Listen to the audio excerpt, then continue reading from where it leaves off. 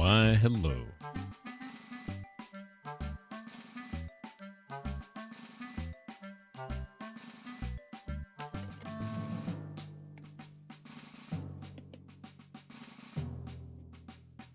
Good morning, good morning.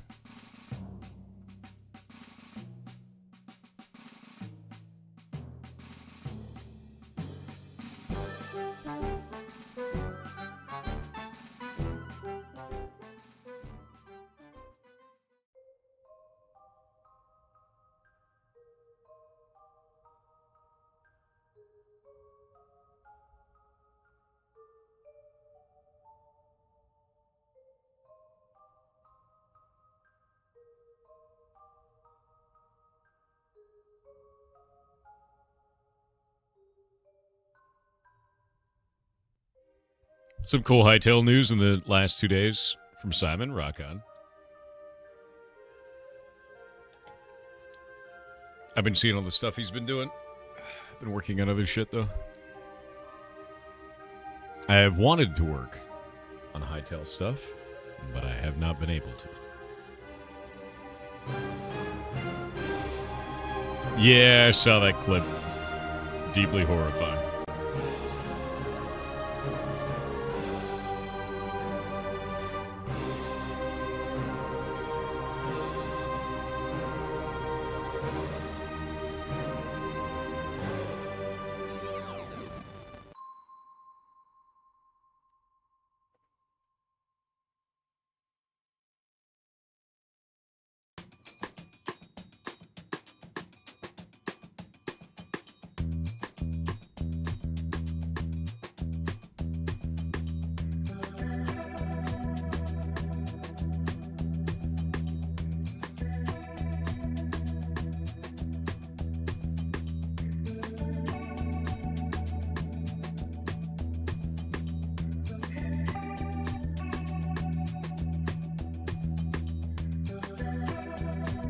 Did you see Intrepid bribing people for the stress test? I did.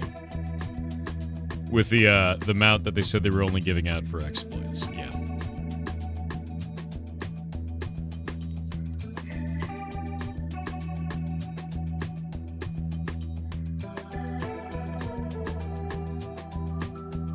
A bit weird. Have they broken ground yet? No. We're not going to get the schematics back until, like, April. Is what it's looking like. Like March, April. So, not till after that.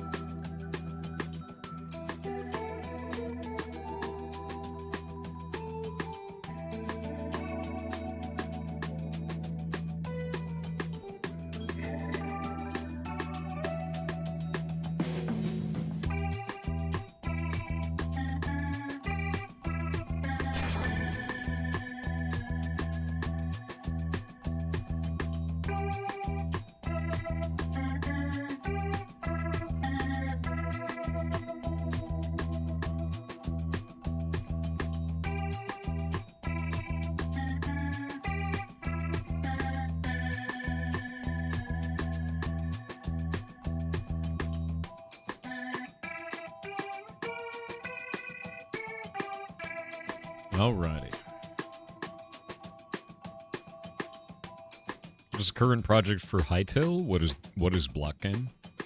So Blockgame is an MMO that Jake and I have worked on for quite some time. We have it over on our Minecraft server. We've had it up for ages. People like it. We're just moving it over to Hightail. Should be fun. Speaking of which, I need to start the client up.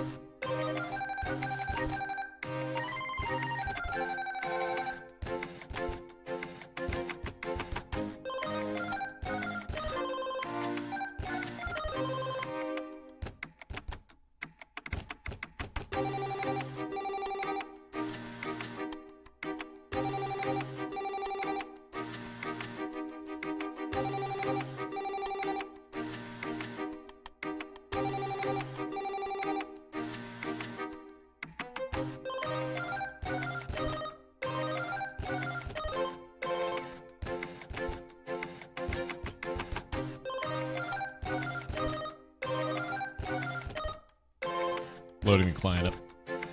One sec. Whoa.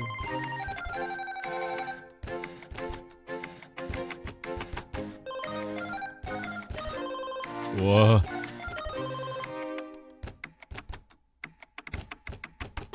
What, Faye Viking? Are you... I think Faye Viking's telling me not to eat. I should let Mirror know. Yeah.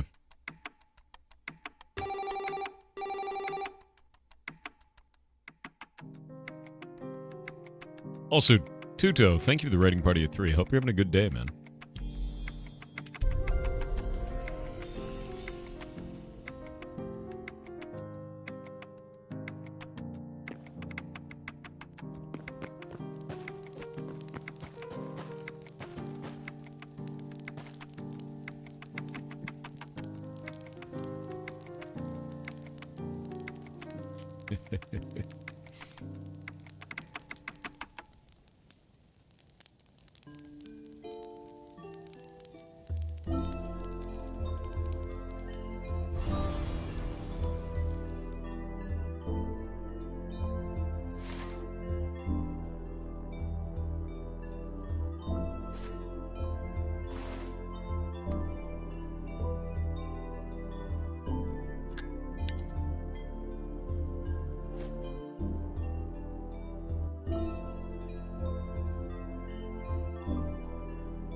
Alrighty.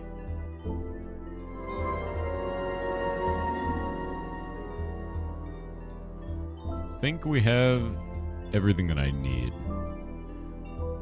Jake and I were doing some things. And I think this is set up right.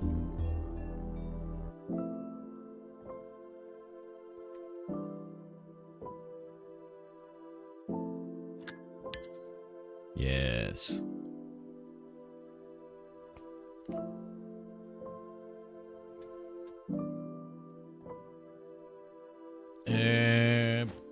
Boop. Alright, I exist. Okay, so, we managed to get towns working. Which is kind of cool. It's pretty happy about that. There's a couple of things that need to be done for it, still. However, depending on the testing today, we should have these created as items. Cam feels different? It's definitely not. That look different? I don't think so. Unless I screwed something up.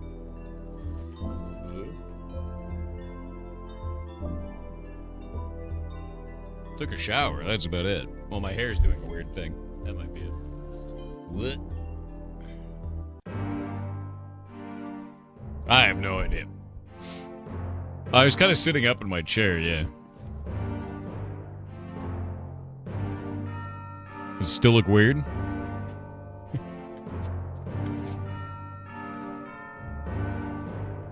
How far along the hightail switch are you? Not very. We're still building basic shit. So, if you look at this, create town test. And I just have to go out here and, like, grab a thing. You think there's lighting playing weirdness? I don't know what I did wrong.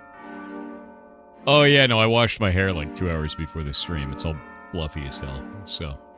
that may be the reason.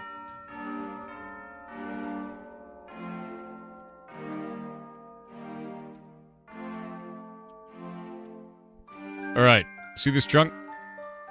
See this?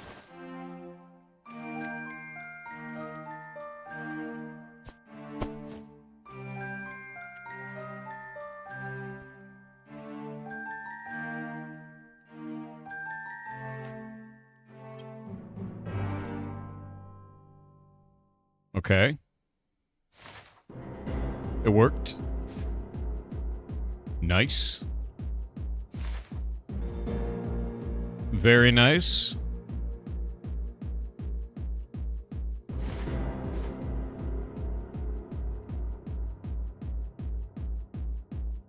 All right. It works perfectly.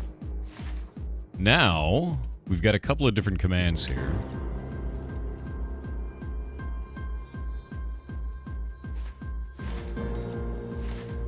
There we go. There we go.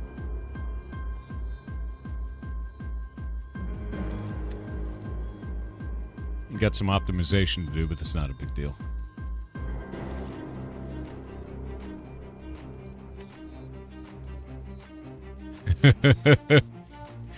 We've got a bunch of optimization to do. It's not even the finished one. That's the largest city. That is what the metropolis looks like. Hey. You see the director's letter to citizens Vera from the AOC team that somewhat addresses some bigger issues? Yeah, but you know what issue they didn't actually address, Tarmac? The one that made me quit.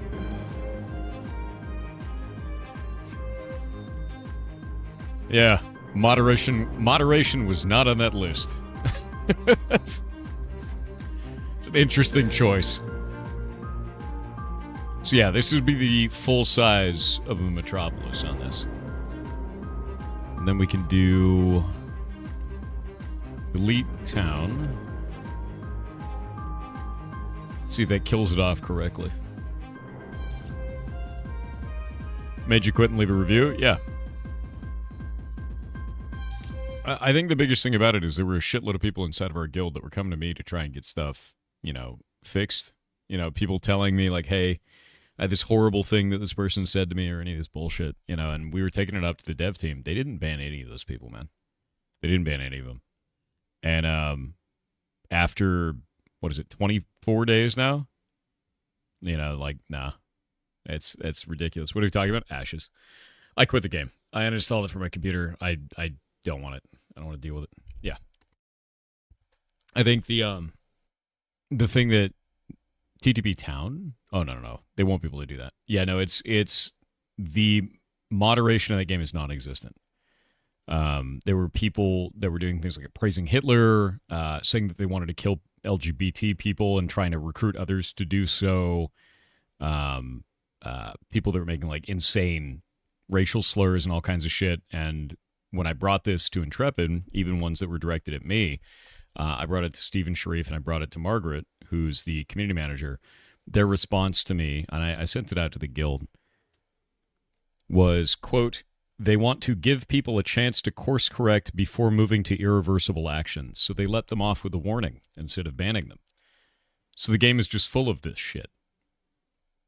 I don't really want to build a community around that. I don't really want to be associated with that. So I quit. And I told the whole guild that. And people weren't actually upset because everybody in the guild has been seeing this shit for weeks. And they're sick of it. And they were hoping that Intrepid would do something about this, and they just didn't. And it's like, even with the one where it's like, with me, where I'm like, yo, I'm getting this. Here's the chat logs. Here's what they said. Here's the visuals for this. And they're like, yeah, we're going to give them a warning. And I'm like, any other game would ban them. They'd be banned in EVE Online, dude. They'd be banned in League of Legends. Like, what are you doing? What are you doing, dude? Like, if they ban them to just buy another license, good. At least make a profit off them then, right?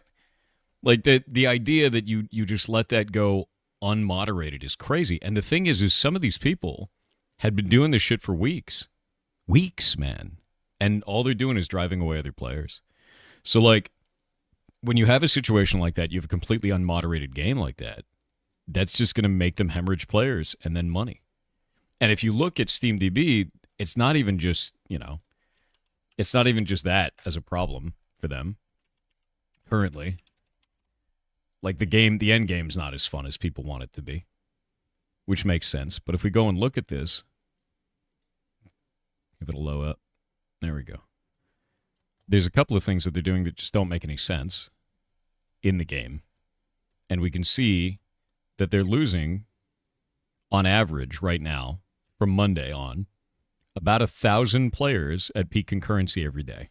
It's 13,669, 14,711, 15,778, and then they'll hit a higher one during the weekend. And I think partially it's because the environment is super toxic, partially because the content is broken or not fun, And then partially because they do shit like this, where they do downtime during their peak concurrency. Do that during the trough, man. What are you doing? Like, that's basic shit. That doesn't make any sense to me. And they do this constantly. Whenever they're doing like 5-hour-long downtime, they're like, yeah, let's put it right in the middle of the day. Like, right in the middle, you know? It just makes no sense. It's super weird, man. Even if you're an actual toxic player, the game is broken. Yeah, no, it's true. But even the ones that I reported just went on to be toxic to other people. Like, I reported to them. They took 8 full days to respond to me.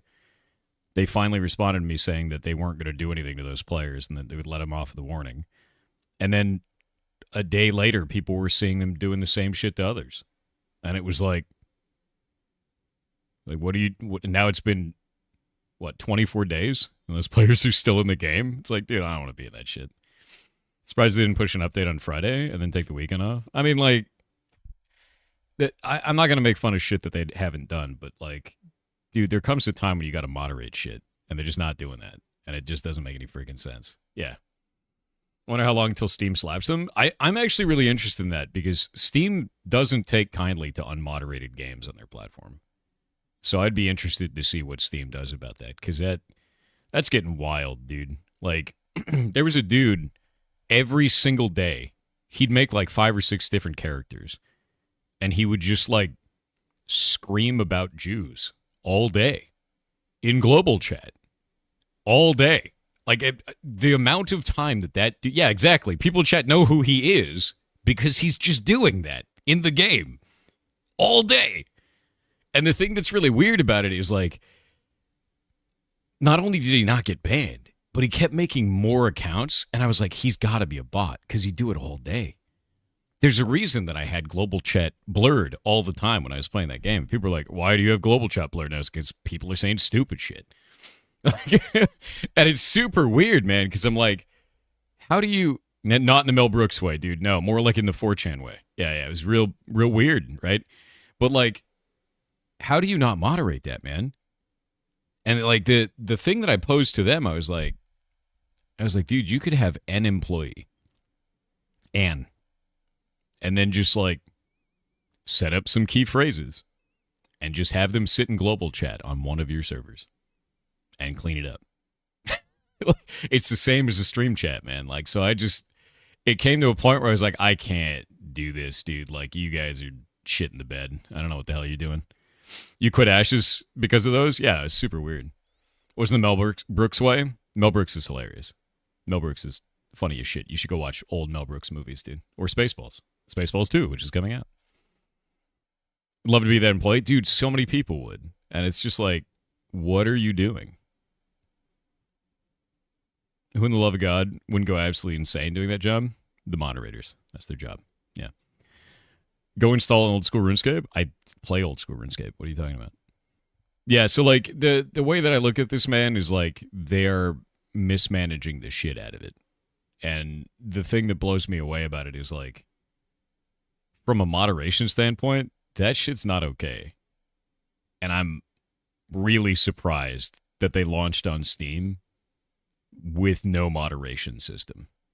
Legitimate. There's not even a /report player in game. You have to go to their website with a separate login. It's a different login for their support system. Go into there and then take screenshots and send them to them. And then the report goes through. And then the wait time for me, when I have direct access to the game director and the community manager in a Discord chat, a private Discord chat with them, was 8 full days. It's like... And for the other players that also saw the same shit and also reported it, their turnaround time was 12 to 15 days, and some of them still haven't even gotten a response 24 days later. I can't put you guys through that shit. We're not going to have that as a problem, dude. Like, that's... Nah. Like, there were so many people in the community that were like, hey, I'm seeing this horrible shit in the game. Makes me feel terrible. And I was like, yeah, that's messed up. I'm going to bring it up. Nothing happened. I'm not letting you guys deal with that shit. That's stupid. We're not gonna do that. We'll find some other game to play together, is how I feel about it. I don't know what game it'll be right now. There's a lot of other MMOs coming out, but, like, that environment's wrong, dude. Like, that's just wrong shit. Maybe Blockgame, it's going to be a while out. I mean, if you want to play the MC version, that's fine. But yeah, no, that's just insane. You played on Ultima Online servers 30 years ago and way better moderation. Dude, like the shit that is on there, I put it in the guild announcement on the Discord. I can't show it on stream. I'll get banned. Like, it's that bad. So it's like, come on, man. If I can't even show that on stream without getting banned on YouTube and Twitch, and you're like, we're going to let them off with a warning, like, you're an idiot. Stop it. Like, come on. That's insane. Really need an MO to play with the goblins? Yeah. Listen, hear me out. Guild Wars 2. Guild Wars 2 is awesome, dude. Yeah. Still love to see more old school RuneScape on stream. Dude, I got to get my crab slapping up for the day. One sec. You reminded me. I'm going to get blasted with music real quick. Side tangent. Did you finish Metaphor? I did on my own. Metaphor. Guild Wars 2 is half empty? What do you mean half empty? What do you mean? What do you mean? How do they expect streamers to play this game at the risk of being banned from chat? Every streamer I know that streamed the game would hide global chat in some way. And, like, the biggest thing to me is, like, that level of carelessness in moderation isn't new. Like, to be clear, they had this exact same problem last phase. The exact same problem. And they had the exact same solution then and said they'd be working on it. That was a year ago.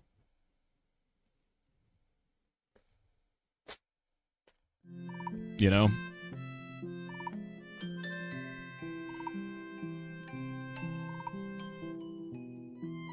Alright. How's supporting going? Good. We have items that create towns now.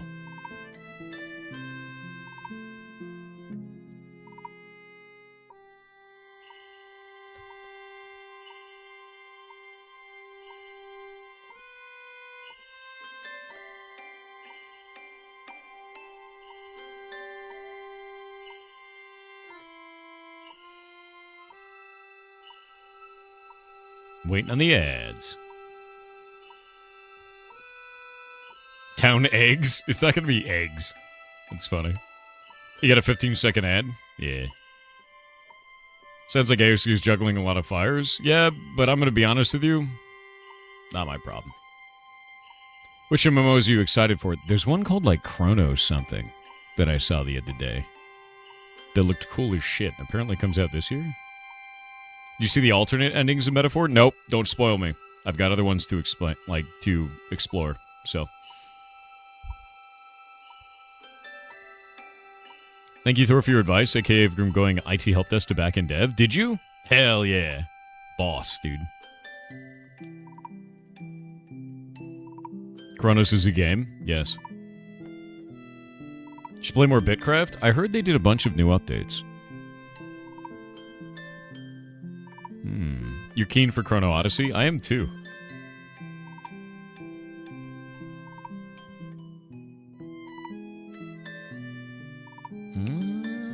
Where's my Steam?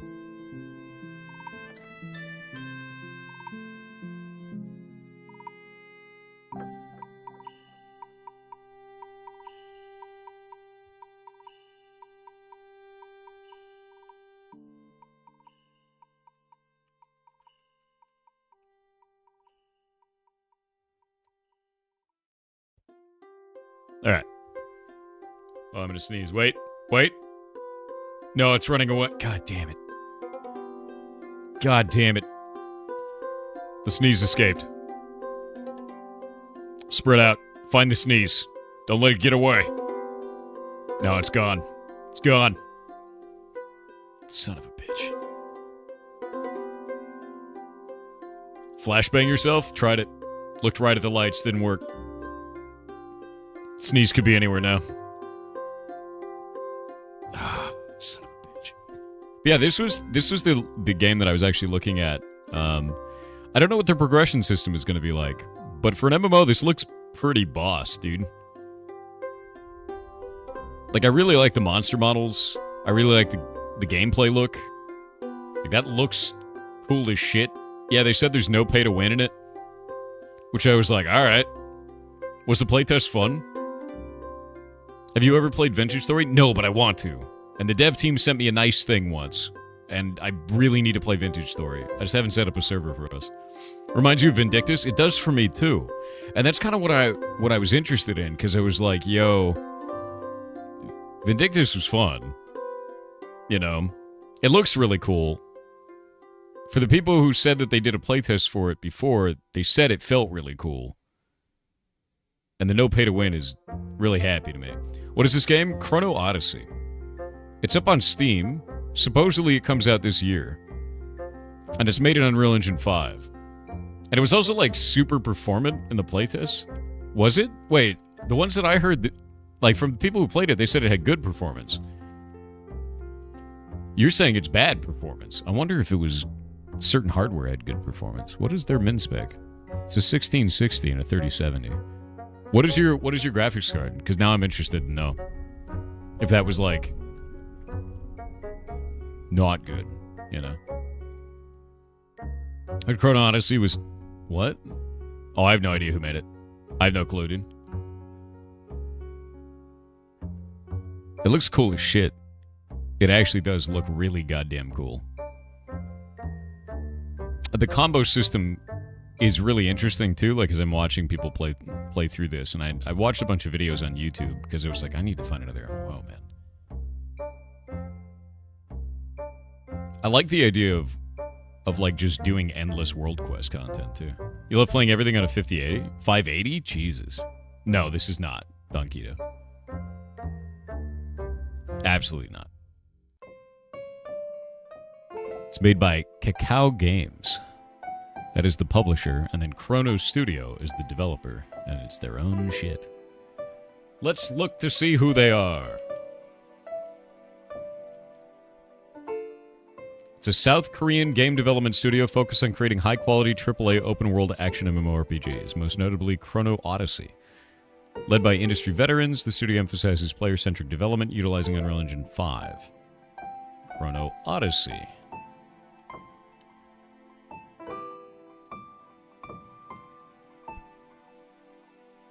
Chrono Odyssey developers claim the game will have no pay-to-win, focusing on a buy-to-play model with cosmetic shops and battle passes. A Korean studio with no pay-to-win. Will they have a Korean version and a West version? Because Korean games always have pay-to-win. I know that because I play a shitload of Korean games. I wonder if they'll have an Asia version and a US version, US-Europe version. I wonder if they will, because a lot of people in China and Korea and Japan really, really, really like pay-to-win kind of mechanics. A lot of them do. It's way more popular over there than it is over here. It's very negative over here, but it's very popular there, which is interesting. So I kind of want to find out. Kind of want to know. But this game looks sick, dude. I'm going to link this to chat. That's sus. I don't trust it. I mean, it passes the sniff test. Right? If they say there's no pay to win, then there's no pay to win. And if they add pay to win and they debate you, then you shit on them, you know, in the reviews. Speaking of Korean MMOs, Lost Ark is right there. Bro, I'm gonna... That game's played out, my dude. My win condition of Lost Ark was to beat the entire game, fully free to play, and then get the pirate ship. And I finally got the pirate ship. And I was done. And that was it. Beat the whole game. Beat every raid that was in the game that was available at the time. And I got my pirate ship. Fully free to play. Also, I got every single bean on the map. All of them. All of them. Yeah. Yeah, they have these little beans. You got to find these little hidden dudes. I went ham on this game, dude. I've been places. Yeah, exactly. I've been places. Lost Ark is so boring. I liked it. Dude, I'm going to tell you right now, I play Korean MMOs. What you find boring, I find to be content. Like, I really enjoy go collect 500 of this thing. Like, in Western games, you get, like, collect one of these. And people are like, ah! And then in Korean MMOs, they're like, collect 500 of them. Also, we're not telling you where they are. Eat shit. And I'm like, yes, good. Please. please. Yeah. Yeah, I love the grind. The grind makes me excited in my bones. I love that. Check out Arknight's Enfield. Okay, gonna make you upset. I played that the moment it came out on my phone. Didn't like it. Didn't like it at all. The whole game feels real weird. Combat doesn't feel right. Camera angles don't feel right. It feels very bad as a mobile game. My hope is that it feels better on PC, so I haven't abandoned the game, but I definitely uninstalled it from my phone immediately because it's not good. You played Throne and Liberty to exhaustion, yes. Yeah, it was marketed as a phone game, and it feels very bad on phone. I bet on PC it's good then. You guys are all saying it's better on PC? That's good then. Yeah, no, I mean, like, I don't know. On phone, it just feels like shit. I was so out, dude. I really liked one system of that, though, which was like when you find secret chests on the map, it makes the little bar go up and you get more dominance, whatever the hell it was. I liked that. That was actually quite cool. Does not feel like a phone game. It really didn't. It felt like a PC game that got ported to phone badly, which is weird. Authority, that's what it was. Yeah, it felt like a PC game that got ported to phone badly, and I'd never even played the PC version of it. And I was like, what the hell is this shit? This felt really weird, and not really what I expected, you know. But like, I could feel immediately that it's probably going to be all right on PC. And if you guys are saying that, then I'm glad to hear it. I'll probably play it on PC. Games that are marketed on phone but can be played on PC are almost never good on phone. The thing is, though, is like there are a lot of games that I really just like playing on phone. And there are some games that play great on phone and great on PC, like Balatro. Balatro was amazing on phone. That shit's fine. I don't have an addiction. No addiction at all. Definitely not. It's fine.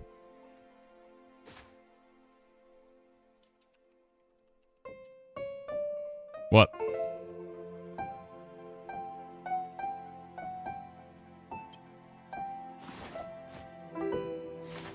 Aha!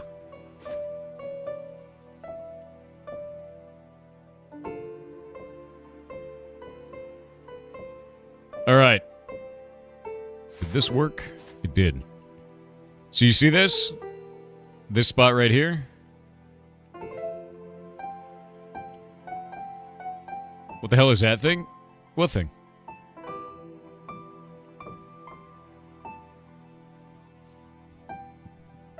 They show up at night. Yeah, they show up at night. If you're out at night, those things show up. They, basically the developers of Hytale, instead of making it so that after a couple of nights there was like some bullshit flying monster thing, they were like, hey, at nighttime, we're just going to put eldritch horrors out, and they're going to kill you. And that's what's out there now. What do you mean they show up at nights? I mean they show up at night. Yeah. Also, this is the size of a claim. This is the size of a one-person claim in Blockgame now. Look how big it is. Show it again. I forget what the hell they're called. We can go and summon it. I'll show you.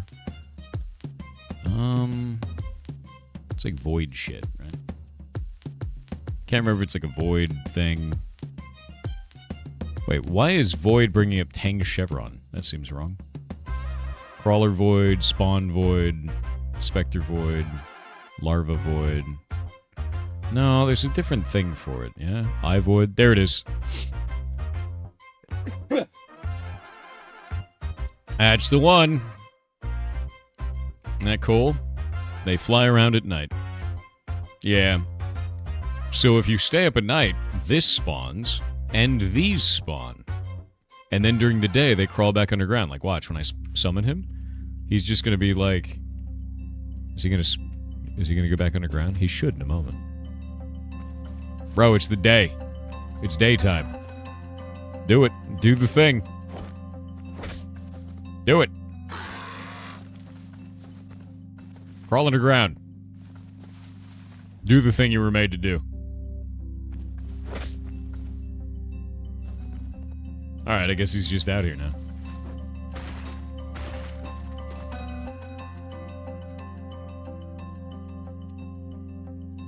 Well, he lives here now. So anyway, this is the new claim system. And it works. So I'm pretty happy with that. Now we can delete the town, and it should go off, and that's good. Which is pretty sick. Very happy with that. Call it Fred. Yeah, dude, they normally just crawl back underground, but I guess when they're summoned, they just don't do that. Which is a little bit weird. Strange. But yeah, the town system works, man. I'm really happy with this. How can we break this game? What do you mean break it? What do you mean break the game? Give yourself a fireball that shoots like 50 radius fire. You know? Could be because I'm in creative. Could be. Yeah, could be.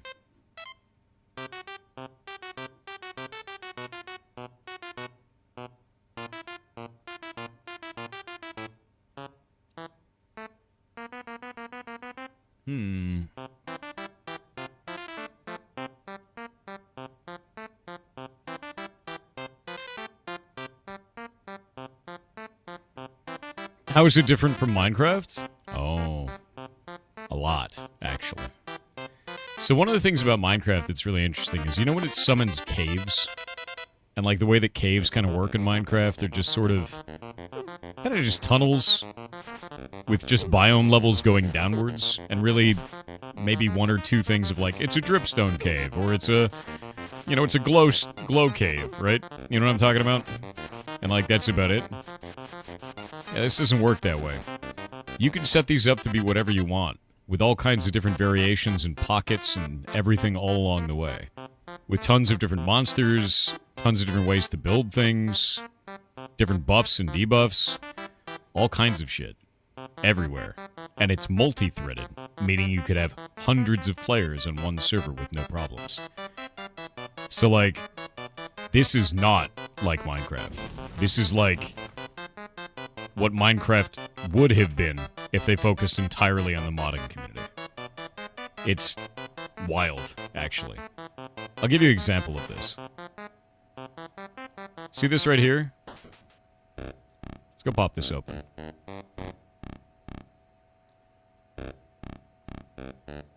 This right here is the asset editor. I can just change anything in the game.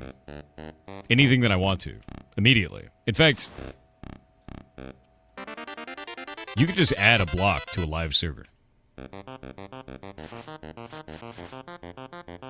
Doesn't even kick anybody else off.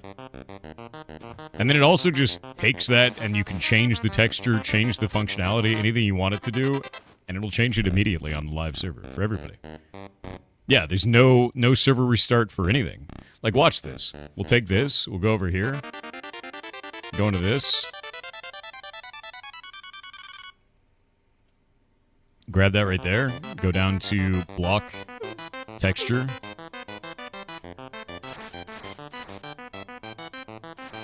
right? And now all of those are like that. Or I can add them to, you know, World Gen or whatever the hell I want it to be. I can make that all lobsters have 1,000,000 HP or drop 10,000 items. Whatever we want to do, you know? No, I don't have it on right now, incognito. But yeah, I think that's something that's really important to understand. And here, how many of you guys are Minecraft players? Let's actually do this for a second. How many of you guys are from Minecraft and you don't know anything about Hytale? I'm going to show you something that's going to make you understand why Hytale is different. See this? I want you to just look at that for a moment.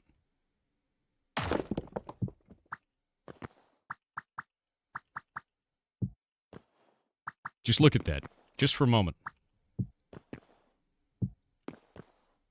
Just like that. I don't even have to say anything else.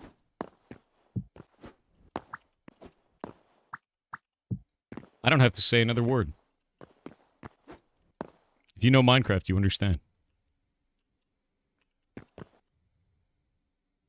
Don't know that you super care about that? If you're from Minecraft, you understand what I just did. And that's all that matters. I don't have to use a mod for that.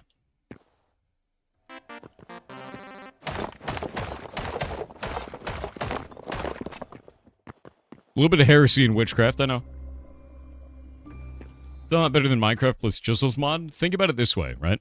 Minecraft has had 15 years to get as good as it is, carried entirely on the backs of the modding community. Hytale has had 17 days. It already does all this.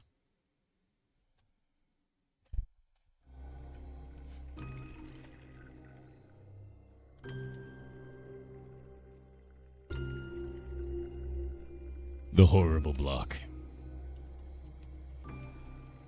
Alright, let's go check these out.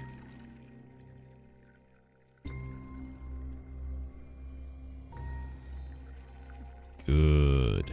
Good.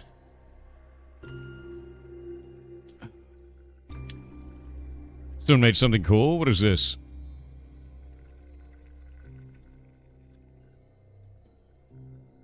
High kernel, in-game file editor, and process management just added. What, dude?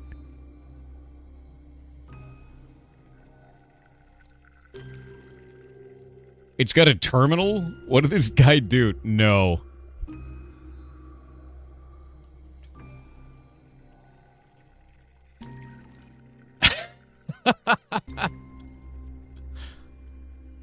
Oh my god. They had Windows 95 working in this on like day 3, dude.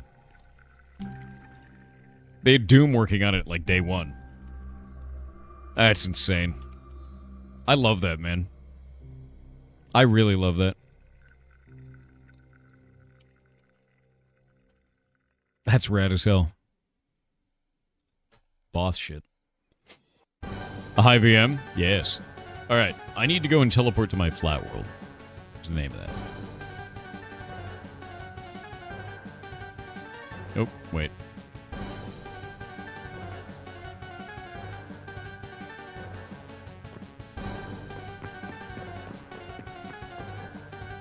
But can it play Crisis? I don't know. People already managed to get Hytale to play Hytale inside of Hytale. They did Minecraft inside of Hytale. What else? All kinds of shit. Would we be able to play Blockgame Minecraft inside of Blockgame Hytale? Could be. Could be. Yeah, Doom. They did Doom. Yeah. What language do you mod this game in? Well, there's a couple different ways to mod the game, right?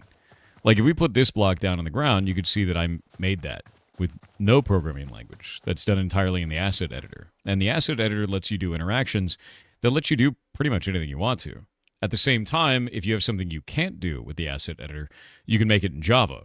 And then you take that Java and you expose it to the asset editor, so then you can call Java custom commands using interactions that you made, like this one called Blockgame Create Town. And that's the important thing there, right? Is like, you can just make shit, and it just is part of the game now.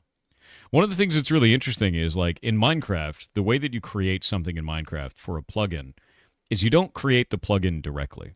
Like, the way that it works is Minecraft is doing a thing. So then you say, stop it. Do this thing instead. And this is a cancel action. And then you do whatever you're trying to do. This still takes processing power. That whole process is not intended. That's just the modding community making it work. Hytale, you just make it do the thing. It's already wickedly more efficient. There's no cancel event or any of the stupid shit that goes on. It doesn't have to look for that. It just does what you tell it to. That's, for anyone who's a programmer, you understand how much performance saving that is. On top of this, Hytale is multi-threaded. Well, Minecraft is single-threaded. It's wild, dude. It's absolutely wild. Yeah, that's one of the reasons that Minecraft mods slow things down, yeah. And these don't have to. Because it's first party now. You just fully mod it. And everything in Hytale is server-side. You don't have to have client mods. All the stuff that you see, all the games that you see people playing out, people already ported Call of Duty into it, which is crazy. All of that is server-side. custom UI, changes to the client. In fact, even in this, like, check this shit out, right? Let me just go into this. We'll go do this real quick. You see how the UI down there has a second bar at the bottom? And it's got a little, like, looks like a bottle icon next to it. Jake put programmer art with it. It's a food icon. It's a food bar. Oh, you're pissed. Wait. I forgot you were set to mean. Are you angry? Dude? God damn it.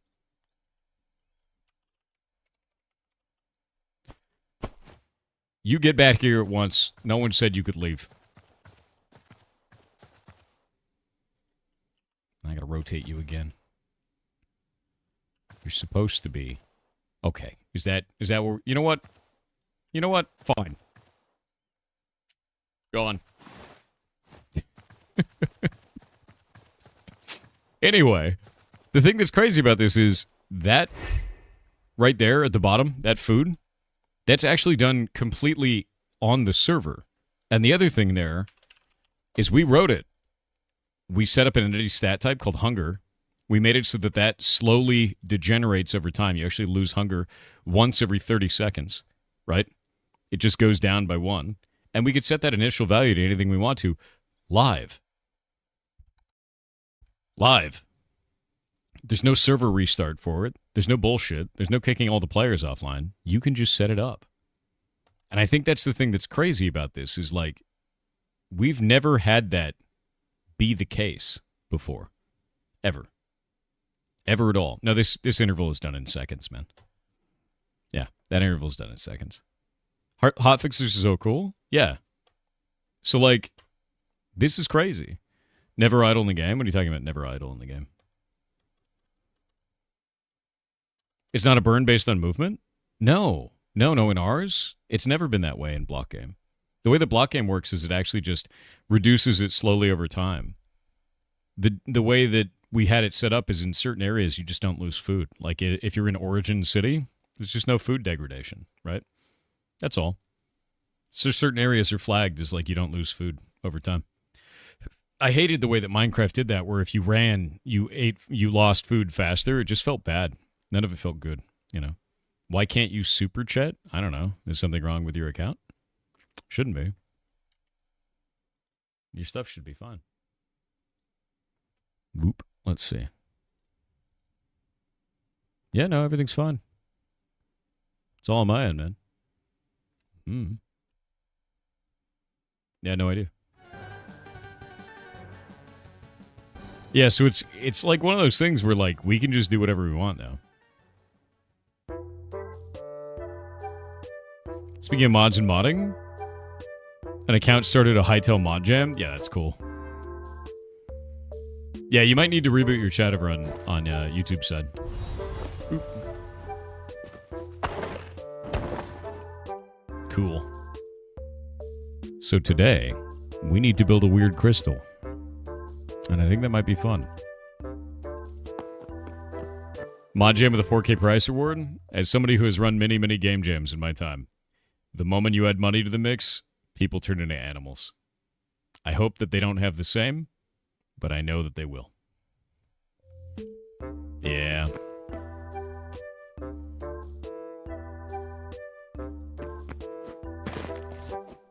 All right. First, I'm going to make the special effect for it. Kind of want it to have particles coming off of it. I want it to have one of those big arcane rings around it. Maybe 3 of them. That might be cool. Yeah.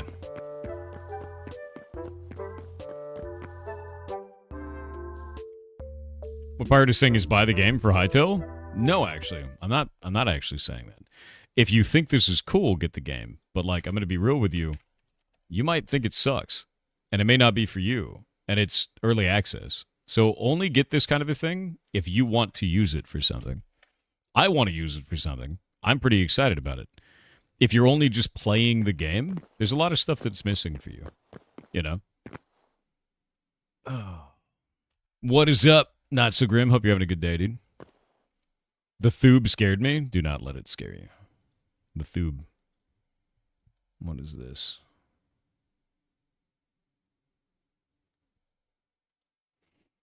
Yeah, dude. Making an aetherite? Pretty much, yeah. Let's go make it. Gotta make a new item.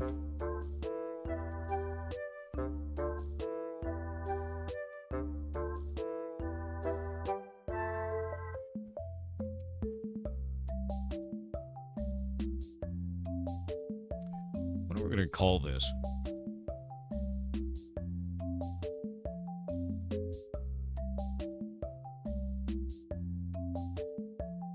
You skipped over the question. What was your question, man? How bad? What is this? Oh, dude, like, that shit doesn't matter at all, Redline. Like, by the end of this stream over on YouTube side, we'll probably have about 200 to 400, but most of the community's on Twitch. We just have, like, 10x the amount over on Twitch. Like, it's just the start of the stream right now, and we're already at 1,700 people on Twitch, and by the end, it'll be at, like, 2,500 to 3,000. So, like, I don't know, man. I think there's a lot of, like, weird doom and gloom shit you're gonna see on the internet that's like, it's over, he's done, right? But, like, community doesn't give a shit about that, dude. We just have fun, do creative stuff, and have a good time. That's how it always has been. So I think what we'll do is we'll make this into, like, core town. No, there's gotta be, like, a town. There's gotta be, like, a name for it that's like that. I just don't know what I want to call it yet. Can you make an actual circle in Hytale? You can. Yeah. You can do it with special effects. You can do it with objects, anything you like that. If you want to completely upload totally new assets for everything, you can. Like, you could just upload a circle if you want to. I mean, it's against their style guide, but, like, whatever. Do whatever you want for your server, you know? Thanks for the response. Yeah, I mean, like, I don't know what that adds to your day, right? You know, like, I think people are way too focused on drama online and not focused on shit that actually adds something to their life, right? Spend time doing something that cultivates you, not just flash-in-the-pan bullshit from the internet for people you'll never meet anyway. But your drama, I know, it's just TMZ shit all the way down. It's worthless. Have you seen The Thule? I did see The Thule. I did. Before 2020, it was a much better time. I think it kind of got like that in the middle of COVID, man. It's weird. It's just a waste of time, man. Got so much better shit to do. The Thule. It's a horrible reskinned ghoul of me. I hate it. I hate looking at it. What do you think about them wanting to use block trees for coding instead of full-on coding? What are you talking about? You talking about the World Gen V2 system? World Gen V2 using nodes? Is that what you mean? Visual scripting? If you're talking about that, there's nothing wrong with that. Like, that's totally fine. If you want to do actual programming in this, you just do Java, right? And pop open IntelliJ and get going, or whatever IDE you want to use, right? I use IntelliJ. But, like, if you're going to be doing that, like, you could just do anything you want to do. And if you want to use the asset editor, that's fine. If you want to use the visual scripting system, that's also fine. It's kind of what you'd want to do with it. For World Gen V2, I recommend using the visual scripting. Even though you can technically do it in JSON, but that's a shit. How does visual scripting work? Let me show you. It's pretty cool shit, actually. Asset node editor. We're going to go pop it open. You excited for the visual scripting? Really hope we can... What is this? Really hope we can make custom nodes to use in the visual scripting. I think we already can. We haven't done it yet, Jake, but, like, I'm pretty sure we can already do that. There you go. Boop. I'm waiting on the ads, then I'll show you.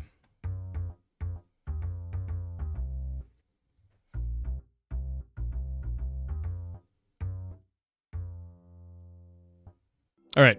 Ads are gone. So, if you're wondering about the visual scripting system, someone said, like, really interesting comment. They were saying, like, what do you feel about them using this node-based system instead of real coding? Effectively, paraphrasing. But, like, they have Java, if you want to do stuff in Java. They have this node system for doing World Gen V2, and they have the asset editor if you're building items and other things in-game. And the asset editor can have things from Java exposed down to it, so you can make your own, like, custom functions and shit to implement them as items. There's a lot of different ways to do a lot of different things in this game, and all of these tools are very valuable.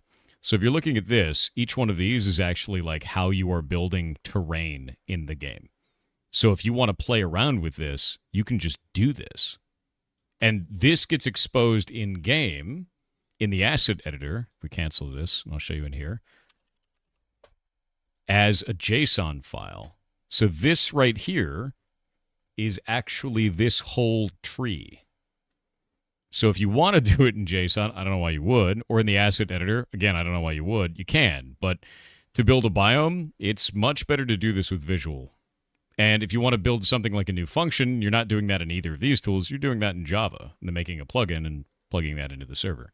So, like, there are different ways to build different components in this game, and if you want to do it all alone, you're going to have to master all of them. Yeah. Is WorldGen functional? Yes. Yes, it is. We were playing around with it this entire last week. I was making some weird worlds. In fact, one of the ones that I saw today was really cool. It reminds me of, like, Outrun shit. Let me show you this. I actually replied to this dude because I was like, this is awesome. This is somebody's custom WorldGen that they did. It's very loud. Like, literally this. This is using that visual scripting system. In-game. They set up the weather effect. They set up the sun. They set up the sky. All of this is in-game. They're just sliding forward. That's it. That wild? You could just do this. Like, I don't think, yeah, and I said this is rad as hell. I don't think people understand how much this clears Minecraft. Because it does. Why is your config so tall? Oh, you mean with this one? This is all split up for different areas. So, like, this up here is like all of the different sections of doing terrain itself.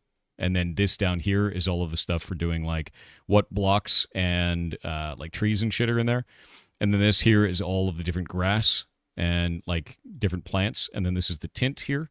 And this is all the different environmental sections for, like, the weather effects.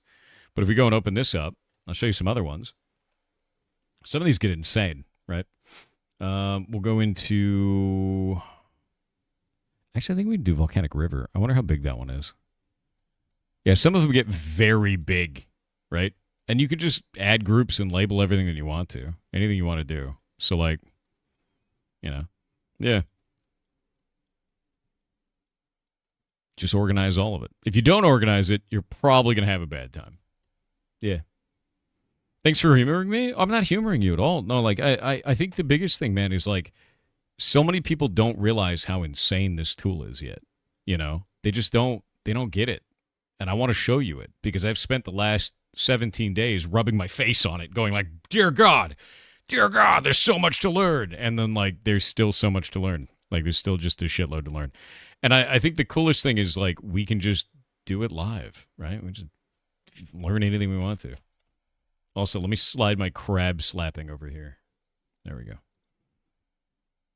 Are you familiar with this 900 million lawsuit placed against Steam over in the UK? Yeah, I did look into this, and I think it's really stupid.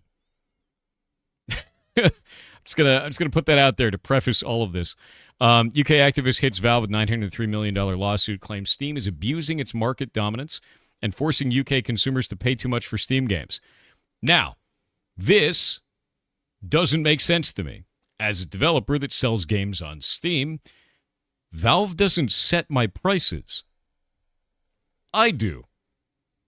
Valve gives a suggestion, and then the developer decides what the price is going to be. You don't have to take their suggestion. They don't force it on you. This entire lawsuit seems stupid to me as a result of that. That's it. Valve threatens to pull your game if you price it lower than other platforms? No, they do not. They absolutely do not do that. No. That is not a thing that happens. Yeah. Do you want to know what Valve does pull your game for? If you price one thing lower on other platforms, do you know what it is? Because you've been misled. Be really cool if this would work right now. Are you broken? I think MS Paint just crashed. Really? Okay, there we go. All right. No? You shitting yourself still? Hold up.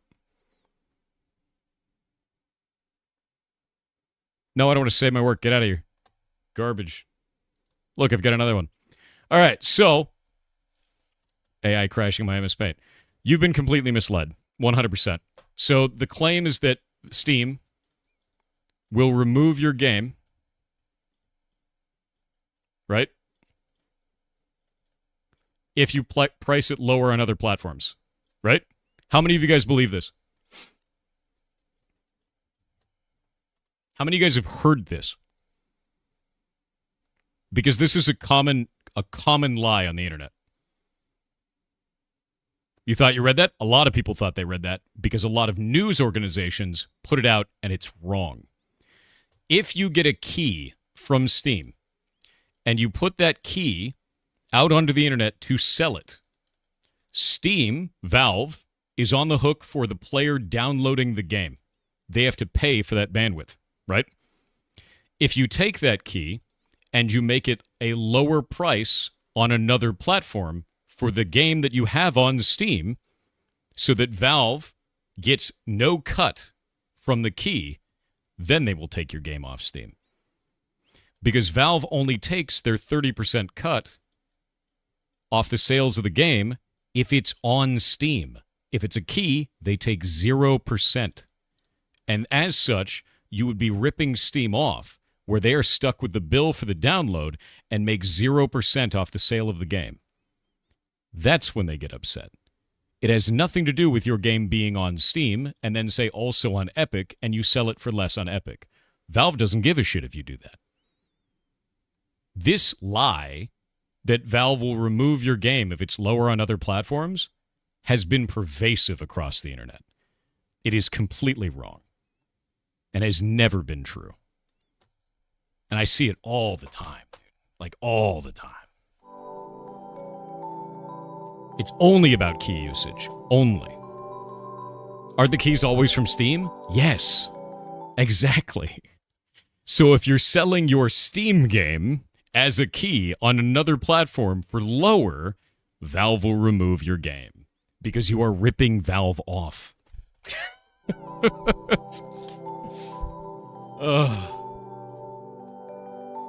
Yes.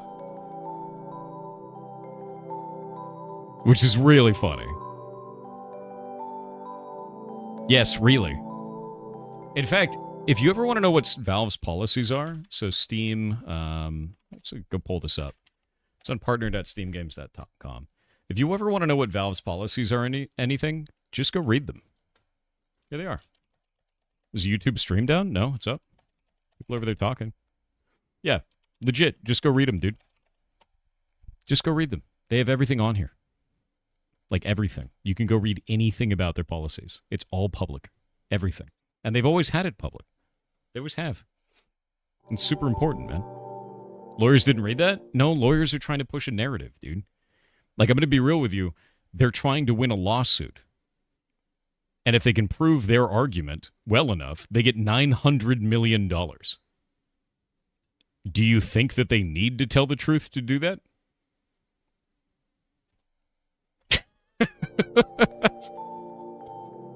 Like, be real for a moment.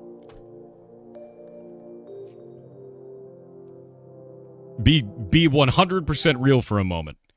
I can go in and change my prices on Steam right now to whatever I want. Steam doesn't dictate that for me. I can go and take my game and put it on another platform for $1. Steam wouldn't touch my game. Neither of those things are required. That lawsuit makes no sense. At all. Like, it just doesn't. And I think that's wild, dude. I think it's super wild to see.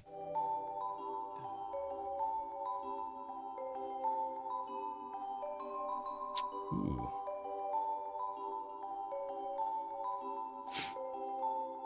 Check this out. What is this, man? Ooh. Oh, that's cool. Biome pods gen? Wait. This dude made a world gen that creates pods of biomes. That's so freaking cool, dude.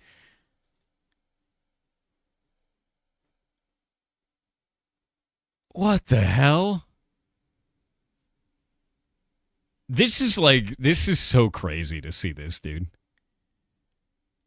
This is honestly insane.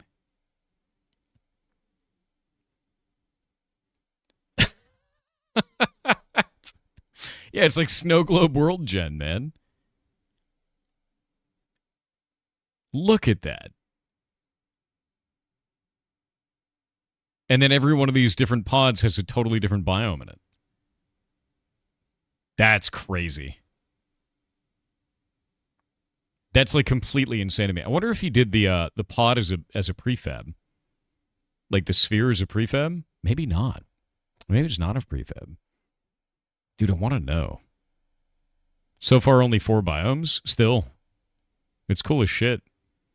You make a roguelike out of it? Dude, you totally could. Look at that.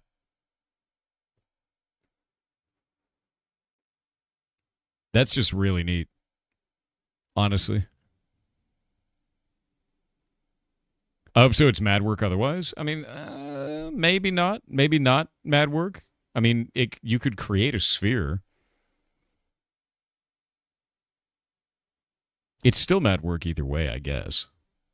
Like, no matter what you're making in that, that's a lot of effort to do such a strange idea. That's so cool, man. Because he's doing that in a spherical basis, too. So, like, generating the biome as a sphere underneath. It's like a half sphere down there. That's wild. Here.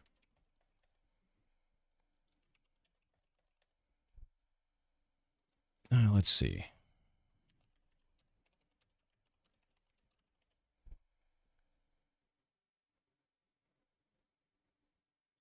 Let me pull this up.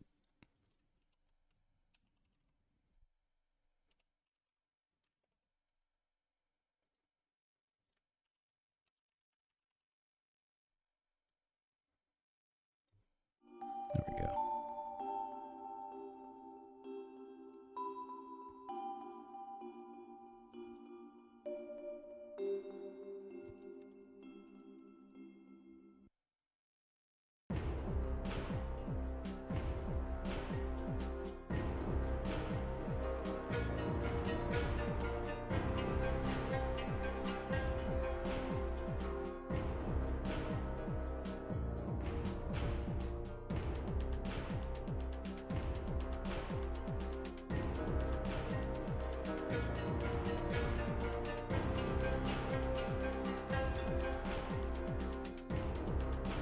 Grabbing something real quick.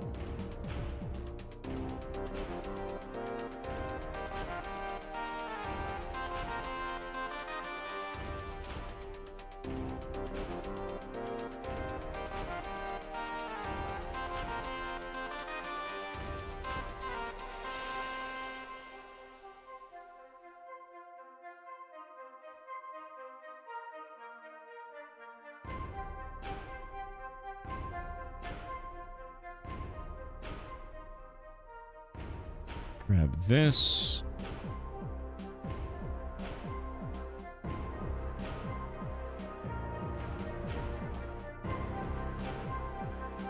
This in here.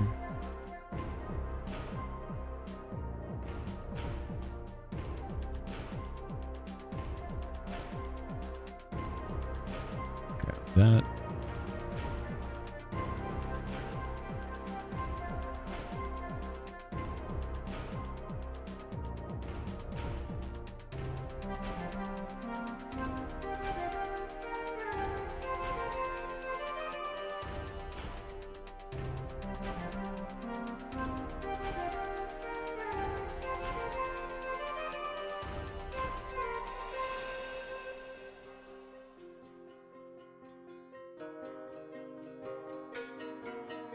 Red lights and rules.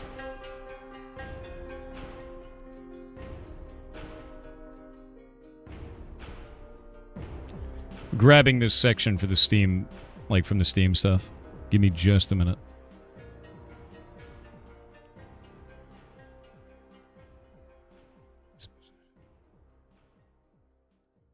Steam key.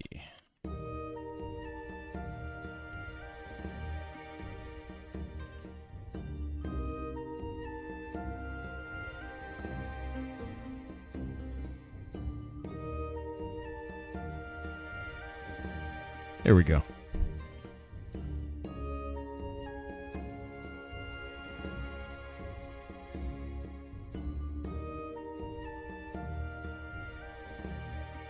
Here we go. So, you should use Steam keys to sell your game on other stores in a similar way you would sell your game on Steam. It is important that you don't give Steam customers a worse deal than Steam key purchasers. You can request Steam keys. That's it. That's all it is right there. It is important that you don't give a Steam key customer a worse deal, or a Steam customer a worse deal than Steam key purchasers. That's it. That's the entire rule right there. That is where it shows up. You just have to give Steam customers the same deal as people buying the key on another platform. That's it. If you have the game on Steam and you also have the game on Epic, but you sell it for $5 on Epic and $10 on Steam, there's no problem.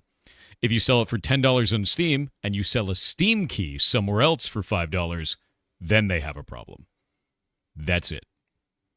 And they said down here, too, it's okay to run a discount for Steam keys on different stores at different times as long as you plan to give a comparable offer to Steam customers within a reasonable amount of time.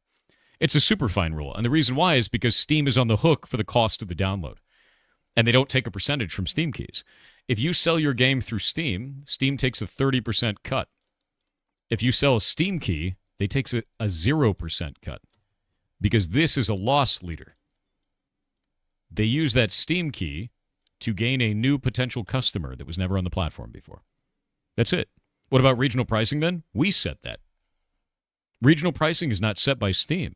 They give you a guideline, and then you choose what your prices are, which is why if you go and look at Heartbound on SteamDB, you can see that we've set the price history right here.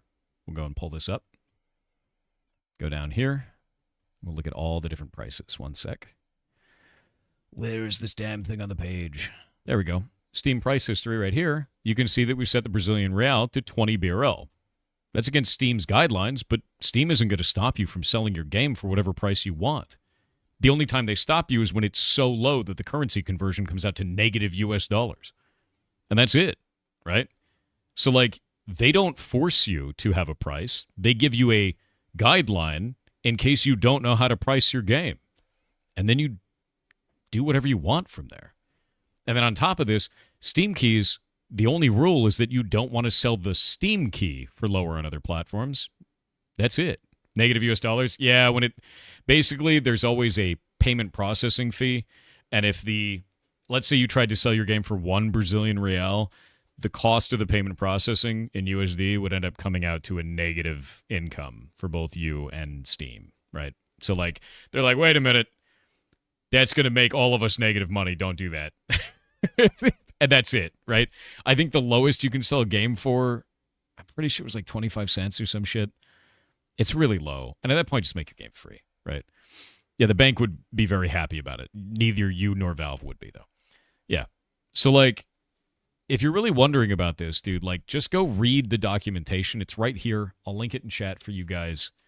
You can read it for yourself. Don't buy into the stupid fear-mongering bullshit that you see on the internet. You have access to this documentation right here. This is the only section that talks about this. It's the only one. And it says, it is important that you don't give Steam customers a worse deal than Steam key purchasers. That's it. You want to sell your game on Epic for $5 and $10 on Steam? You're good. You want to sell it for $10 on Steam and $5 for the key? You're bad. And that's it. It's never been about Steam trying to mandate any of this shit. It's about Steam stopping you from ripping them off. That's it. This is a demo of regionalized price. The demo is free, you goblin. I want to link stuff because I think you were mistaken about this. Link it. Go right ahead. If you're talking about that lawsuit, you're talking about Steam trying to do price fixing and all that stuff. Steam puts up a guideline. We can select whatever prices we want, man. And it's been that way forever. Like, forever. And I use these tools. Like, this is what I have to do. I have to change those prices, right? So, like, no, Steam has never forced me into a bucket and said, you have to price it this way. I go, hey, man, I'm going to change my price. And they go, and then they change it. Usually within 10 minutes. like that price changes almost immediately. Yeah. I think it's an entirely fair ask Steam is making, too. But if you think I'm wrong, please post the evidence. We'll go through it. We'll talk about it.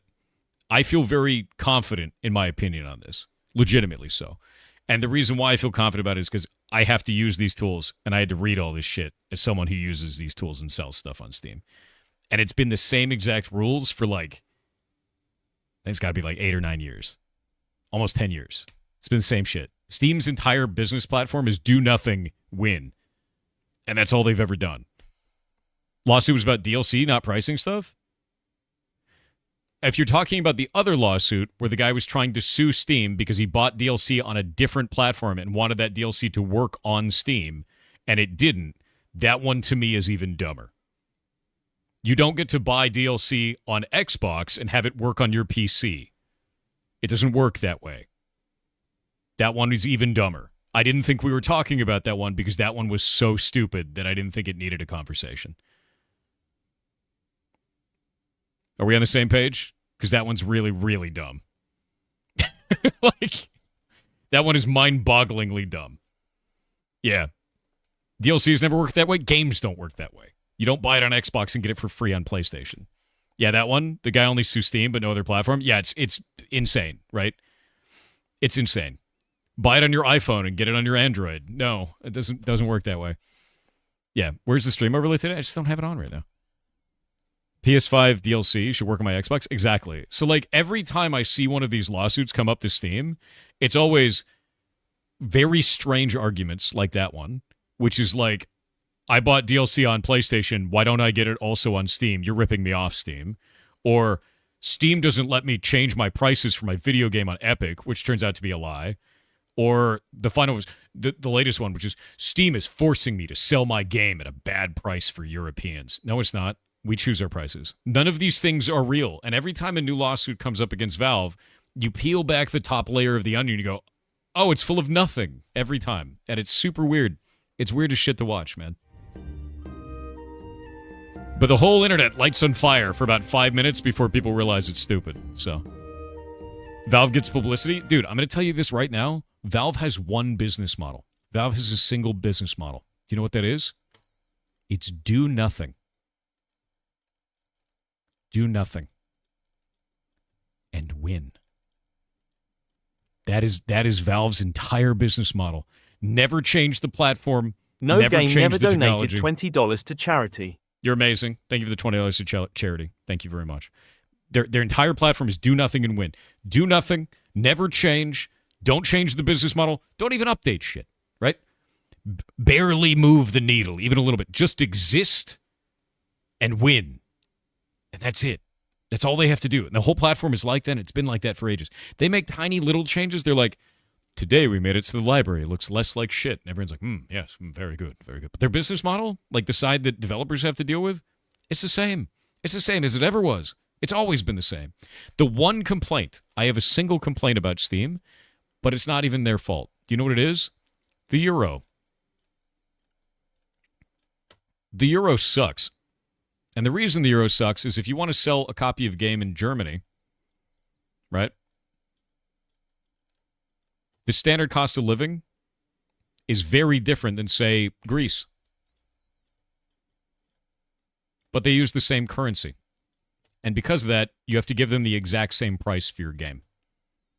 That's a euro issue, not a Valve issue. And there's nothing I can do about that. Yep. The overhead for Steam is so little, the costs are wild, dude.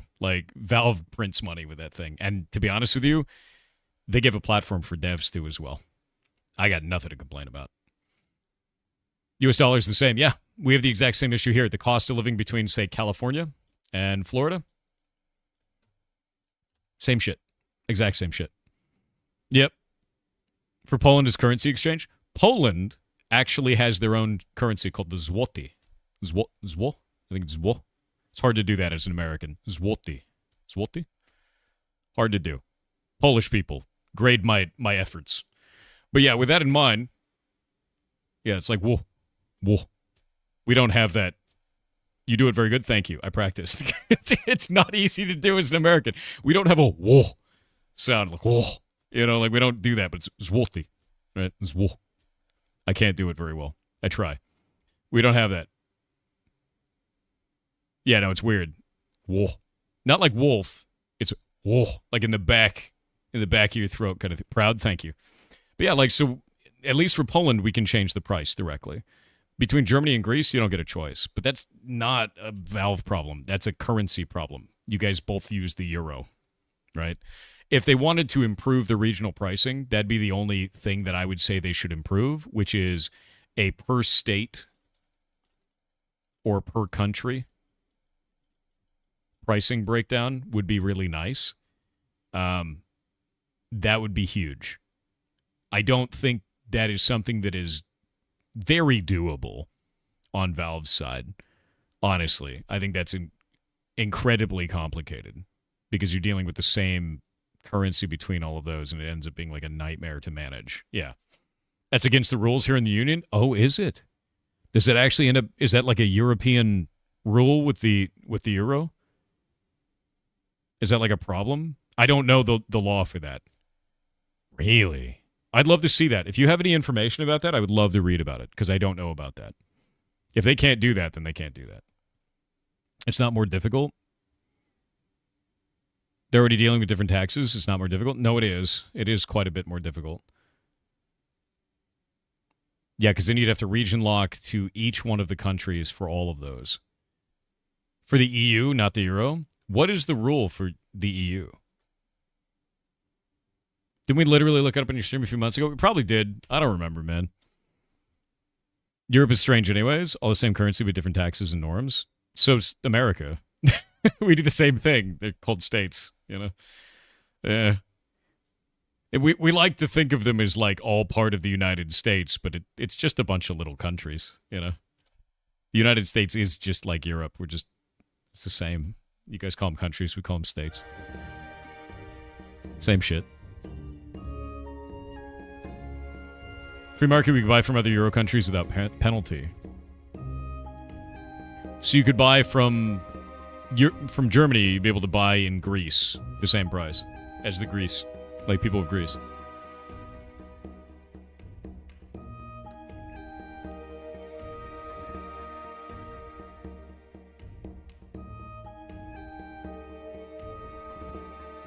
Oh, that's weird, dude.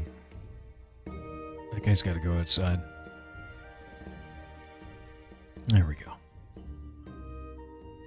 Yeah, not all states have the same cost of living. You ever think someone will buy out Steam? No, because Steam would have to be willing to sell. Right? Like, that's the thing. You can't buy something if the owner doesn't want to sell it. Right? And think about it this way. Gabe Newell has $1.5 billion in yachts. That's not a joke. He has one of the largest yacht armadas in the world. Why would he sell Valve? Why would he do that?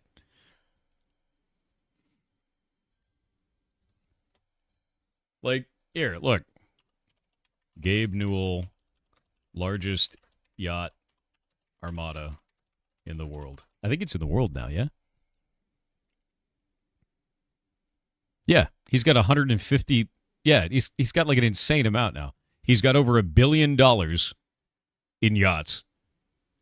He just created another 364-foot or 111-meter-long super yacht called the Leviathan, designed for scientific research via his Inkfish organization. The fleet includes the record-setting pressure drop, Dapple, and Rocinante. I don't know how to pronounce that. Yeah, he's got an insane amount of yachts, dude. Like, Gaben collects yachts. 2 of them are medical ships. 1 of them is a research ship. The man's playing Subnautica in real life. That's what he's doing. He's getting ready. Right? Yeah, he just keeps building yachts. Blockgame settlement sizes for you? What is this? Let me look. Yeah, people don't realize that, though, man. Like, every time I see one of these... Oh, yeah, here we go. That's cool. You guys actually went and made them. That's neat. So this is actually the size of our smallest town. And then you've created one of the biggest town, which is kind of neat. I think that's cool. Rad City, dude. That is enormous. 1, 2, 3, 4, 5, 6. Yup. That is really, really big. I think it's cool that you actually changed the color of the ground to show that. That is huge? Yeah, that's what I keep saying. We're going to have, like, enormous. Include Windows Bar include in the city? Yes. Oh, Copilot. Ugh. If only we could kill it off once and for all. But yeah, so, like, I'll sit down and talk about the Valve stuff forever, though. If you want to have any conversations about it, I will be down to talk to you. Because every time that I see anyone trying to raise legal arms against Valve, it always comes out to a massive nothing burger. And it usually comes out to an individual with far too much time and money on their hands, misunderstanding how Steam works, and then forming a $1 billion lawsuit to take them down, and then failing. Each and every time.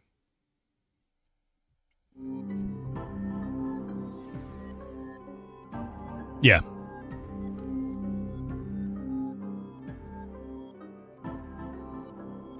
Oh, that's interesting, Acius. Yeah.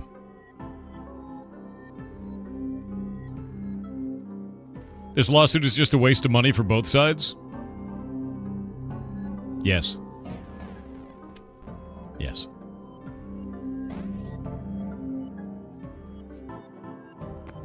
Rymaxolotl with 500 bits said hello thorium-powered ferret flesh suit codename, Thor, 'tis I, the axolotl man. Whom, just like ferrets eat my children. Anyway I found a game you may like called Blightseed. Incoming link, https://store.steampower.com/app/3946360/Blightseed/. That sounds horrific. That sounds really horrific, dude. Is that on Steam? It is. Language deduction roguelike, where you fight waves and decipher the language of your enemies. Yo, wait, that sounds awesome, actually. Hold up. Is this Chance of Sennar, but roguelike? I'm linking this out to chat. And it's $7. Oh, developer of this game, you need to put capsule images on your updates. You need to go. It's the third tab, I think, on there. You need to update it with a capsule image, otherwise it doesn't put one there. It looks weird. It looks weird. Oh wait, it didn't load. You did do one. The Steam page was just being a bitch. Never mind. No, this looks cool. This actually looks really cool. I love the idea of a roguelike language solver. It makes me wonder, is it different every time?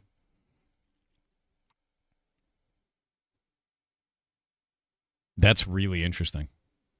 Yeah. Only has 4 reviews since January 9th. I'm going to be honest with you. Some people will probably be turned off by the brightness of the UI and the fuzziness of it. I could see that happening.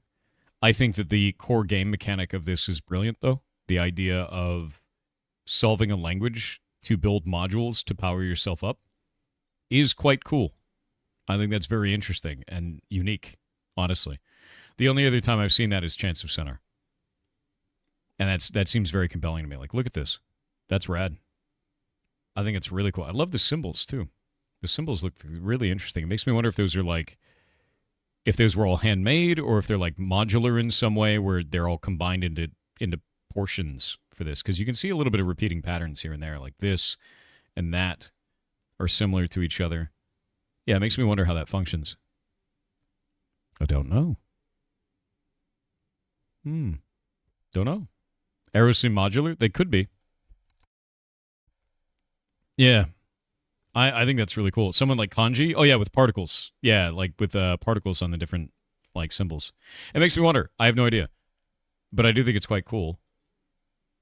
And I think, you know, something to check out. It also makes me wonder if they change each time. There's got to be particles. Look at this. That looks like a particle to me. And it's attached to that one, too. So there probably are particles on these. I guess radicals. Yeah, called radicals. I always call them particles. I don't know why. Particles are something else in Japanese, are they? I don't know much. Dude, I'm American. I don't know much about language. Your game got 62,000 wish lists? That's huge. That's actually enormous. Language characters with dangly bits. Yes. This is interesting. This looks like the world map, maybe? The different areas they can go to. What about Japanese? There's a game that we played during... What is it called? Why did my brain turn off for this? I can't remember the name of it. So to Speak, that's what it is. So to Speak. Yeah, this game was awesome. I actually really enjoyed this. This is a game about learning Japanese. If you want to learn Japanese, it's actually quite cool. That game is awesome. And we had the dev on and talked to them at great length. It's a very good game. Really, really quite good. It's sitting at 98% positive with 105 reviews. They did great. They did really good. I gotta go turn on my AC unit. One sec.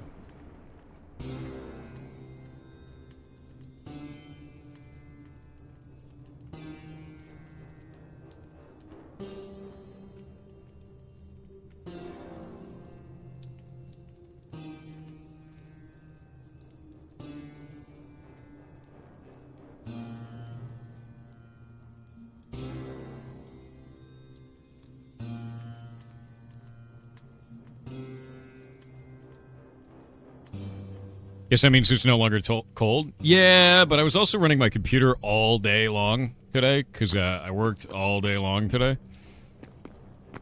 And so my office is warm. We're speaking of game recommendations right now. Have you played Buddy Simulator? No, I've not. I don't even know what that is. Don't worry about it, Red. Don't worry about it. It's fine. It's fine. Don't worry about it. Don't worry about it.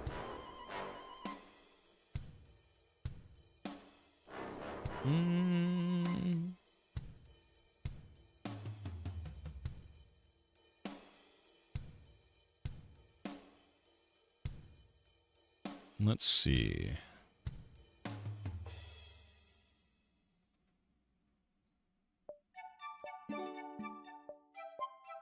Yoop. So I've not created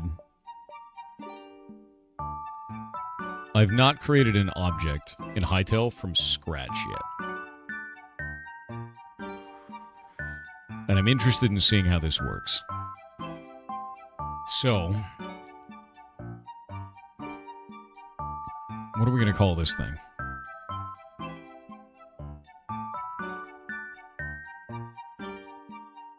They have such kind of editor shipped as well? Wait, you haven't seen this yet, have you?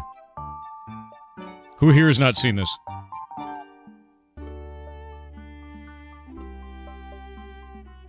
Thoroughly into mod Blockgame into Hytale? That's what we've been doing for the last 15 days. Okay, so if that's the case, let me go do this.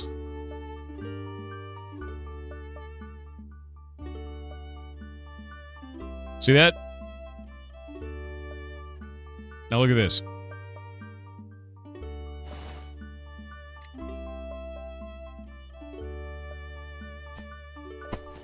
There it is. When I break it, it does water on the ground, because I made a particle effect for it.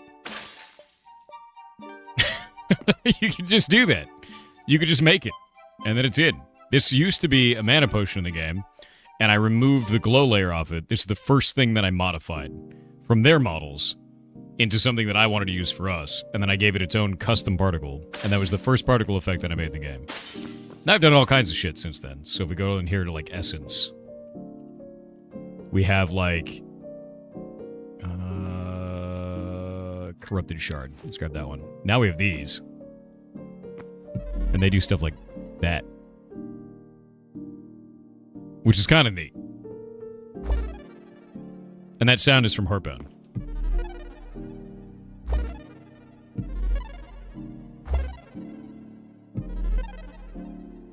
Who here recognizes that sound?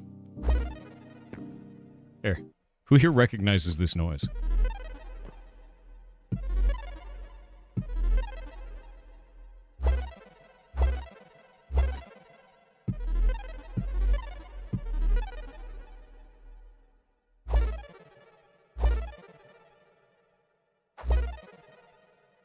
Does the pitch change each time you place it? Yeah. It's got dynamic pitch shifting, and you can even change the values to whatever you want. What is it? It's the sound of Joe Regular. He's just a regular Joe. In Heartbound, it's the sound of them teleporting. Joe who? Okay, hold up. Don't look at this. Joe. It's this guy. It's him. Teleporting away. Or him with the glasses. Because he's cool that way. Yeah. That's his sound. Whoop. So this is the sound of him teleporting in. And then this is teleporting out. So anyway. Got a bunch of cool items. And all the elements.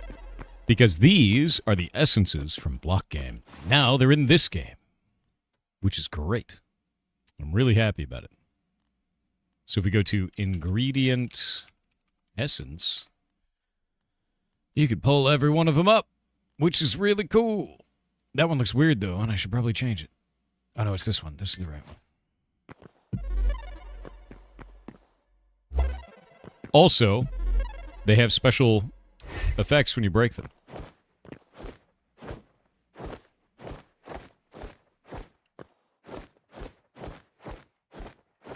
So I made those. And they change colors. Which is neat. Why is that happening? That's a bug? You mean cannot break blocks in the wild? Yeah, because I'm in my flat world, and your plugin thinks that I'm in the wild in my flat world. Jake's town system. That should only be in Midgard? Well, I'm not in Midgard.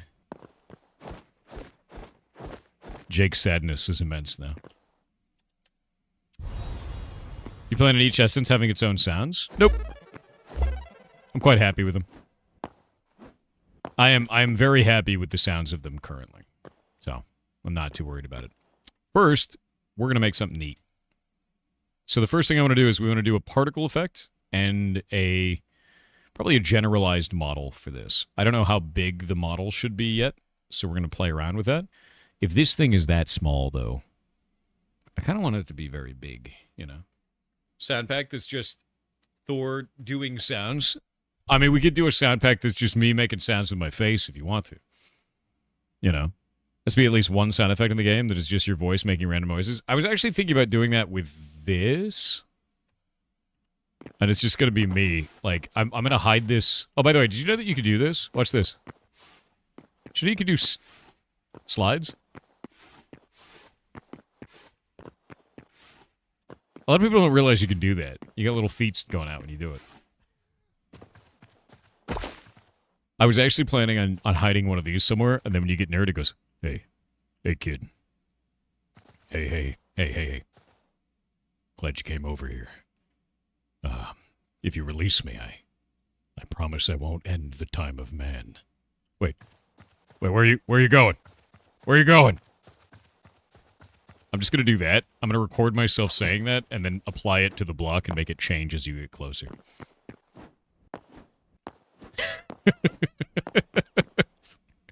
That's the plan. That'll be the Easter egg. I'm hiding that in the game somewhere. I just don't know where yet. Let's see. By the way, Jake, the create claim test and create town test both worked. What I want to do is I want to make it so that you'll be able to do... We have to do a UI for the town to show, like, upkeep next. That's a big one. But I got to build the Crystal Core, which is going to be the system where players interact with that to see their town UI. And the best thing that I can pull from that is the teleport... Not teleporter. What is it called? Portal. Yeah, it's this. This thing. And I do a fragment key with it. Like this right here is probably the best UI that I've seen for this kind of a thing, where we could have... See how it has like the graphic here that shows this for like the world it's going to go into? And we can actually take like another one here. we could do a different one for each level of town on this, which would be kind of cool. You know what I mean? Oh yeah, they were super slow as hell. It actually impacted the performance of the server when they were created. When they were created, and then also when they were expanded to the maximum size, they were really rough. What I was thinking is we could do something like this. We could make some cool art for this, and then have like all their information on the right side, and then have a thing over here of like pay maintenance, and then also have another one of like, or like not even pay maintenance, but like maybe a thing here of like upgrade town. You know what I mean? Database is not async yet, so it bitches about TPS. Oh, that makes sense. Yeah, if it's not async, then that makes complete sense. But do you see what I'm talking about? Like, we could build a UI like this, and I don't know if we should wait for Noesis. It seems like Noesis is far off. You know what I mean?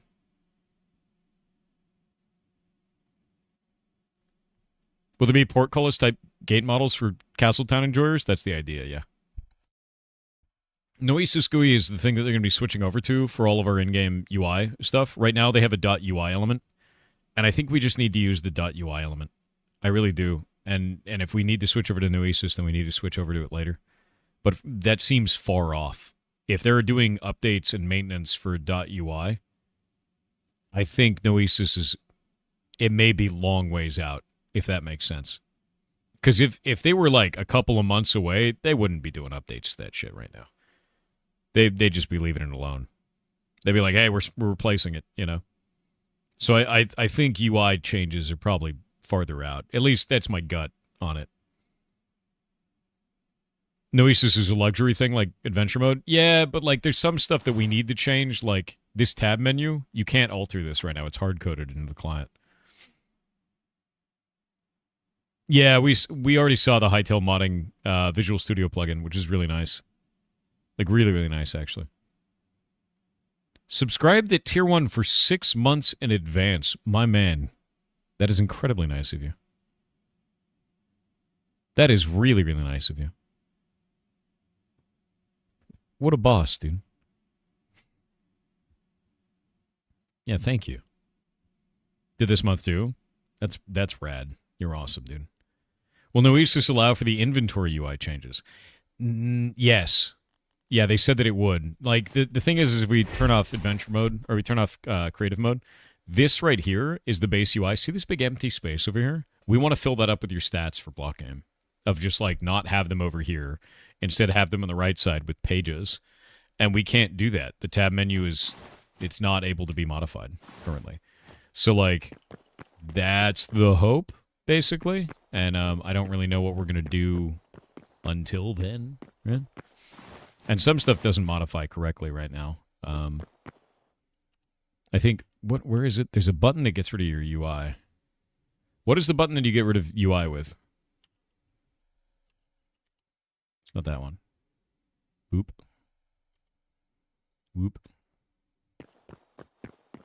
F8? I feel like that's not true. Alt F4 is definitely the right one. Thanks, bud.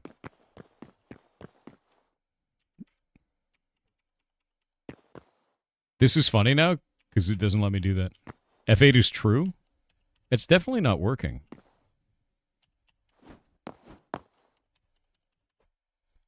Huh. Yeah, no idea. Yeah, no idea. Yeah, it's weird.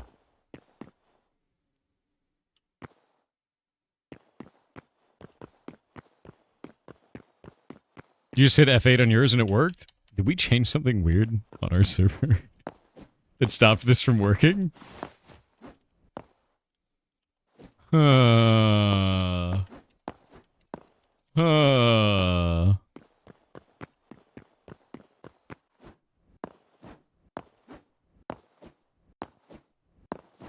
I did use your code, so will that go ahead and give me an op? What are you talking about? Do you need a key or something to get on the server? Oh no, the server is not available yet, dude. We've got months of work ahead of us. If you want to play on the Blockgame Minecraft server, that's fine. But to get it up and running for Hightail, we're not ready yet. It's okay because it's live update. You only broke prod. Exactly. Grave key? No, grave key doesn't do it. Something broke. I just don't know what. Yeah, this is our dev server, and like we've still got a lot of shit to work on, man.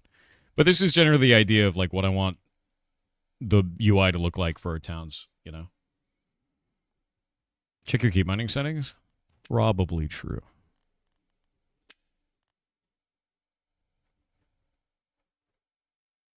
Creative menus. I'm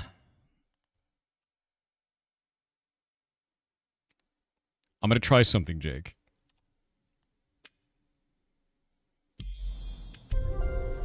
It's gonna find out. It's gonna find out. Wait. Doesn't work. Wait. Let's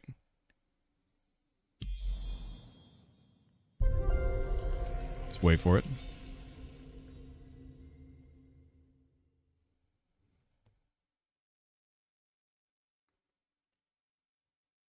Waiting for it. Waiting for it. Nope. Nope. Is this going to be some weird bullshit? I bet it is.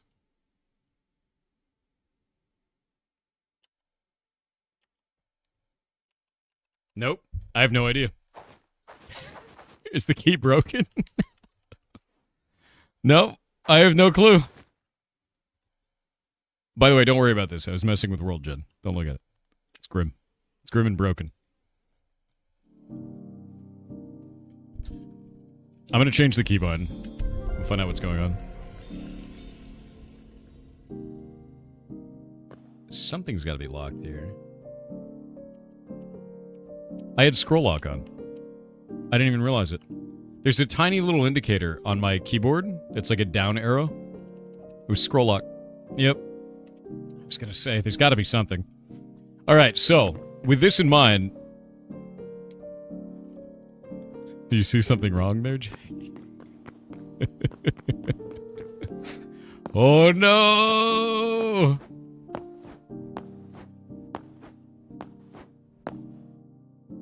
Jake has a bug to fix, that's all. Josh the Lantern, if you want to know, go and look at our announcement set of the guild. You'll find it in the guild announcements. It's been toggling that it's client-side only.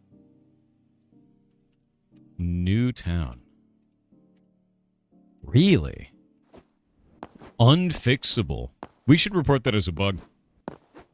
I feel like all this stuff gets fixed with Noesis, though. To be honest with you. I feel like it does. Yeah. That's super weird. Yeah, it's super weird. Because if that's tied to client-side only, the fix really should be that F8 should toggle the custom HUD too, because it doesn't. I'll put in a bug report to them, dude. Yeah.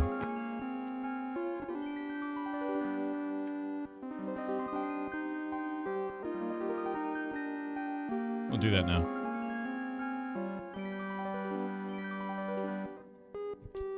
Sending it over to them.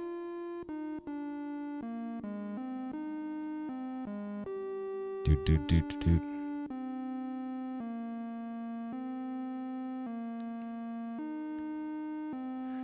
Where are you, oh developer that I speak to? There we go. One sec. I had too many DMs.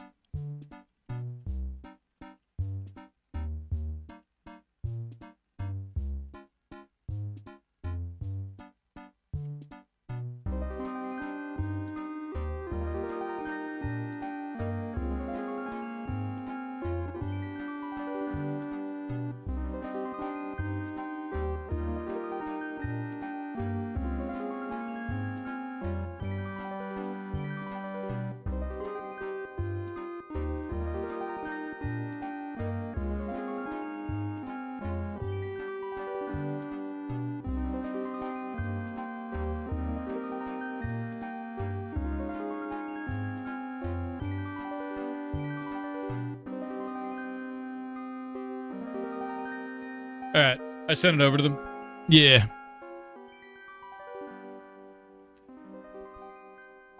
Flat plane, big view distance, amazing sky. Yeah, I know, it's quite fun that way. Oop. There we go. Smash it. Oh, look at that guy. All right. Let's make some cool effects. I want to build a thing. Wig Diddley has obtained the cursed quest. A Ooh. poll has begun for chat to decide their fate. What's up, Wig? It's time. Vote for them, oh Twitch side nerds. Rudy Morrow, I'd have to be in the first place. Camelot Unchained? What is Camelot Unchained? I don't know anything about that. By the way, that shirt is only around for one more day. The one for Humane World. So I think tomorrow is the last day. I ordered mine, so I should get 2 of them on the 3rd of next month, which I'm excited for. And I'm making $0 off that, to be clear. That is only for them. As it should be, because it's a charity. Any of y'all play Dual Corp? No, I don't know anything about it. Have you implemented Infopollen as an effect in game? As a fan of Transmetropolitan, I fear Infopollen. Chat has cursed Wig Diddley with cooking. But I think we should make it. I think we should. That's a good idea. The effects take 10 to 20 years to impact them, so it's probably fine. Have you not gotten yours yet? You got 3 already? Because I ordered them late. I thought I ordered them, and then I realized they were still sitting in the cart. Because I'm an idiot. So. Mine will arrive on February 3rd. Got your shirt yesterday? Rock on, dude. Hell yeah.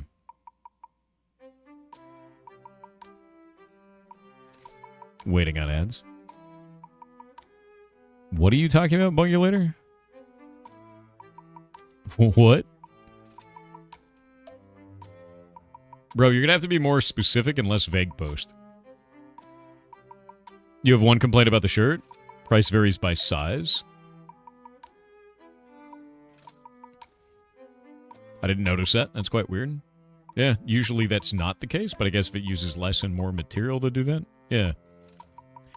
Alright, let's think about this cursed quest for you.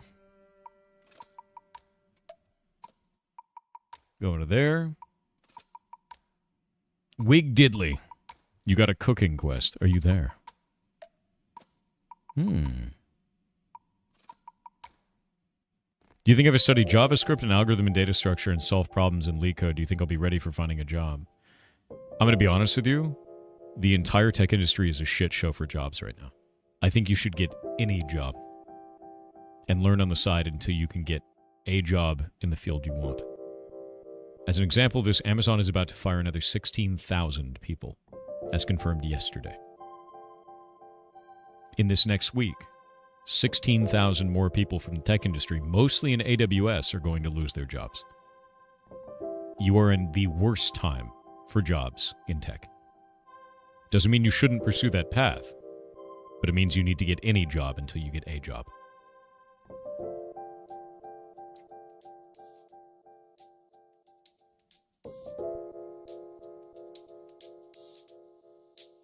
Bat, I have no idea who that is, nor do I care.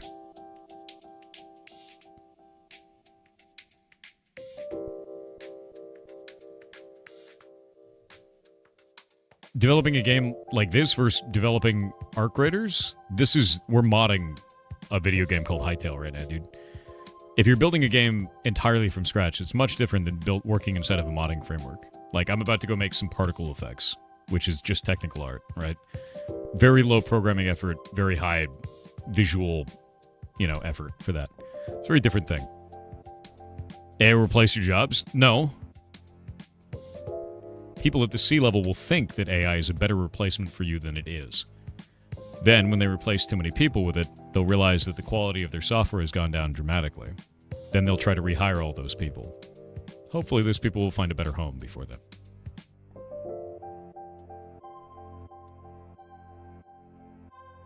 Look at Windows? Yeah. Look at what happened to Microsoft in the stock market this last month.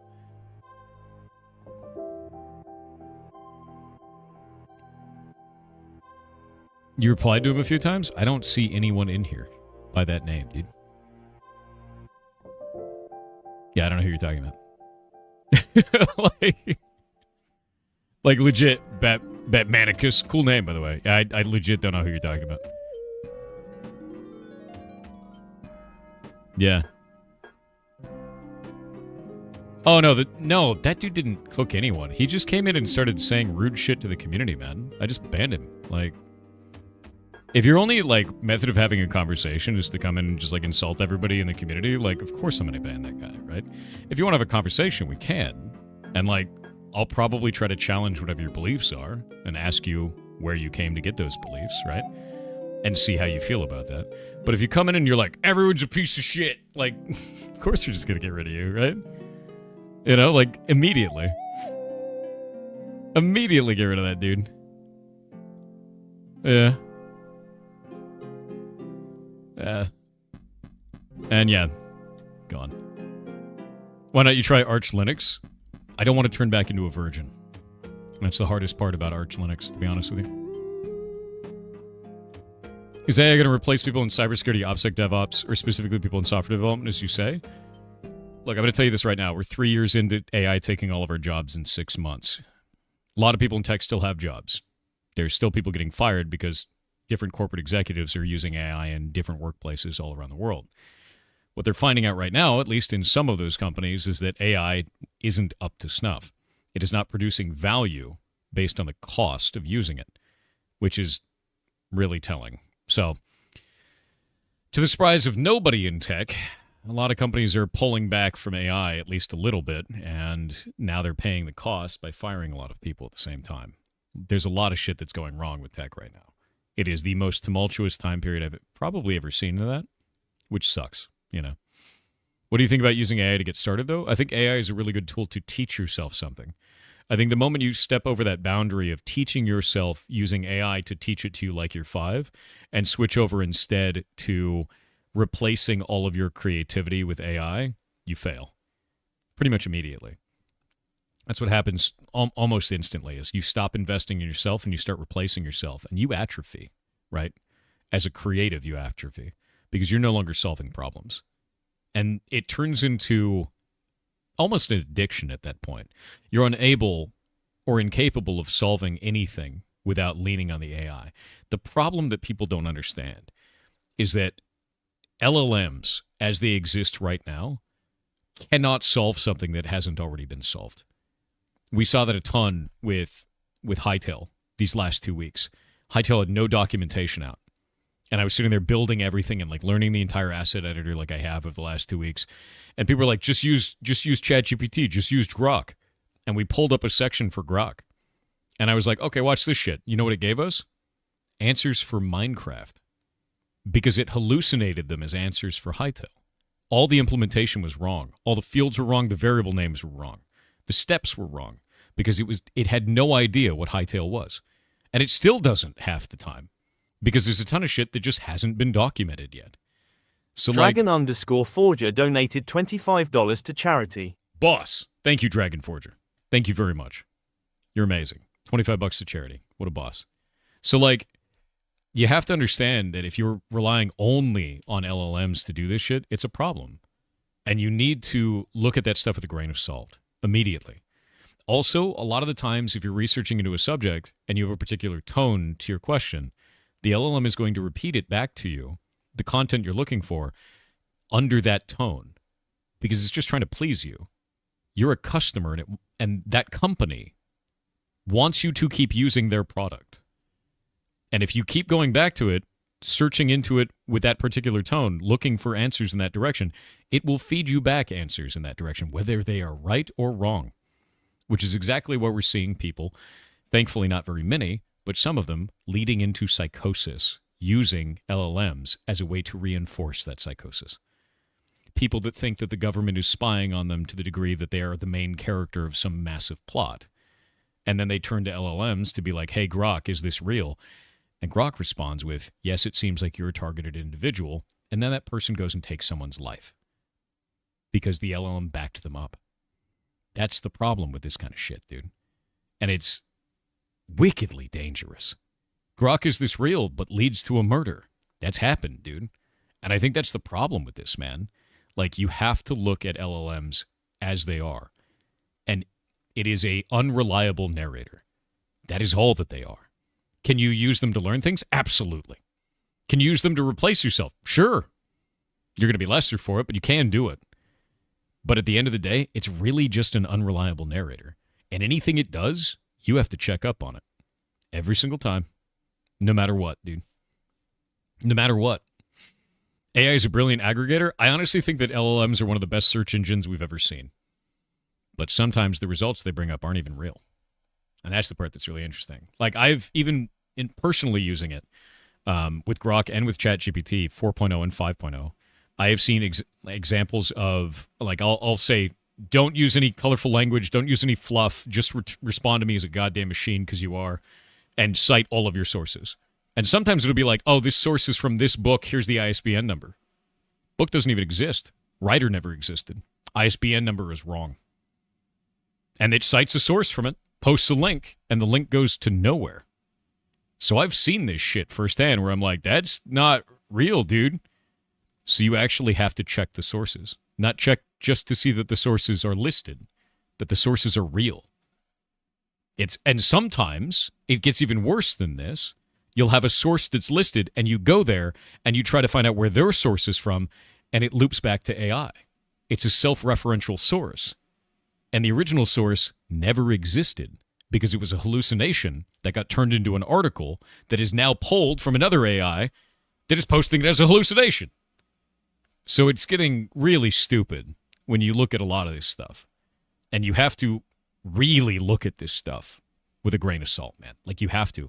And this goes for media. This goes for things on the internet, sources of information. This goes for all of this shit, dude. Like, any video you see, any image that you see, any text that you read, you have to find out where it came from. Every time now. And I hate that. Because when I was younger, we didn't have to do that shit. Not to this extent. It was so much harder to fabricate reality then, in a lot of ways. It was more about restricting information. Now, I just make a video of that. I just make an image of that. I can write an article of that. I don't even have to write it. Just get ChatGPT to write it. Throw it up on the internet in a couple of places. You have to be so much more skeptical today than you ever have been before. And that's wild, dude. And you really, really have to do that. You need another Photoshop to fake stuff? You did, and it would probably still turn out weird, right? Weird time to be alive, man. It is. It is super weird. And it's not all doom and gloom. It's more like when you realize that that's going on, and you start looking at stuff, you're like, wait a minute. That image isn't real. It's a doctored version of that image. Wait a minute. That image isn't real. That guy's got 6 fingers, right? It starts to be a sideshow where anytime I see an article of some bombastic thing with a bunch of emotional force behind it, and I look just a little bit under the cover, I go, that shit's AI. Like, every time, dude. Every time right now, and it's rough. What if the guy actually had 6 fingers? Because that is the thing that is possible? I'd believe it then. But you know what? If it was AI, it'd probably give him 5.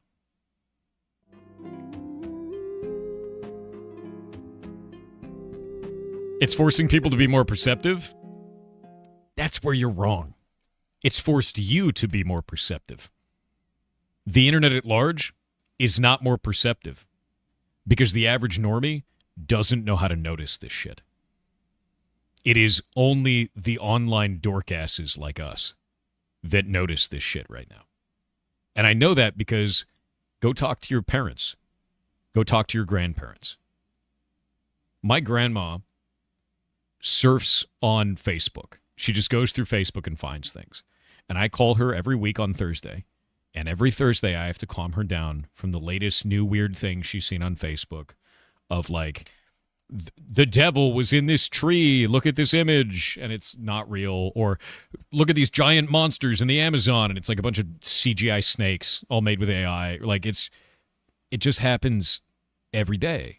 She's 83, right? She doesn't know, and that's not her fault. She came from a generation where truth was what you could see. We don't have that now. Like, even down to, like, weird stuff. Like, if you go into the Google Play Store, like, half the games use AI for their imagery now. Like, for all their product images. And the game doesn't look anything like that. It has nothing to do with that art. It's wild, dude. They'll have like whole ads and shit showing gameplay of a game that never existed and never will exist. It's just this is just how this is now, you know? And it's only gotten better, and it's only gotten more insane to me, you know? And what I'm seeing a lot of right now is doctored images, slightly doctored images, to push more of an emotional connection for or against certain topics, usually in the political sphere. And I would be very wary if your first reaction to an image or a story is emotional.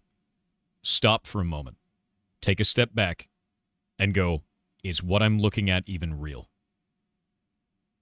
And then try to find the source. Because it's really easy to use for propaganda. Whether you agree with the political narrative or not, you could be being manipulated because of it. And I think that is probably the most dangerous part of AI right now.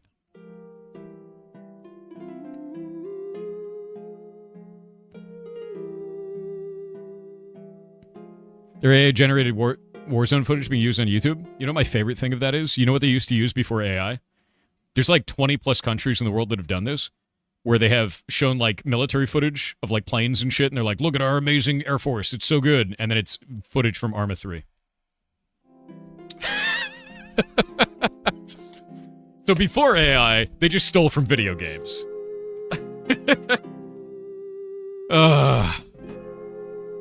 Shit is wild, dude.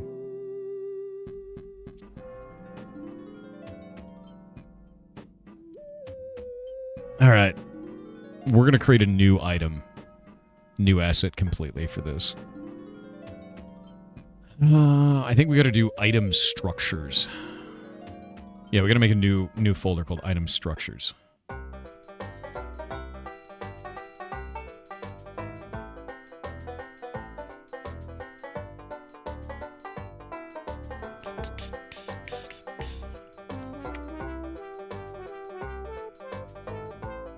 I guess we'd actually call it a bench, yeah? I think it is technically a bench.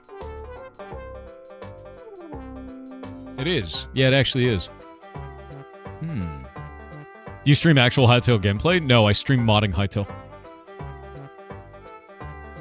I'm creating our MMO in Hytale, porting it over from Minecraft. So I'm creating that.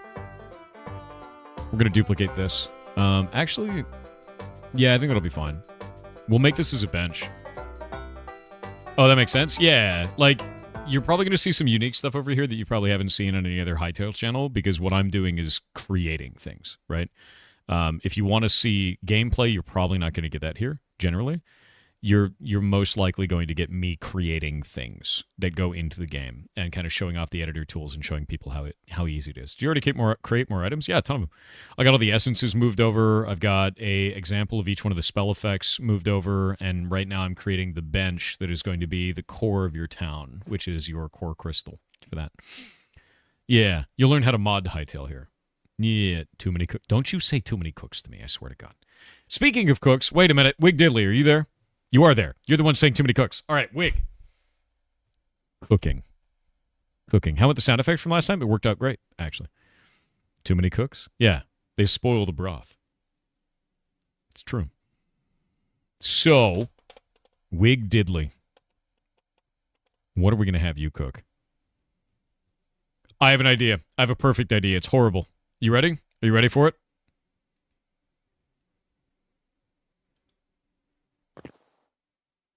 You need to make the thube out of meat.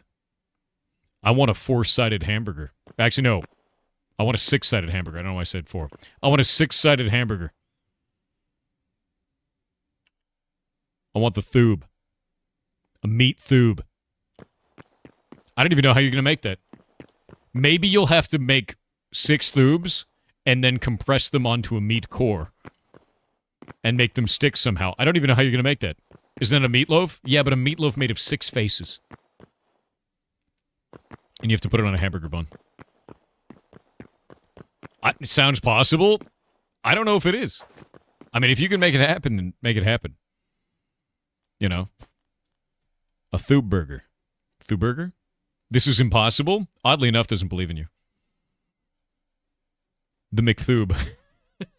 Dude, the McThube is back. Oh, shit. Go borrow a 3D food printer. What is a 3... Are there 3D food printers? Is that real? Is that a thing? Wild, actually. No, that's super wild. You know, you can use torches underwater? Yeah. You can also make it so that it doesn't happen. Is the bottom really necessary? Is your bottom really necessary? Got him. How dare you take his bottom away? How dare you?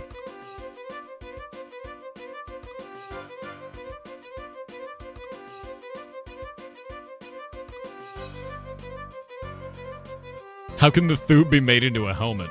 Dude, if you could make a meat helmet, that's just gross, right? You know?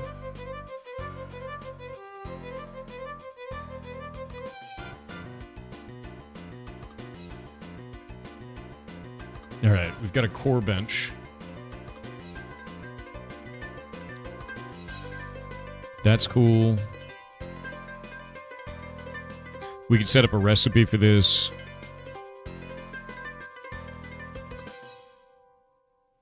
And we'll set up the recipe as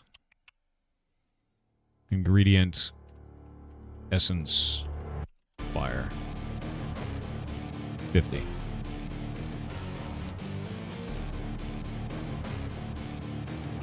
Earth. Wind.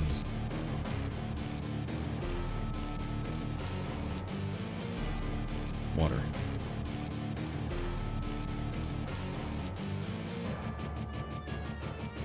There we go.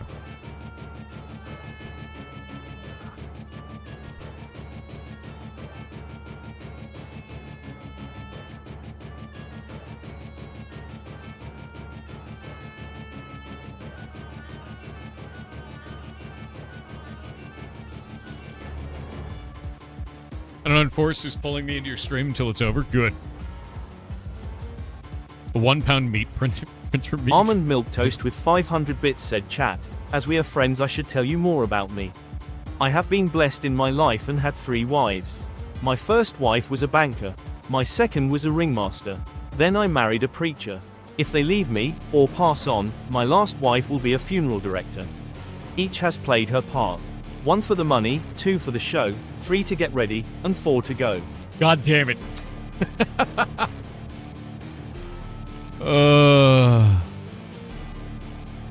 You are ridiculous. You have to realize you're ridiculous at this point.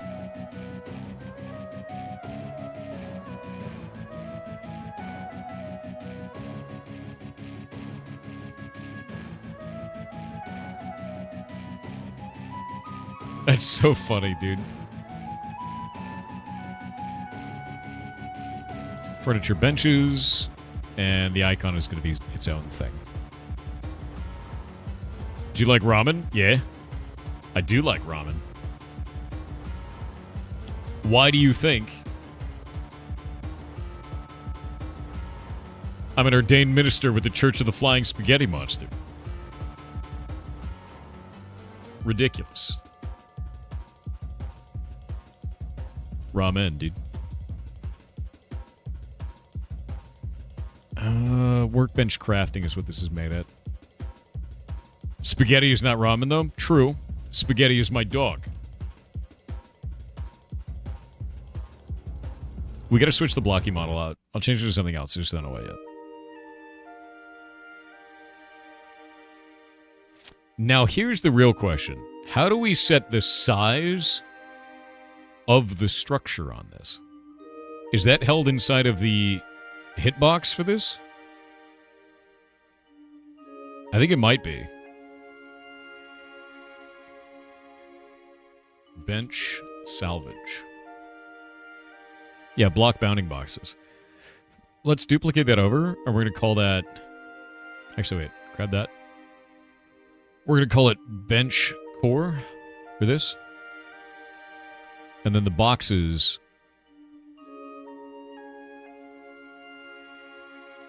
Can we set that to 2? Right?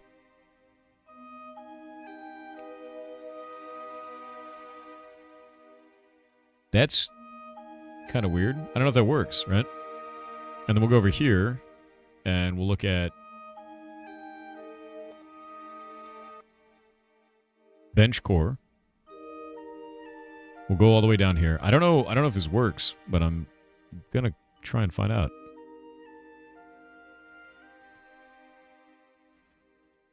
Okay, that needs support. We don't have to care about that very much. We can actually get rid of that. Box embiggening, yes. And then we'll put this in here. Bench core. And I want to see if that actually, like, changed something in here. Core.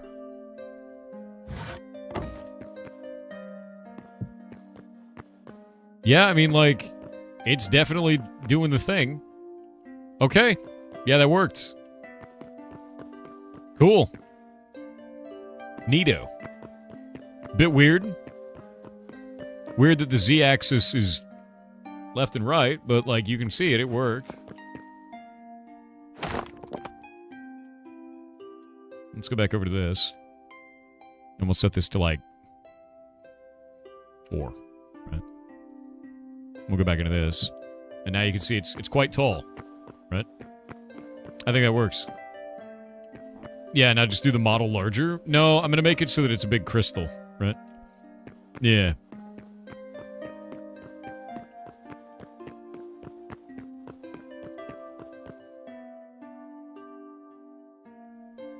Take one Martian martini? Funny.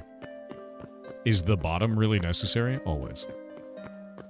Can we use that as a suggestion box? No. This is just a model that doesn't matter for a moment. Boop. As you can see.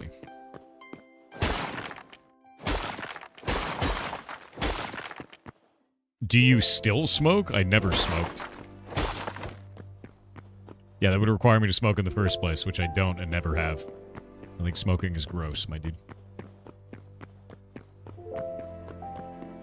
Alright. Cool.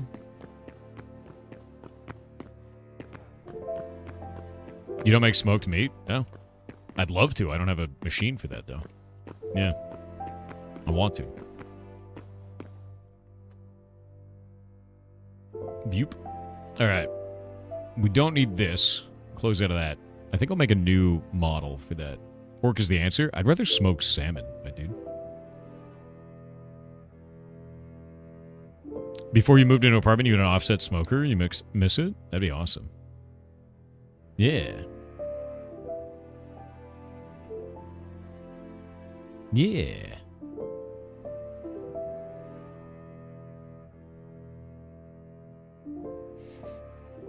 Oh, why are you sending me that horrible clip? No.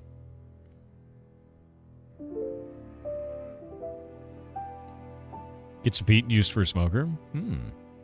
It's not like 6 a.m. No, it's 2:43 a.m. I stream from midnight till noon, and most of the community is over on Twitch side. You accept salmon as a superfood. Hell yeah, dude. What if you can smoke mushrooms and the result will be actually good? I don't think so. And the reason why, mushrooms are made out of chitin. You need to cook them to break the chitin down. And if you don't do that, you will have problems digesting them. Yeah, that's not... You don't want to do that. Smoking cheese, I'm down. Yeah, it's super good. Super down with that. Alright, looks like the hitbox for this is good. That actually turned out to be a lot easier than I thought it was going to be. It's kind of cool. Breaking benches. Alright. ID salvage bench. Got any mushroom spinning currently? Nope. Nothing set up right now. I need to get that set up this month. I think. Or in February, actually. I think is when I'm going to start doing it again. Modding Hightail? Yep. That is what I've been doing. Okay, we're going to have to create a new system for this. I'm going to set that as diagram crafting. We'll just leave that alone. Whoa.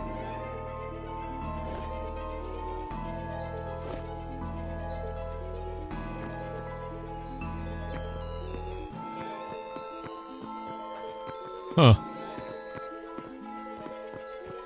I may have made a mistake.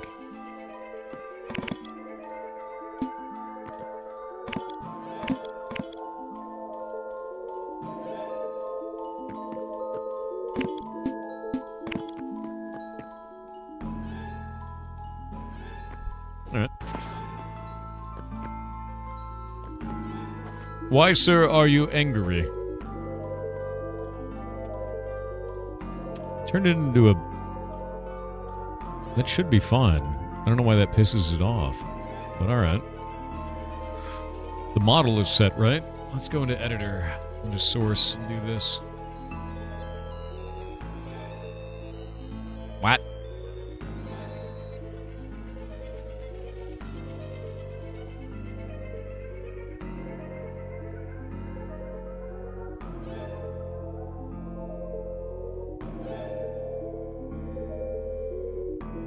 What?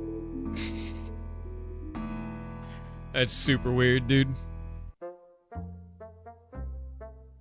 Recent patch notes mentioned multi-blocks not clearing being fixed for stuff like doors. Weird. Oh, no, I did something weird with this. Yeah, I did something super weird for this. Yeah.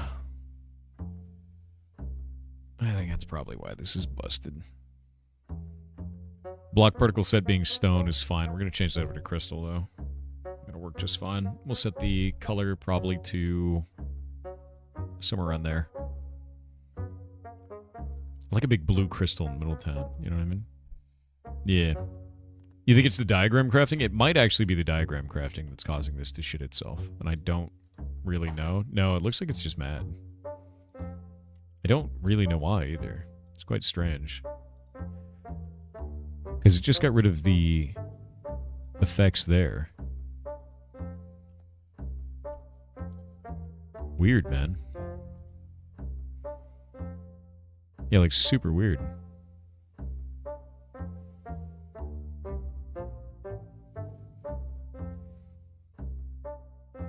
I'm just going to set it at the crafting. Make it its own thing. I'm going to restart the server, actually. Because I think it's a restart problem. We've seen this before.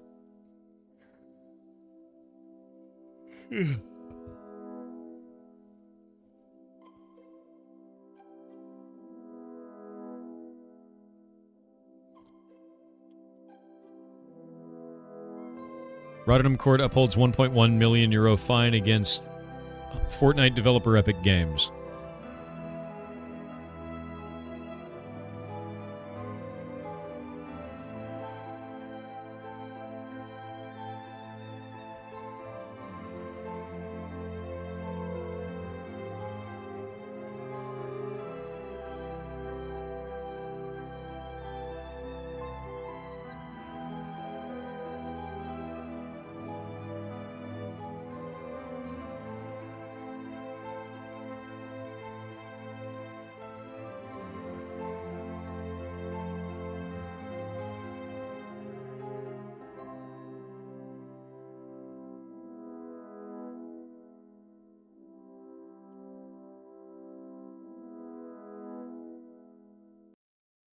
Okay, so you've sent me this thing of Rotterdam Court upholds $1.1 million fine against Fortnite developer Epic Games.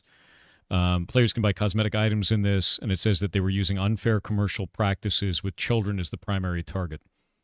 At the same time, the owner of Epic Games is on Twitter right now bitching about Steam.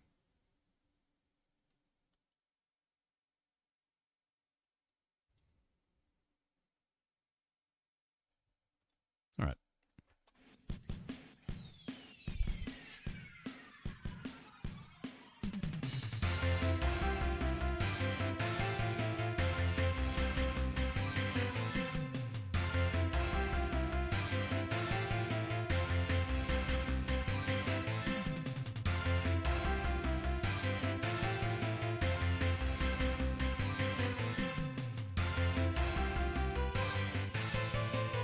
Ah, the town plot types. Okay.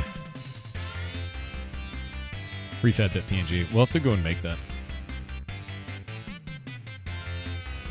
Yeah, in this case, I don't think Valve is in the wrong at all.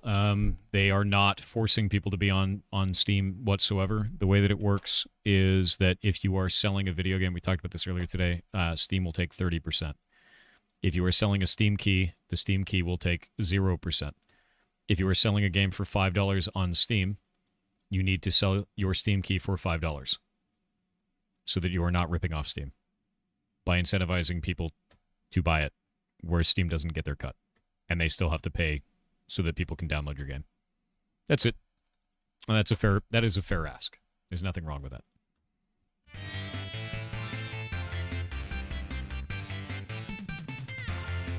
In fact, the funny part about that is you are incentivized to sell your game on other platforms because then you don't have to pay the 30% because generating keys is free. So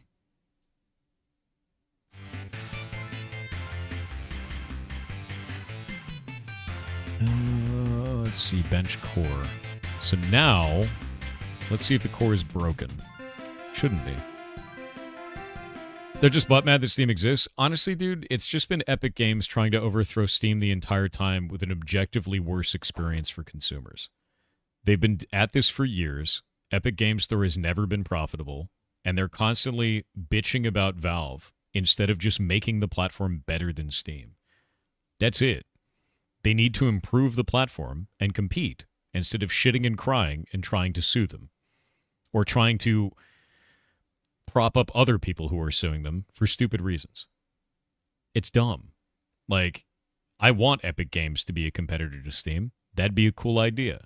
But instead, I see stupid shit like this where they bring up all these lawsuits, no matter how dumb those lawsuits are, and then be like, yeah, that guy's totally right. What is he right about? Well, he's mad that Steam is forcing developers to have their games priced as a specific price. And then you look a little bit underneath it, you're like, wait a minute, developers can set their price to whatever they want. That's just a suggestion from Steam, and you can change it at any time. And it takes about 10 minutes for that new price to go live. And then it all just kind of falls apart. It's just really, it makes them feel, to me, like less of a competitor and more like you're explaining there, a litigation troll. They need to stop doing that. What is this, Taffine?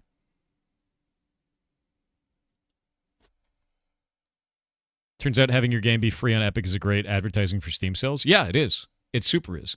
The thing that's really interesting about this too, and like a lot of people don't realize this, is Epic Game Store will pay you to put your game up on theirs for exclusive. A really good pipeline for devs right now, get a 6-month exclusive on Epic.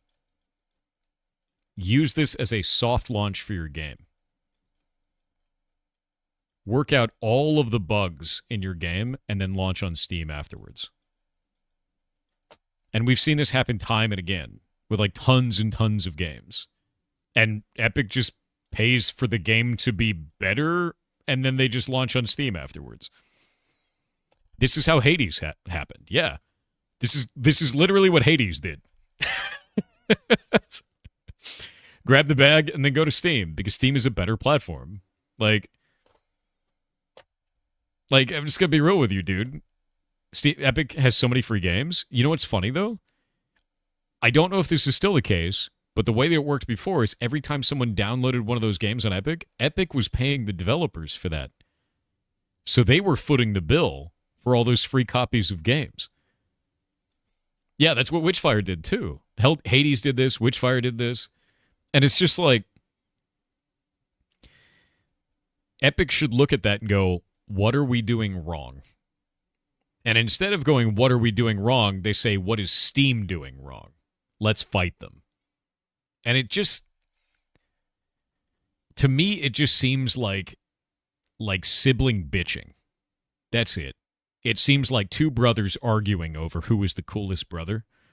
But the cooler brother is just like, I'm not even fighting about this. You can be mad, I guess. That's it. And Steam is the cooler brother right now. And they have been the whole time. They've just sitting there being like, yes, he's very angry. I know. It's fine.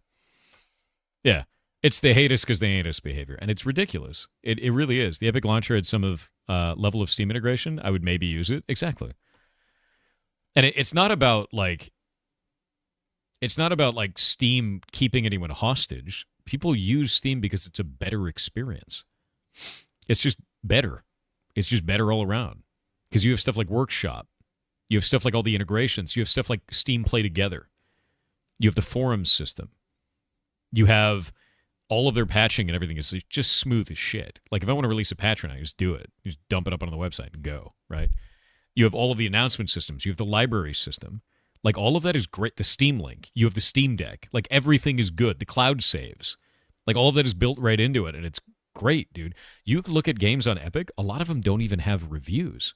A lot of them don't even have a way to contact the developers when something goes wrong. It's like really bad, right? You have add the non-Steam game. You can add your Epic games. That's true. That's the other thing through Steam. You can actually add your non-Steam games and launch them through Steam. Yeah, that 30% cut that Steam takes buys a lot of features. And that's the thing that's really interesting because that 30% is a holdover from publishers. But it was a holdover from when publishers offered all those features for physical games. So if you wanted to put your game on storefronts and manufacture cartridges and go and have physical distribution, that 30% was that, man. I believe it was Nintendo that set that originally. Yeah, Steam isn't a monopoly. It's just superior. That's the difference, man. I think that's the biggest thing. Steam is just a better platform. They win by doing nothing. Steam has been a useful tool for gaming on Linux. Yeah. Oh, yeah. Nintendo's was 50%, was it? I wonder if that changed. Digital distribution changed a lot of shit. Steam is more than distribution tool. It's a community. Yes, it is. For better or worse, right? Monopoly and swag. Steam's just a middleman like Amazon. Yes. Yes. But you have more control over your stuff than you do on Amazon. Like with Steam, I can change the regional pricing for absolutely everything. I can change anything that I want about that game. All of it, right? You have full control over it. Do you want to know one of the features that Steam actually gives you that a lot of people don't realize? They have this thing called VRs, or visibility rounds, for developers. Visibility rounds. Who doesn't know what that is? Who's never heard of this, the visibility rounds? Because I think this is a really interesting feature of Steam. When you launch your game on Steam, you get 5 of these. And when you flag one of them, when you use one of them, it puts you on front page for 1 million views. Front page of Steam for 1 million views. These are free. They just give you 5 of them. Any game that is ever launched on Steam gets 5 of these. When you go from early access to full release for your game, they give you 1 of these at 1.5 million immediately, and it doesn't count as one of your 5. Isn't that wild? Imagine being on front page of Steam. It goes by in minutes, by the way. We've done them before. They go by in minutes, but you are on the front page of Steam. There's a massive burst of visibility on your game for free. It's just like another one of these features that Steam just has that costs you nothing. It's not like a pay money and get one. Like they just give it to you. And it's just wild, to be honest with you. Anytime I talk about Steam, I talk about it with reverence because of the fact that I've used all of these systems. I've used all of them. And, like, there is no other platform that exists for selling your games that in any way is as good as Steam. And the only thing that I ever see is people like Tim Sweeney crying and shitting on Twitter about how mean and nasty Steam is because he has a vested interest in Steam failing so that the Epic Game Store succeeds. That's it. And I find that a lot of these statements that people put out are very misleading because they don't actually look at what Steam is really doing. They just make wild claims to try and diminish Steam and make it look like they're the bad guy. And they never have been. Like the news for Steam getting sued? Yeah, and I'm saying how frivolous that lawsuit is, to be honest with you. I love when Thor gets super passionate. I am very passionate about this, very much so. Because like I've been working with this tool for like, it's like almost a decade now, right? Look at Epic when GOG exists, though. Fair. Totally fair, right? Software can be sold on Steam and then not on Steam for a lower price, as Final Fantasy IV did. Yes, that is correct. If you sell your game for $10 on Steam, you are 100% allowed to sell your game for $5 elsewhere. You could totally do this. You could totally do this. What you can't do is sell your game for $10 on Steam and then sell a Steam key elsewhere for $5. That is the only restriction. That is the only restriction. This is not allowed. This is fine. And I think that's the thing that people don't understand and are never told. Because what you get from a lot of these people that are online is they go, Steam stops you from selling your game for cheaper. No, they don't. No, they don't. No, they don't. Yeah, that's... and it's wild because, like, everyone cleverly leaves that out, and then it makes its way to the courts, and then it gets shut down in the courts. And everyone wasted money getting there. Money and time the whole time. What about sites like Humble Bundle selling keys? You can sell keys through Humble Bundle. That is counted as a deal. Steam allows you to make deals with those keys as long as you eventually give the same deal to people on there. There's also like specific ruling about bundling. If you are worried about that as a person who is selling video games on Steam, contact Steam because they let you do that. In fact, when you generate keys, you actually have a drop down on Steam's developer website, and that drop down lists all the reasons you're making keys. And guess what? One of them is Humble Bundle. So when you generate the keys, you can flag them as Humble Bundle keys, and it's built in as one of their reasons for generating keys. So they're well aware you're selling on Humble Bundle. Which is really funny. And by the way, when you sell a key, they take 0% of that sale. So, like, it's literally one of the preloaded options, man. Yeah, that's on the website, yeah. Are there rules against charities in general? What do you mean charities? If you want to make a deal with charity, that's on your end as the dev. That's not anything to do with Steam. To ruin Steam, they'd have to somehow mess up people's access to their libraries? Because that would ruin trust? Oh, yeah, they'd have to mess that up. I don't think they will, right? Sales for charities? I don't think there'd ever be a problem with that. Yeah. This lawsuit is just noise and shitting? Yes. I'm going to call it right now. I feel that this lawsuit is just noise and shitting, just like I felt that the last one for the same exact thing was noise and shitting, just like the one before that was noise and shitting. Every once in a while, it's like once a year, maybe once every 2 years, something comes along and goes Steam bad. Why Steam bad? For a thing that I didn't actually understand and I'm mad about it. Like there was another one where a guy was like, DLC, if I buy it on Xbox, why can't I have on Steam? Steam bad. Ridiculous. Like, actually a ridiculous argument. That was one of them that came up in the news recently. This one is also ridiculous. They're like, Steam is price fixing. Because they demand that you have a specific price. And then you look at it a little bit and you're like, oh, actually, Steam lets you choose your prices as a developer, and they have no restrictions on it whatsoever. So that's another one going on right now. Like, it's just like... And I feel like a lot of these... I feel like the lawyers involved with this know that it makes no sense, and it's an attempt to erode public trust in Steam. Because these are insane statements from these guys. You look... If you have ever developed anything on Steam, you know immediately that this is false. It's just like... Like, it doesn't make any sense, dude. Yeah. It's getting tiring to deal with, well done handily. And now it's super weird, right? It's super disingenuous. It is. Like, the platform suggests costs to you, and then you set them to whatever you want. Whatever you want. Do you still have a pen? Do you have a pen? Oh, no, I'm just using my mouse. Yeah, look. So I just... Oh, God. Wait. Yeah, I can just do this. That's all done with mouse. Isn't this lawsuit kind of like EGS versus Apple lawsuit? Kind of. I'm going to be real with you. I feel like Epic Game Store uses its failings as a platform as a reason to sue other platforms to bring them down to its level. And I keep seeing this over and over again. Epic Game Store isn't doing well enough, sue somebody about it. Over and over and over again. And they just kept trying to do it. And it's really getting silly. And if they're not suing someone, they're trying to prop someone else that is suing someone that is suing Steam. And then Tim Sweeney goes on Twitter and bitches about Steam again. And it just keeps happening over and over again. Dude's got a chip on his shoulder, and I get it. He's running a platform that cannot compete with Steam. But the way to do that, the way to actually compete with Steam, is just to compete with Steam. Not to go on Twitter and shit and cry about it because they're better than you. Just compete with them, man. Make better features. Like, that's it. The only reason that people use the Epic Game Store right now that I can find is because they give away games for free. Like, you should look at that and be like, man, why are people doing that? Maybe if we added better features, they'd want to stick around outside of free games. Who would have known? You know, like...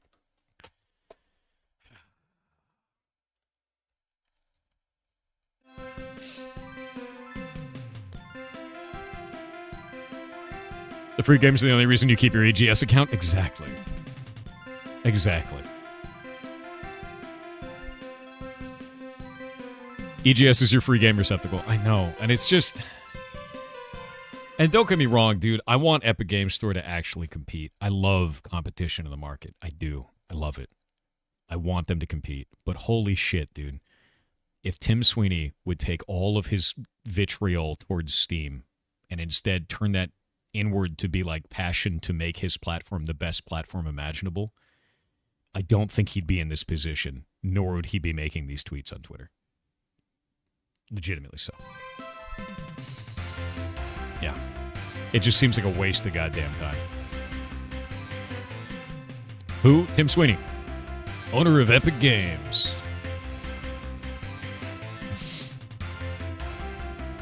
Only thing Epic has done with its platform is piss off people on Steam who wanted their library in one place. Yeah. Yep.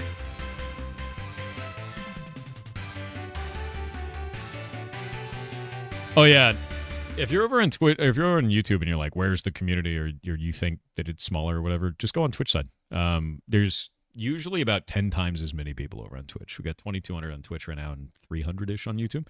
Most people watch on YouTube because Twitch is banned in their office. There's a lot of lurkers over there, so thank you, lurkers, for being there. You're awesome. And it's usually because Twitch is banned or they don't like Twitch for some reason, right? Slip said you don't have an Alan Wake 2 on Steam. Still haven't played it either? Really? That's interesting. So we got to find out why this thing broke. I don't know why. It's a little bit weird. Draw type is model. Block model textures. Salvage off texture. Why is this mad?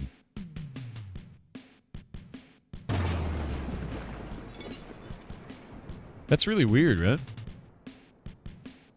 It seems like the model is just wrong. Right? Like, it should be a model. Huh.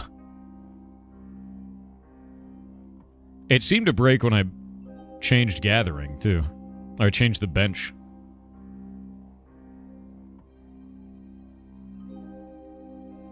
Like, I don't know what's up with this. Let's go look in the source and see if it shit itself violently. Oh. Yeah, that'd do it. It's got bench requirement. Oh, wait, no. This is for the actual recipe to build it. That's super weird. Java. You can do all your plugins in Java if that's what you're trying to do. Right now I'm working in the asset editor, though, which is using JSON blocks. Why Madge? Salvage texture is working. But yeah, to be real with you, I'll talk about any of this stuff at length, man. I'll talk to you about anything in the gaming industry, because, like, I've got feels about that. What expectations you had not before... Wait. What expectations you had not before you started Twitch? I'm not sure what you mean. Can you, there might be something lost in translation there. I'm not quite sure what you're asking. Are you saying, like, what expectations did I have for my channel when I first started streaming? Is that what you mean?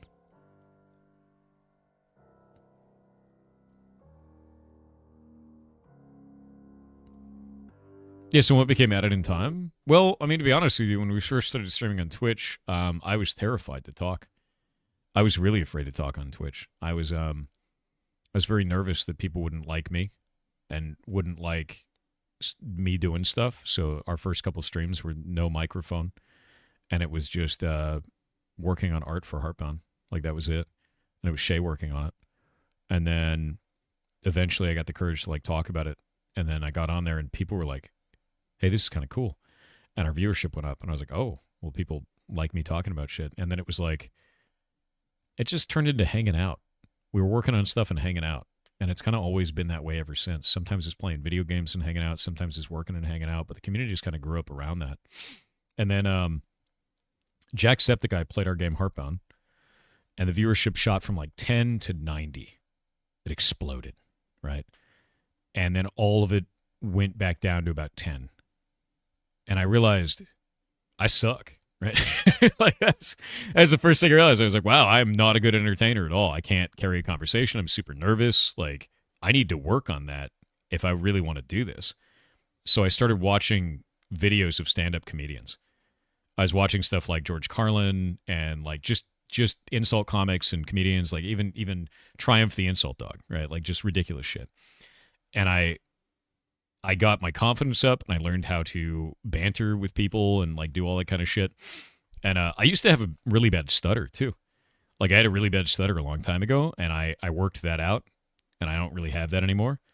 Yeah, it'll happen every once in a while. You'll see me like get tripped up every once in a while, but it's really rare now. And it's through practice, man. All of that was through practice.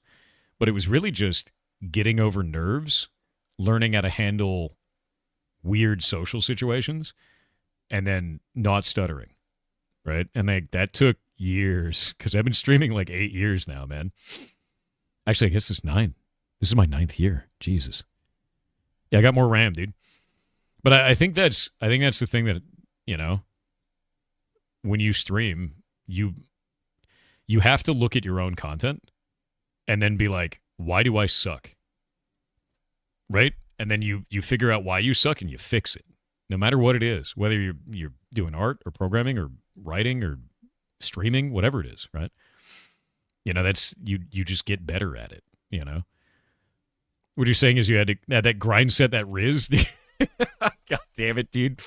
I mean, I guess, but like, I guess the biggest thing is you could be the weirdest, awkwardest, strangest human being imaginable, and you could still do whatever you want. You could just do it. You're going to do it your way. You're going to find your way to succeed, but you could do it, right? We all know that Meatball is the real streamer. That's not true. That's not true. Yeah. And yeah, you'll find other weirdos like you. See? Look at them all in chat. There they are. Full of weirdos. Just has to be entertaining. It does. And entertainment is different for different people. Don't look, we're hideous. Oh, I'm looking. I'm looking. But no, dude. I guess the biggest thing that I can say is the hardest part of putting yourself out there is confidence in yourself. And that confidence will wane. And it is something you have to work on. And you have to be confident in yourself at least a little bit. Because if you're not, the internet will run you over. And that's it. So you have to have a little bit of a skin. And that builds up over time. You slowly become like the Fantastic Four thing. Eventually. But it takes time. How do you handle negativity and hate? It depends. It depends. There's a lot of, I think it's changed. Because the thing is you have to kind of roll with that, right? And it changes differently kind of per generation on the internet. Hate in my generation on the internet was different than hate in this generation of the internet. And you have to understand that very much so. I think right now there's a lot of tribalism online, which is if you're not with me, you're against me. And if you're against me, I have to kill you. Like that's kind of the way that it feels right now. A lot of the times is if you don't align with me either politically or ideologically or even on just kind of mundane shit, it turns into a drag-out fight to the death. It's like a knife fight now. Makes no sense. That's very different than what it was before, right? What it was before is like, that guy's not for me, or that thing's not for me. And it was fine. There's a little bit of toxicity, but it was pretty rare. Now it's the standard for that. And I feel like if you're doing any of this kind of stuff long-term, you have to get used to that every generation is going to have a different social standard. And you need to figure out what that social standard is. Solve the Rubik's Cube, and then move on, right? Like with this one, I found something kind of interesting that I think is super useful. In previous generations, if somebody was like being a toxic shithead, you just ignore them, right? In this generation, if someone's being a toxic shithead, ignoring them doesn't do anything. It doesn't work. You have to sit down and be like, why are you being a toxic shithead? And they go, I'm being a toxic shithead because of this. And I go, well, that's okay. I understand why you feel that way. And I hope you're having a good day anyway, even if we don't agree. And then they go, wait. And then it goes away 99% of the time now. And I think it's just the thing that I feel a lot of the times right now is I feel like people in this generation have no one to listen to them. So when they spring up with something that they're very angry and very passionate about, they expect immediately a brick wall. Because that was our generation's way of handling it. Just block them, move on, whatever, who gives a shit. But in this one, it's not like that. You have to sit down and talk to them, man. You have to listen to that person and be like, hey, man, it's not that deep. It doesn't need to be that way. And you sit down and you just talk to them, you know? And I think that's the thing that's really important with that, is like just listen to them, even if you don't agree. Explain to them you don't agree with them, and it's okay. And most of the time, you'll end up getting along. But it wasn't always like that. And I think it's way more bombastic now, because in previous generations with interacting with people, if somebody came up and they were just screaming vitriol at you, there was no hope. There was no saving that conversation. In this one, that seems to be the standard now, which is open up with the most bombastic shithead thing to say, and then walk it back when you have a normal human conversation. In previous generations, open up with the most bombastic shithead thing to say, and then just keep that forever. Just like so it's a big switch, you know. Almost all the people who are toxic towards you are directly targeting you because you're trans. Yeah. And to be real with you, block those people, right? There's a certain level of, if they're attacking you as a person, then there's just no way getting out of that. Just get rid of them, right? No, I'm not trans, dude. They're talking about that person. Faye Viking is saying that. I was reading their message. God damn it, you guys. Here, look. I know it's hard to follow the conversation. Jingle jangle. I know it's tough. No, I'm not trans. I was reading the message from the person in chat who is trans. Jesus. What is wrong with you? Why are you like this? Yeah, let me put some Minecraft parkour on the screen. I swear to God.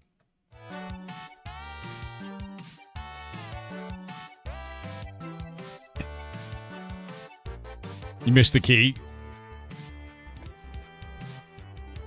But no, dude, I think more often than not right now, it seems like any type of political statement, any type of interaction online, anything at all is just a bloodbath. And to be real with you, I don't think it has anything to do with people being assholes.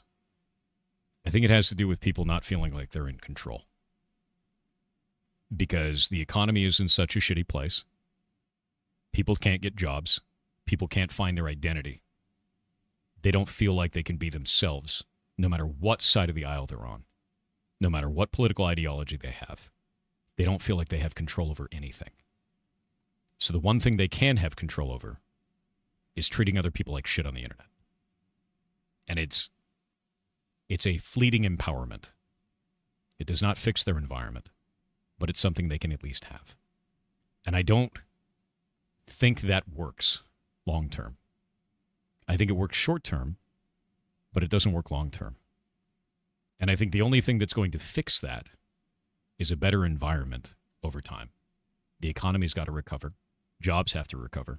A lot of things have to change so we can go back to an environment where people feel much more comfortable and more in control of their future.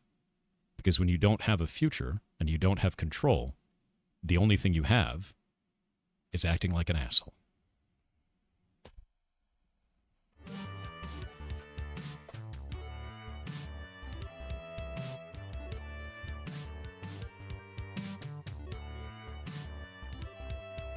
Oh, look, there's one now. Yep, that's just static. It doesn't need to be that way, though. He brought out the keys. I always bring out the keys when someone's not paying attention. True, take it from me. That's funny.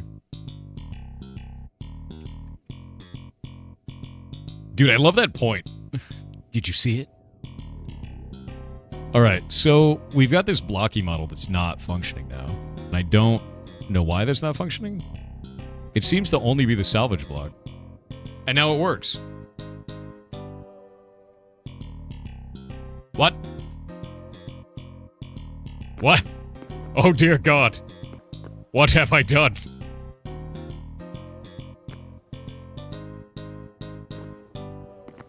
It's too large.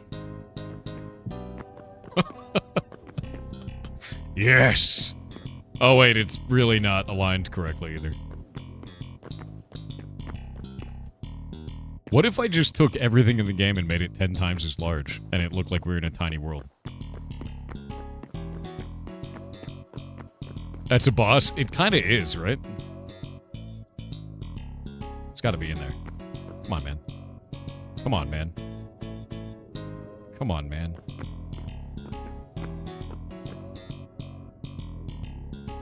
I can't do it. Wait, is there already one in there? Oh, it's weird. That's why I can't make it. There was already one invisibly there.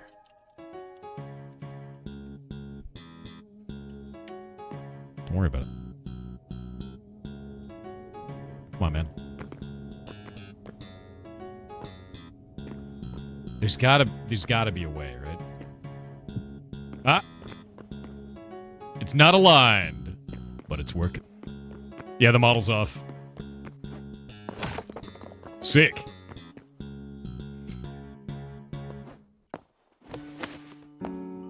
Sick. Huh. Carrying a mattress sim? True.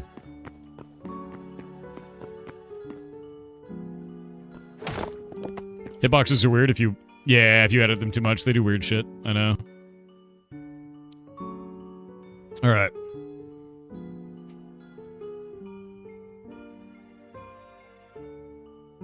Let's do custom model scale. We'll do that to the size of 2.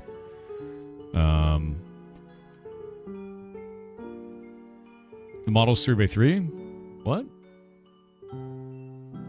No, it's a 1x1 wide model, but the problem is that it's like not aligned in the center.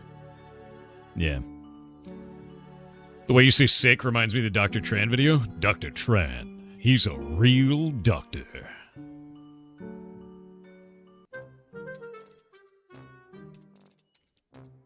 Gotta love Dr. Tran. Yeah, Dr. Tran.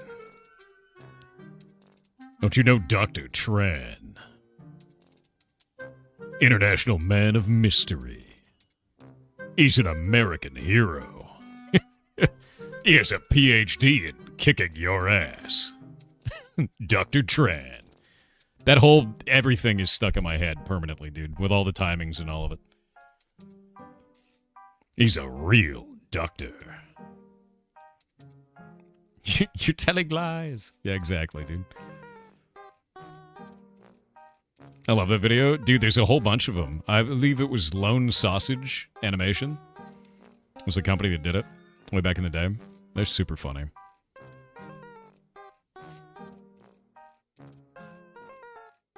Yeah, Dr. Tran. So if you don't know what Dr. Tran is, it's a series of videos from way back in the day of like this kid and then a narrator. Yeah, it's just a narrator just saying insane shit, right, the whole time. It's very funny. You remember it better than me, and I watch that shit regularly. I haven't seen those videos in 15 years.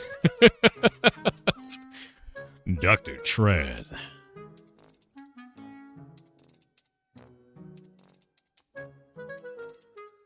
Yeah, it's very funny. Happy Tree Friends series never disappoints, always surprises. I'm gonna be honest with you, I don't like Happy Tree Friends. I think the reason why is I don't like gruesome body horror kind of shit. And that's all Happy Tree Friends is. It's like bright noises, bright colors, and then cut in half bodies, right? And that's like all it is. And I get it, but like, Yeah, it's just gore. It's just straight up gore, dude.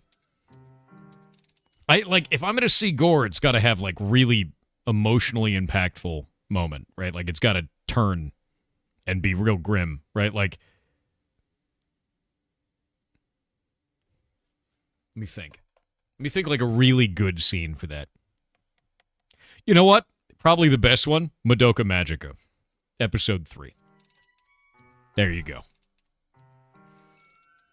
It's all fun and games until the magical girl explodes, right? You know, it's like... I thought you were stronger. Whoops. Yeah. I think the only other one is like Made in Abyss. Made in Abyss is really good about that. Made in Abyss is great, dude. It's they know exactly when to just do some gruesome death, you know. Attack on Titan is really like I couldn't watch Attack on Titan. I think the reason why with Attack on Titan, tell me if I'm wrong about this, but when I watched Attack on Titan, the general plot to me was we have a wall to stop the guys, but they don't stop the guys. And then someone's going to get eaten. But when they get eaten, all of it is going to be really slow and everyone's going to be scream crying the whole time until it happens. And then when it happens, it'll be like kind of a and then time will stop for a moment and then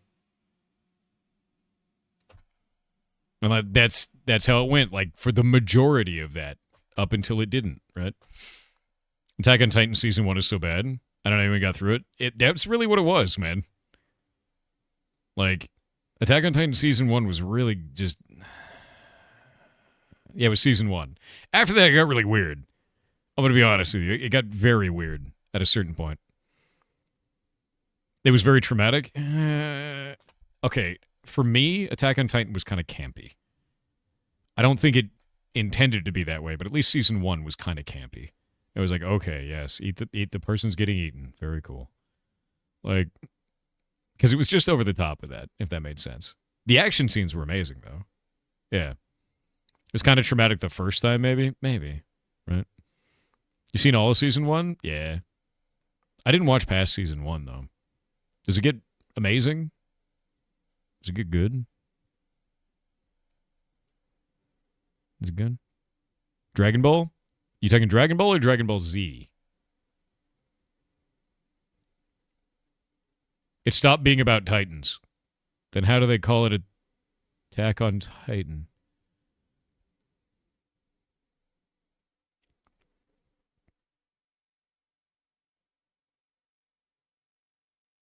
You don't want to know? Did it get bad? I watched Attack on Titan mainly because of the politics in the later seasons. What? Wait, what? What? I'm so confused. All right, you know what? I'll tell you what. After I finish watching Dungeon Meshi, I'll go watch the rest of Attack on Titan. And that sounds weird. Yeah.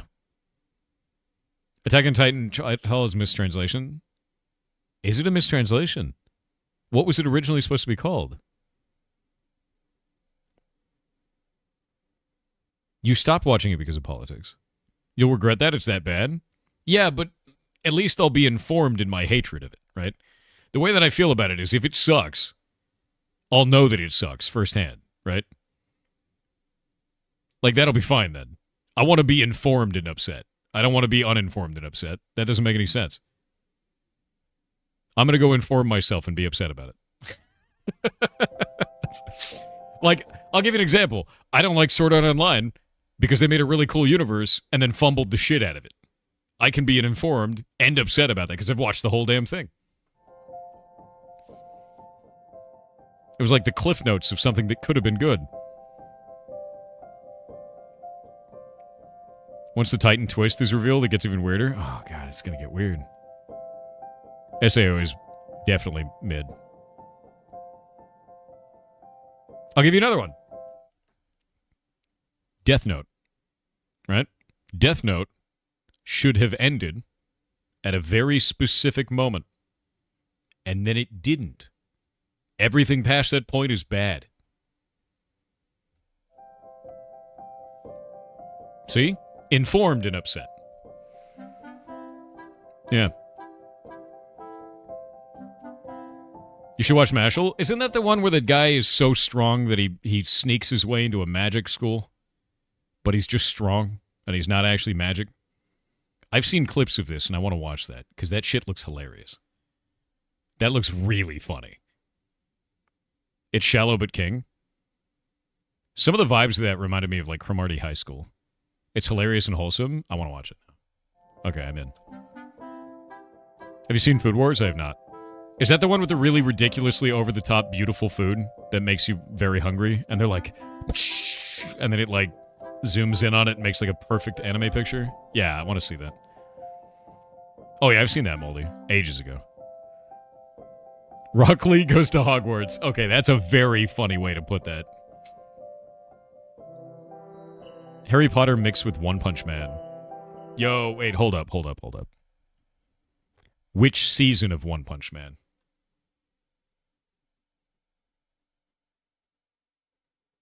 Season 1? Okay, it's good. It's good. That's the right answer. Informed and upset about One Punch Man. Do you say best season 3, of course?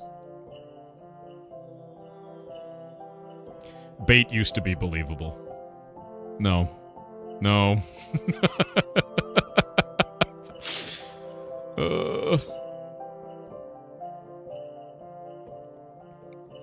I went through and watched, and I was... Yeah, no, season 1 is really good for One Punch Man. I think the thing is it's really hard. I feel that it's really hard to make One Punch Man interesting. We want TTS PLS donated $25 to charity. Did you make an account to get me to hit the TTS button and then gift to charity so it would go off? How old is that account? Account created 2 minutes ago. God damn it. You're amazing. Fine. You win. Cypher FTW with 500 bits said hello Daddy Thor. Hello. So, I found this clip the other day of a game that may or may not exist in the future. Oh my God. I think it's a dope idea. Warning, this video may cause epileptic seizures. Watch at your own risk. Link incoming, https://w. Skipping the link, pulling it up.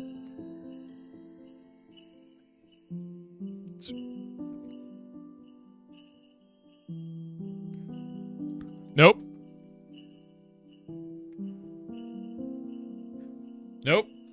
Even just watching a little bit of that video and I immediately feel nauseous. I cannot play that game. Even just watching that short clip. Jesus. Ugh.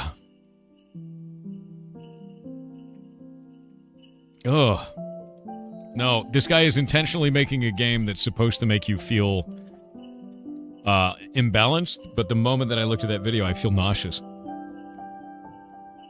Jesus, dude. Ugh.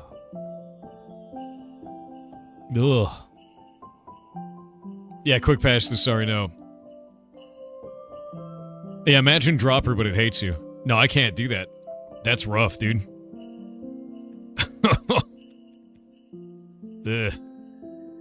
Is that the link? Yeah. You love that? Have it. It's yours. That's grim. I get really motion sick really easily from games, so, like, I can't play Goat Simulator, for instance. Like, Goat Simulator actually very badly messes me up. I can't do that. It's not that bad for you. I am very sensitive to that. I will get motion sick very quickly from all kinds of stuff in games, and I have to be very cute with, like, you know, very, very careful with it, right? So, like, if I'm doing VR, for instance, I can't do VR unless I have a fan blowing on me to trick my body into thinking I'm moving with air, which is stupid, but, like, that is what it is. Yeah. Ugh. SP_U_K said I have reached a 100 stream streak. 100, that's a few 7 there. That's over 14, and what's 14? That's 2 times Shay 7N. So come on chat, let's say it together 7 7 7 7 7 7 7 7 7 7 7 7 7 7 plus 2 to get it to 100. but I know chat only sees the 7 or 7 or even Shay 7N in this message. Why you like this? Oh, there's so many 7s now. Oh! Trying not to vomit. Yeah. Game only expects you to play for sub 10 minutes. I don't think I can. Legitimately. Like, that hit me like a ton of bricks. Yeah. You watched that video and felt nothing? Good. I can't. I wish I could. But no, that made me want to vomit very quickly. Okay, we're gonna make a new model. And I gotta think about, I guess, a block size? Where can we get a block size for Blockbench? Can we pull that out of the assets folder? I don't know if we can. Right? There's gotta be a block out of this. Yeah, somebody said that, field of view actually helps a lot in terms of motion sickness. I have to keep it at 90 in games or I get motion sickness. Do I need a minute? No, I'm alright. I've recovered. I'm adapting slowly. I'm gonna pull this up. So games, and then Hightail, install, release, package, game, latest. Interesting. And then assets.zip. Taking a minute. So inside of this, we should go into the common folder. And I guess items.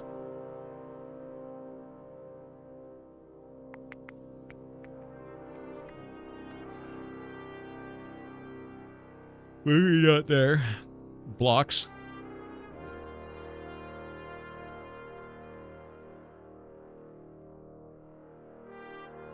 In construction. Oh, that's the in construction blocking model. Okay. Let's do stone. Rubble charcoal blocking model. Rubble medium blocking model. Okay, here we go. We need to find a block. I don't think there is a block, is there? Steam spout texture, huh? I didn't even know steam spouts were in the game. Let's go look at that. What does that look like? Steam. Oh.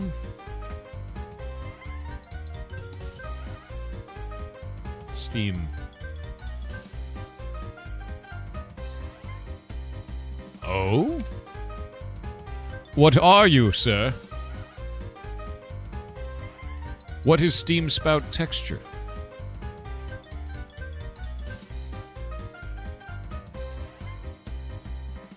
Huh.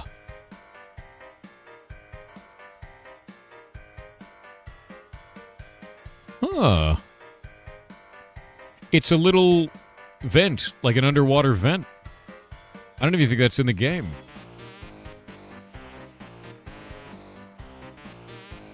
Weird. It's not even in the assets. No, not like a snorkel. Like, think of like a volcano in the bottom of the ocean. It's one of those. It's like a underwater vent. Like a volcanic vent. But on the surface that shoots water, right? Weird. I wonder if we can give it that model, actually. Let's find out.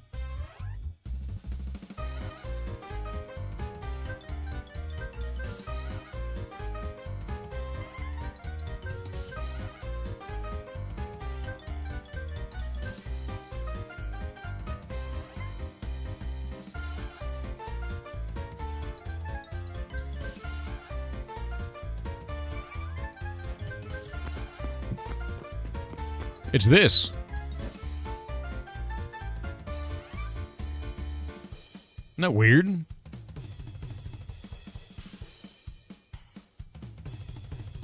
Huh. Yeah, this is the icy one. There's another one that's made out of stone. Yeah, it's not in the game. The models are here.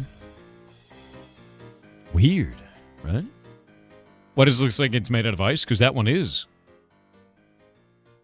If we grab this one, steam spout small, and then we grab this, steam spout texture, there's a stone version and an ice version. Weird, right? It's got to be in the game under a different name, No, there's no model for that. Not that I could find, anyway. Kind of weird, right? I kind of hope it gets used. Same. That's very interesting. At the very least, you guys could make an asset for it and put it in World Gen right now. Maybe for World Gen V2? No. Like, all of the assets that are in the game are in the asset editor. There is no asset that is named this. But there are models for it, which means it's an unused model. Which is kind of interesting, right? And what you could do is you could actually add, like, Steam there. Coming out of it. Which I think would be kind of cool. Yeah. Oh, that Damazi? You doing alright, man? Looks like Stone Age Kiln. Kinda, yeah. I mean, the thing is you can make them go all over the place, right? That's kinda cool. I didn't even know this existed. Let's take a look through the rest of this. I never would have found this if I didn't, you know, look through here.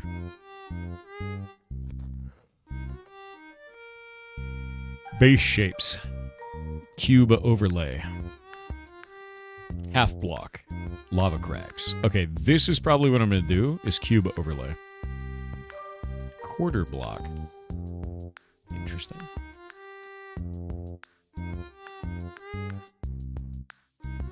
Okay, let's grab this. Go over here.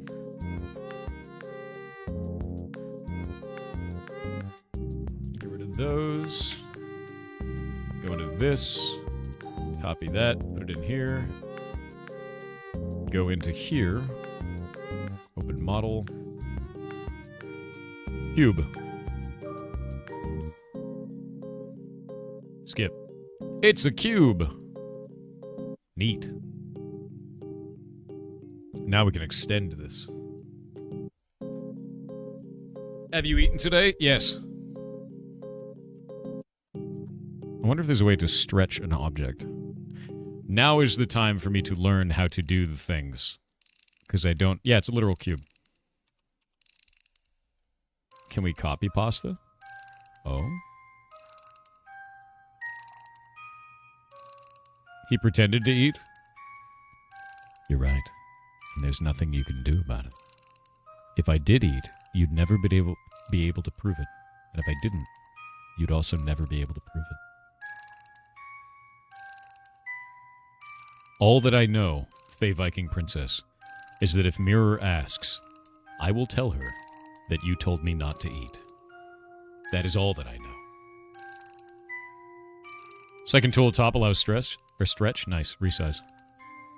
Okay, so can I resize based on a variable? Can I duplicate in a direction based on a size there? Aha! That's kind of cool. That's really nice, actually. Because now we can see exactly what the size is there. Because it's what? It's 32, right? Is it 32 total size? Is there a way to find out what, like, the total size is? Because I'm not seeing it in here.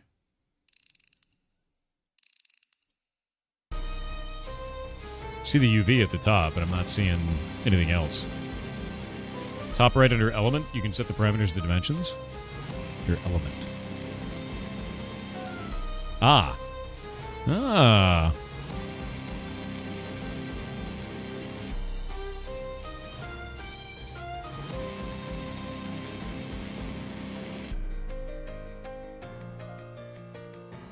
By God, he's done it. It's a big-ass block. Nope. And I guess we have to keep this, like, aligned with the base plate, yeah? Otherwise it'll do weirdo shit. You make an energy drink that boosts stamina? Yeah, you can make that really easy. I actually removed stamina from our server, though, so, like, we don't even have that, because I think stamina is boring. By God, he's made an even larger block. Whatever will we do now? Why do you make up such lies about making you not eat? Those aren't lies. I'm informing. All I have to do is inform Mirror. of the daily requests that you have made for me to not eat. Lies. I don't think it's lies. Why would that be lies? It is totally true. Yes, see, Red knows. You did not make a daily request not to eat? Okay, you're probably right. You made it multiple times a day. My bad.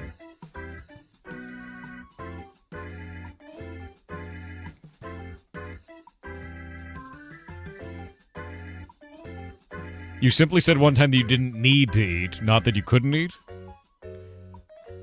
See, you guys saw it right there. Faye Viking Princess said that I didn't need to eat.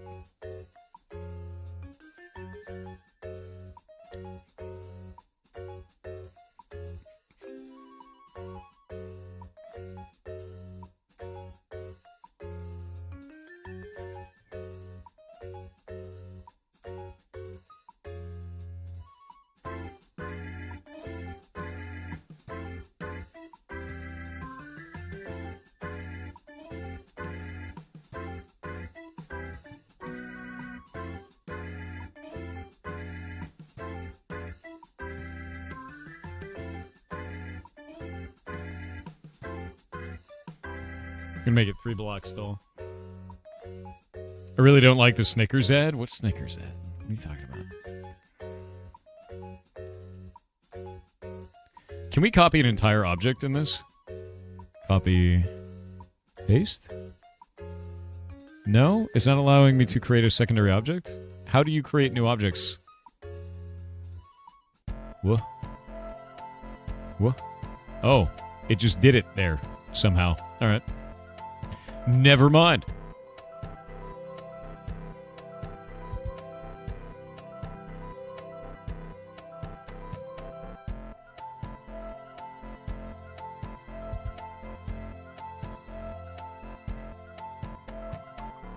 Object equals node. I see this.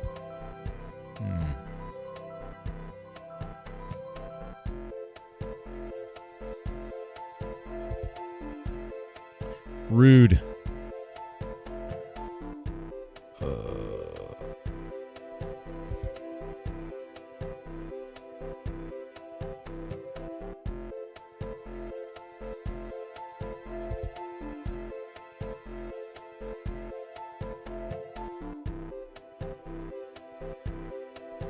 Neato. Burrito. Alright, so now I gotta get a texture for all of this. And I think we can just use some kind of weird crystal texture. Because we can't do, like... We can't really make this in any other way. Looks like picking a blanket. Kinda does. Yeah. What are we modeling? The crystal core. I'm just doing a base model for it to see if we can make something look silly. And then I'm gonna do particles and shit around it. Make the Sims diamond. You gotta make it completely out of blocks, but I guess we could do something like that. Because we could pull it up here and, like, make another one of these core pieces, right? And then make that one thinner in the center one. And then make that kind of float and do a thing. But I'm trying to find a way to make it so that it doesn't really... Elements. There we go. So it doesn't really, like, make it impossible to work with, basically. Because we'll do 8... 8. 8. 8. And then 16. 16. Because we make it look like that, and it'll be like a floating box crystal. And then I guess I can rotate each piece? Yeah. Because what I'll do is I'll probably just take this, and then we'll rotate it. Oh, is that rotation point not in the center? Oh, that's weird. Can we change the pivot point?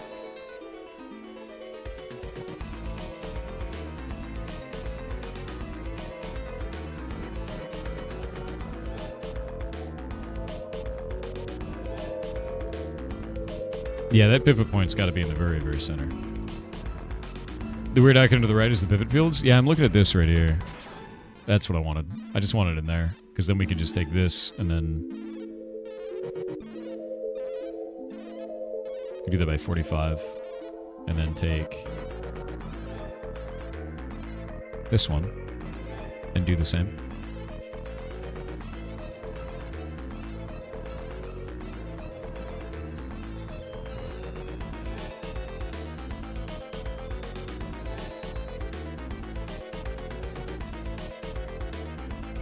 And then we can take our resizer and bring this in by probably by 4 on each side of here.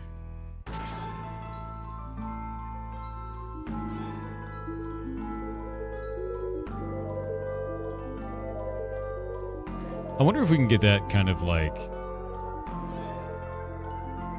weird texture style we did before. No, that doesn't look right. I'm gonna make that go up by 1. Because there was like a kind of a texture style that I wanted to do previously, but it looks like we can't do invisibilities on this. And now I'm gonna make this go up and down and spin. Is the idea. Sent you a DM of what happened. That Damazi, let me see. What's up, man?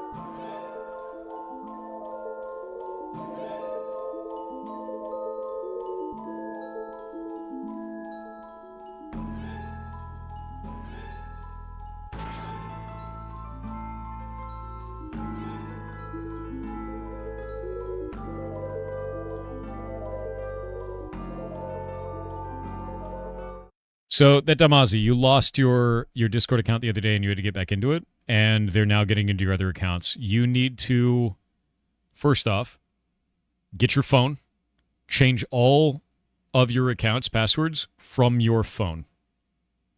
Secondly, wipe your machine. So I would take this right now, unplug your computer from the internet, do all of these changes from your phone, and reinstall Windows. Full wipe. Your shit's compromised. Like, straight up. You've done that all? Did this all happen after you've done the full wipe?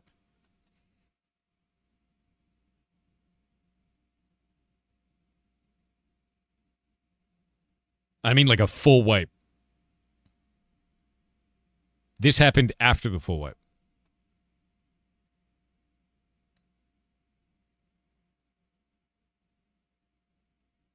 Dude, that's weird. Did you revoke changing passwords already revokes session tokens?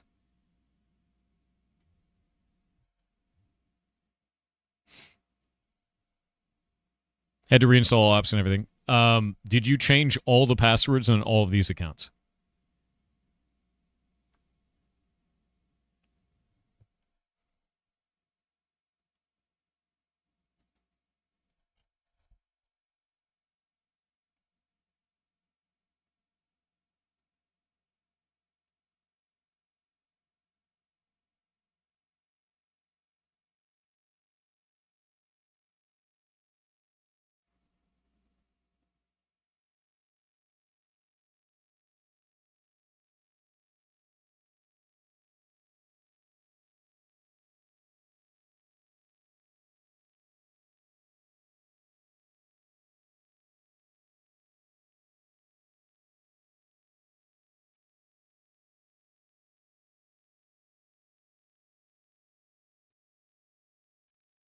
The message that you received there, you know that's a fake, right?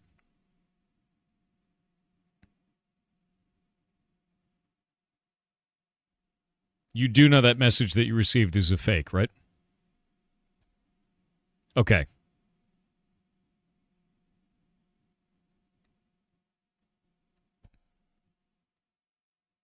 Yeah.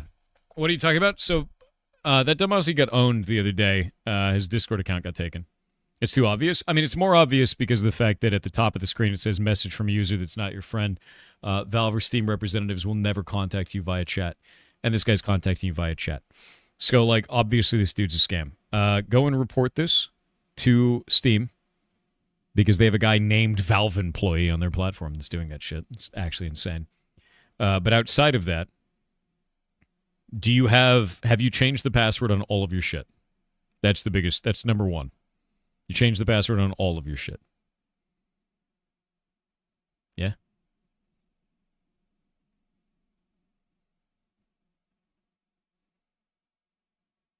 Okay.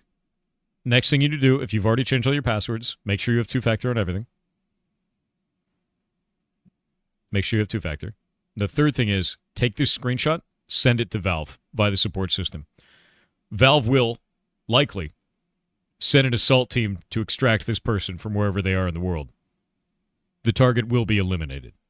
They will John Wick him for you. So, just send that over to Valve. Yeah, they're terrifying. But no, it doesn't look like there's anything persistent here. You're just receiving shithead messages because they're trying to get back into your account after you kicked them out, dude. Like, that's all. I wouldn't be super stressed out. I wouldn't be freaking out. It's all recoverable. Everything that you've had, like all these problems, it looks like you're okay. That's why I was like, are they still in your machine? But everything you're sending me, it does not look like they're still in your machine. It just looks like some dick just sending you messages, right? And that's all. It's a scammer. It's a scammer sending you bullshit. Report it to Valve. Meme on them. Leave. Valve lifetime ban is a ban for the rest of your lifetime. It is until you make another account. Yeah. How's Heartbound going? It's good, actually. I release an update every month. In fact, I've been working on a new cutscene thing today. It's a combat sequence, and it's got a bunch of programmer art. And I've been slowly trying to see how long it has to run before it shits itself. And as you can see, it's shitting itself now. And it had to run this for 16 hours straight in this combat sequence for that to happen. So I feel fine with that. Boop. But yeah, it's doing just fine. I release monthly updates. This month, I've got the patch notes already written up. I'm ready to go. I'm waiting on some art from Shay. And it is likely that we will get one of the combat mini games out for this month. And then what I want to do is next month is every week I'm going to release new combat mini games for it. So there'll be 3 patches next month is the idea. And that's it. So I'll just do that. And then Animus is finished. So whatever. How difficult would it be for you to make a game like Lord of the Rings Battle for Middle-earth? I wouldn't make that game. 1, I don't have the resources for it. 2, I don't have the know-how for it because it's a massive-ass game. There's a lot more to it than you would think. And 3, I'm not that interested, right? Is this related to Heartbound? The thing you just saw? Yeah, that is Heartbound. Yeah. You gonna play TBC Classic when it comes out? Nope. Not interested.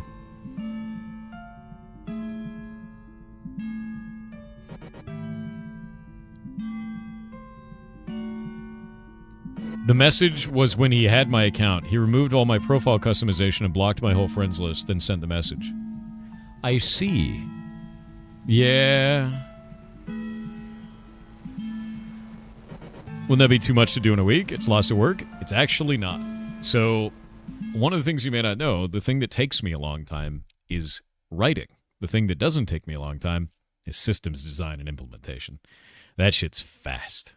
Super, super fast for me. So all I have to do is build out that entire cutscene. The hard part for me on that scene, all of those mini games and the combat and everything like that, is going to be getting the characters to interact with you, talking wise. The dialogue in that is quite tough. I think the Clash was 750 lines of dialogue, but it was also hundreds of routes to reach that. So that's a lot, right? And I think that ends up being. That's just a shitload of work, man. Yeah, it's just a shitload of work. So, yeah. Pretty sure TBC Classic already came out, at sometime during COVID. Did you hallucinate that? I have no idea. I haven't been paying attention to it. I don't even have the Blizzard launcher installed, man. There's a 1 to 8 player roguelike game called Lort. Lort, dude? That's a great name. All right. Now that I have this thing, how do we animate? I need to learn animation in this. We can go to the Animate tab. So how do we get all of this connected together? It looks like that's connecting everything. And then I can make a keyframe, it looks like. Right? It looks like this is keyframes. Am I wrong about that?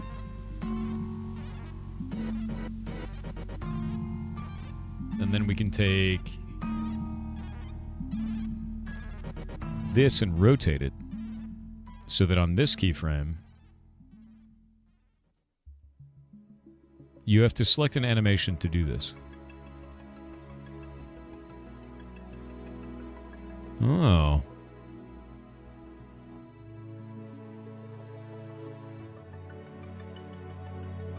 How the hell does this work? You need to use folders added in edit to do this. Well, there's this, right? And that's the entire object, which is what I want, right? So how do I add an animation to this? Left, create new animation. Each folder is a bone. I just want the whole thing to rotate. I'm just trying to learn the basics on this. On the left, you can add an animation with the plus. On the left, add animation. Name. Spinny Boy. Done. Done. Loop it. When we loop it, does it go forward and then backward, or does it just keep doing the thing? It should go up and down a bit too. It should.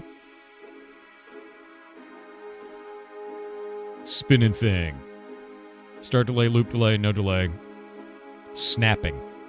All right. All right, we've got Spinny Boy now. How do I tell it to do keyframes at the bottom? Because that's what I'm used to, is like snapping a keyframe in there. Yeah, we're making the box move, because I don't know how. Oh, there we go. Rotation. So at this keyframe, we have a rotation. Can I set that rotation to go all the way around to there?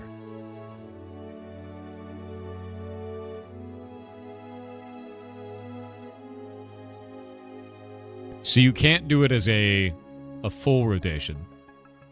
Yeah. You have to do it differently. Let me grab it to there. My hope was to do it all the way around, but I guess we could do it to one. No, I don't need 2 keyframes. I don't think so. I think I could do it one before. Yeah, I can add more blips, but I also don't need to. I can be lazy, right? Or do I? I think I might need to. Ew. It's not working. But why? I have to keyframe it at 0. How do I tell it to rotate in a way that is sane? Wait, that didn't work. What? Why is that not rotating? Why is it Madge? What? Sir? Oh! Well, it's kind of doing what I want, but it's also kind of not doing what I want. Why is that not rotating?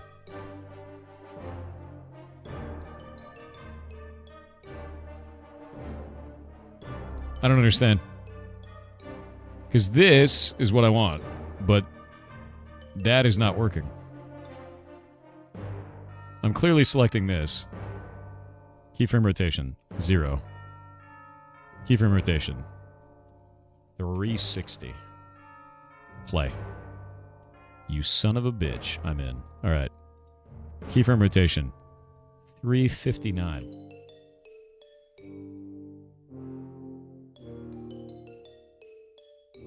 Oh, you went the wrong way. How do we make it go forward to do that?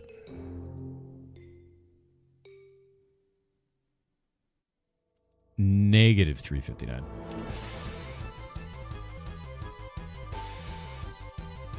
So it just tries to go to the closest location. So we'll go here.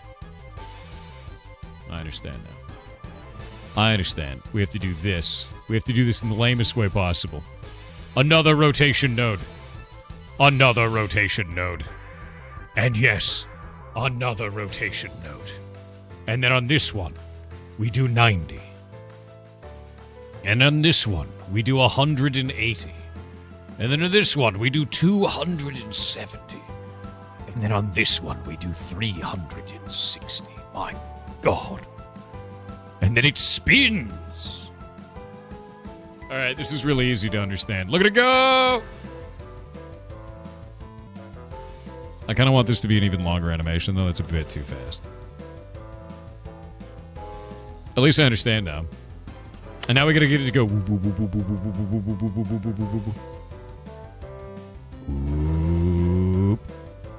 And then whoop. And whoop. And whoop. And whoop. There we go. Nice and slow. Nice and slow. It's perfect. It's doing the thing, chat. It's spinning to win. Enable world and character for extra juice. Where are my preview options? I don't know how that works. Where can I view this with my brain? What? Add dubstep track? I'm on it, dude. Where do we see that? Under view, you said? View. Ground plane. Okay, okay. That's cool. View. Shading. The small picture. My man. You are not paying per word. Top right middle icon. That's what we need. This one. Pixel grid. Hightail player. Wow. Look at him go. He's just there. Doing it up.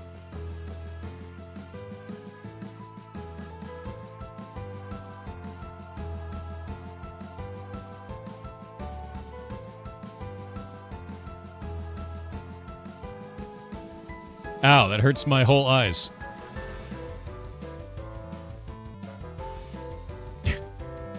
The hightail player is inside of our body. Ew.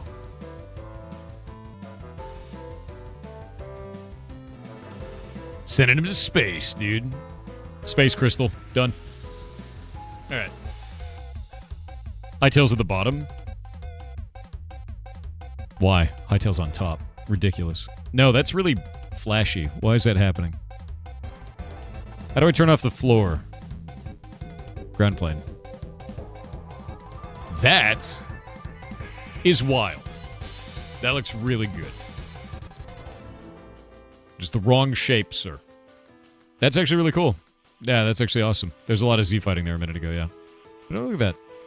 That looks cool. They got a really cool skybox going on for this.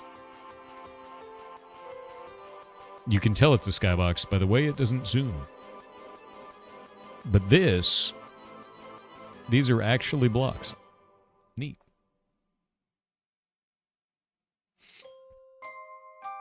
Bro, that's weird. Your name is hilarious, though. Alright.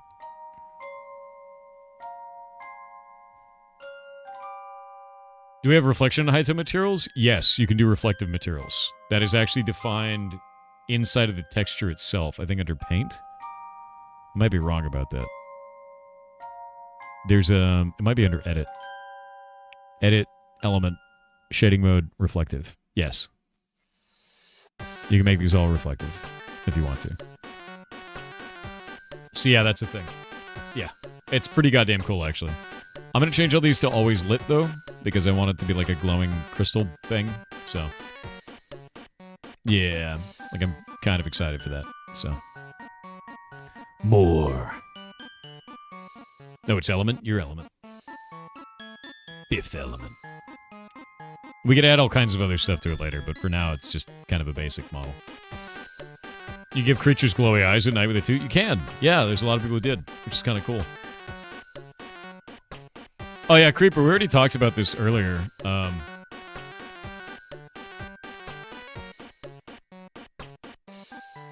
Yeah, this is super funny. What is this? Steam's parity rules only apply to game keys, which state the same sale should be applied on Steam. Yes, this is exactly it. Yep. You know the thing that I've been talking about earlier today for the entire beginning of the stream? I said, no, they literally don't. Steam's parity rules only apply to game keys, which state the same sale should be applied on Steam after a reasonable amount of time. You know, the thing that I said all morning and called out Tim Sweeney for being dead wrong. Hey, look, the internet figured it out. Because he's always wrong about shit like this, and he just has a hate boner for Steam. Because he's running a competitor that's not as good. Tim Sweeney, every day. He's always done this, dude. It's anytime Tim Sweeney is mad about Steam, he's mad about shit that isn't even real. Every time. It's insufferable. All right. Yeah, majority over on Twitch, dude.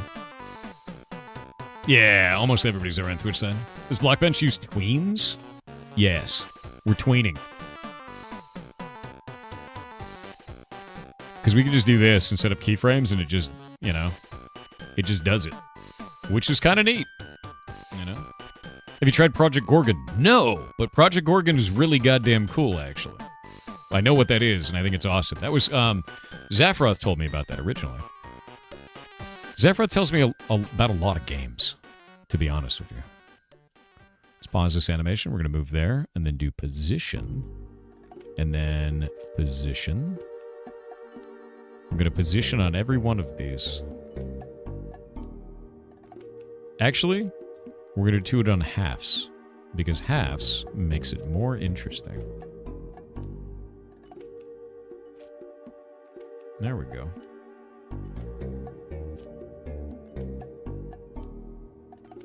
See, this team got sued for $750 million. What is this? What is wrong with you? Why are you like this?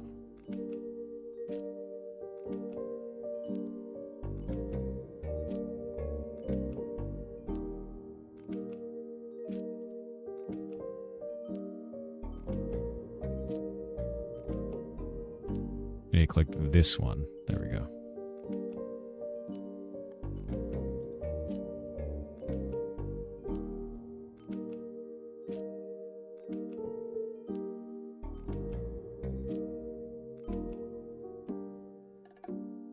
Whoop, whoop, whoop, whoop. Oh, it kind of didn't work. I don't know why. Why is that one broken?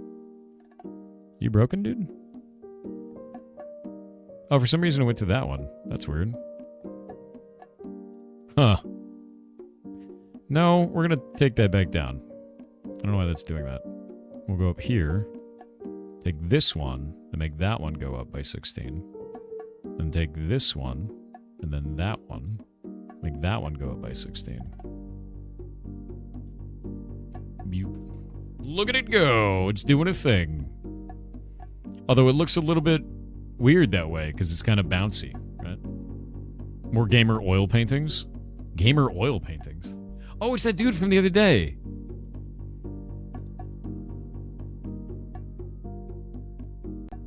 Is it that same guy?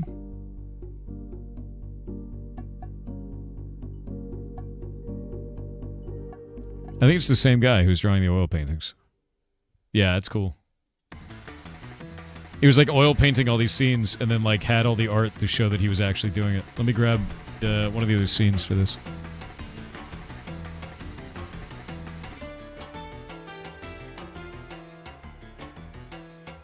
Yeah, he's just like painting iconic scenes. And he has to go through the whole time. You know what'd be really cool is to see a video of this dude doing this.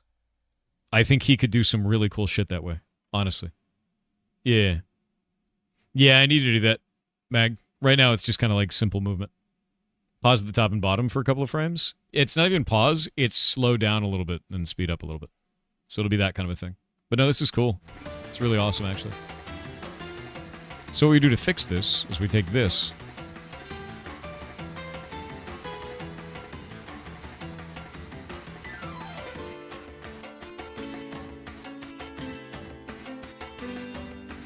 We do that.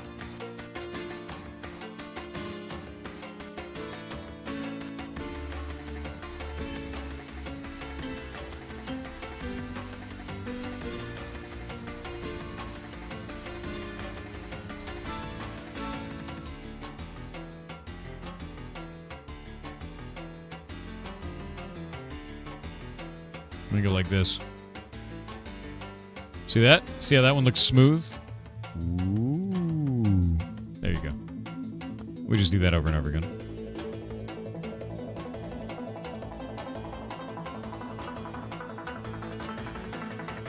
It's a beacon thing. Yeah. It's a bacon.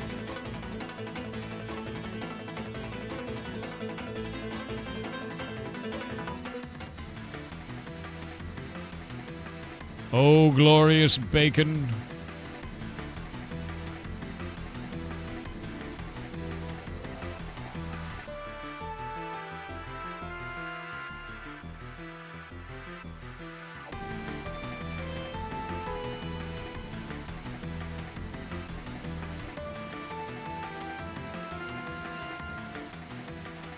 Alright. All these positions are now in, and now what we have to do is take this one and make it 2. That one and make it 2. This one and make it 14. That one and make it 14. And now, when we do this, it's a little bit chunky still. Just a little bit chunky, but it's getting there. Prefab? I'm just building an object. I'm building a little neat thing you place in the ground. Q is create keyframe. Thank you. That's very helpful, actually. Looks dope. That'll be easy to do. I mean, like, it's not going to look amazing right now, right? This is a shitty little block box, right? Try the easing, left, middle, linear. I think I saw easing options in there. Are there easing options?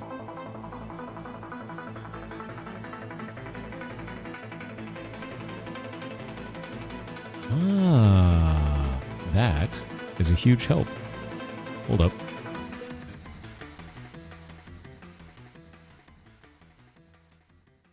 I might actually be able to remove these nodes. If they're doing Bezier, that makes my life way easier. Make that one Bezier. Or smooth, even. We might have actually do these as smooth. Smooth is way better for that, because linear is just kind of a mess. There we go. Look how nice that is. I didn't even see that option. Thank you. Way better. Way better. Look how simple that is, too. Yeah. Oh, yeah, at me if you want to ask a question, man. Yeah, if you're missing something, just at me. Can I use AI to learn game dev? I want to make a good game. You don't need AI to learn game dev. If you want to use something like ChatGPT, the good old ChatGPT, or Grok or whatever, use it to teach yourself something, not to make it for you. It'll lie to you confidently, and it'll lead you astray confidently, and you won't have a frame of reference to know that it's incorrect. And on top of that, you won't learn the basic skills that you need to be able to make cool shit. So if you get stuck when making something, ask it how you do the thing. Don't ask it for the finished thing. Ask it how to do the thing. And then it'll be fine. That's all you have to do. And understand something.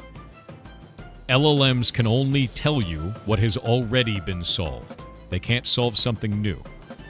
So if you're asking about Hightail, it will likely feed you results from Minecraft modding.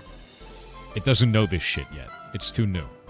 So do keep that in mind. Always take it with a grain of salt. Try to learn something from it, but don't let it replace you. Yeah.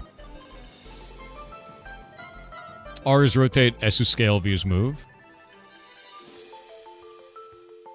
That's useful. No, that's really useful, actually. Thank you. Yeah, months of not used, years behind, yeah. You don't have any salt? You definitely have salt. Delicious salt.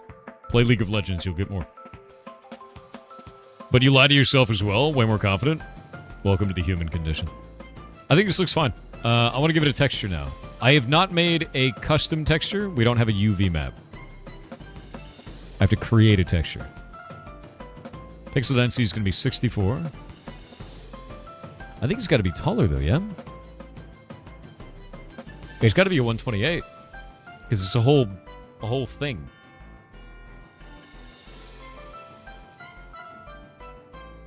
Can you make it shoot lasers on it? It's gotta be 128.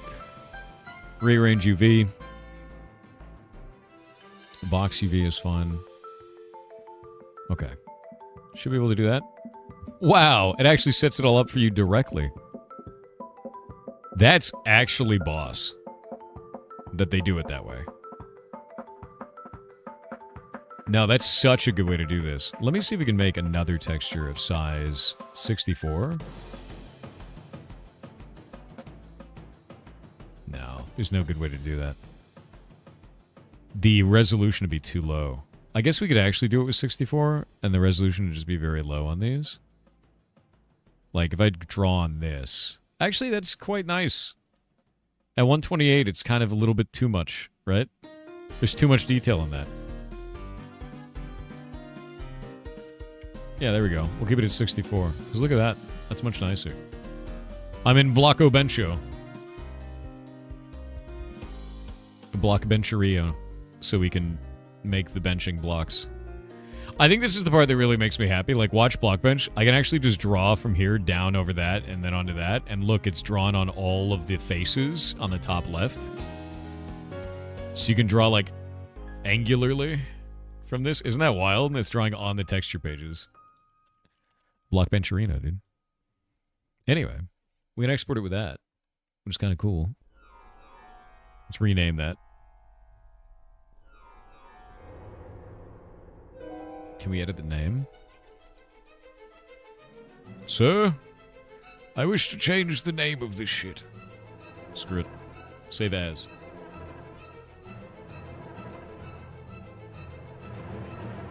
What did I name it? Bench or texture. Save. And then I can take this. See, now for the cool workflow is I take this cool thing and then I send it over to Shay and I go, can you make a cool looking texture for this? Make it like a crystal.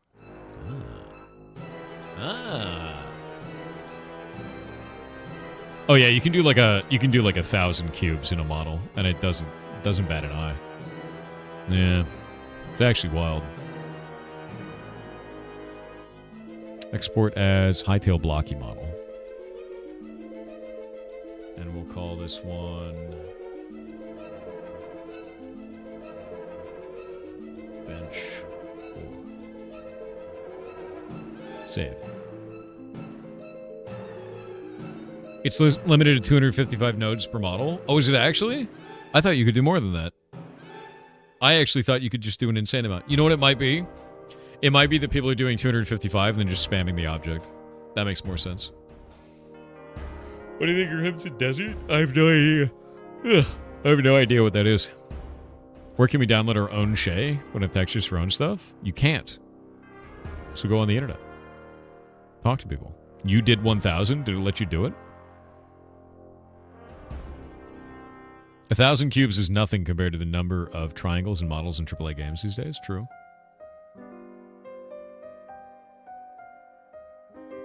Oh, I've seen the Hightail style guide. I have. Yeah. I'm trying to keep things big and blocky for stuff. Their style guide is quite good.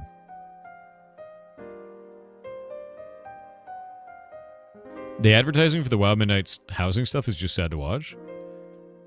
Is that the one where there's like the elf walking towards the camera and like joking and laughing as like orcs are running past? That makes it feel like a shade of its former self?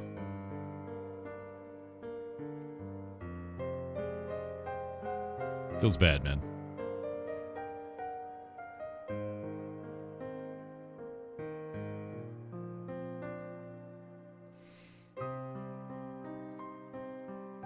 Waiting on ads. All right. Q Bezos is gone. I've seen the announcement for Darkhaven from Diablo 1 and Diablo 2 creators. No release date. No. No.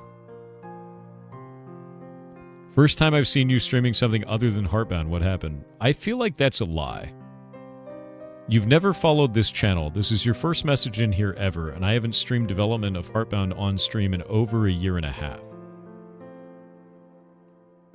That's not even good bait. I make it off stream. I have for a year and a half. If you want to see updates for the game, go to the Steam page and see all the updates because I release an update every month. There will be one tomorrow because it's the end of the month. But it worked, though? It did not. Calling out bait as bait is not falling for bait. You have to understand that.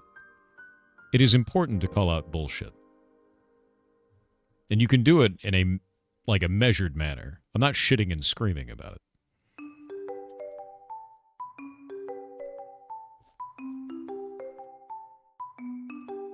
All right.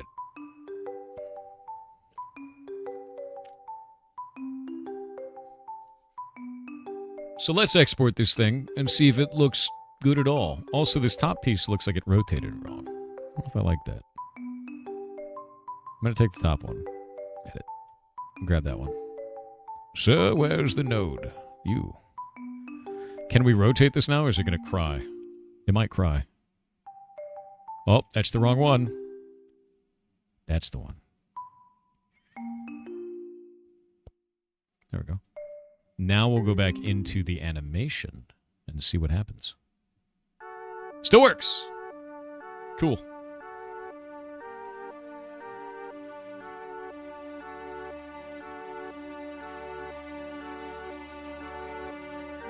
Nice. All right. What are you making? A prototype model so we can dork around in game with it. Because I need to learn model creation, texture paging, and everything for Hytale because I don't know how to do it. Simon's going to add fire spreading. And that dude's banned. Yeah. Simon's going to add fire spreading. Good. Yeah, hell yeah. Yeah, see, like with that dude there, that dude came in, made a really weird statement, and then when I called him out for the weird statement, he said F y'all, and then got banned for it. You know, like... It's just weird, dude. Like... Yeah, well, anyway, exactly. Alright. Break that thing. And then we can export this thing. Export, Hytale blocky model, bench core, save. Yes. Then we can take this, we can go into here, and we can go into common, and then items. Is it under items? Let me go look. The model for bench.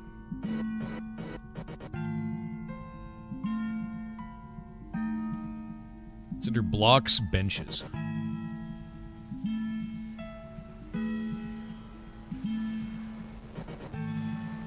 Yeah, blocks, benches. So it'd be common, blocks, new one. Come on. Come on. Benches. I need to actually make sure inside of this asset folder. Now that I think about it. Sparks and Rec, I release an update for it every month. Games. Hytale. There we go.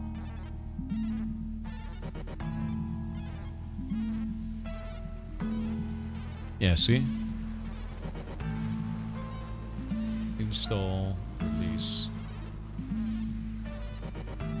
package, game, latest, assets, that's it. Common, blocks, benches. Okay, it is actually in here. And it looks like the textures, the blocky anim, and the block model in there. So I have to release the blocky anim as well. Yeah. You should complain to Twitch. Because the ads crashed your stream for me? That's weird. I wonder why. Will you be able to add an in-game bug report feature for Blockgame and Hytale? Yes, we already have that. That's already made. We're also going to be adding an in-game report player feature. You know, because it's just so difficult to add that. SignFox10 said I have bad news. That'll be I there quit at my launch. job without getting a new one, which was due to getting wrote up due to my manager's mistake and his boss not correcting it. Oh. Which cost me a week of work, which is probably not much considering it's $8.50 per hour and part-time. Of course this isn't the full picture, but I doubt I tell the whole thing in one TTS, and considering I have no job, I must be conservative with my money. Still, I hope everyone is having a wonderful day. Just be careful. I think that's one of the most difficult things with that.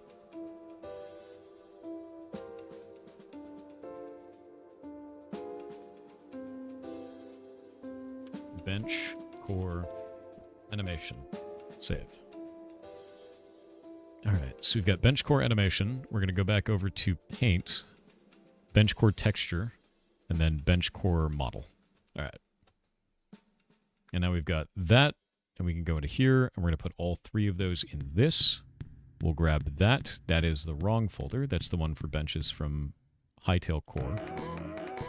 We're going to go into new folder here. There we go.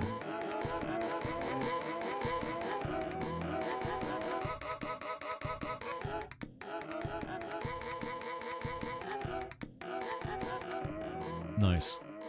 Yeah, just be careful, dude.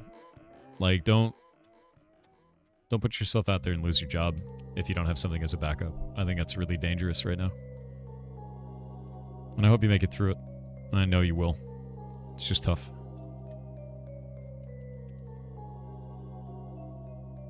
Okay, blocks, benches, core. And now texture. So there's still one. Texture. Core. Block game. Block textures. No. Benches. Core. There we go. And how do I do block model animation? There we go. Blocks, benches, core. Okay. So now in-game, it's doing the thing, and it's glowing. Wait.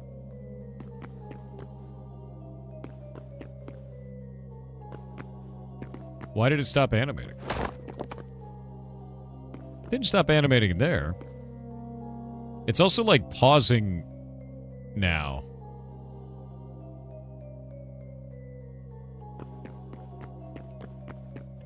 Huh.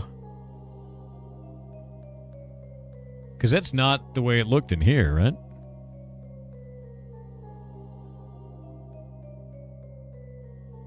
It's a bit weird.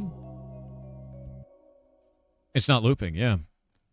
Did I not set this to loop? Do I have to set it to loop somewhere?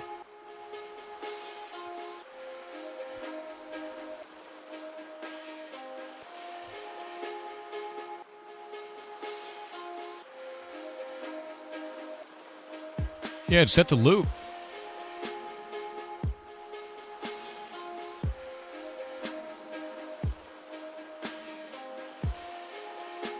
I don't know. I thought I did that in the beginning.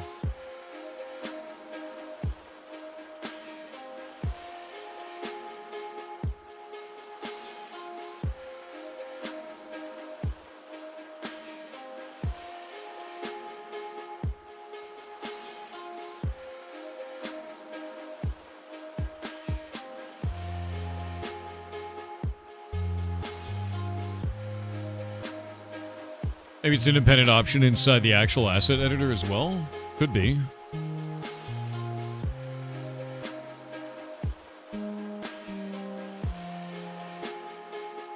I don't know.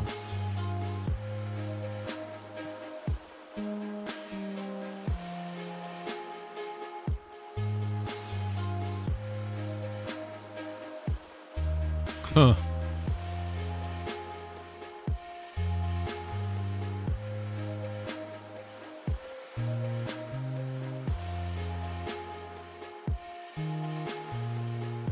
Yeah, I don't really know.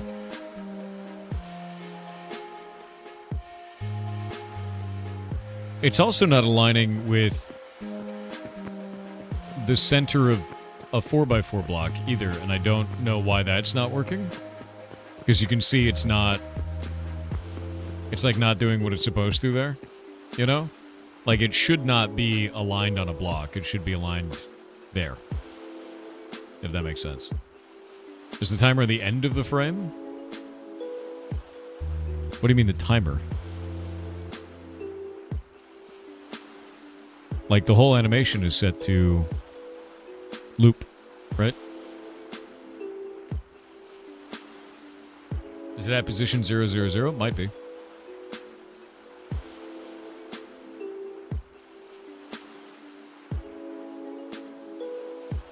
Nope.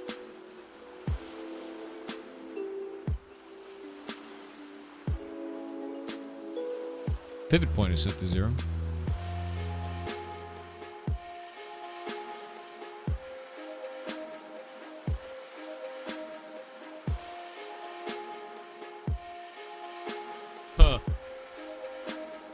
Huh. What did I do wrong here? What if you need to restart for changes to apply? You shouldn't have to. Yeah, it's doing a single 360, and I don't quite know why.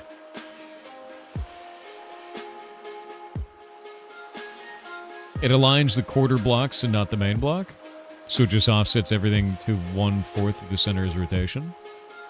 By the look of it, could be. The only thing I can think of that's quite weird here, though, is like you need to set the end frame correctly for the animation to loop. Well, let's go look at the animation frame. This is the end frame right here, right? And the end frame isn't set that way because look, loop mode, loop. Right? So I don't know what we would need to change on this specific frame. Right? Is the loop animation forever option? I don't even know where I would look for that, if that makes sense. Is there a loop option in Hightail? Well, there's a block model animation here. Which looks like it's under this. That's it. That's all we get. Animation or no animation.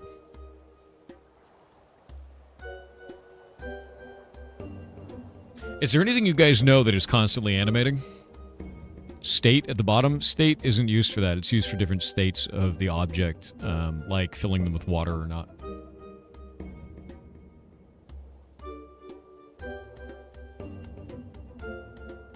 Dropped items animating? Yeah. I've seen the mod gem, yeah. Torches that are a texture animation. That's a particle animation. You should add a starting point for the loop. It's already in there. Like, all we get is this, right? And, this is set at the start. This is set at the end. There's no way to change these individual nodes outside of smooth or linear. And then in the animation itself, we change the loop mode. Although I could probably change the animation speed, which is interesting. So we could set that to 2. Right? And then shrink it up. And do this. Be like... It's kind of neat. I guess we can change animation speed back.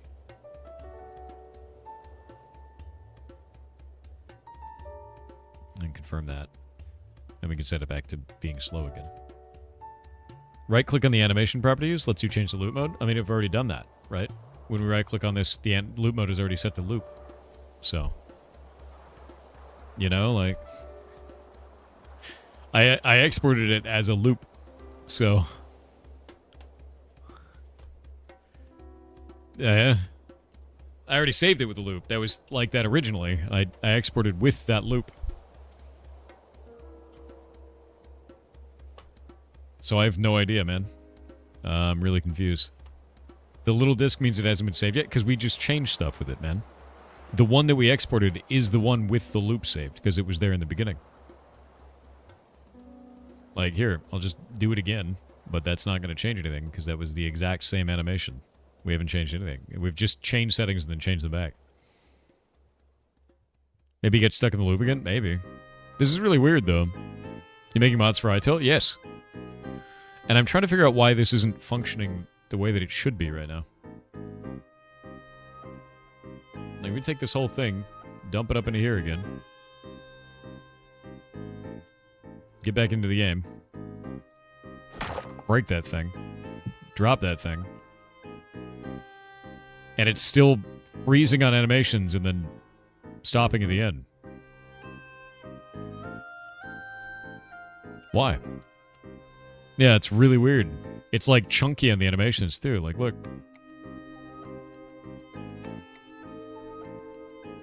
Right? Is there a JSON format for it? Let's find out.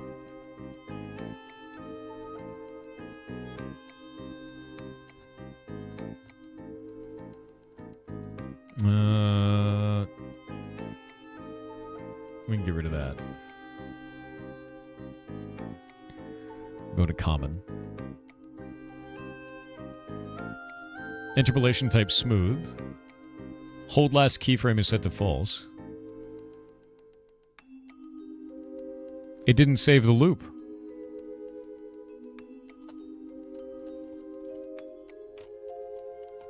You have to save and restart the server? No, you don't. It didn't save the loop in the JSON right here. It's missing.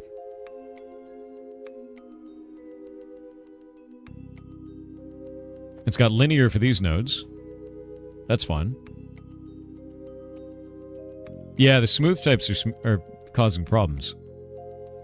Actually, no, the smooth types are the up and downs. If we look at the up and downs, those are fine.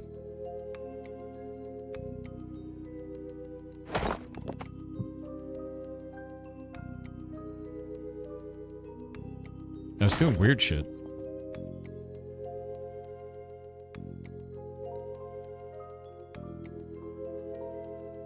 I'm gonna find another animation.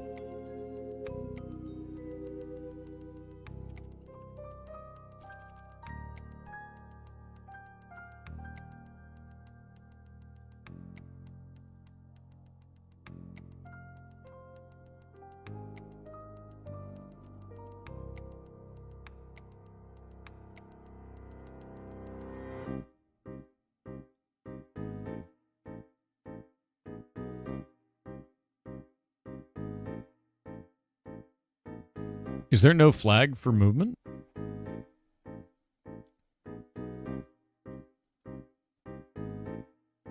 There's nothing in here that's looping true, though, guys. You don't just kind of add stuff willy-nilly.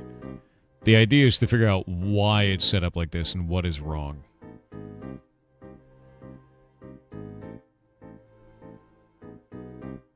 Would having a single parent node plus children help with orientation? It's not an orientation issue. It's a we set this to loop and it won't loop issue. Which means that there's got to be a variable somewhere to set that and it's not doing it. And I just don't know what it is.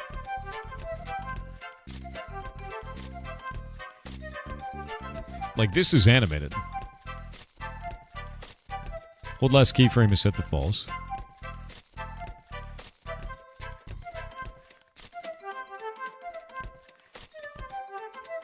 I got no idea. Format version 1. Don't know what that is.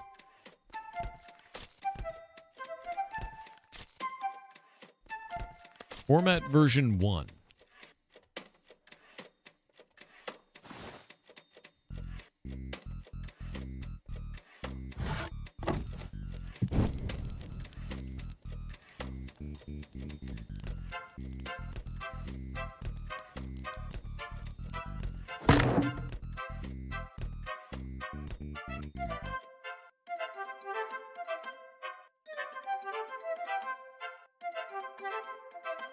The Dog of Chaos with 500 bits said good morning, Lord of Ferrets.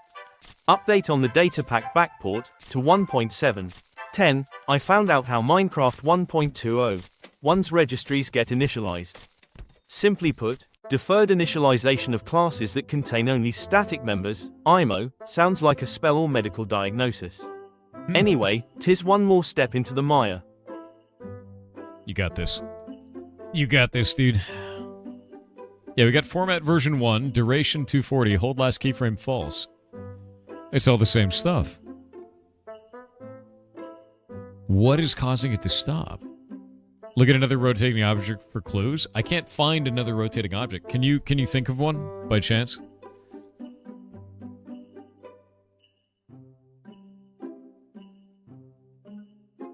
What if you said hold to true? It stops in the last keyframe. Is there another object in the game that works this way? Salvager? The Salvager doesn't really do that. I mean, we can look at salvage processing on that. That one does it Let's see.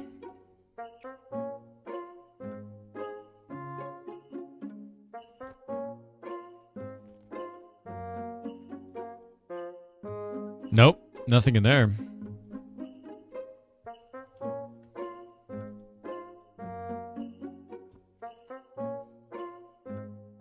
Yeah, I don't understand. If you look at salvage processing,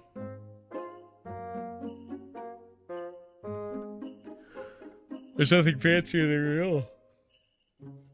Yeah, there's nothing there at all. There's something hard-coded duration of 60 frames. Yours is much longer than other animations. Maybe that's what it is. Can we only do 60 frames?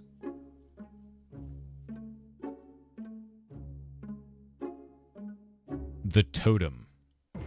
Totem. There's no animation for the totem. Just try restarting? Alright. I mean, there's nothing in here that looks different. So if it's a restart issue, it's a bug. For sure.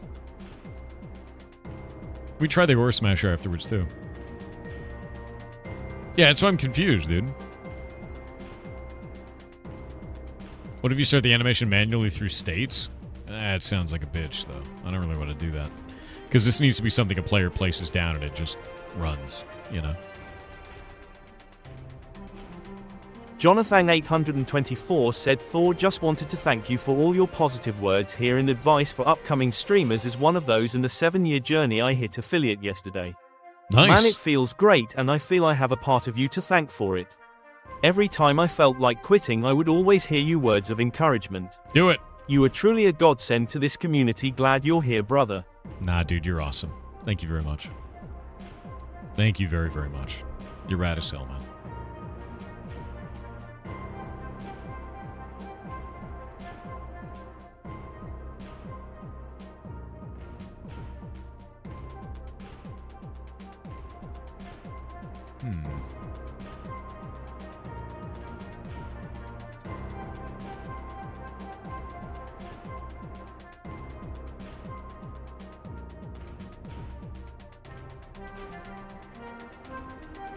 Yeah, awesome stuff, man.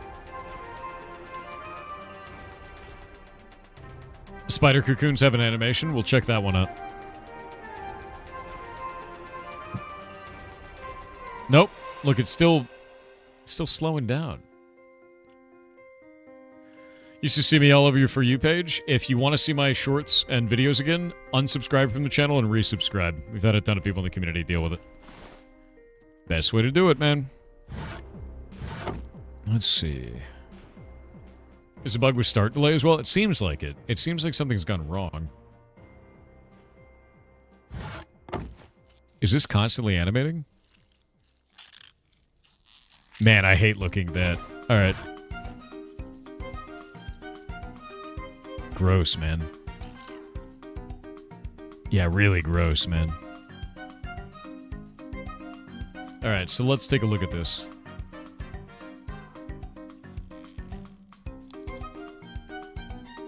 PC Tech 53 donated $10 to charity.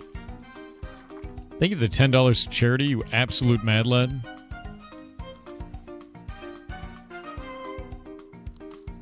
It's also weirdly positioned to the block. Yeah, it can also be set on the ceiling, too.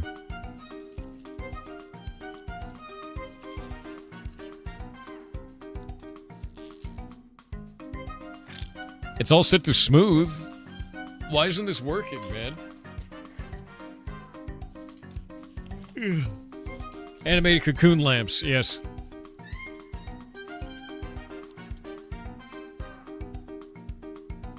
Smooth as your brain, yes. Don't you have to set loop to true? We did set loop to true. There's nothing in here that says the word loop.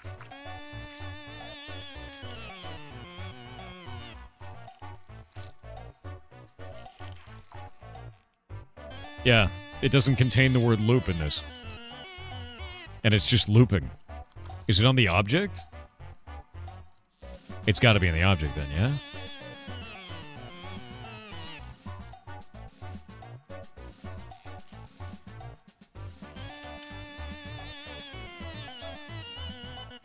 There's nothing in that one that says loop.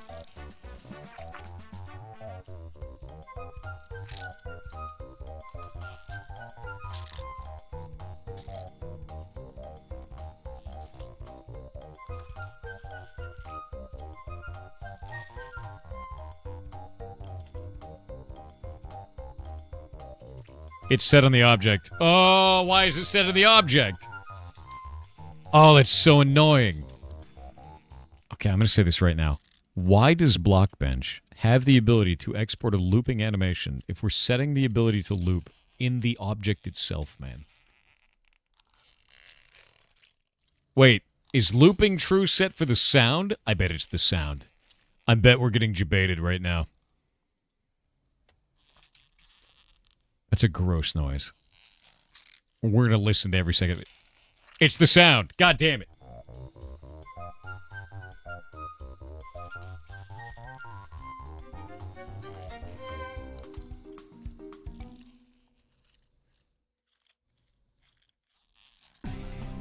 How do we get this to work?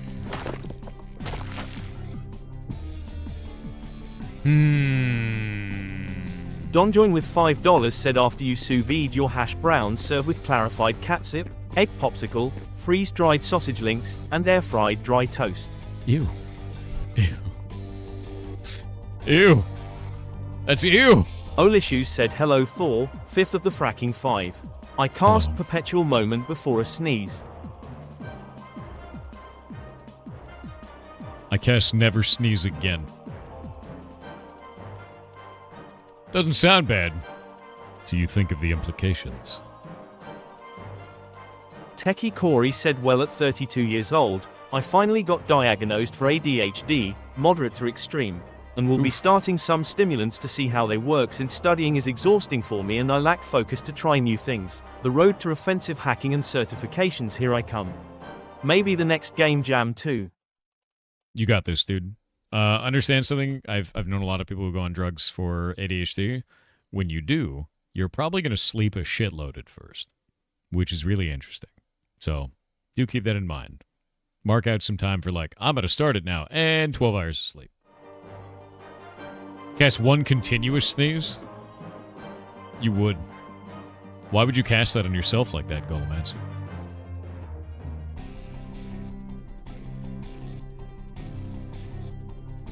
You wish you had the power to turn people that anger you into crabs? You already have that power. Carcinization climbs us all. Yeah.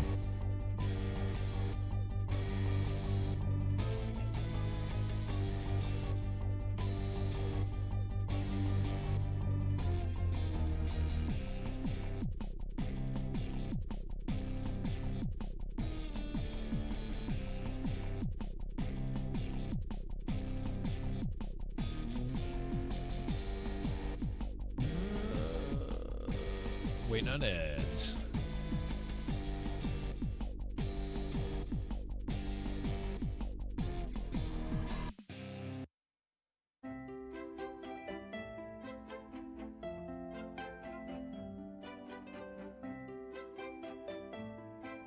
What if you duplicate a looping object like the cocoon, see if it duplicates the object loop? Maybe. I'm mostly wondering about this. Let me see. Let's look on the internet.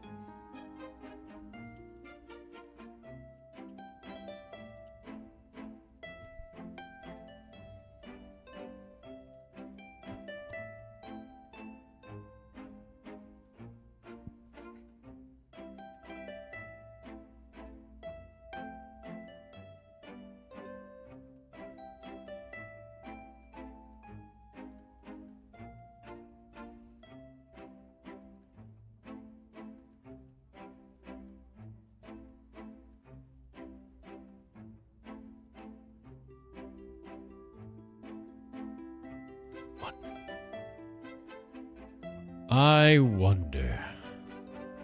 This is the sound effect.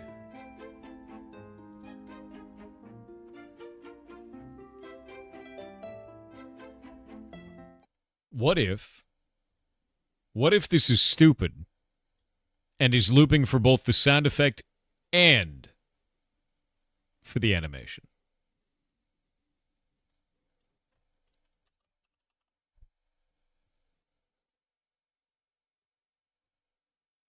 I bet it is. I bet it is. This may be cope. It may be.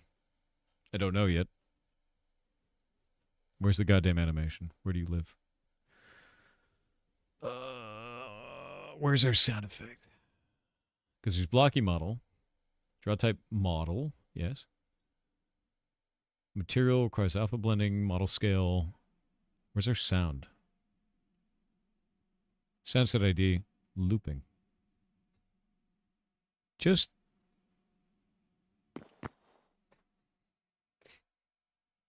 That's a bug. That is a bug. It loops both the sound and the animation. That's a bug. That is a bug. That is wrong. God damn it, Hightail.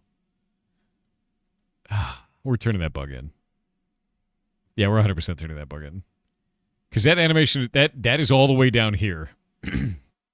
But it works. It does work, but it's wrong. This is the audio section. The animation is all the way up here. God damn it.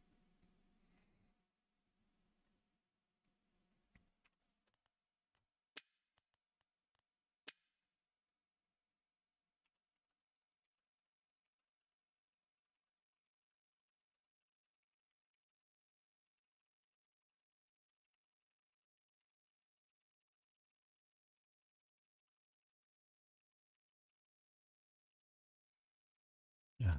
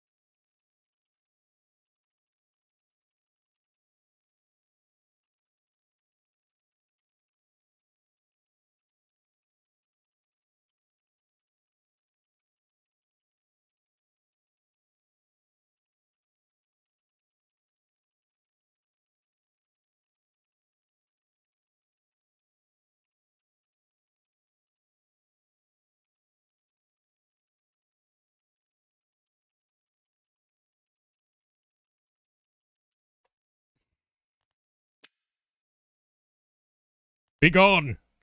Big cursed bug. Okay, now we got another thing to fix. Why is it doing the... It's doing the slow. I don't know why the slow's going in. I think it looks weird, right? And then we have to fix the hitbox. The hitbox is also wrong. But it looks like it's going in the center of a block, and I need it to be kind of out to the side. So, we're getting there. Because it's linear animation, you should make it smooth. It's actually not linear animation. It is smooth animation. That's why it's a little bit circle. And these ones, as you can see, are rotating just fine. Unless you're talking about these ones here being linear animation for the rotation. But it's not in parity with this. On the left it says linear. That's because I'm selecting the rotation nodes. So if we stop this real quick, and we look at these ones, the up and down are smooths. And those ones are linear, but the animation here is showing that linear is the correct way to do that. So maybe that's not right, which means it's not in parity with what is shown in Blockbench. So then we'll set all these to smooth, and if that works, that's another weird bug. Right? Yeah, rotation's a bit weird.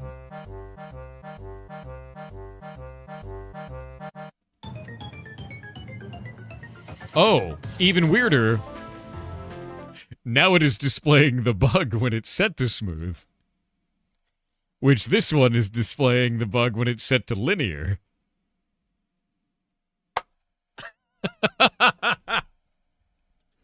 Now the weird... See how weird it gets? You think it's because I enter the same keynote? I don't know about that. I don't know about that.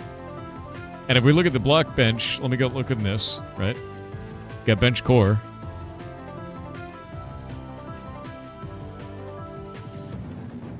Let's go into here. Into this one. Get rid of that. Get rid of that. We don't need these. Get out of here. This animation is set to smooth. If we set these other ones to smooth real fast, instead of going back in and exporting everything and being a slug, Apply those changes. I don't care if it doesn't exist. What do you mean it doesn't exist, you goblin? Ooh, you're mean about it? Fine. Fine. Make me do it all. To go and actually export it and then dump it back into the client. I get it. Fine. Rude. Some sort of easing functions? We're using them. That's so weird. That's so weird. Right?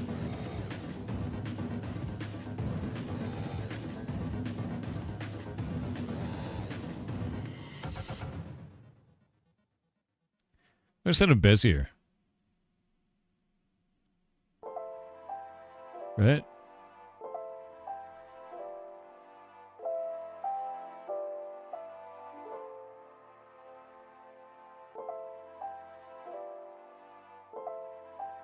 Seems like a problem with the animation speed. It's not a problem with the speed. It is a problem with it is a problem with smoothing a rotation. As you can see here, watch this. Wait for it. See how it's stopping like that? It is not handling a smooth into the rotation correctly. My guess is for whatever reason, it is trying to do sub-degree rotations in there, and it doesn't know what to do with it. So by setting that to linear, it fixes it in the editor, but it makes it do this in engine, which is weird. So now what I'm going to do is I'm going to save this out with this strange-ass version. We're going to dump it onto the server, and we're going to see if that changes things, because even though the bug is showing in the editor now, it may not express in engine. And that's what we're going to find out. Welcome to the wide world of stupid bullshit. I love it. I love stupid bullshit. Nope. The bug is still expressing. Neat. So that didn't work. So yeah, this is definitely a weird one.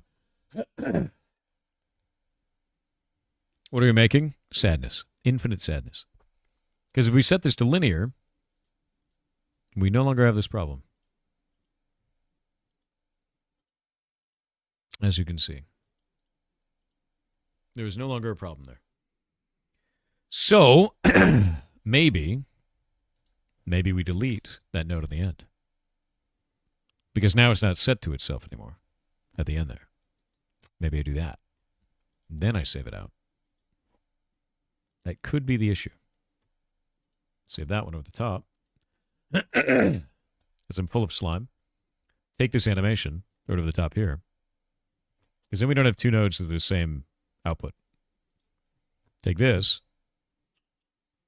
Nope, it is still doing it.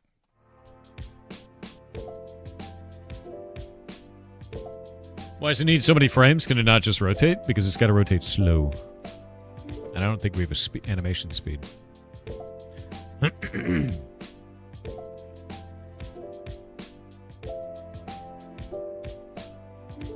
Yeah, we don't seem to have the ability to slow down animations in this. As you can see. Yeah.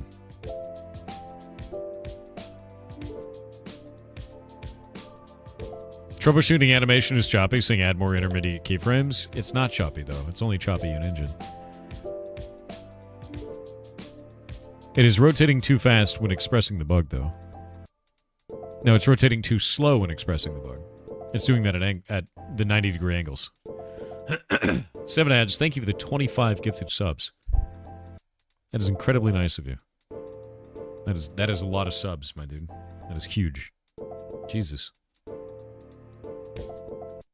What a boss. There's a way to graph to visualize? There's no graph needed. You can visualize it right there. God. Yeah, with that, you can see not pausing. Is pausing. There's no need even for a graph, right? Yeah, the duration would determine the rotation speed. Exactly. And I don't want it to go faster, you know? We at it? We have, like 4 times. With different settings. So I don't know why this is like this. It's incredibly weird.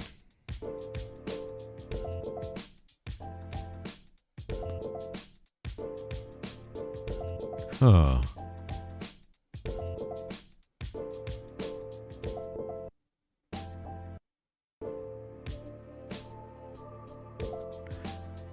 You know what I could do? Because we're keeping all of the we're keeping all the faces the same. We could bullshit this.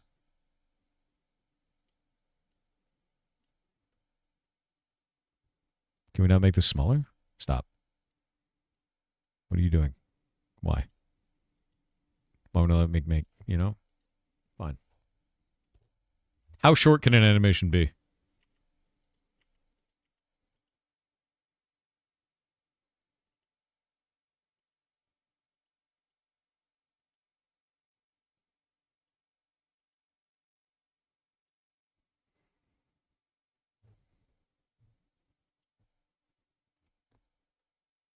Can it actually be 1 frame?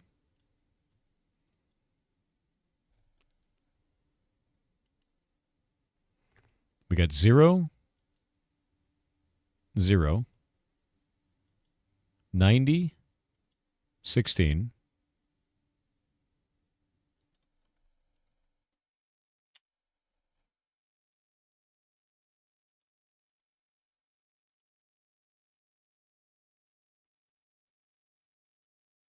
Well, that's weird. What happens when we do this? I kind of just want to see, I just want to see.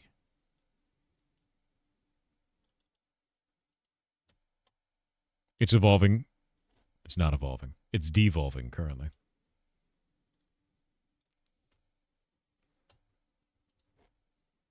Will it? Okay, so it's actually doing that correctly. Weird, right? Weird. You got your ferret shirt? Rockin', dude.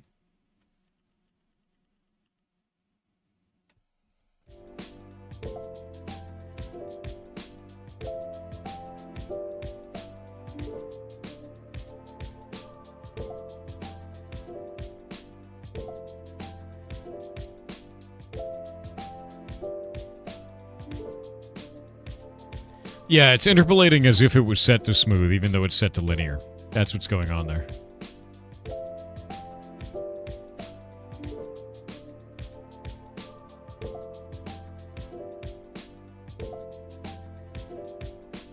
Seven with another 25 gifted subs. Dude. The last hype train was 38 minutes ago. You actual goblin. That is wild. I guess we can settle the Bezier. I'm hiccuping very bad.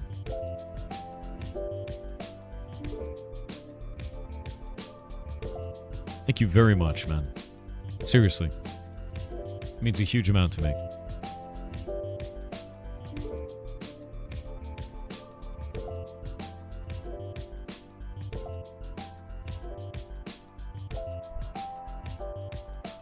What are we hyping? Well, there's no hype train going on right now. But, Mr. 7 has given 50 gifted subs, which is wild.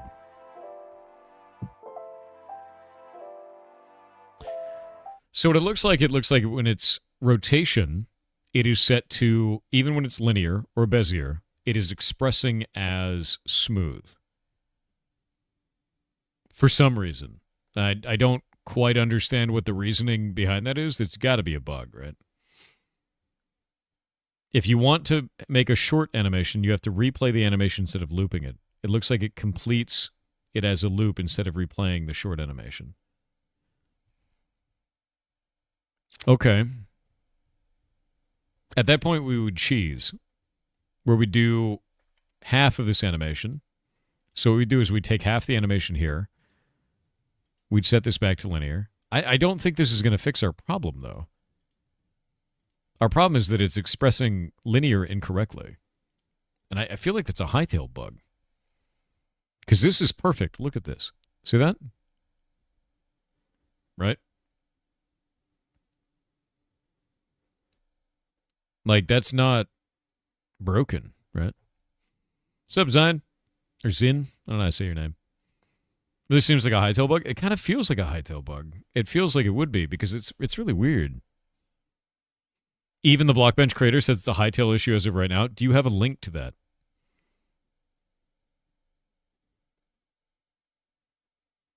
Only Cubase is supported right now. Neither linear or Bezier work. You tried the same thing. Where is...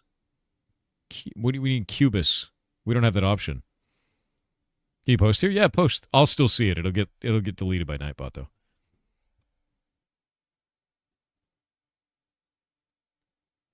It's not about the in-between frames, man.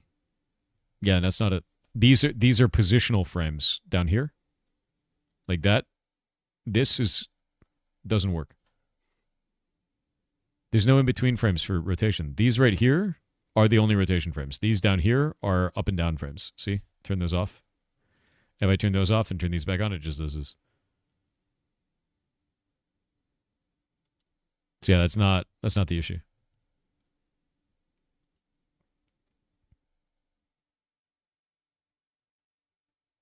Throw an axe on the floor in game. You see the same bug. Definitely a hightail bug. Let me see this. Oh, it's a Discord link.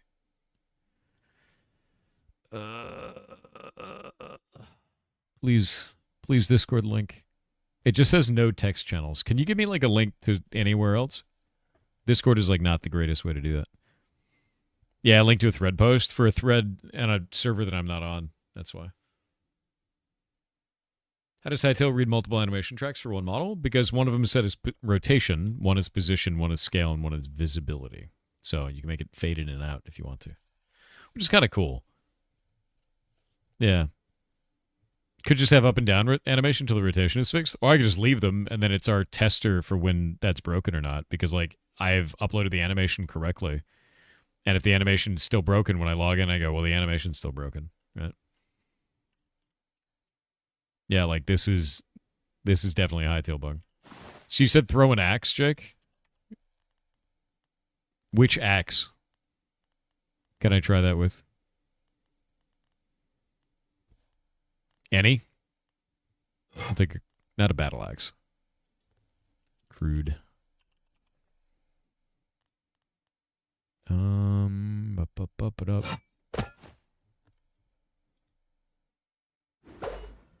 What is the button to throw it? Oh.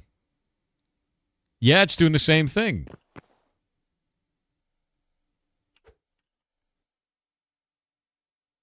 Why does the... Is it just with models?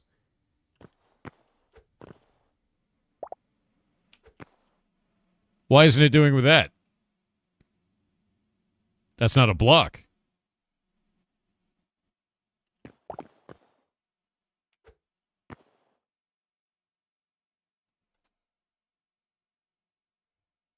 Why does an axe do that?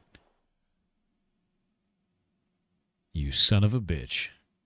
No, it doesn't work. That's the one that you throw on the ground. That's the one that's placed.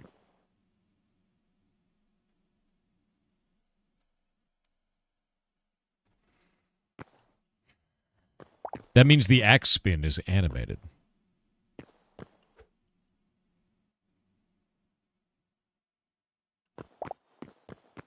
Why is the axe spin animated? That weapon is animated too. Yeah, that means the axe and tool, like these all have an animation. Let's go look at the axe.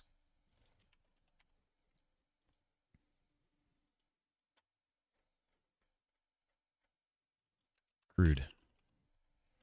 So we'll take the tool, weapon, axe, crude. We'll go look at this. Dropped item animation. Drop diagonal left, block anim. Dropped diagonal left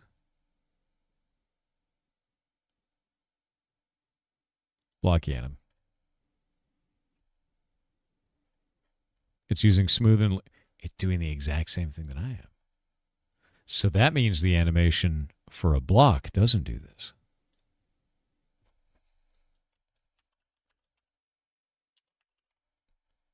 But why? Let's go to Rockstone. No. That's a resource type. I need the Rockstone item. Not Rockstone Aqua. Whatever, Rockstone. There we go. Go to here. Dropped item animation, none. So it literally is not reading linear animations for rotation correctly. The default animation works, and when it reads a blocky anim, it's wrong. Can anyone clip this? So we could talk about this, and I'll send a bug report to them.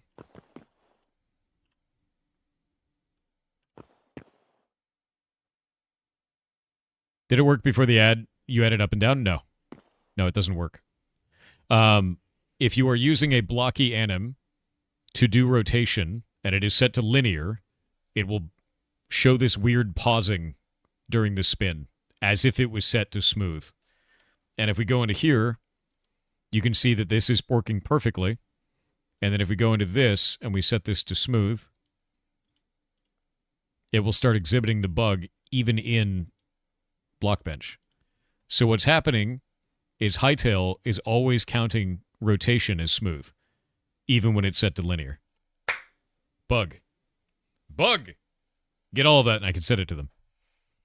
Yeah, get all of that and I can send it to them. Because that's it. That's the bug. Weird. Super weird. That's definitely a Hightail bug. Definitely a Hightail bug. Very strange.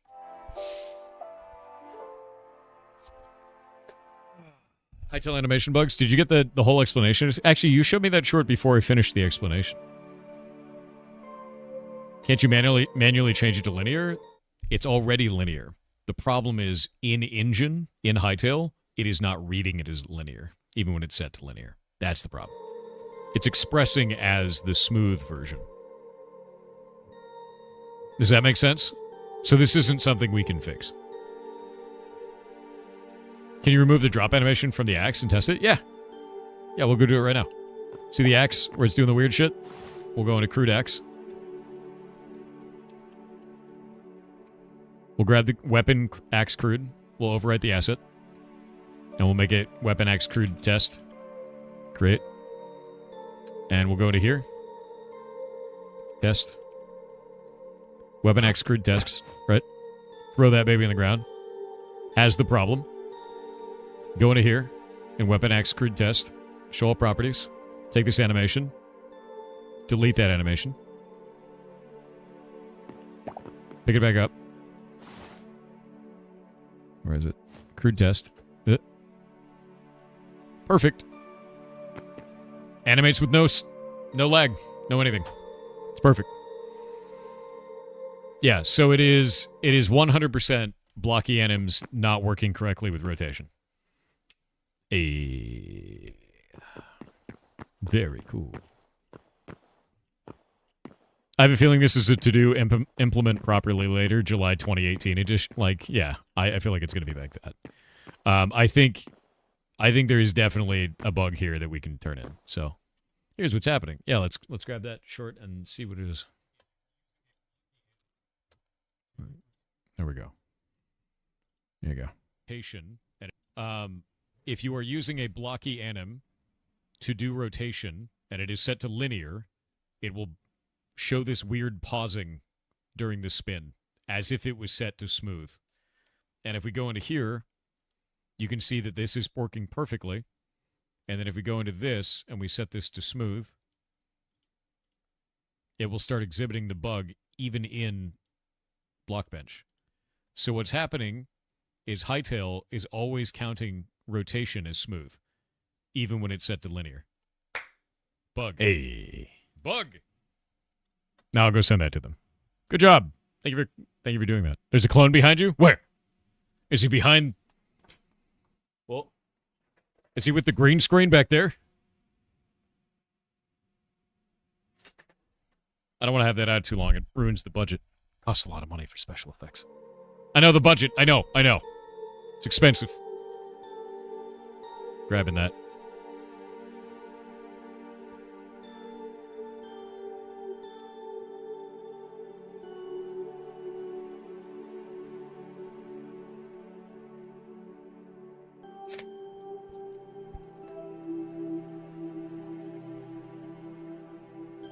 The budget was for the orphans? Not anymore, it's not.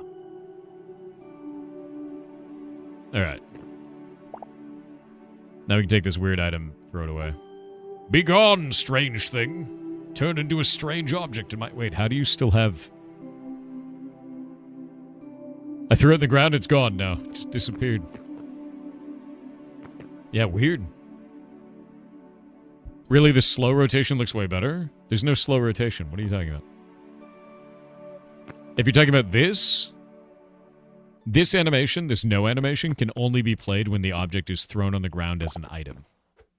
It is the default built-in animation from Hytale. We cannot get that to work for placed objects. They can only be modified and animated using what is called a blocky anim. The blocky anim is exhibiting this bug where it pauses between its frames like this. And that's the issue, right? No, JXS, I release monthly updates. If you are interested in the development of Heartbound, go to the Steam page, go and look at the updates, or go to the Reddit thread, or to our Twitter, or to Blue Sky, or to the Discord. In all of those locations, we list all of the updates on a monthly basis. Posted already about that animation on X. They're working on it. Rockin'.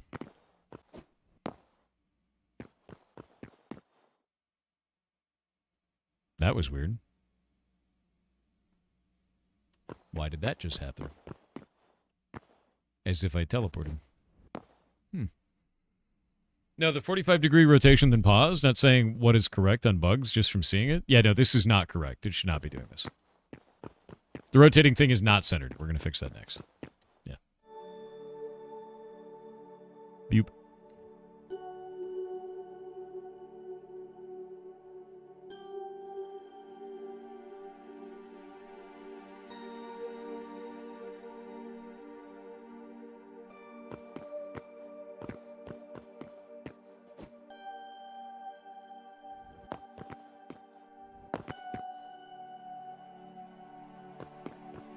You're in Vanished with the World teleport effect rats me out. Saw it. You got ratted out, dude.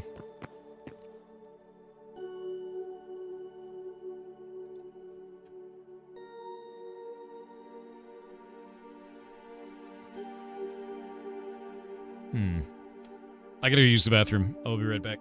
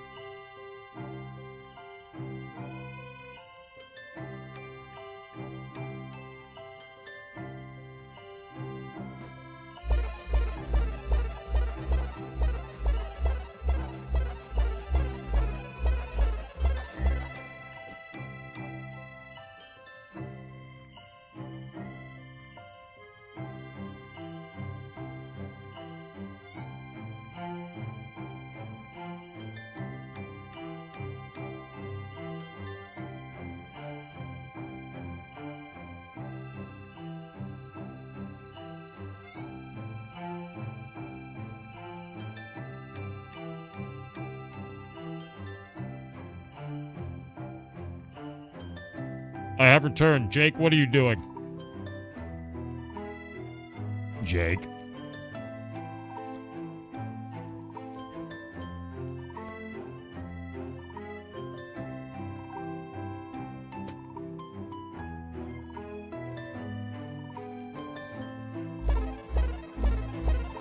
Why are you doing this? No, you fool.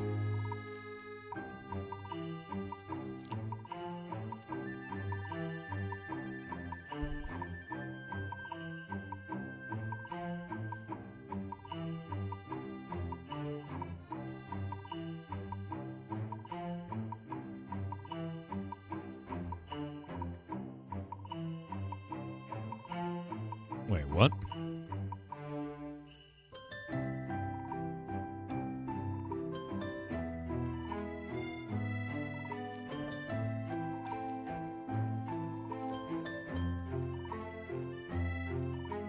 There we go.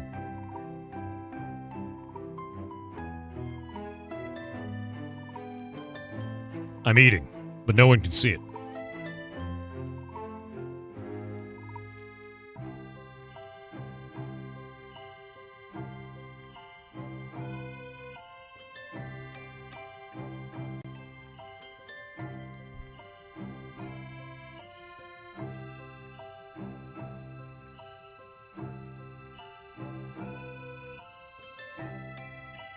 You can see it? No, you can't.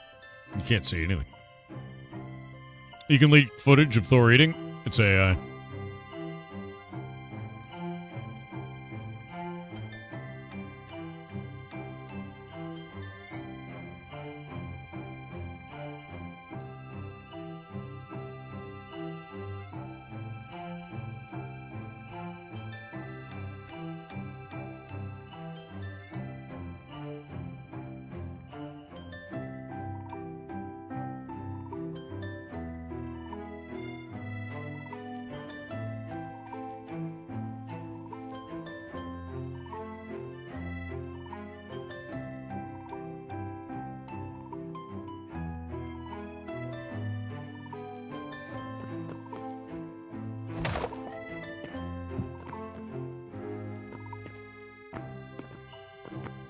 Huh.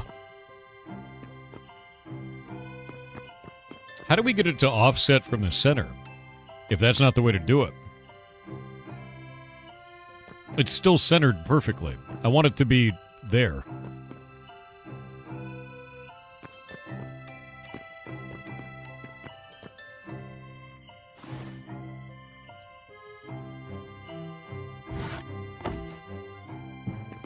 Like, this is offset to fit within these two blocks. So how did they do that? Right?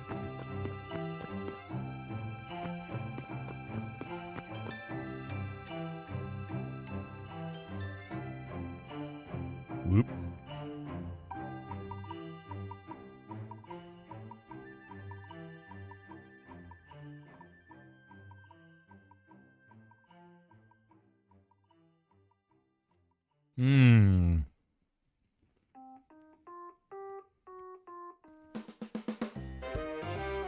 Select each node. We can see you picking your nose. Bro, I'm not even in the character creator. What are you talking about? How could I possibly pick a nose right now? Ridiculous.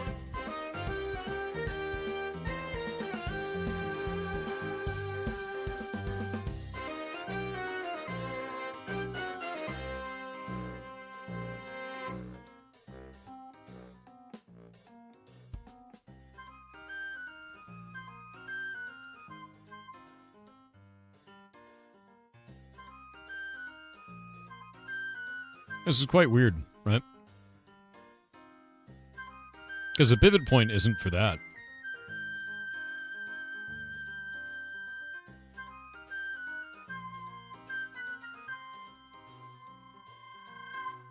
Unless you didn't believe it was for that. Ate on camera? No.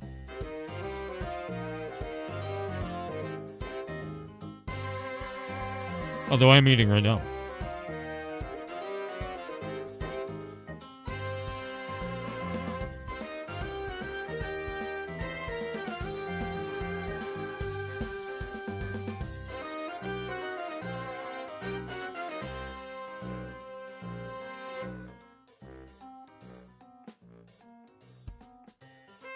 What I'm looking to change is the origin point.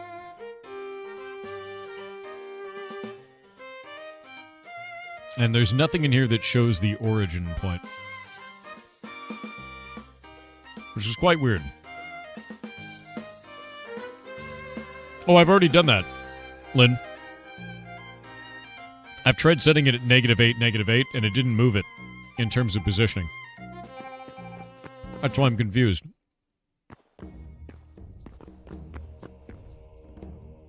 If -8 didn't move, why would -16 make it move, guys? That is deeply confusing if that's the case. Why not positive? Wouldn't matter. It's whatever direction it would be. Like here. Let's, file, export as, bench core, save. Put it back up in the server.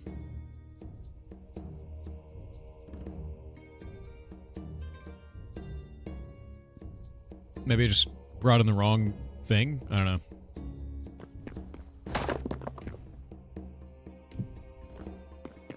Oh, wait.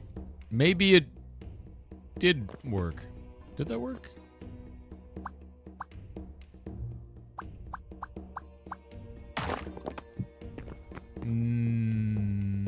Wait a minute. Okay, it did work. It's just dramatically less than I anticipated.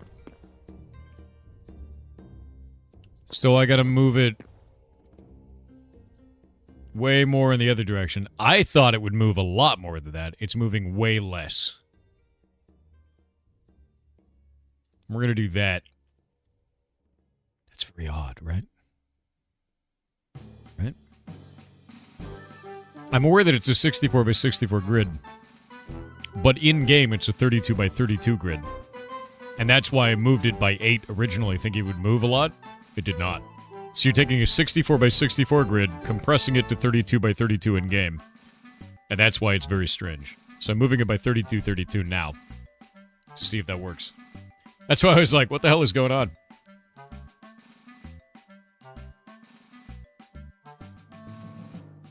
Maybe it's not centered. Yeah, we're moving on subpixels, which is also very strange. Not what I expected. Into the bin. Into the game. No, that's not even doing anything. Why your value stretch 1.01? I have no idea, dude. I don't even know why that's like that. That shouldn't be that way. What? Yeah, that's really weird. That was... I have no idea why that was set that way. Who knows? It is a mystery. Yeah, some floating point error shit. Whoop.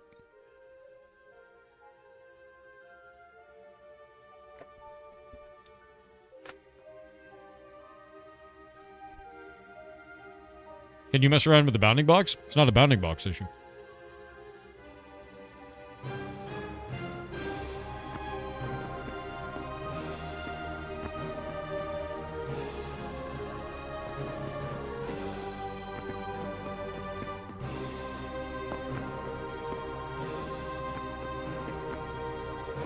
It needs to be positioned right there.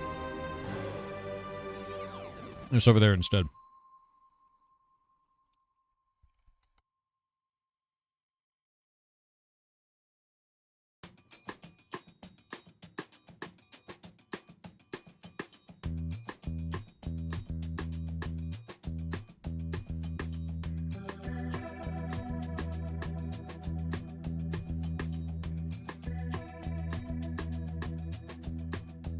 There's got to be something for this, yeah?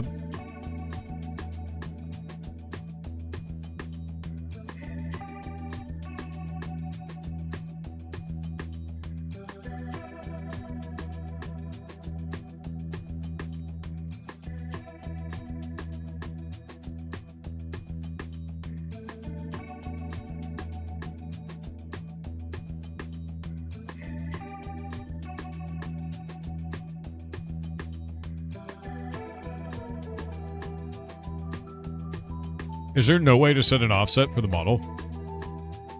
There may not be a way to do this.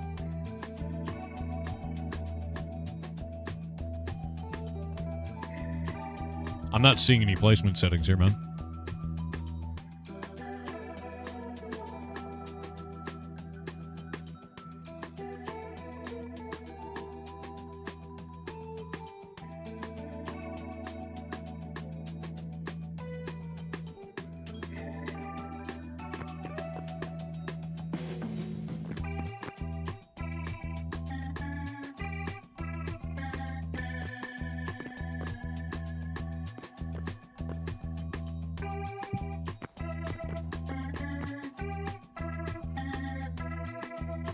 Oh god. Why is it shaped like that in my hand? Why is it... No. That's not good. It's like behind me. Why?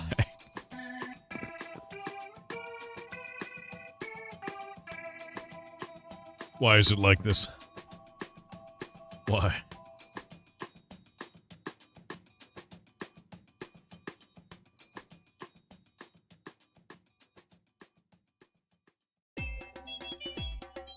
Alright, I have an idea.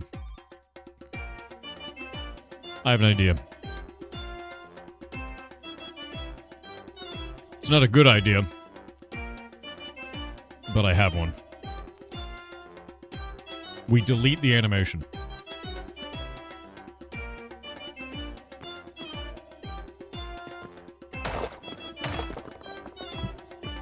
Okay, so it's not the animation doing it.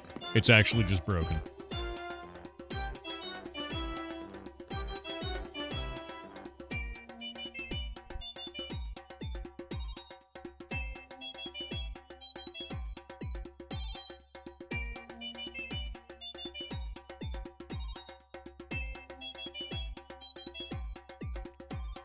What does that even mean?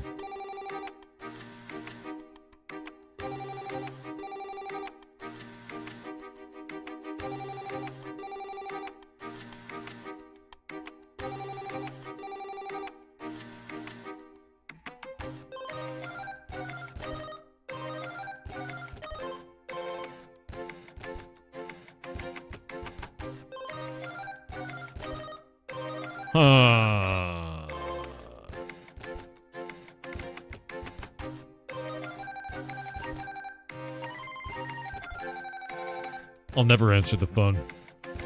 If I answered the phone, then they would know I was home.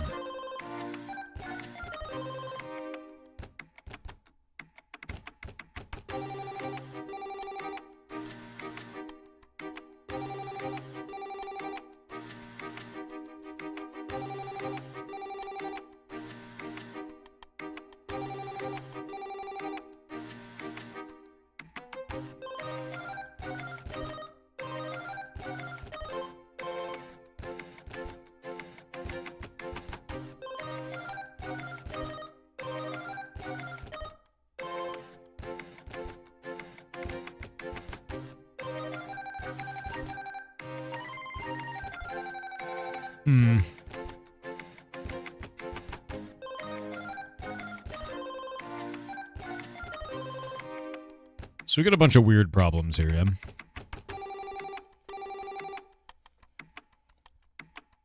Yeah, I know it's centered in the top right block instead of the all four blocks, and we've tried going into the model itself and, like, move it any possible way that I can, and it just says no every time.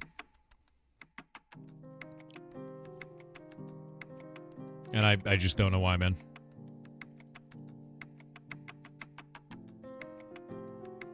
Yeah, I got nothing.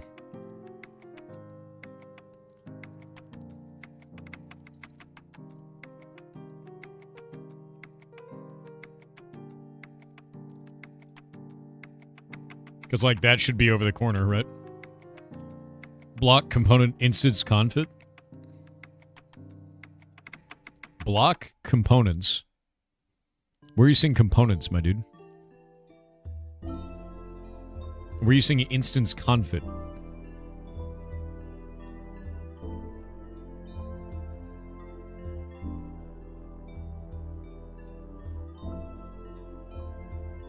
Bottom of the block tree is components? Are you sure we're in the same... Where are you seeing components? This is block. You mean this? For block type? There's block entity and rail.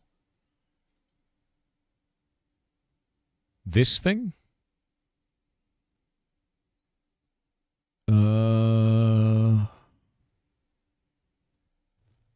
Is there a block offset? We've got block chunk, component chunk, block map, block spawner, chunk column.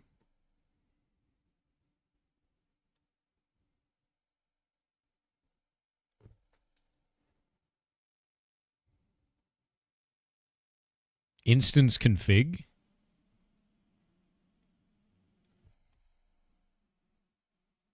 That's a really weird thing to put that under.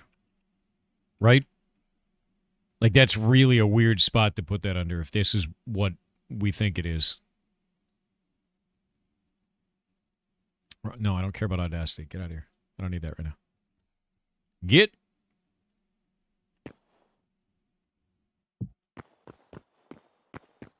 I regret to inform you that I didn't do shit. Same exact damn spot. Yeah. So that didn't work. Try changing position in block bench. We've already done that. Yeah, we've already done it. It doesn't do anything. No, it's okay. It's not your fault. You had a good idea. It just didn't work. Yeah. And that's fine. There's got to be a way to do this. Here's what I'm going to do.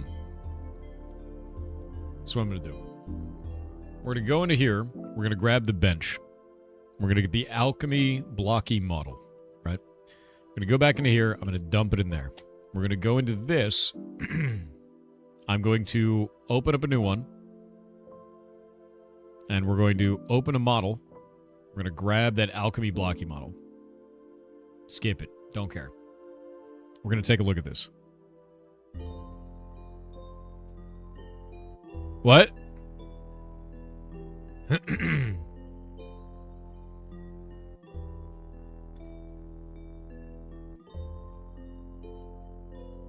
What? Why is this one red? Oh, they just changed the color. Okay.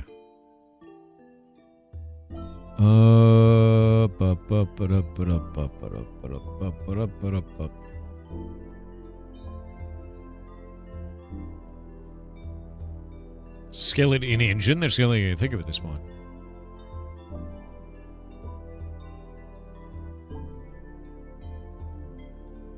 Oh, Papalanku, you got kind of owned for a moment there from the bot. You didn't do anything wrong, though. Let me see what Jero Bianco said. User. What's up? Okay. Sorry that I'm using you as tech support. You once showed on stream that you can add something in your Gmail when you register on a site to know who's selling your info. How is that achieved? Actually, you don't need to do it when you're registering your Gmail. You just do it when you're registering on the website. So I guess your question is valid. So the way that this works is, say you have potato at Gmail, right? And this is your actual Gmail that you own. Instead of signing up using this email to the website, do this. We're going to copy this. And we're going to take this down here. And you're going to put a plus symbol, and then FB for Facebook. This will still go back to that email. You don't need to make another one. Yeah, it's called plus addressing. Yes, you don't need to make another email. It'll go back to this one here. And then if you ever see an email pop up like this in ad campaigns or spam email, you know exactly who sold it.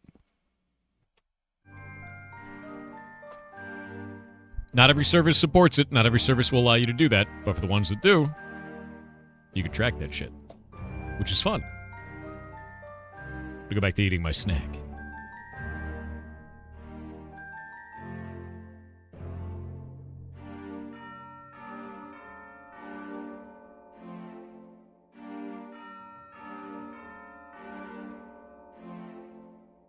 Wrong button. Isn't a paid feature? No. You just doxed my email? Bro, if your email is potato, you're awesome. All right, so how did they do this shit? Can you mass delete your email from sites? What do you mean you can mass delete it? Just go delete all your accounts. Anytime you make an account anywhere on the internet, you should keep a record of that. Like, you should have a record of every account you've ever had. When you don't use a service anymore, delete your account there. Legitimately.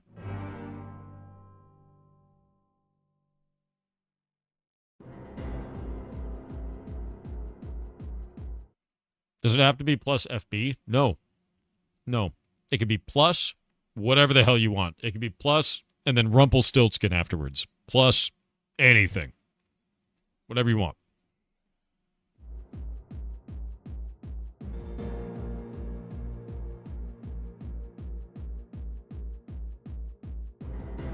You're getting owned by the bot.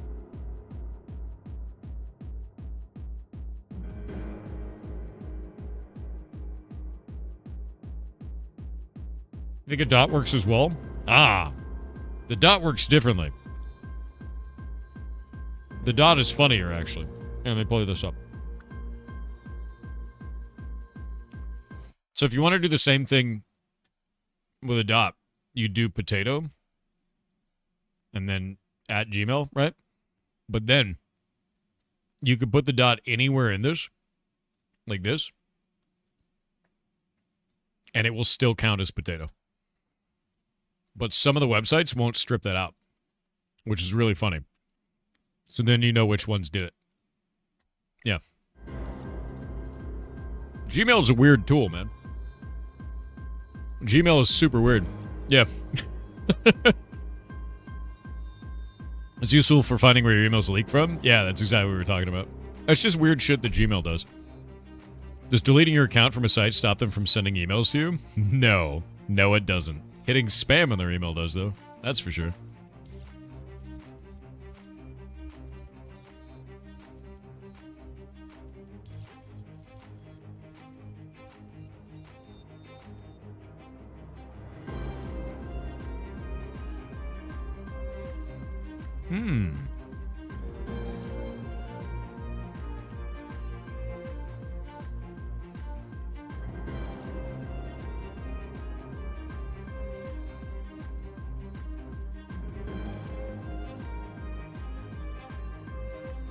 Selecting unsubscribe doesn't make them stop sending emails? No, you don't have to hit unsubscribe. You just have to void them, you know, throw them into a pit.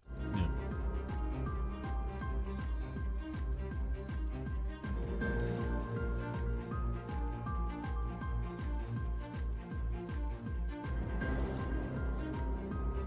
You figured it out, Jake? What was it? Because I'm sitting here kind of at a loss. Because there's no offset in the asset editor. There's no offset here. What did you discover, sir?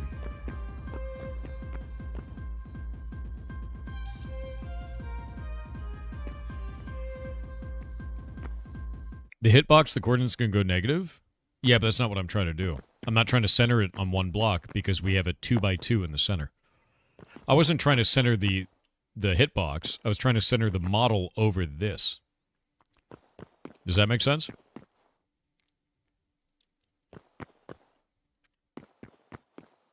Because if we place this in the centerpiece here, we need that to be in the center of those four there. Does that work? You understand? I don't care about the hitbox. I can move the hitbox later.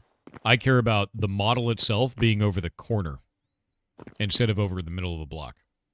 Technically, it's kind of off. So change the hitbox. That's not... The hitbox isn't going to... It will still center this thing on a block. What?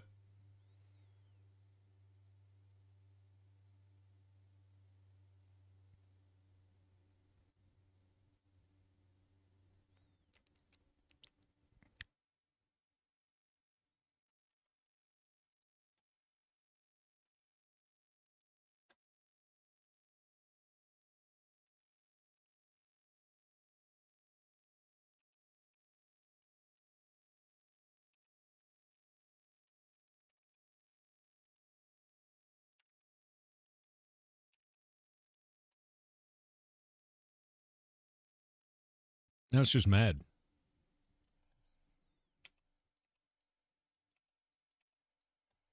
Doesn't work that way. Yeah.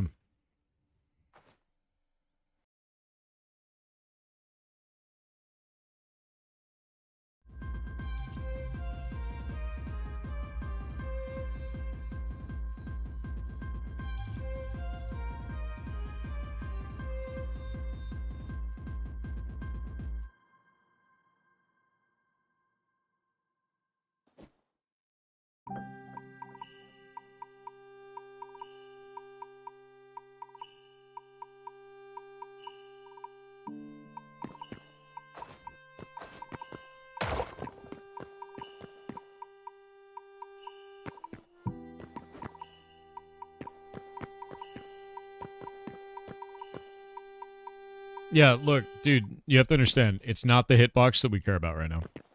It is the placement of the block itself, not the hitbox. The hitbox is irrelevant. Ignore the hitbox. It does not matter. It's this.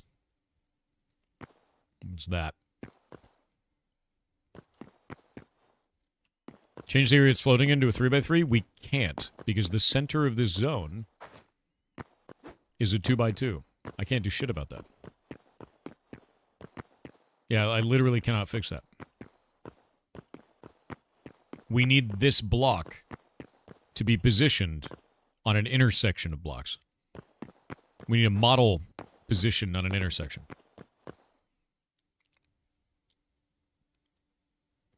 No, there's no script to reposition it. There's none of that.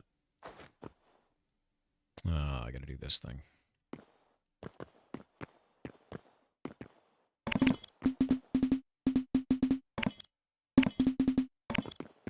Purge the unclean ones.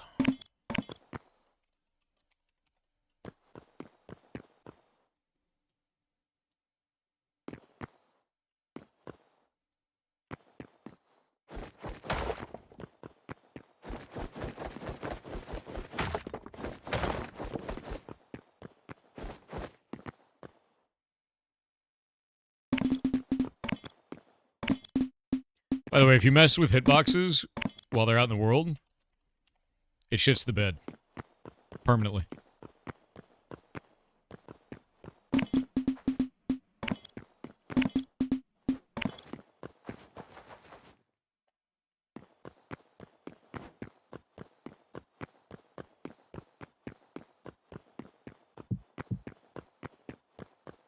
It's possible to resize with the block's position where you want it? No. So this is the part that's really interesting. I have no idea how I was able to get it to slightly go off center from a block. And I need to do that again. The only thing I can think of is that, for whatever reason, there is some kind of data listed in this. In the transformation here. Because that's it. That's all I can think of. And if you look at this block here has a size of 28 wide, right? And this one has a size of 64, exactly 64. So if we go in game, and we look at the alchemy bench. Grab that. Plop it down on the ground. You'll see that it is exactly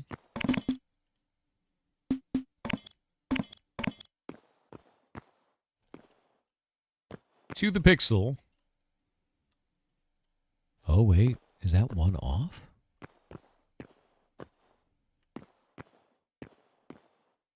It's 64 wide, but it's actually 63. Or is that an optical illusion? That's not an optical illusion, is it?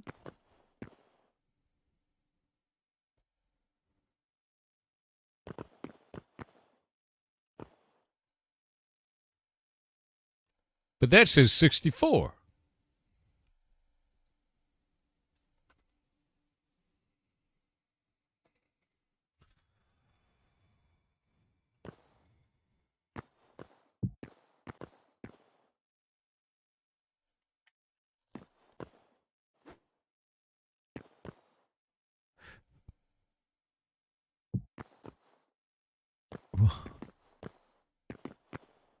Whoa. You lost it? I'm not lost. I've not lost it.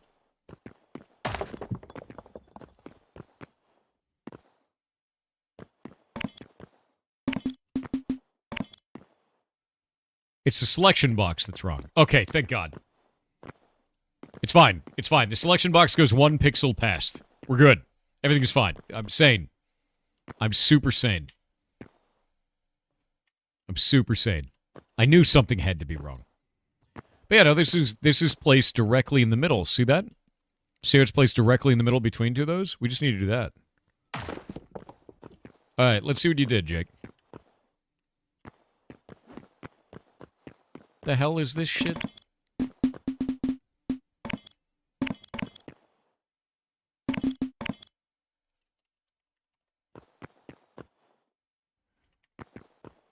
What did you do that was different? Were you able to do that?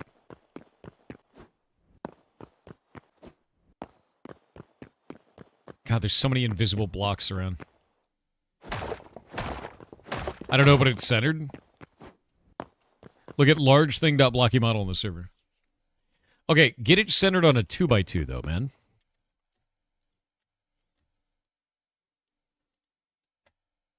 Where did you put it? Where'd you put large thing? Man. What folder is this in?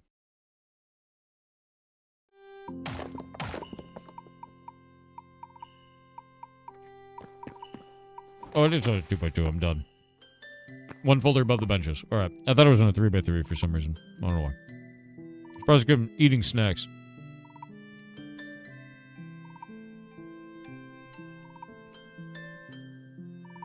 Wow. Large thing. Alright. Why is large thing different?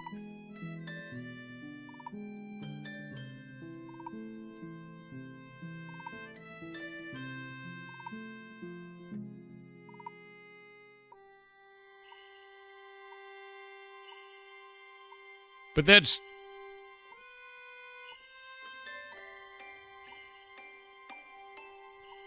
Hold up.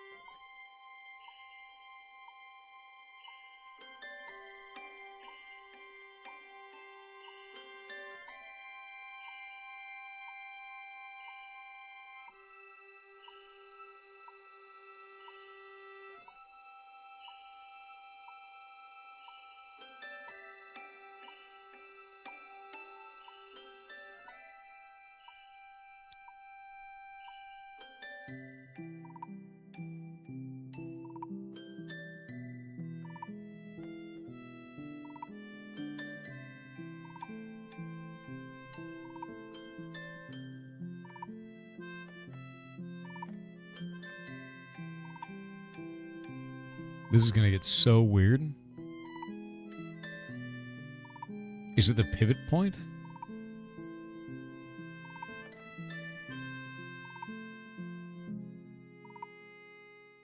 What the hell is going on here?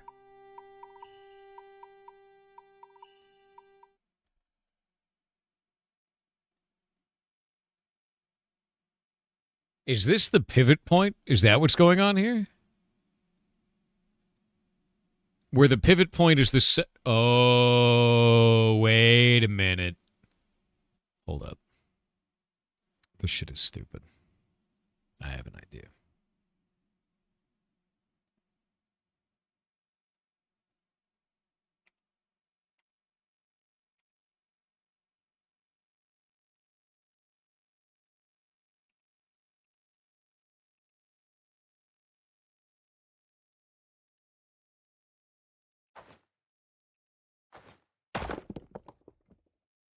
I have an idea. Okay, so the pivot point, in this case, I think is the point of the center of the object. So we have to move the object itself, but not move its pivot point for some ungodly reason. How do we not move its pivot point? Is my question. Because if we do this, it's changing the pivot point. Do we have to recenter the pivot point and then set it to like 0? Is that what we're doing for each one of these? Because that seems like what's happening here. That seems stupid, but also hilarious. This is going to be 16. Actually, on those ones, I need to see. Is that 32 off? It's negative 16. See, here's the part that's even weirder, right? Like, if you look at this, you've set the blocks that way. That position doesn't make any goddamn sense. It's 30, not 32. Why is that perfectly aligned at 30? 30 and 30, right? Like, that doesn't make any sense. Right? Yeah. You have no idea? Because of object size? Is that what's doing it? I mean, the object is more than 2 pixels wide. It's a 32 object size? It's definitely not 32. Like, 32 would take up a whole one of these blocks, wouldn't it? Yeah, a little bit weird. You have to apply scale? I don't know. I have no idea. I just want to get this shit in the corner. That's all I want. I'm going to do this. I'm going to slide it over like this. I'm going to line this in the dumbest way possible. Spin, damn you. No, spin. It really does not want to do this. What?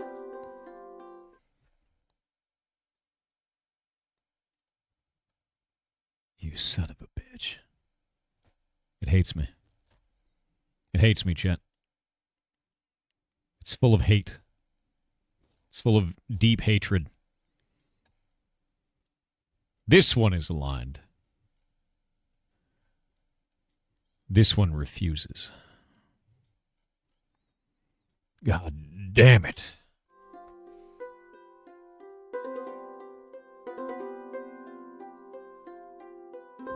It's funny to see chat suffer. It's full of suffering.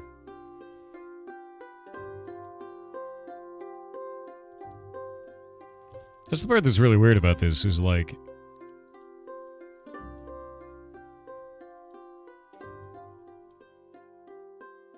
Right? It's like almost correct.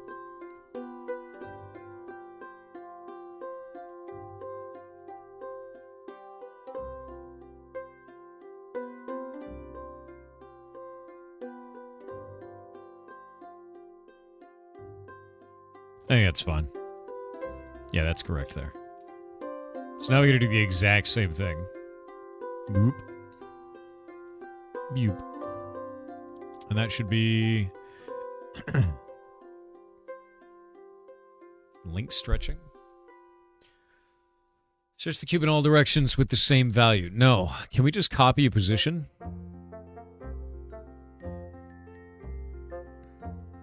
Is there no way to do a copy position on this?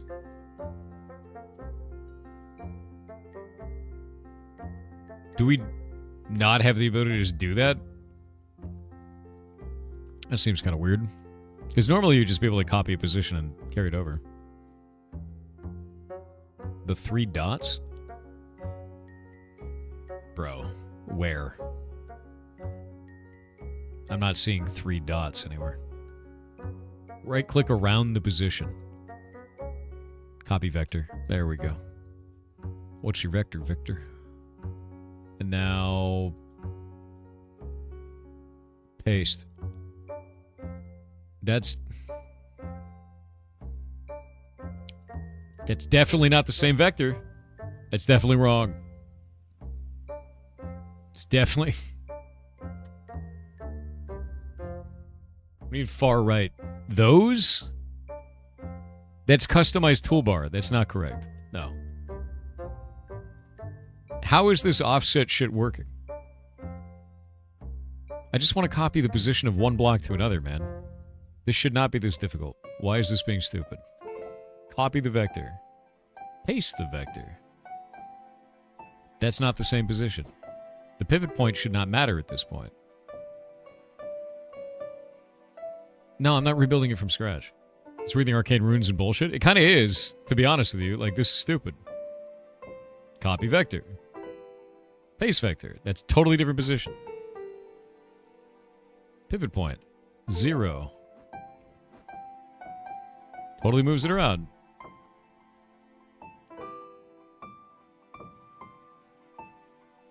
Pivot point is the center of the block. That should be where the location is.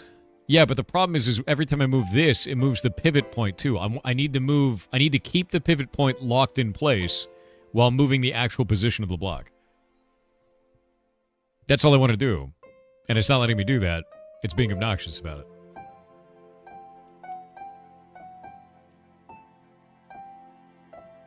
And I don't understand it.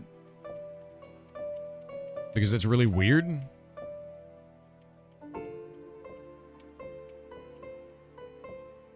Right? It's just very strange to have that be like that. And if I go into here and I change all of these to that 0 pivot point, right? It doesn't seem to be making any sense. If we set that pivot point to be 16 by 16, so its pivot point is right there in the middle, you'd expect, right? Add blank spaces to adjust the pivot point? What? Like, look at this thing. If we take all of these, that's not what I want.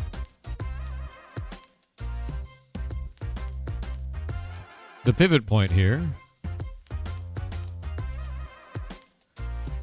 where is it even set? It's set to 16 for the entire thing. So now, the pivot point of this whole thing is set to 16, yeah? And then each of these individual ones has their own pivot point, which is kind of irrelevant. How deeply weird. Are there individual settings for the folder? Maybe? Yes. The folder is the thing that I have set up now. Does that mean we can take this whole thing and move it so that its position is now 0, effectively?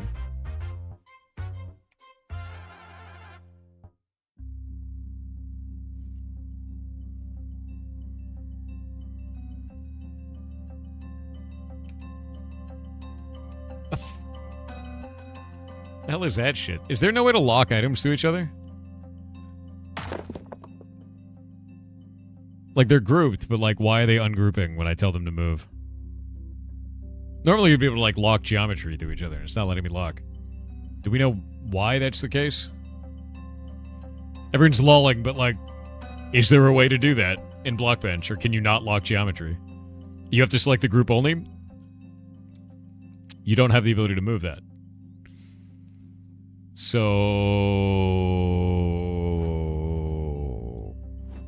nest them together. Already nested. You can see them right there. Is there a way to lock them together? If you don't know, that's fine. But if you're just making up answers, that's not helpful. Is it already grouped? So the answer is no, you don't know. Alright, that's fine. Because this is not the one. This is, like, super weird. Shift click the 3 pieces, not the parent node. Already done. Doesn't do it. Yeah. If you don't know, it's fine. But if you're just randomly making things up, it's not going to fix anything.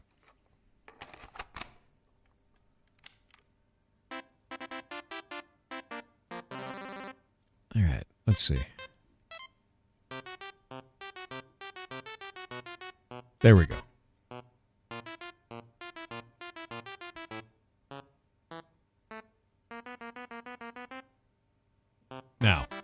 Now we set pivot point to 0.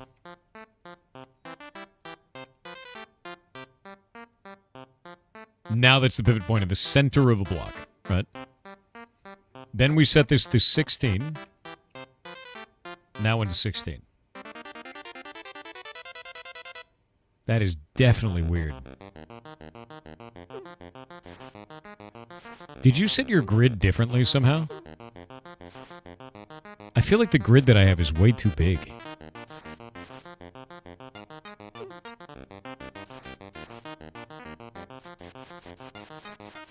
You know what? That might be the reason why.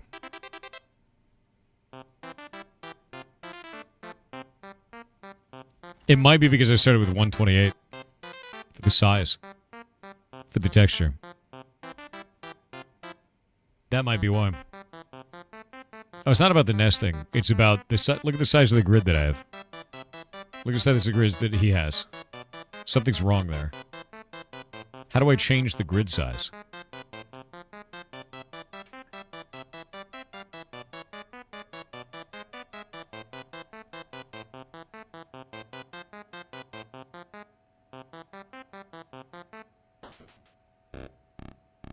Oh, god damn it. I'm gonna lose my mind. I'm gonna lose my goddamn mind.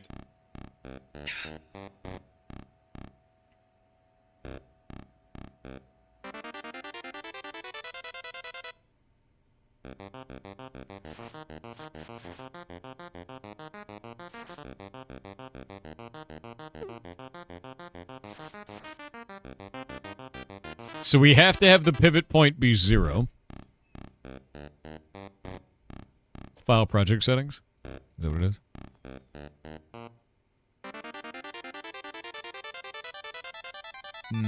Do you mean project?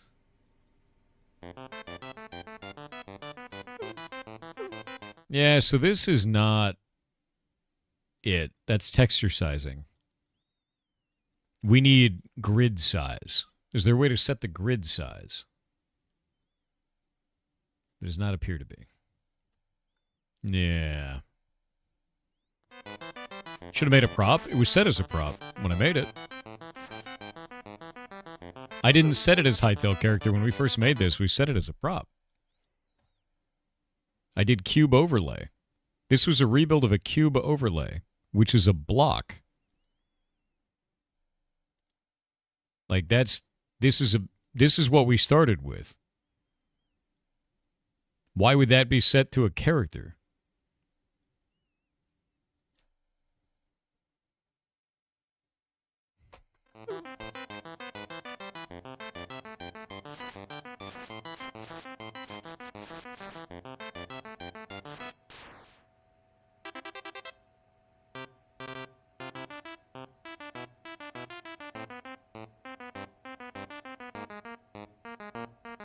That's weird as shit. So I guess they had set originally this cube overlay model, which is the overlay for all cubes in the game, is set to Hightail character.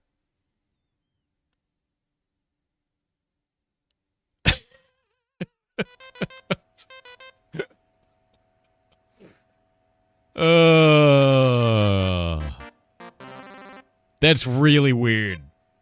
I was trying to grab a block to use that as the basis because it's a block, right? But apparently that led me astray. Instantly. Get out of here. Let's go into here and check to see if it even works. Oh, cool. It, converted, but it deleted all of my nodes. What? My timeline doesn't have any nodes on it, but it still works. It's like the folder? There's no folder, bud. Oh, this? Oh, there we go. I'm looking over here. Alright, good. I was like, where the hell did it go? Alright, that's good. We'll go back and add it. Now I guess we can take this whole thing. We can't do a pivot point. You change the grid by changing the grid dimensions of the top bar? Yeah, but we had a different problem. The different problem was that this object was set to a player, which is not correct. So, the real question is now, We can't do a pivot because pivot messes up the animation because it makes it rotate around the pivot point, right? So how do we get it to go offset? You can move the pivot point. You just said the wrong format before. I don't think I can. I think if I do this, it's going to get stupid. I'm going to try it. And then I bet anything, this thing's going to rotate stupid. And I was right.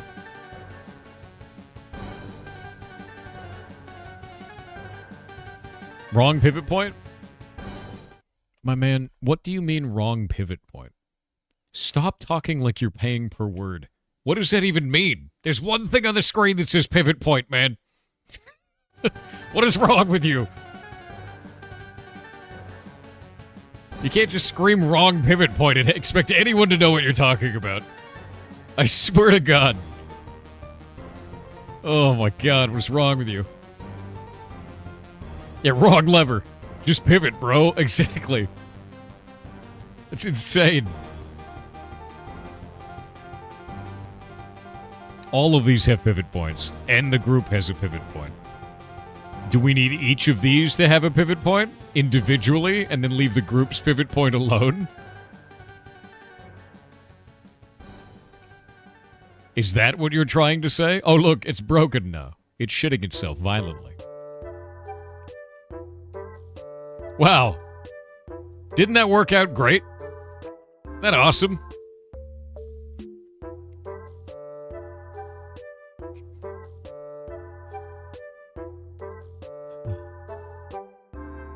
Teamwork makes the dream work? I'm gonna go bald.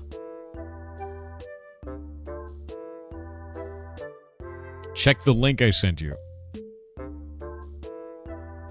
What is the link you're trying to send me? I swear to God if this is Rickroll. Dude, no, I don't need an hour and 41 minute tutorial video. I do. Why are you doing this? Oh. God damn it, dude. We demand Moritz donated $25 to charity. Thank you very much. It's incredibly nice of you. Don't select the folder, select each node and move it. All right. You want this one moved? Right? You think I should just move them like that? This is what you're saying I should do. Is that correct, what you are saying right now? Selecting each individual node and moving them. Is that what you're saying? Because we did that last time, and it didn't work. We've already done this. We've played this game. This episode failed. Was it a prop last time? All right, fair, true. It's not even rotated correctly. One sec. The pivot point is stupid now. For each one of these, by the way.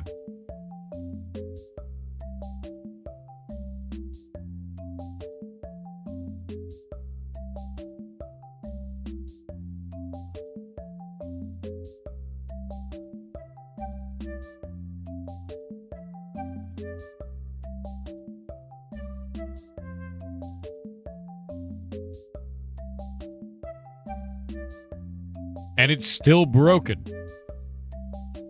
You see the problem, chat? This is what I'm talking about.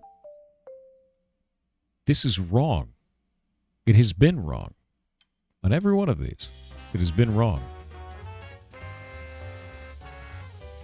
It's been wrong. Why are you like this? The whole time it has been wrong. Every time it has been wrong.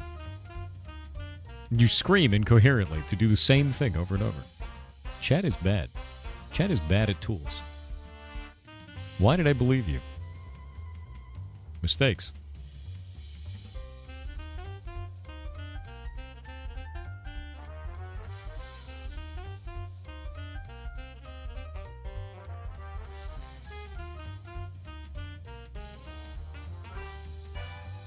There.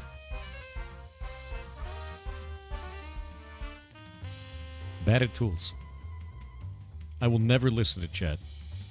Never again should chat be listened to. Ever in the history of time. Chat is bad at explaining. Bad at tools. Chat only helps? No, chat is bad. I have fixed it now. We're going to see if this version works. I fixed the animation. And it was none of the things that chat said to do. We'll see if that works. I bet it's not going to work either. Oh, actually it did. I fixed it. Chat did nothing wrong. No, chat did nothing, wrong. I fixed it. Chat broke it. Fixed. Can you describe the fix for those returning from ads? Yeah. So this is pretty stupid, actually.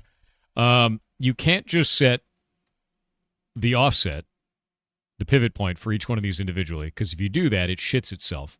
So what you have to do is you have to grab each one and drag it over there until the pivot point sets to -16, manually. Then after you do this, you need to center the pivot point on each one of these so that the animation doesn't shit itself, so it doesn't rotate around that pivot point. Then you need to also go to the folder and set that pivot point as well with center pivot. So you have to manually drag each one over there individually and then center the point on each of them and then center the point of the folder. And then your animation will play in the right spot and it'll be offset. Which is stupid. Yeah.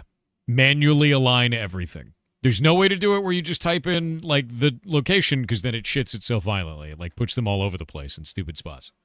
Yeah. It's practically too obvious. I'm glad that we went on an adventure with many people in chat that were very confident, angry, and wrong. That was it was a fun adventure. Thank you for that. Thank you. It was a good time. Let's go fix this thing. The best kind of wrong? I don't know if it was. All right, so now that we've gotten it all the way over to there, you can see that it's in the wrong spot. So what I'm going to do is I'm going to move it back, I think, towards the center, and then we'll go from there. I guess we have to move 16 back. That's what it looks like. So now we'll see if we can set this to 0.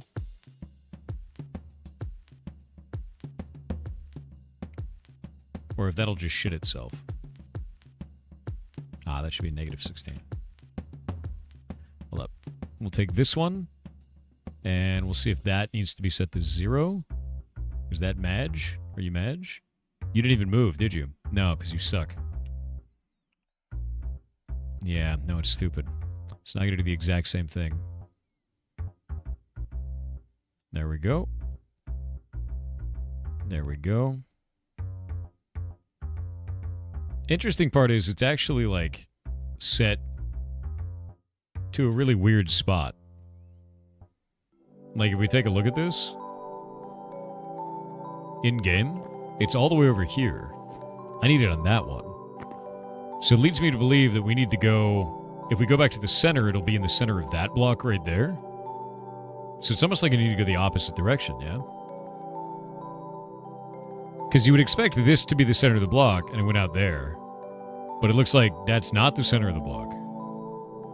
Yeah, I gotta move it to this corner all the way over there, yeah?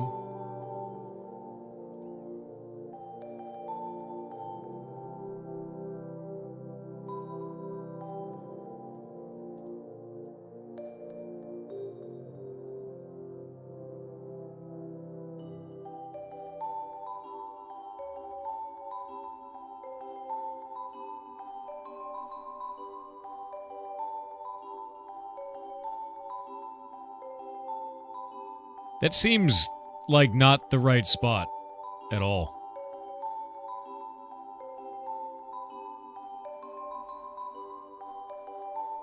There we go.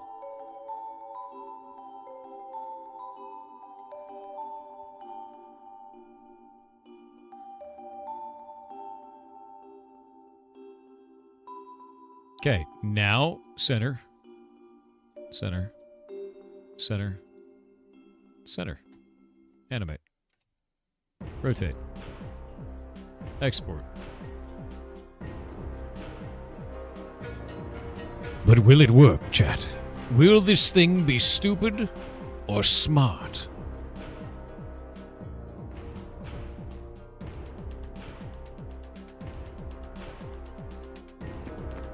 Not stupid. Done. Yeah, this is why this is going to be a cautionary tale on screaming incoherently in chat about something that no one has the answer to and claiming it's so easy you're an idiot. Yeah, it's not how it works, literally ever. It's going to stutter. The animation is a hightail bug. That is a hightail bug. So, basically, cool your shit. Because a lot of this stuff is really weird. See how easy that was? I will light you on fire in chat. I'll do it. I'm on my way right now. Right into the chat. We should scream louder? No. There's also the other thing to it. I'm going to be super real with you. Few word.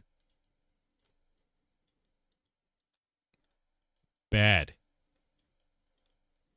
Many word.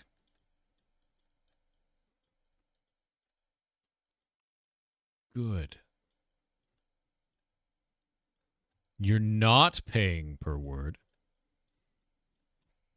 Use many word. Yeah.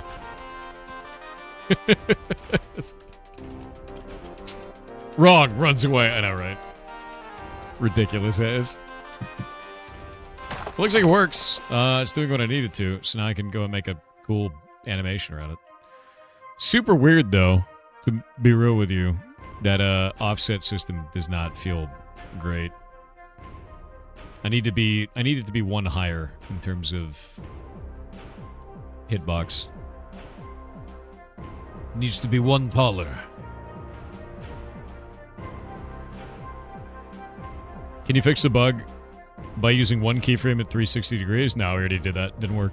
It is a bug that is in absolutely everything that they're using with this. Like if you take an axe and you take the axe or a pickaxe and you just throw it on the ground. See how that one also slows down like that? It's a blocky anim bug in Hightail. Same shit. It doesn't express for things like this because this isn't using a blocky anim. This is just using the baseline functionality of item drop, right? But we can't apply that because it's not actually an animation. And that is a block. It needs to have an animation. So when they fix the bug, this will stop doing the thing, but it is a bug. So change both the position and the pivot of the folder. Does that keep it all together?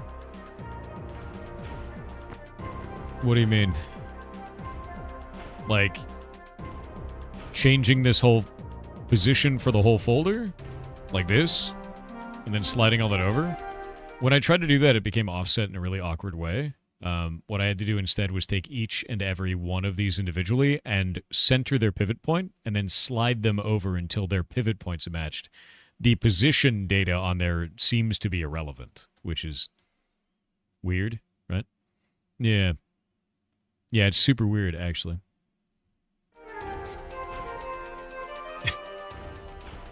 That's very weird, dude. One sec.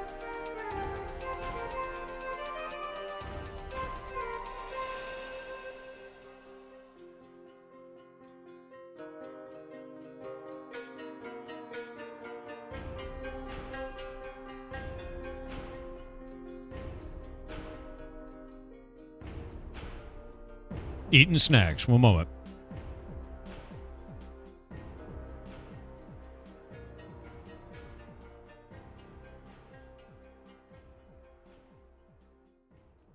Select all, and then transform. Center lateral.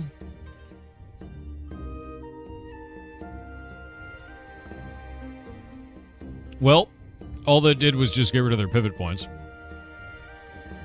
But I guess we could now easily move the whole pivot point. That actually works great. And now it's the pivot point there, and if we go into this, center that, go to animate, Yeah, that would work. Center lateral is a great way to do it, actually. That works really, really well.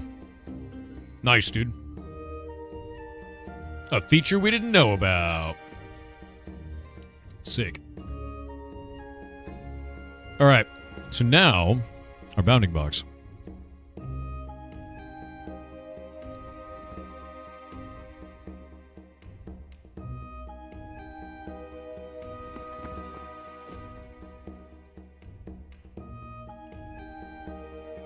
Is it off center again? No, it's in the right spot.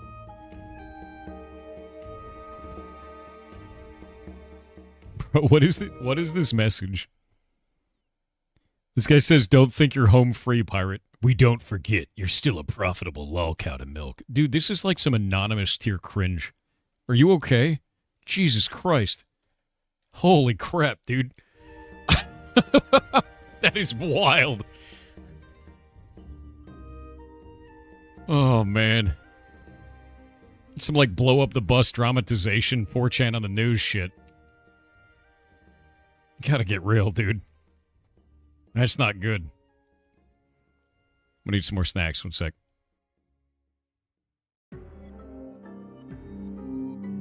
That's like some edgy teen shit, dude.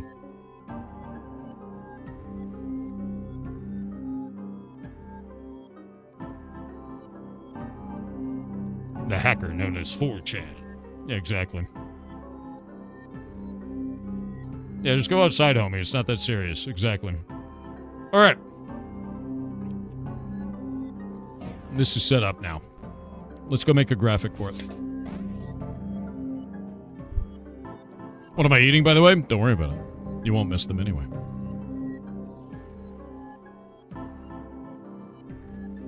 Okay.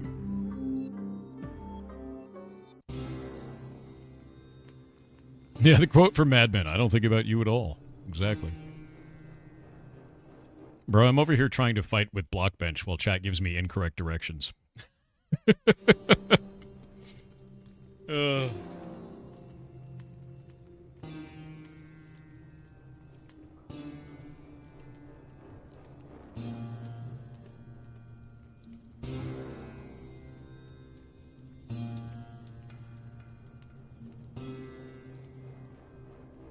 is this guy?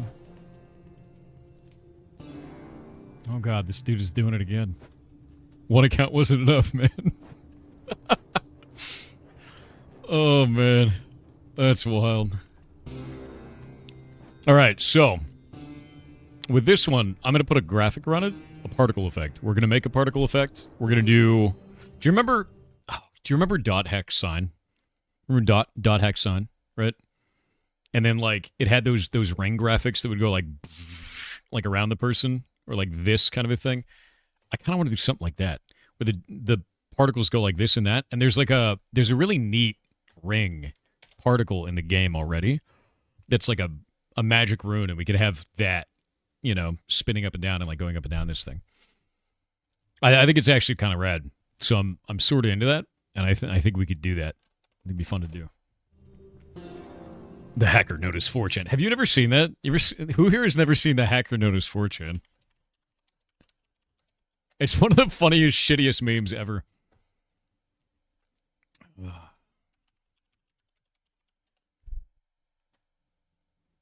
God, where is it? It was from Fox News, of all things. There was like a Fox News dramatization or some shit. Was it CNN? No, it had to be Fox. Fox News. It was so long ago and so stupid. Yeah, they called 4chan hackers on steroids. Said the hacker known as 4chan, like it was an individual person, and then showed like a bus or showed like a van exploding. It was like the funniest thing, and it said dramatization at the bottom. It's so hard to find the original footage.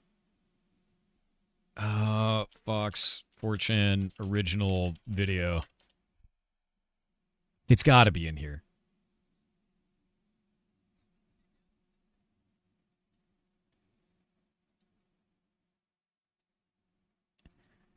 When was this? I thought it was Fox. Wasn't it Fox?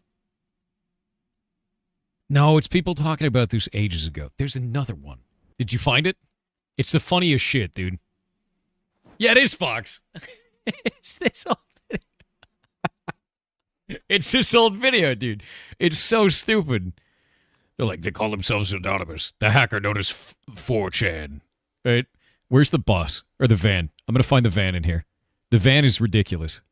There's a van in here that they blow up as a dramatization. One second. Demonstration. They just blow up. They just blow up a random van. They're like, demonstration. God damn, this old video, dude. It's so stupid. It's so stupid, man. Oh, God, it's hilarious. I love this stupid old shit. Memes, dude. Ancient memes. You gotta watch the old memes. You have to know. That shit was hilarious, man. And blew up a Venn diagram. You goddamn right. It's just, this whole video, it's 4 minutes long of just pure insanity. Just pure, unadulterated insanity. They blew up that van like 6 times during this shit, too. Yeah, look at this.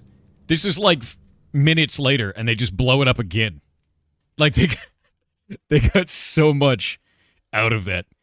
And they got so much out of it. It's insane, actually. It's very funny shit. Like, super, super funny. Simon posted a new one. Oh.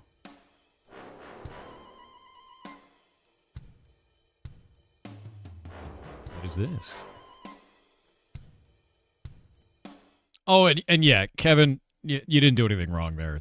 You got Heimdalled. But to be real, I'm not leaving the internet. You guys are still here. We get to still do cool shit. We're going to keep making cool shit. I'm going to keep encouraging people to be creative. I'm going to keep running game jams. I'm going to keep making video games. And no amount of crying, weird bitching on the internet's going to stop that. So. As long as you paid for the game, the username doesn't violate basic rules, such as profanity or used to extort, impersonate, sell. Ooh. When what? Are now locked?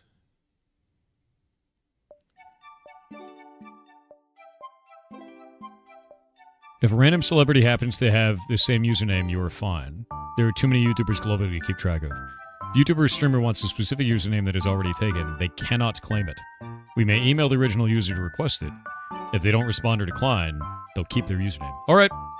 Honestly, it makes sense. They were stuck. Basically what they had done, if you didn't know this, Hightail actually took all the usernames of most like YouTubers that were out there and streamers that were out there. So when you went to go make your account, if you were a YouTuber or a streamer, you'll find that your account was taken. So what they did is they did that so that no one else would do it first, so this wouldn't even become a problem. So if you are a YouTuber out there and they did know who you were, they have your account, which is very good. I think it's a really positive thing.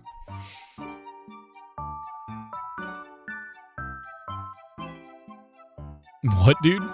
What about Adam Savage? Yeah, it was really smart. It was actually a really good move.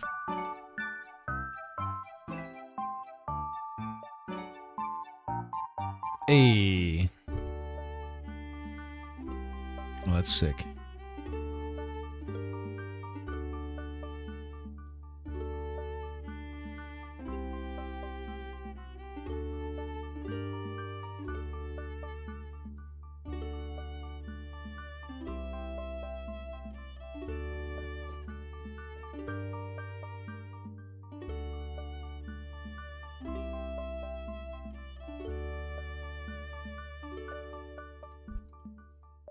It happened to Iron Mouse? Yeah, Iron Mouse said the same thing. Aren't usernames auto-generated at first? You had to change yours? Yes. And when you go to change it, it'll say it's taken. God, that lumpy touch emote freaks me out. Yeah. Blockgame is like Minecraft MMORPG server? Yeah. So I started making Blockgame in Minecraft like 4 or 5 years ago. And it's just a side project thing. I wanted to have something we could just do together and it's fun. And I went through a lot of different iterations and was just kind of me testing and dorking around. And then I brought Jake on, and the two of us together started making stuff. And then we found out about Hightail, and we engaged with the Hightail team, and they sent me like a care package and all this stuff, and we're going to put the game into Hightail. And then Hightail got bought by Riot, and then it got canceled. And then it got bought back by Simon, and they got uncanceled, and then launched, and now we're making stuff in it. I get to talk to the devs all the time because it's the same people. It's the same ones from before Riot bought it and got disassembled. They got all rehired, so now it's like I just talk to them about this stuff when it's broken, and that's it. Yeah, it's a crazy roller coaster. But this is everything that I wanted it to be, and we're still like learning the tools, right? And there's so much that is weird. So like no one knows how it works on some of this shit. And like people are trying to use AI to like get it to explain it to them, and AI is giving them answers from like Minecraft that are completely wrong. So it's like kind of Wild West shit, you know? It's like 3 years since you joined me on Blockgame. Dude, it's wild. It's a long ass time though. It's like actually insane, Jake. 3 years, man. Jesus. Oliver Simon now has his game and 75 million of Riot's money. I don't know how much it actually is. People said he sold it to them for 100 million and then bought it back for 25, but nobody really knows. Nobody really knows. So like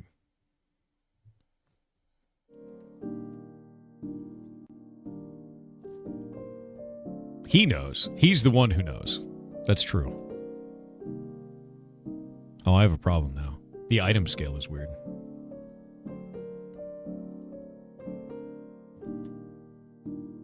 That means when it's in my hand, it's actually behind. How do I fix that? There's got to be an offset for that, yeah? Right?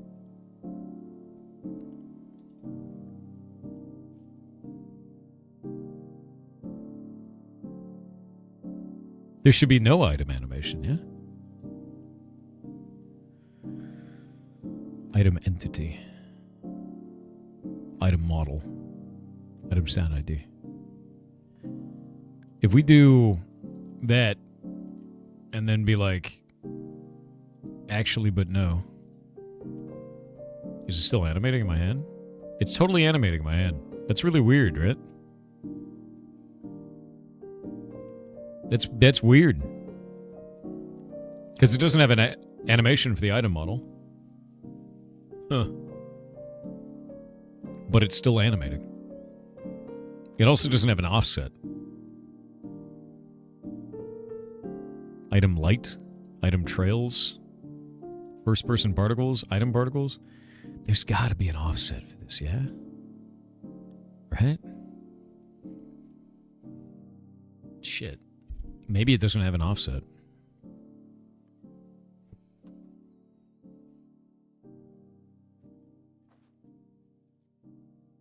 Doesn't there have to be an offset for this? There's got to be, right? There's got to be, right? Indie Game of the Year material? I mean, it's pretty early in the year. Can't you make an offset? I don't know where I would.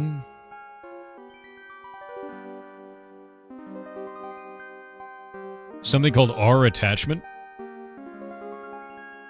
It's kind of weird, yeah? Block breaking decal.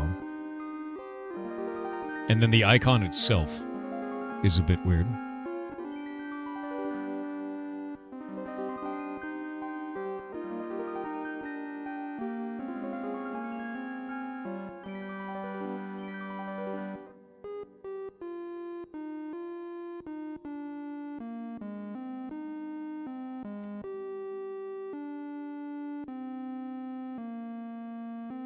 There we go.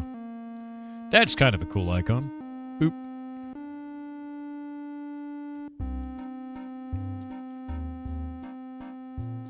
Change the item scale value to 0.25 when it was blank before. That make a difference? That might be.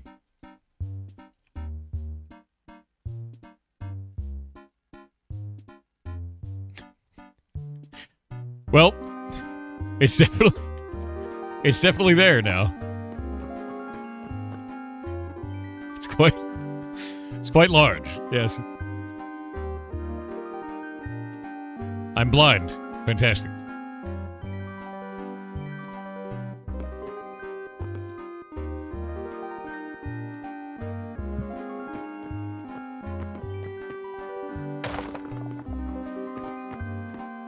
That's good. I don't know if it's good. It's a feature for sure.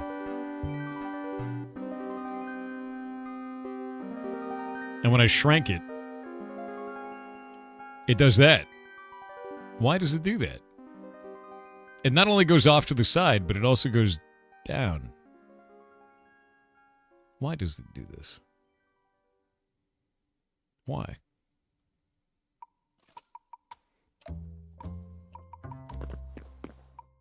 Why?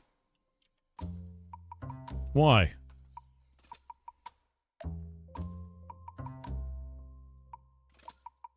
But why?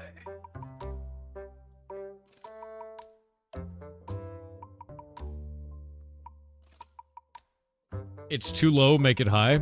That's kind of the... Thanks, bud. It's kind of the whole bug. We don't have an offset in here, and I don't know how we can get an offset. That's a bit weird, yeah?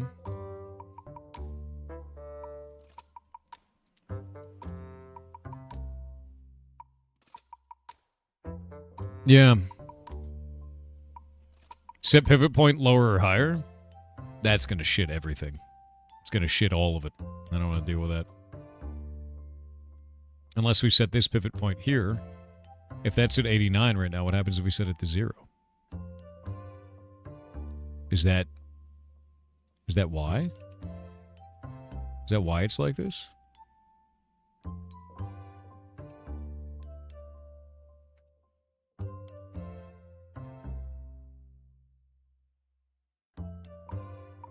I have an idea. I have an idea.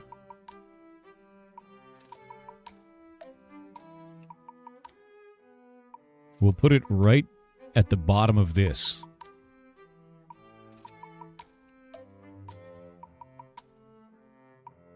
This is the way.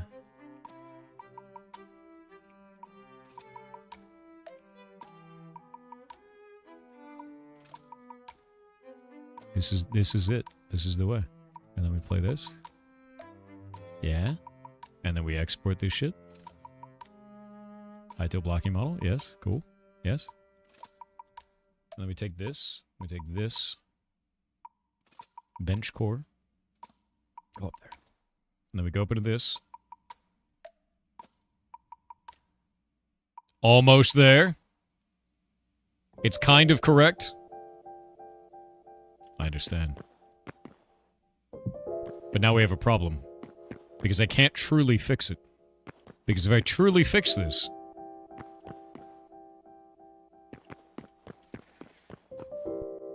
I understand. I understand what must be done, Chet. We need 2 models. 2 of them. One of them must be the item in hand model. The other one must be the big towering bullshit model. I know the way. You made that model? Yeah. It's just like a big dork model. Yeah, there must be 2. Trust. Trust. I know what I'm doing. I think. I don't. That's a lie.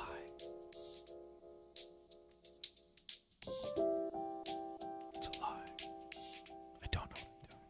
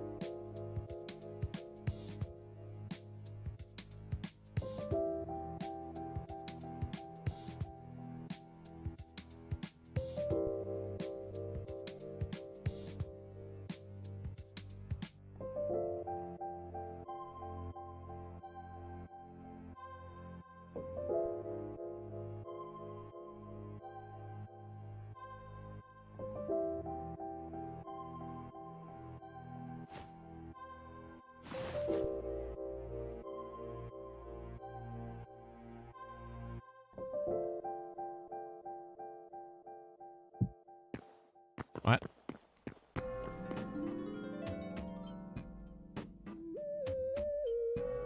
That doesn't make any sense.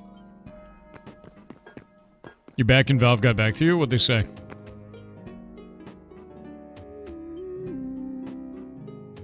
I thought that would work for sure. Actually, let's restart the server. Because there's other shit that's broken too. We're gonna restart it. Yeah, what went wrong, man?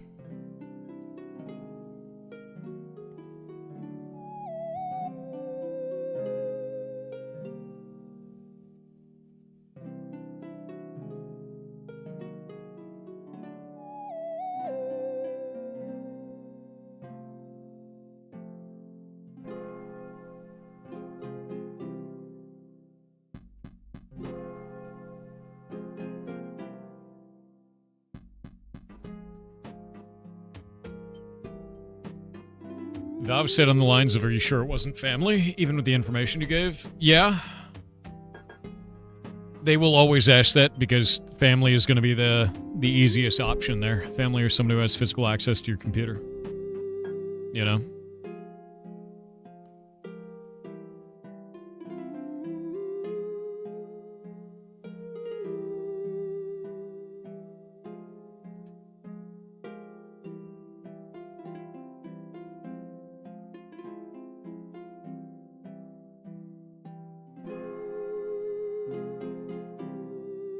You wish CCB had done that? What are you talking about, Almond?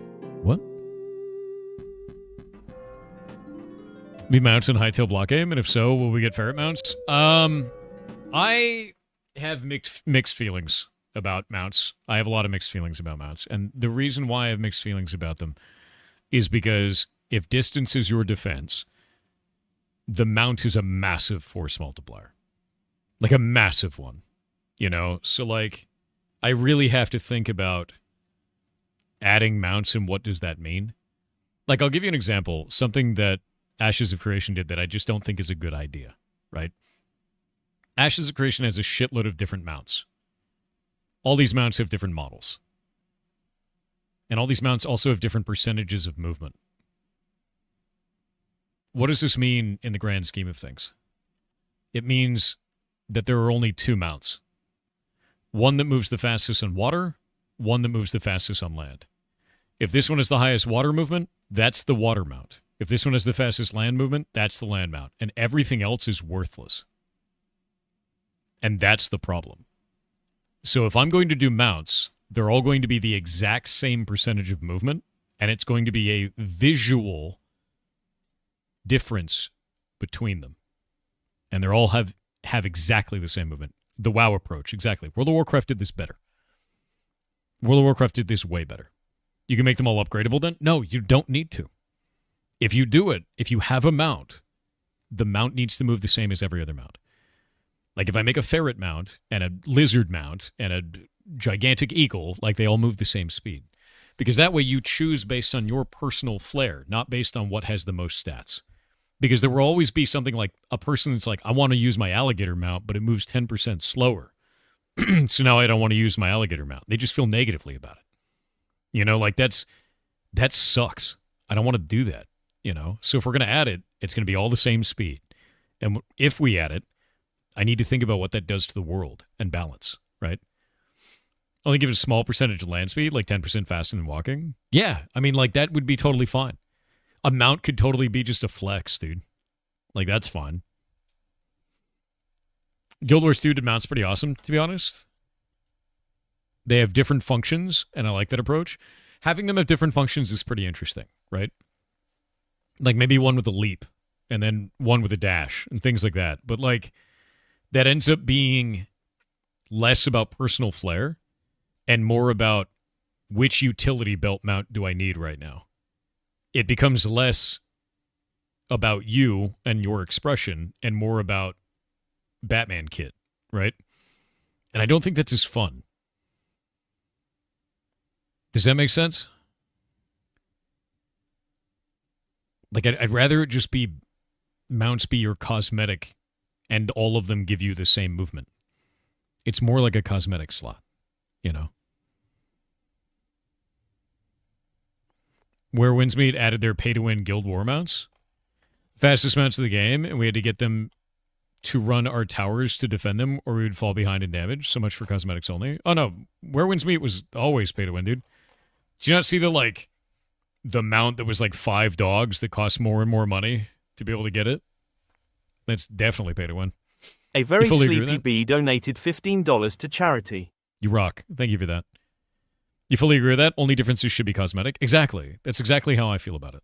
Only differences in mounts should be cosmetic. If we're going to do mounts, they got to be cosmetic only.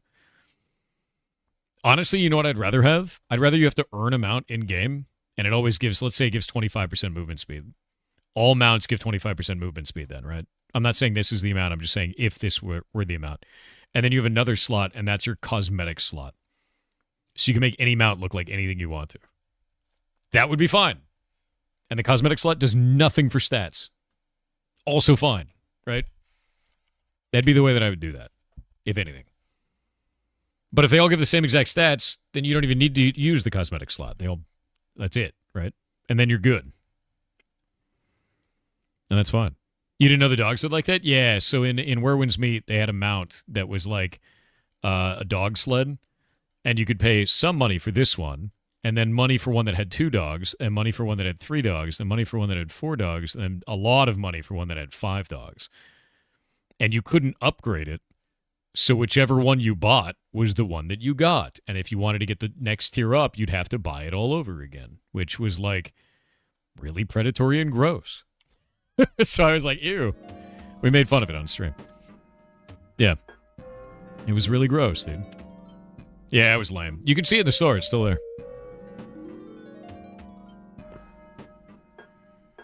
All right. Good. Not so good. Well, at least the icon's right now. Like, it's there. But, what the hell, man? Why is that not positioned right? Man? Let's go back in here.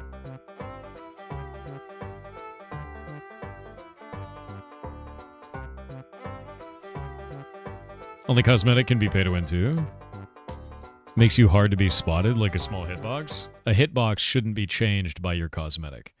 If a hitbox is changing by your cosmetic, it's no longer cosmetic. It's now functional and impacts combat in some way. Hitbox should never change. No. Hello, my fave pirate. Hello, 18-wheeler pancake. Hope you're having a good day. We're trying to play around with some stuff. Oh, it's weird.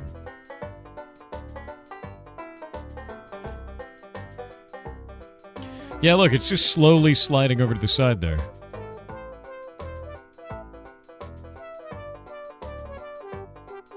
Russ says pay to win camo gear, so people are harder to see because the camo is what you're saying. Right? That makes it functionally different, yeah.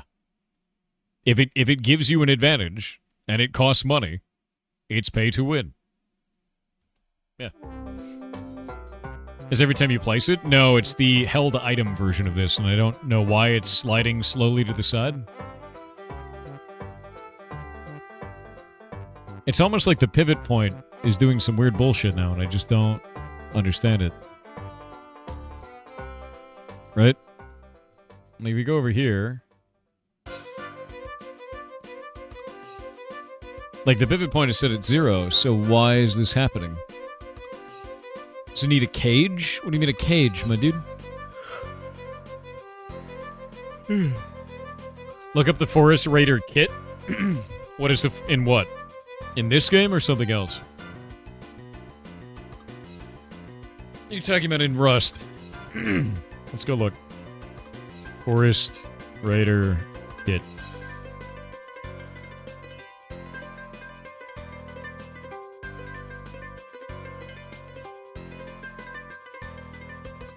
Wait, what? So somebody bought them for $10 a piece a long time ago and then sold them for $250 because they're seen as incredibly valuable because they give you a serious advantage in the game. And the advantage that they give you is that you're harder to see. Is this the case? That's it?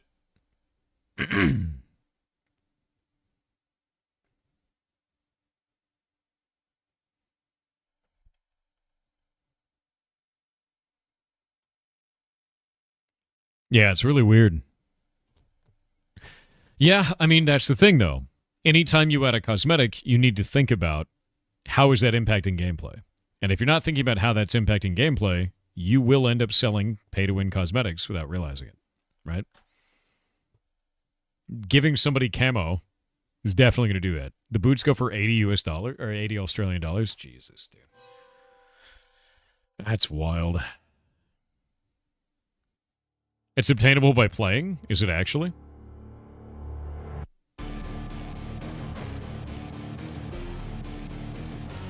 Alright, so how do we get this thing...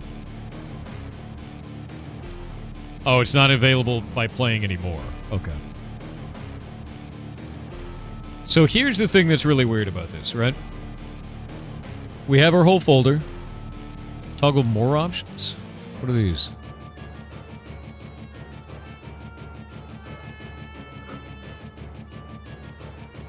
That's odd. No one has tried pay to lose? Yeah, they have. Do you want to know what pay to lose is?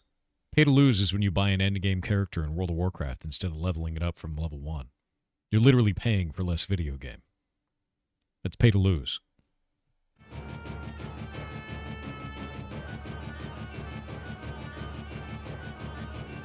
Tell me I'm wrong, right?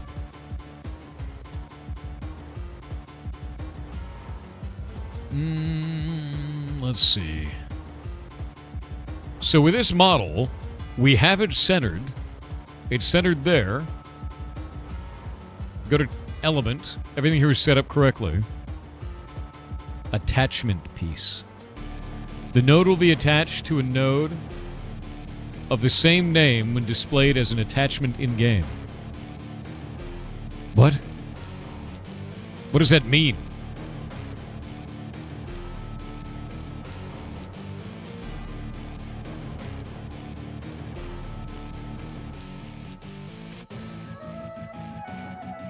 I have an idea.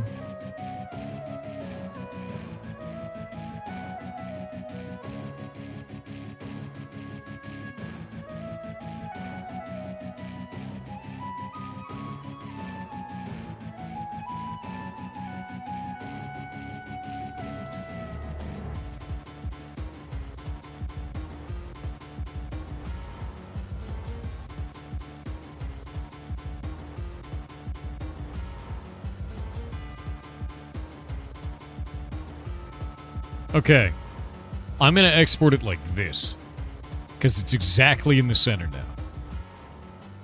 Right? No weird bullshit anymore. Exactly in the center. Touching the ground. Export. We're going to export it as the item version of the item. Replace. We're going to go in here. Grab this. Because my anticipation is that the item has to sit on the ground. Right? That's my bet at this point. Set to the item version. That's somehow wrong. I don't... Why is my character vibrating madly? Alright. It's almost... God, that's so weird, dude. I also don't want it to have an animation. Like, I've tried getting rid of it and it just won't do it. Like, we don't have an item animation. No, it's not a restart server problem, unfortunately. Idea. Dumber idea. I have an even dumber idea, chat. Okay, that is perfectly centered, but it's too big. All right. Idea.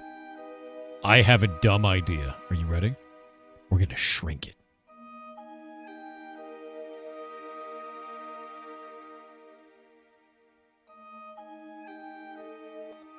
Kawaii Cos donated $100.35 to charity. Boss? Actually boss.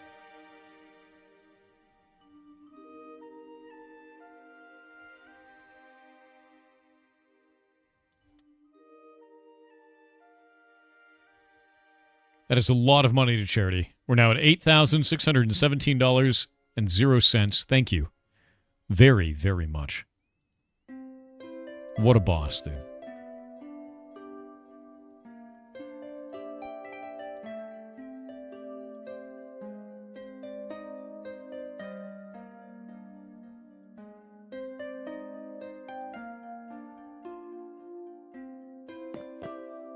What? I grabbed the wrong asset.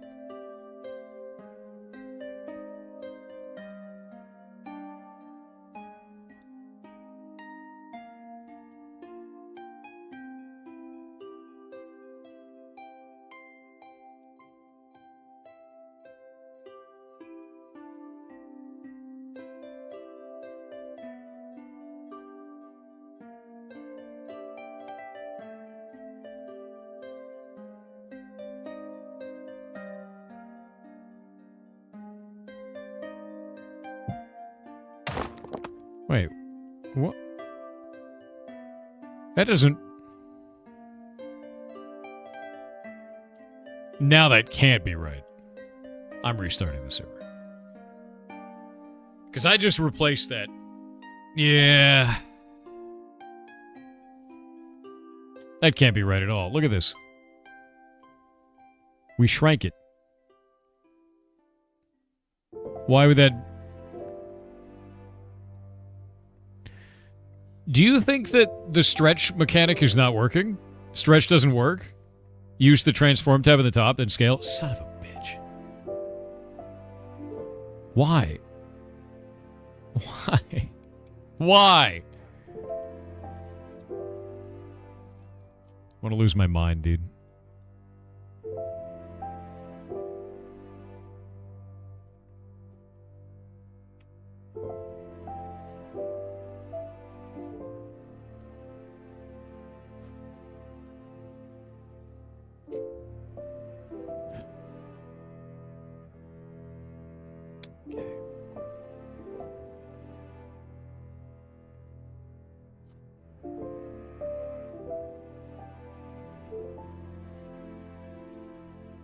I'm gonna lose my mind.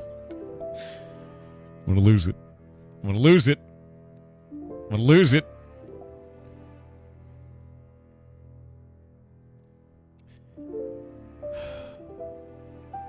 They're not gonna be aligned.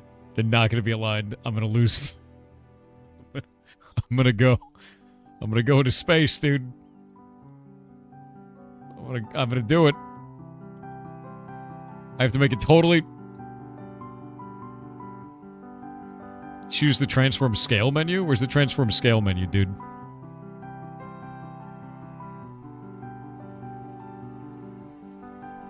Ah.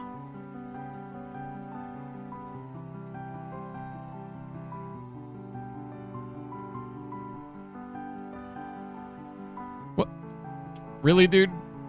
Could you just...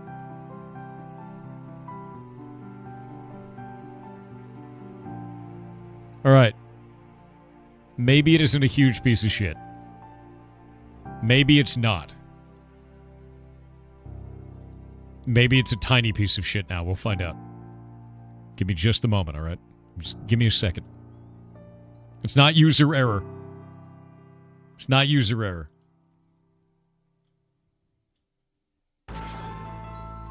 I used the tool that it showed me, and it decided to shit itself, alright?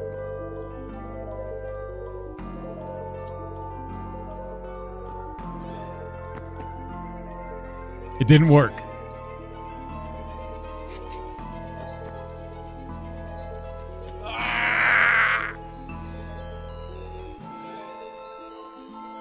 Why?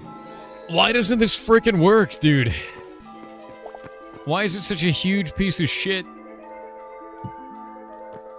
That works. Goddamn bullshit ass garbage looking son of a trash goblin. Swear to God. It's even set to the right one. Here, I'll set it to the wrong one now.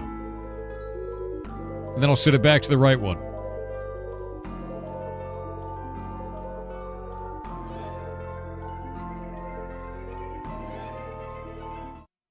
All right, chat. You see this shit? You see how this shit doesn't make any sense? I shrank that, and I made a totally different model that is 1/4 the size, and then saved it, and it's still this goddamn same size in game. Why? Why? Why? And third person looks great at that scale? No, it doesn't. Don't say it looks great. No. No, this is trash. I'm going to go down here. I'm going to change this model to that model. Just to see what happens. You son of a bitch. You. You. That's what it's supposed to look like. That's the art of model. I'll lose my mind, dude. This is supposed to be the block model. This is supposed to be the item model.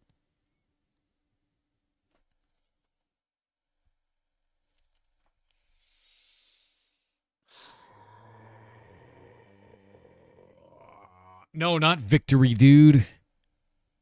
If I change this back to the proper model, it changes both the model in your hand and the model on the ground.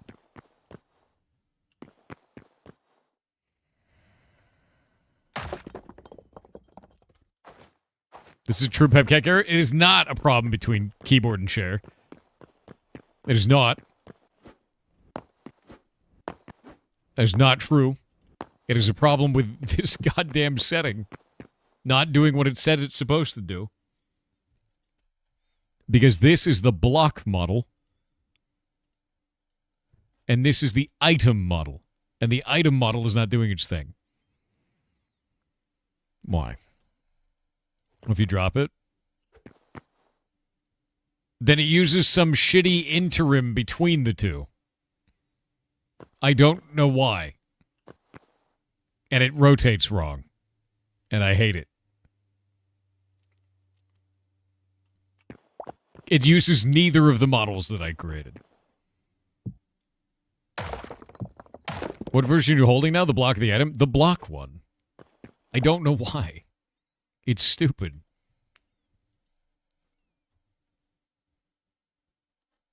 Player animation ID changes the holding animation? Oh, I swear to God. If the model in your hands is tied to that, I'm going to lose it.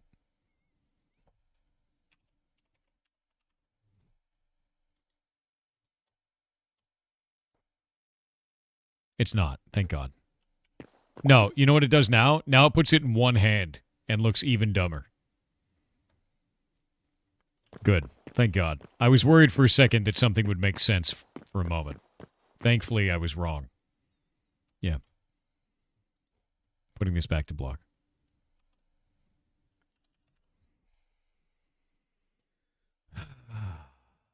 Does scale change something? Yeah, in the worst way. It's going to scale it wrong. As you can see. And scales it incorrectly. Because it's using the block model. This is the saddest part about this. Item model is not actually overriding the item. Block model is overriding both. The item model should always be expressing. This is the bug.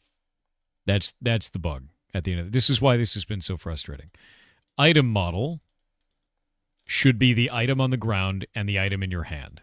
Block model should only be when the item is placed, deployed, right? So when we deploy it, that's the block model. It's supposed to be the item model in the hand. It is not. It is not the item model in the hand.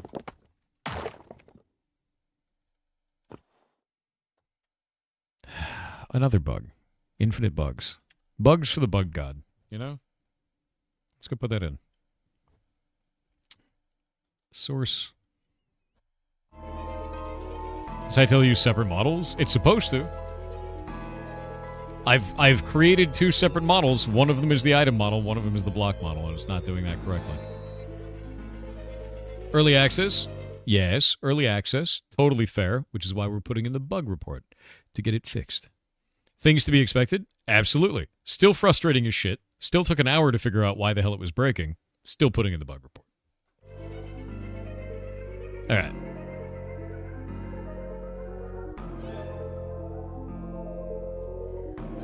It's not a bug, it's a feature. You're a feature. All right. I'm going to write it up over here. Boop. Delete that.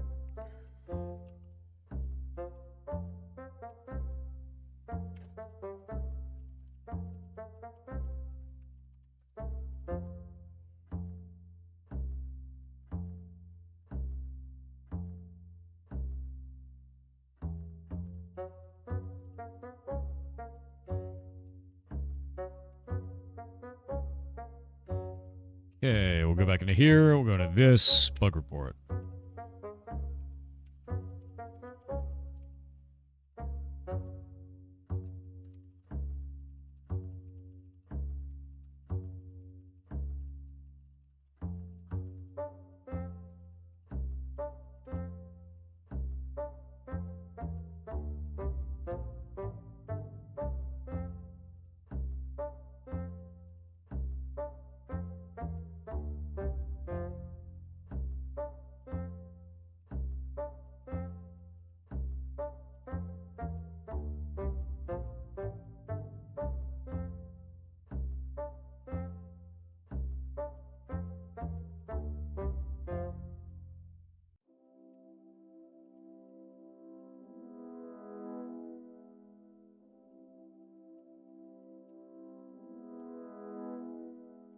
There we go.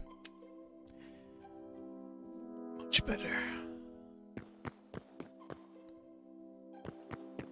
Much better.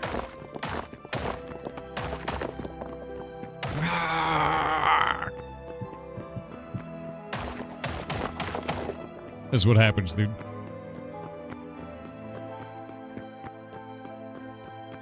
Would it be funny to refer to the insects as I see as IRL features? Do it.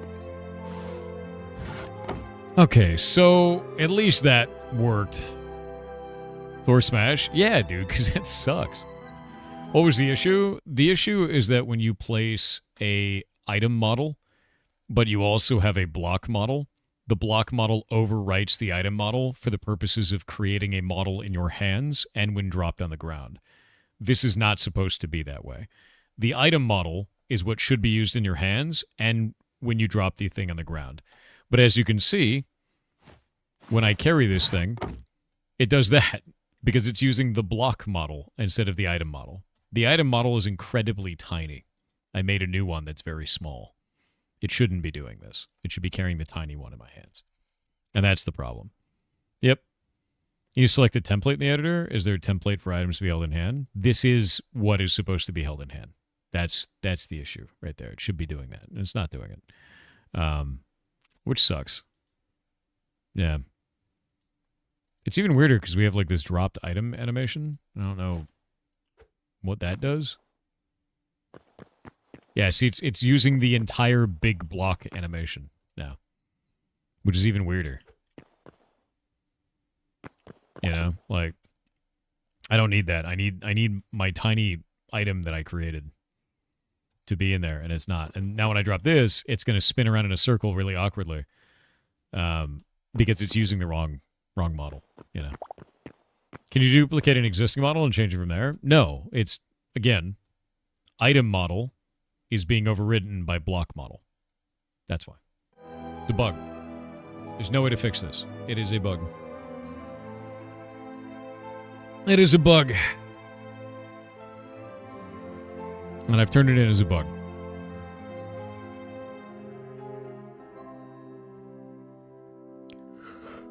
You think you do a Blockgame in Lua? I mean, I guess you could do it, but I don't know why you would want to. Item scale to 0.5 does not fix this issue. It makes it offset wrong because the block model has a special offset to make it so that it works in the middle of other blocks, like that. And the item one does not have that, because if it did, it would offset it incorrectly. They need to fix this bug for this to get fixed. It's not an our side thing. Bugs all day, every day.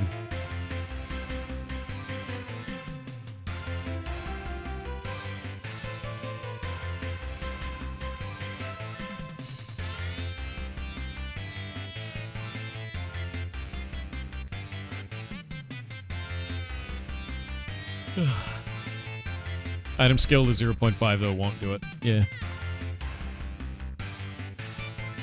Drop Knight, enter it. Roblox looking ass? Dude, I'm telling you right now, if you're looking at ass in Roblox, there's a van coming for you.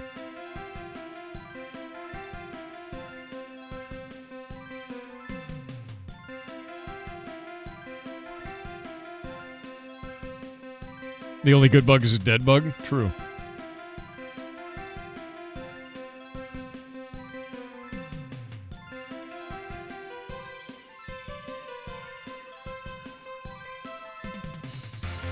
Let me see. Alright, particle color is correct. Everything here is correct. Alright, ads are over. So we know what the bug is. I've got the bug report in. There's no way that we can really fix this on our end, unfortunately. Which sucks. But, like, what are you going to do? It looks like, unfortunately, block type, the block model, overwrites all other models when it is applied, which is not really what you want. You know, that kind of sucks, but what are you going to do? It's sort of lame. So, hopefully, they fix this one, and then we won't have this problem. Thankfully, it's not a blocker. So now we can go and make some particle effects, which is kind of cool.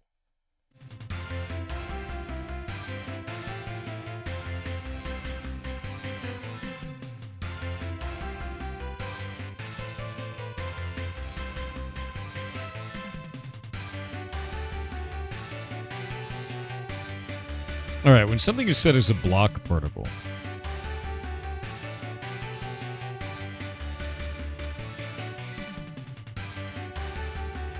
need to go make some. What makes a good bug report to send in? You need to figure out exactly what it is that's going on and have steps to recreate it. So that bug report that I put in said all the steps to get back to the same state that we were in right here. And that's in creating two different models, right? We created, under this one, we had an item model, we had a block model. I created one model for one and one model for the other. You apply both of them to the item, you carry it in your hands, it shows this one. You throw it on the ground, it shows this one. You deploy it, it shows this one. What it should be is if you carry it in your hands or you throw it on the ground, it should show this one. And if you deploy it, it should show that one. That's the bug. And that's it. That's all it is. It's just a bug. Lots of them. TF2 had an item that was so pay to win that they made it a Halloween-only item. Weird. You hear Mechanicus? Maybe. Maybe a little bit of Mechanicus. Maybe as a treat. Oasis Moose said, "Hello Thor, Lord of Ferrets. Today, AOC posted a letter from the devs. Yeah. In that, was them recognizing things the community has been vocal about. Nowhere do they mention how people keep complaining about toxic hate in global chat. Yep. I went to their Discord feedback and posted about that. Guess what? Mostly toxic, hateful comments. It runs deep. I think Reddit is less toxic at this point." Yeah, I'm going to be honest with you. Moderation wasn't on their list, so. Very cool. I'm done with it. I uninstalled it. So, I uninstalled it and I put out a message to the guild. And everybody's... It sucks because there were like dozens of people inside of our guild that were messaging me and be like, "Hey, I'm getting these horrible messages online. I'm seeing all this awful shit. What do I do?" And I'm like, "Just report it. We're going to find out what's going on." And then it happened to me as well. I ended up taking reports of this and sending it up to Stephen Sharif and Margaret, who are the community managers and the director for the game. They told me to put in a ticket, which I told them I already had. We waited 8 full days for a response, and then the people involved did not get banned.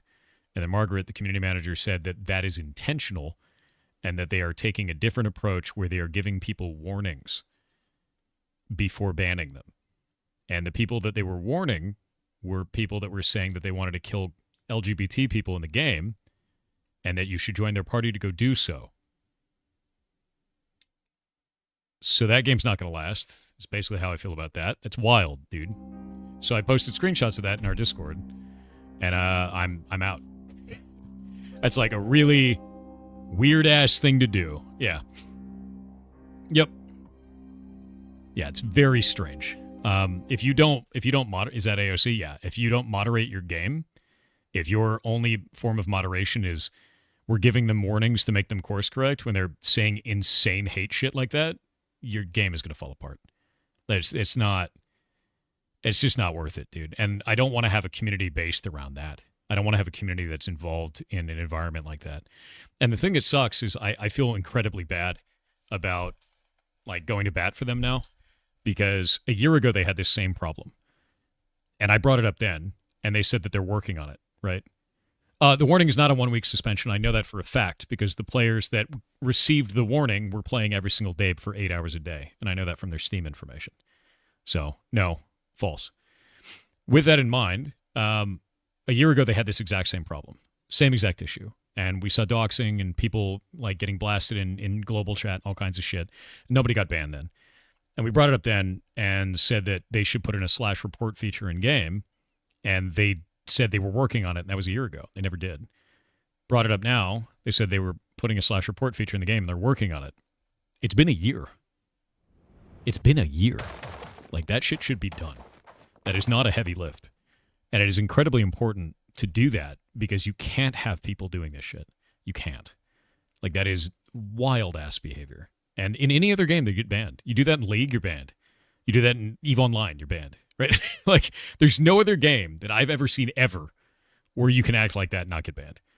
Like, it's crazy. You surprised Steam allows that? Steam doesn't. Steam has really strict rules on that shit. Rust, it's got to be a private server in Rust, though, Winky. Like, that's the only place you're going to get that. Any commercial game not hosted on a private server, you can't have that, man. Like, this is servers owned by them. So, like, nah, dude. Yeah. Like, there's no way it can be like that. It feels like Steven's making a toy for him and that's it. I don't even think it's that. I think they're afraid to ban people, man. I think they're afraid to ban people.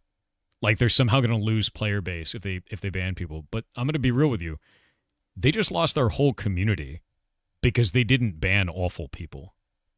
Like, there are so many people in our guild that are like, they were on the edge waiting to find out what was going to happen with the dude that spams, that he praises Hitler every day in the game. Or the guy that says stuff about Jews every day in the game in global chat. Or the dude that was saying that he wanted to kill gay people every day in global chat in the game. The people that never got banned. And they were waiting to find out, and this is what they got to find out, that none of those people are getting banned. That they didn't even get, like, nothing happened to them. And these are the people they'd been reporting for the last 25 days, man. So, like, you lose so many more people by not getting rid of the weird shit like that. And I just don't understand.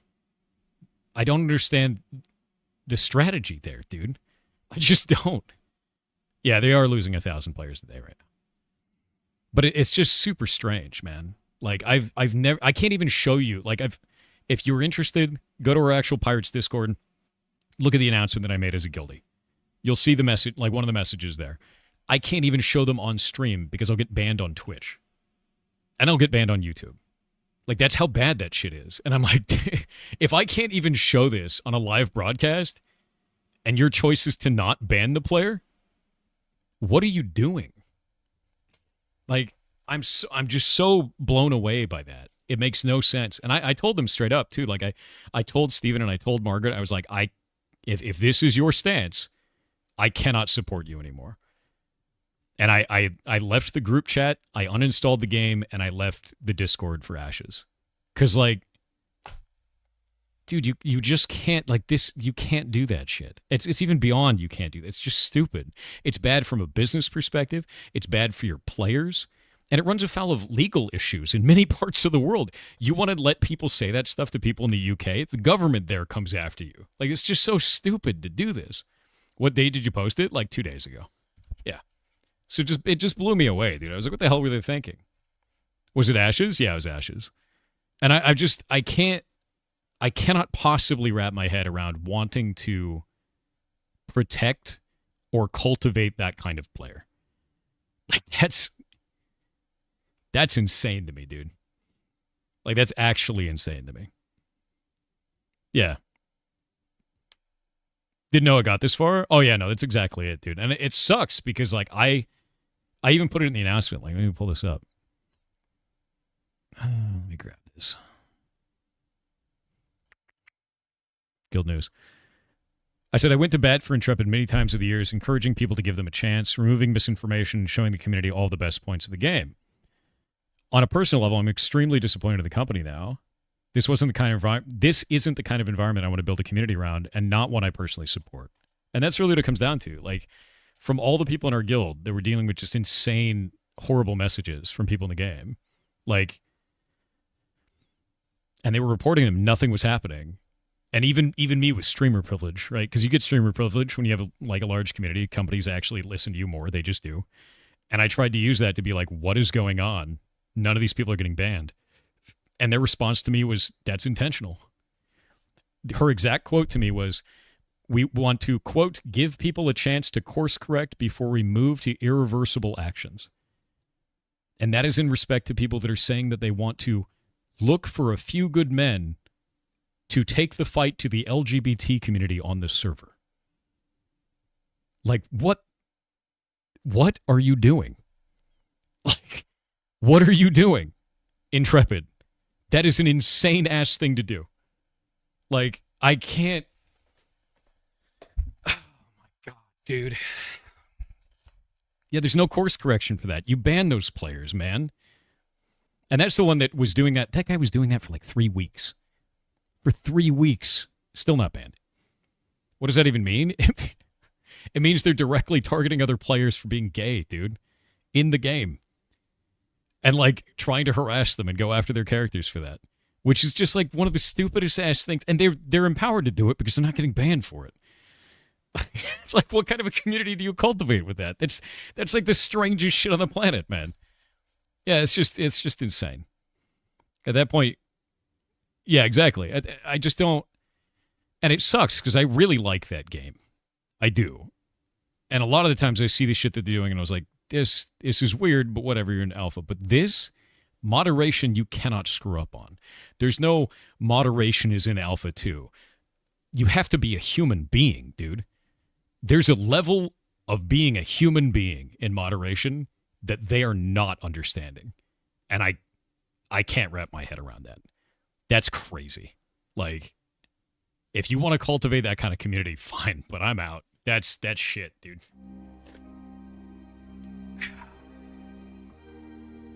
Doesn't lacking moderation violate Steam's TOS? Yes, it does. It's just bonkers, dude. I can't believe that shit. Where's that going on? Ashes of Creation. Yeah. Every streamer will be out? Dude, go look at any of the streamers for the game. All of us had to cover global chat the entire time because that shit was going on in global constantly. Constantly. There was a guy saying anti-Semitic comments every single day. And if you played Ashes on our server, you know who he is because he made a bunch of different accounts. And he kept spamming it every single day, all day long. Never got banned. No account ever removed. I had him on my ignore list like 30 times. Yeah, the guy who was named Ben Onion once. And it's just like it frustrates me entirely because this is such an easy win. It's such an easy win. And they fumbled that.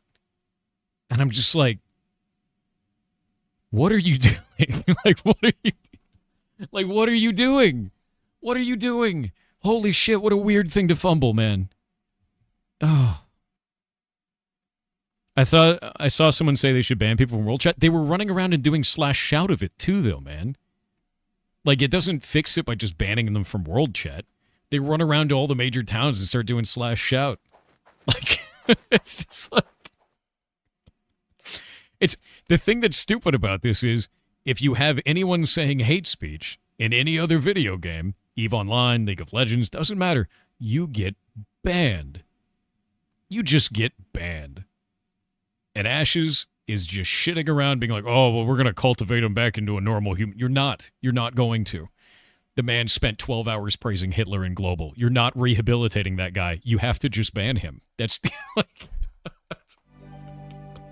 like, come on, dude. Like, holy shit. Oh, it's not rocket science, man. Yeah, you can't fix him. You can't. There's a limit. Is it the same guy that did all of this? No, it's dozens of different people because they're just not banning any of them. And for every one of those interactions, they lose a normal human being as a player. And then they keep the guy who's just doing that weird shit, right? And they just keep doing it over and over. Yeah. It's not rocket surgery, dude. You ever wonder if shareholders want people to be upset? Bro, there's no shareholders. It's completely bankrolled by Steven. That's the other part of it. There's not any shareholders to be mad, I guess. Like, maybe that's why this is happening. Maybe we should, did we just find an argument for having shareholders? I hate this shit. This is, god damn it.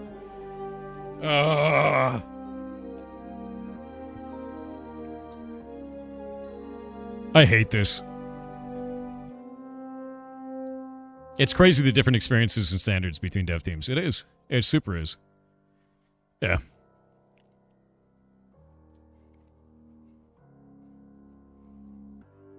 Yeah, dude, you can't do that. It's just nuts. Anyway, that's my soapbox about it. I put an announcement in Guild Discord, which is the actual Pirates Discord. To be clear, I don't want to be doing that shit for Ashes anymore. That's it's fine if the game is buggy. It's fine if they make missteps in doing that. It is not fine if they screw up moderation to this degree. This is far beyond what I find to be acceptable in any possible way. That is too much. Way too much. And it's not fair to you guys. It's not fair to the community. And I don't want to support it. So with that in mind, the actual Pirates Discord will not be shutting down. We will instead find a different game to play. And I don't know what it's going to be yet. But I've been looking at other MMOs that are coming out this year, stuff like Chrono Odyssey, and maybe those will be cooler. I don't know yet. But we will keep actual Pirates around as, hopefully, the MMO play-together side of the community, right? Could be Final Fantasy XIV, could be Guild Wars 2, could be old school RuneScape, right? And I think any of that would be fun, any of that would be fun entirely. Final Fantasy XIV is very fun. I could get back to playing my warrior. I love that shit. Get my home gang going, dude. I could do that. I could do it. People have been seeing ESO as well, too. Guild Wars 2 is very good. Final Fantasy XIV is great. Critically acclaimed MMORPG, Final Fantasy XIV, with up to level 70 and free demo. Thanks, Winky. Thanks for the ad, bro.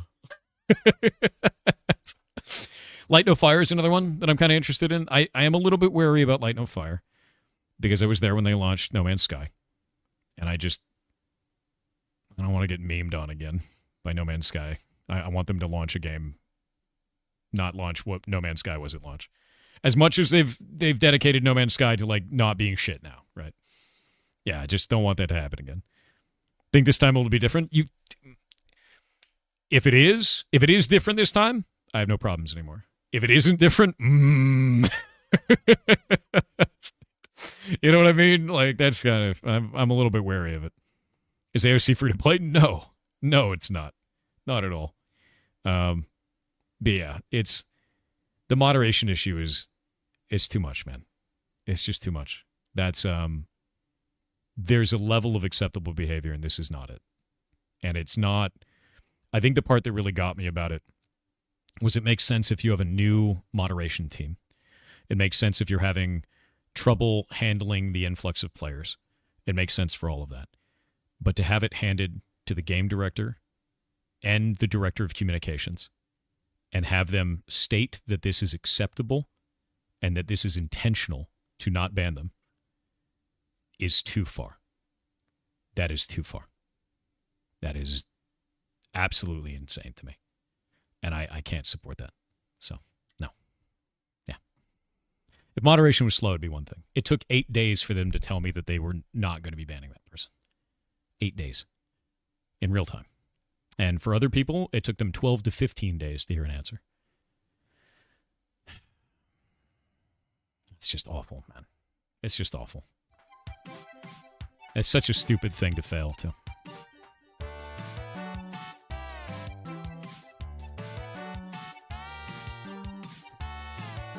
Any thoughts on Project Gorgon? Wasn't Project Gorgon like 2 guys?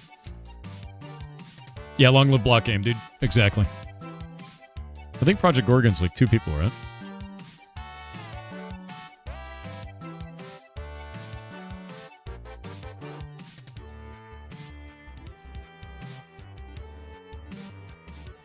Yeah, exactly. They didn't just shoot themselves in the foot. They dropped a mini nuke in the middle of the party. They did. Yeah. It's literally enough that when they sent that to me, I hadn't signed into the game since. I wrote the guild announcement, and I uninstalled the game. And, like, to give you an example of this, I have been following and supporting them and playing that game and getting people involved for 5 years. Since 2021. They cannot screw this up. And I can't be a part of it if they do. And they did. And it's just like, nope. Yeah. Yeah, it's been 5 years. It's been since 2021. Yep. They dropped the pineapple. They did. It's super strange. And to be clear, I know a lot of people have all kinds of narratives about Ashes of Creation and the things that they hate or don't hate or whatever. I'm not going to sit there and hate on the game. They failed something they cannot fail, to me. And now that they have failed that, it's over. Like, I don't even give a shit. So I don't need to know what's going on in it or anything like that. They can't fix that one, dude. That's wild. Yeah, Bitcraft is doing really well. I've actually been taking a look at Bitcraft. Apparently they have PvP now in Bitcraft. Is that the case?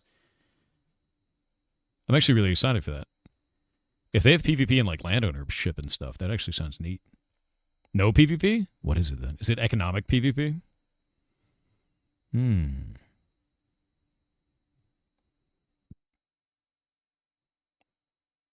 That's a generational fumble, it is. Yeah, you don't recover from that. Yeah.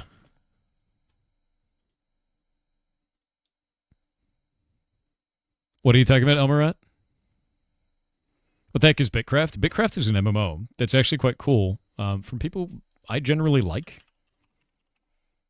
These guys are awesome. So Clockwork Labs, they created this system called SpacetimeDB, which is a server infrastructure system that they have now open sourced where you can make an MMO with tens of thousands of players all on one server, run completely out of the database. And then they made this game in it. It's wild, actually. SpacetimeDB is incredible and is, yeah, their plan was always to open source it too. So now this game is made completely on that. And I think that's fantastic. I don't know why the recent reviews are mixed. I'm not sure what happened. If something happened. It looks like people are upset about something. I don't know what. One of the largest empires in the game is conducting Big Brother type surveillance, like scraping all chats. Ew. Ew.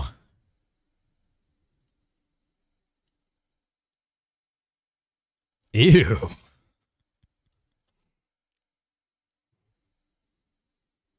Who's the biggest empire in the game that's doing that?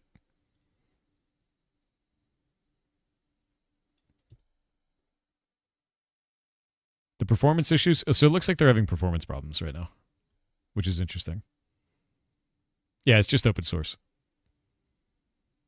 Bitgraph is having horrible moderation or lack thereof. No!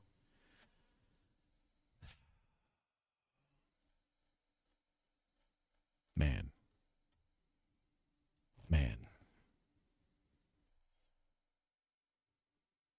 That's sad. Just gonna keep making Blockgame. Skeletor 301 with moderation. 500 bits said "Yar cheer 500 hey there Thor man." I'm back with another fun fact, Disney edition. Last time I brought you the coachman in Pinocchio being the only Disney villain who never faces justice. Today I bring you Amos Slade from The Fox and the Hound, Disney's only true anti-villain. He goes after Todd because the only things he ever sees are Todd threatening his animals, chasing the chickens and even injuring Chief. He isn't cruel without a reason, which makes him a true anti-villain. Okay. That's kind of one of the rarest things around, too. Like, there's very few anti-villains that exist. You know? Yeah, Fox and the Hound is cool. I'm trying to think if I can think of any other anti-villains, and I kinda can't. I can't. Do you guys have any examples of one? You just want to play Blockgame? Go play on our Minecraft server then. The Punisher? Is the Punisher an anti-villain, though? I think the Punisher's an anti-hero. Like, he does good things, technically. Yeah, he's an anti-hero. An anti-villain is a guy who does bad things, but for a reason. Punisher does good things. It's kind of Robin Hood-like, yeah. Punisher is vengeful, I guess, yeah. Magneto? Okay. You know, I think you might be right about Magneto. I don't think he's a villain. I think he's an anti-villain. I think he's the way that he is because of his experiences. I think that's a good example. Magneto is a good example. Yeah. Yeah, I think Magneto works. That's a really good point. Really good point. Nice. Nice call out. Yeah. Johnny Lawrence and Karate Kid. Only was defending his girlfriend. I'd have to go watch it again. Bold claim, I need to go watch it again. Dexter? I don't know if Dexter is an anti-villain. Remember when Dexter screwed up and killed a good guy? Remember that? When he killed an innocent? Feels bad, man. Yeah. Dexter's not a hero, though? Accidents happen. Average is the best of us? Wait a minute. Yeah, Dexter from Dexter's Lab, dude. You figured it out. Dexter is 99% a hero? Yeah, the last 1% is a cold-blooded murderer, dude.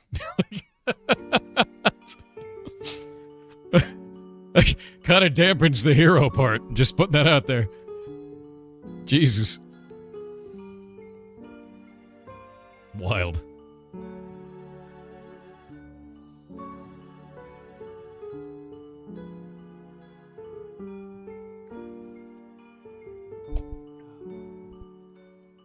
Pretty sure humans are warm-blooded? Probably.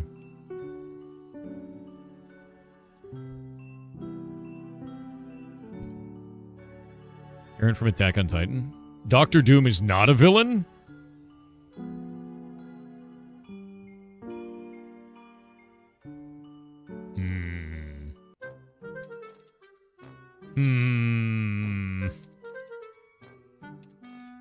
I think Doctor Doom is a villain. Yeah, I think Doctor Doom is... I think he's a villain. Yeah. Yeah, that's like saying Lex Luthor isn't a villain because he's driven by wanting to leave his mark on history. Because that was like the whole point of Lex Luthor. His entire persona was that he knows that in generations from now, no one will remember his name. So he needs to find a way to be remembered forever. Like, that was the whole thing with Lex, is he wanted that. That doesn't make him a good guy, right? He just wants Superman. Look, all right, whatever they do in the comfort of their own home away from prying eyes is not my fault. Or anything that I want to deal with. He can have his fantasies. Superman made him bald? Wait, did Superman actually make Lex Luthor bald? Did he? I don't think he did. Is that true? I don't remember that. Superman made Lex Luthor bald. No shit. In one of classic origin stories, Superman's actions in a lab accident caused Lex Luthor to become permanently bald, fueling his hatred for the hero. He made him bald? Really?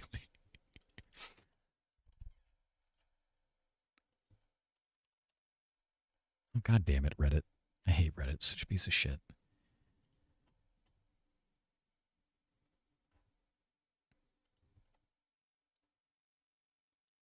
He actually made him bald. That's insane.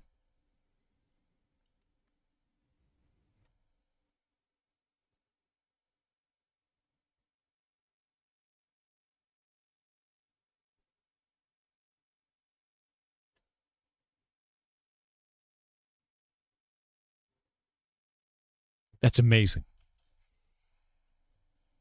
That is wild. That was making Superman look like a child, too. I'm waiting on ads, and I'll show you. He sported a terrible wig at one point? That's wild. Victor Von Doom is ensuring the golden timeline in the Marvel comics. Is he actually? I never understood Marvel. I'm not a fan of Marvel.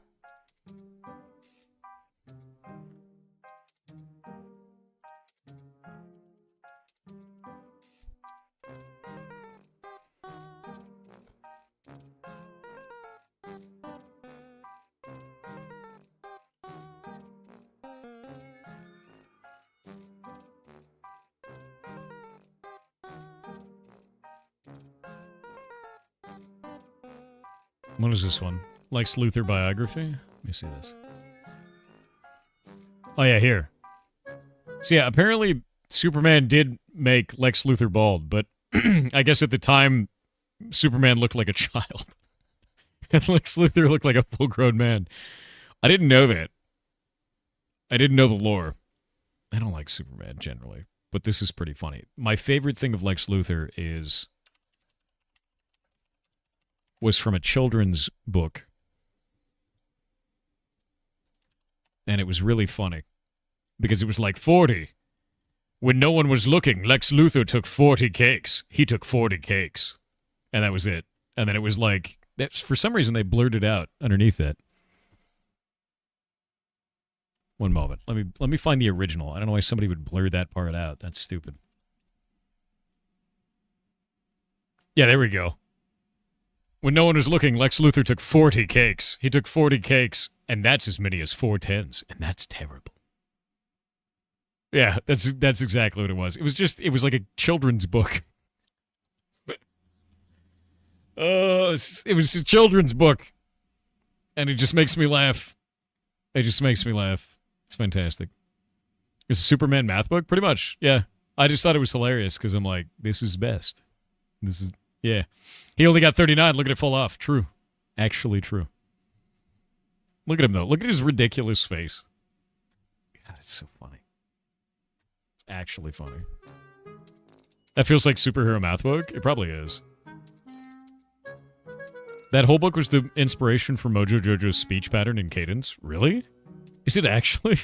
What an interesting, tie over. I didn't think about that. That's funny as hell.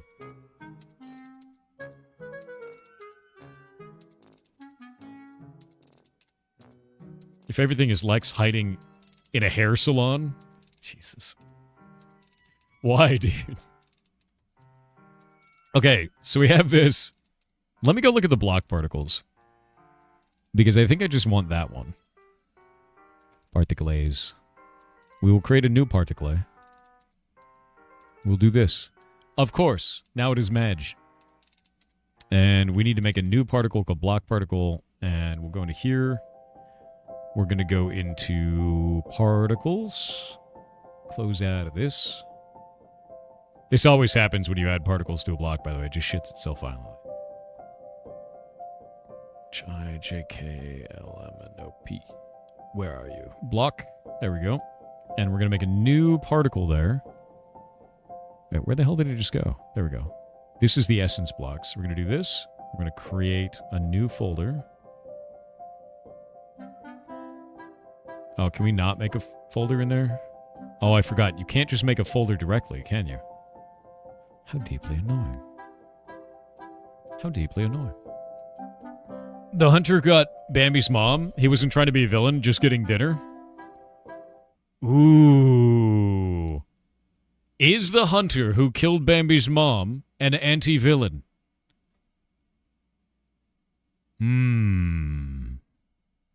I think you're right.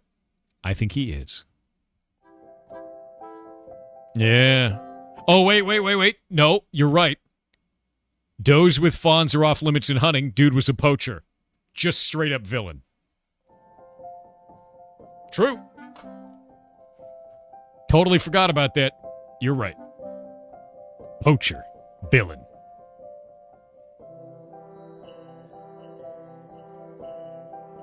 Good shout.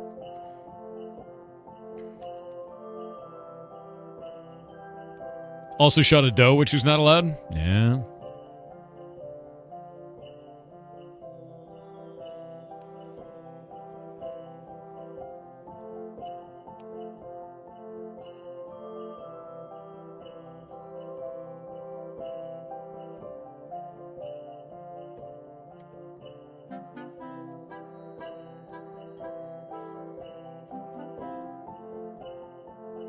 So we got to go into here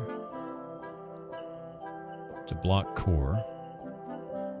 And I guess we have to add block particles here and call it block passive core. Yeah? And then we got to go in game.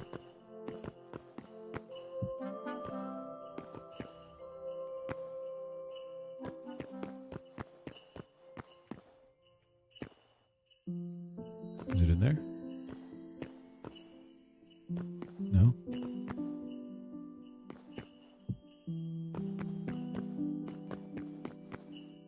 Oh.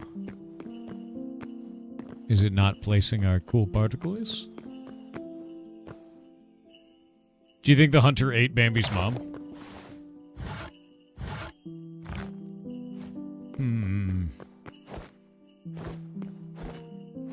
Wait, what?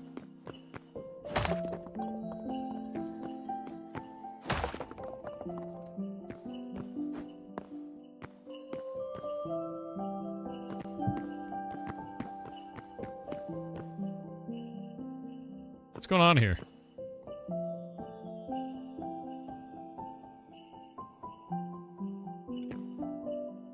It only thinks there's a collision box over there.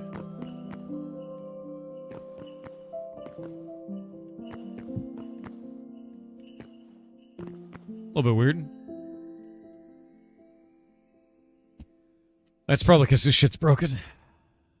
Yeah, because the model scale was enlarged. No, model scale is not enlarged. It's not.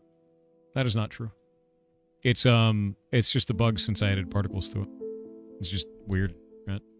We're gonna go to the essence real quick and look at corrupted grader and take a look at block particles on this. This is set to item essence particles. So we're gonna say we'll change this one to item core particles. We'll change the name of it.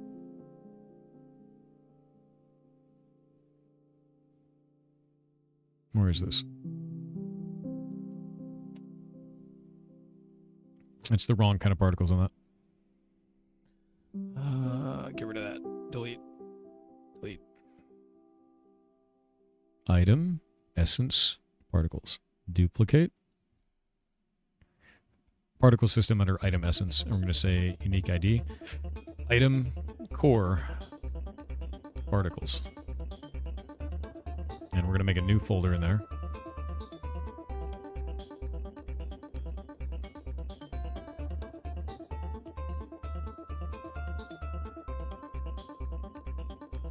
Created in there. And inside of this, now we've got this.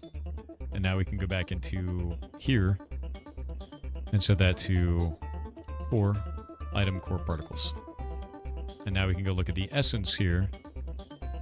Self. We'll set this to 5, just to make sure that it's, like, playing somewhere.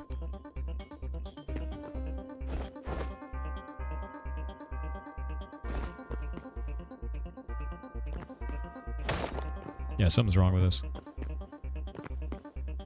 Oh, there we go. It looks like it's working, and it's working, like, out of the top of that correctly. Actually, that looks kind of insane. Huh.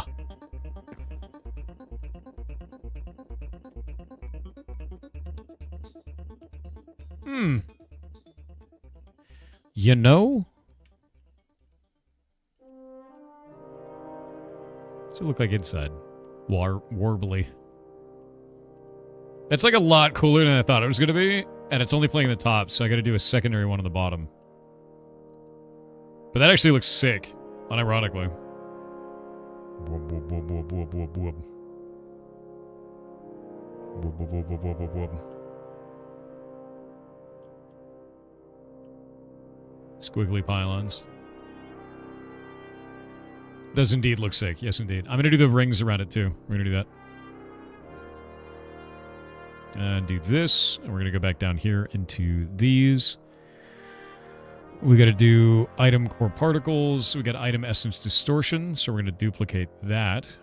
And we're going to put it over in another folder. Item core select. We're going to call it item core distortion. Create. And we're going to make another one. Duplicate this one. That in another folder. Item core. There we go. Taurinir with 500 bits said we should not focus on developing artificial intelligence until we can find a cure for human stupidity. It's never going to happen. Yeah, unfortunate, but true.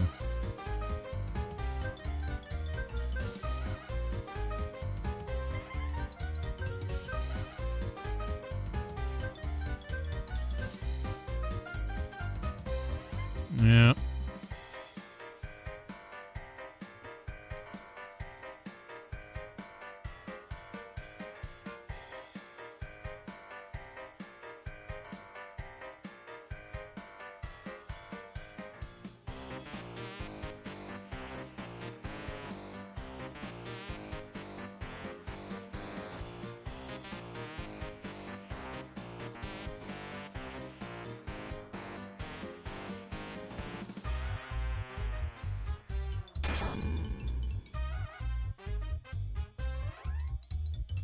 There we go. Rating with a party of 2. Oh, party of 3. Thank you very much. That's super nice of you. Hey, look, it worked. Now look at it. Now it's perfectly aligned for the top and bottom of that. Doesn't that look neat? Boop, boop, boop, boop, boop. That cool looking? Warping around. Now what I gotta do is now I gotta put the ring around it. 2 of them. I know it's a small raid, but I figured you're welcome. No. Don't ever feel bad. Don't ever feel bad about the size of the community that you have. Every single person counts, and you are awesome. So thank you very much for the raid. Seriously. You don't have to do that. You do. So it's very nice of you.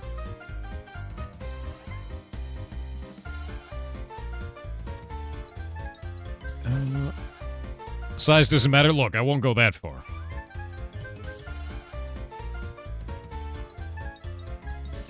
Let's see.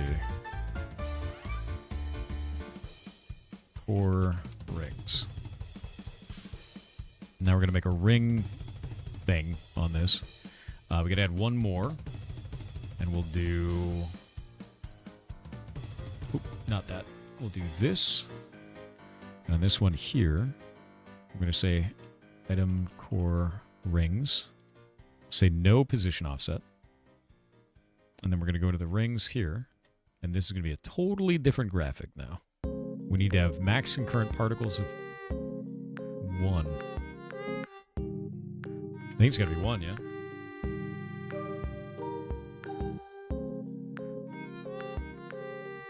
I think it's got to be 1. Give it the Superman prison rings. Xandar Silverkit VT said, "Hi Thor. I am trying to figure out a crafting recipe for Hightail that uses tool as a part of the crafting recipe, and the tool taking a durability damage.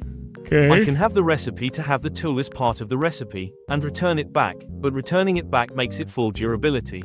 Yes, it does. Do you know if there is a way how to make this? The tools have option to consume durability on use, but it is on use, which is on pressing F, not in crafting.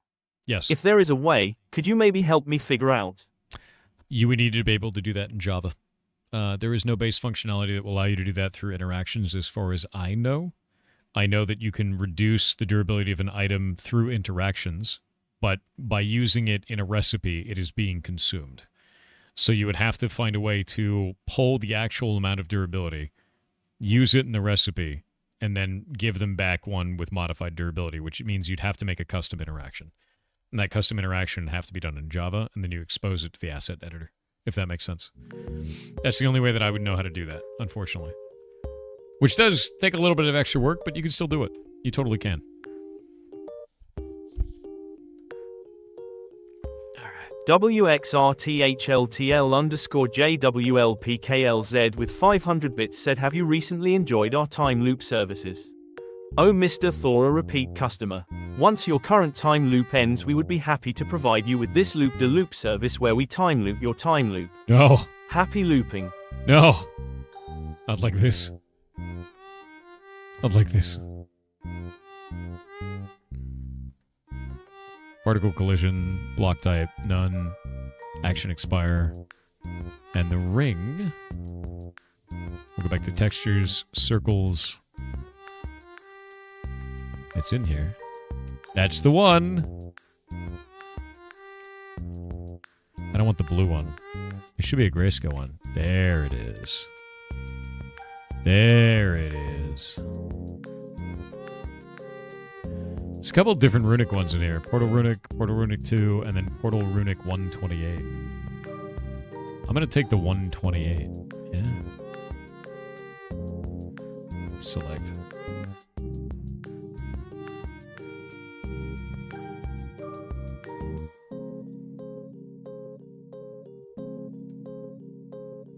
And we'll take this as erosion. And we'll take this down here as scale of 1, 1, 1, 1. And we'll take this one up here as not modifying the scale. Cool. Oh, it got very angry.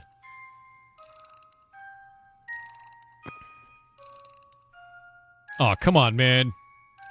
You can't get that mad. Oh.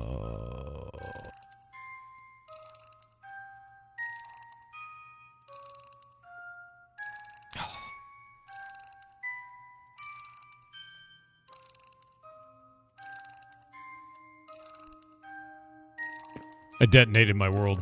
Oh, no!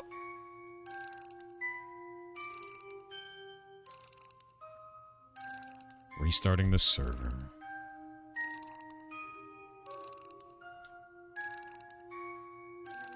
My sad block. Full sedge. Is that a Minecraft asset in Hytale? No. You mean the purple and black block? No, that's just a default texture asset in basically any engine. It's gonna look good. Maybe. It's probably gonna look bad. We'll find out. Cypher FTW with 500 bits said, the only true use for LLMs that I have found, hear me out, is fantasy writing. I want X, Y, and Z to happen, write me a story. Or chatbots, so long as you're just chatting. No asking questions, no asking for facts. Just chatting.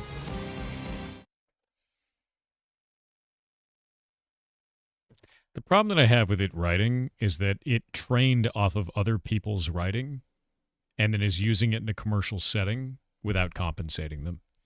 The problem that I have with using it as a chatbot to chat with is you are not having a real, normal interaction in terms of communication, and training yourself slowly over time to interact with people in the way that you interact with the LLM is socially damaging. And I think that is one of the leading causes of people going into psychosis for that. I think that ends up being a serious problem because the AI is not going to tell you no. It's just going to tell you whatever you want to hear. Like, and that's not healthy, dude. Like, like that's really shitty and bad. You know, it's like I've had people tell me this before. They're like, "Oh yeah, I have an AI girlfriend that I was dating." Like these people will tell me like they have an AI girlfriend. They're dating an AI girlfriend so they can get ready for a real relationship. And I was like, that's not how that works. Because what happens when you get in a fight?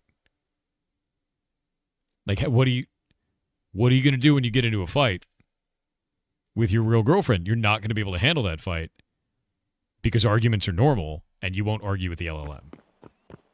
Oh, look, it's doing weird shit. It's kind of cool. It's not cool at all. Something's wrong. It's doing it, whatever it is. We'll figure it out. But yeah, that's really weird and not good. So I would honestly I don't know. I'd stay away from all that shit. It does not seem correct. Yeah. Pyrodynamics definitely don't align. Correct. That is the problem. You know. You're summoning Dark Falls from Phantasy Star Online. You know, probably true and fine. At least it's going in whatever direction it's going in, you know. At least this is working. We're gonna keep playing with it. You figured out how to lock doors? Nope. Well, that's fine. I don't need to. We've got other ways of doing it. We're putting a golem in front of it. Yeah, mirror is definitely like 10 bots, dude. Mirror is 10 bots in a trench coat. Okay, item core rings. Particle lifespan, 1. Particle rate, 1. Initial velocity, 0. 0. All of this 0. And we'll go into here. We'll go all the way down here. Look at this. This is not supposed to be changing scale. Get rid of that. This is supposed to be changing opacity, and that's it. Alright. Now let's get back in game. Oh, okay. Is that rotating with the object that is rotating? Is that...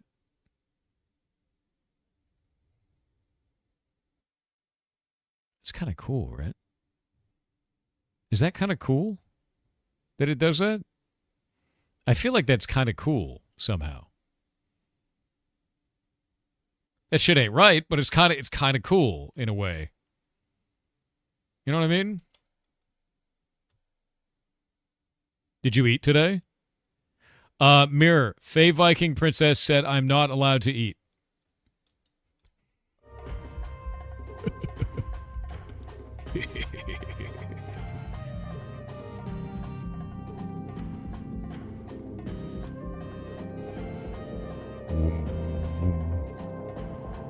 Okay, that's kind of doing it. I don't know what it's doing, but it's doing it.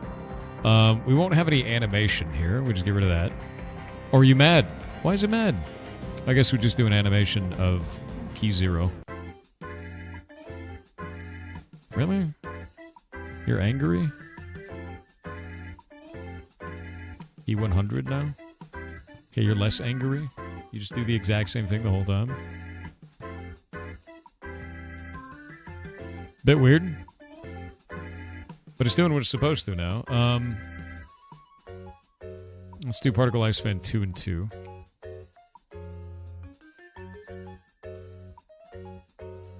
There we go, now it's solid. I gotta admit, that's kind of neat looking, and it is definitely rotating as it goes. I don't know why it's rotating opposite that of the block, but, you know, whatever. That's kind of... It's weird, right, Jake? Yeah. That is kind of a weird one. Did you sleep? Look, man. Look, I had to stay up. Because if I didn't stay up, I wouldn't be able to get all of the Heartbound shit done that I was getting done. And then I wouldn't be able to put out the update tomorrow. And then people would be very upset. They're already going to be upset anyway, but they'll be less upset now. I also don't get to sleep after the stream today because I have to go make more shit. I have more shit to build. Why do you ask all these difficult questions? Thor go to sleep? No, I have to create a mini game where skulls launch at a person while screaming and then lasers happen. All right, that's what I have to do. That's my job. That's what I got to do.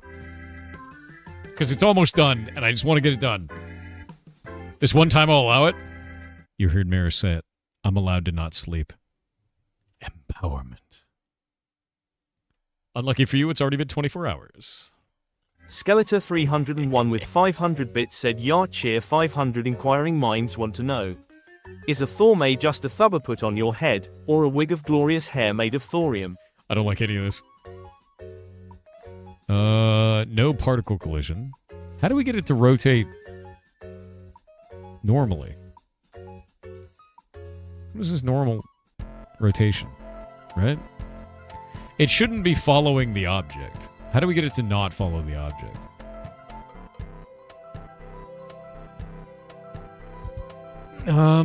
Blend linear. Let's try that. What's that look like?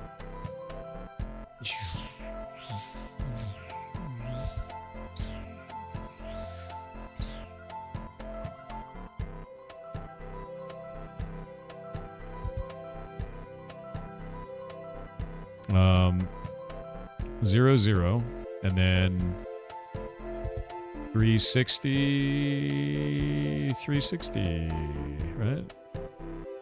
That's what happens. It's gone mad with power! It's gone mad with power! Okay, what happens if we have this be 0 and 0? Because the other one is 0 and 0, right? Oh, it's stupid. That's great. That's great. 360? Huh? Oh, wrong button. I mean, it's almost doing it now. It's like trying, kind of.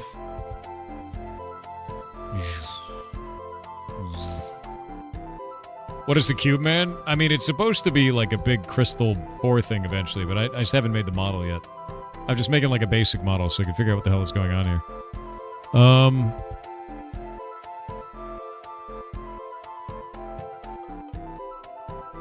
Alright, hear me out. What if I make a tiny cube on the inside of the crystal core, so then it just uses that as the root axis where all of this other shit rotates around it, right? Is that how this could work?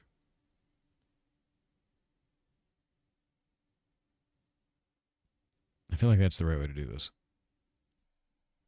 You know what I mean? I feel like that's it. And I think it's using... Is it using this folder?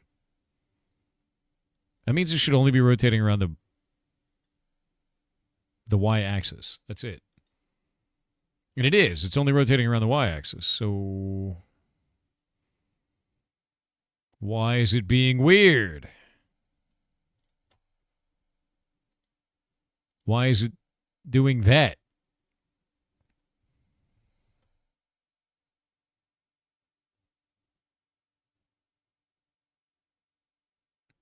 Maybe it's the bobbing? Idea. I have an idea. Delete this. Delete that. Delete this. There is a way to do this from the particle system.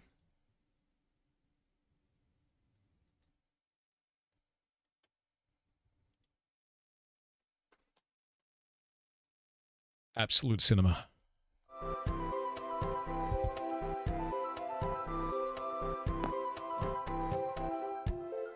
All right, we can go from there. Although this rune has, like, weirdness going on in it.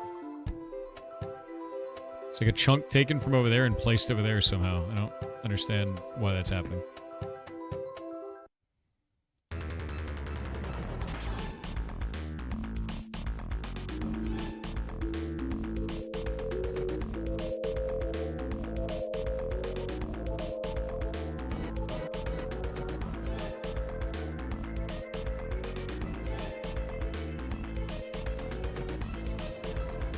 Yeah, that doesn't look very good, does it?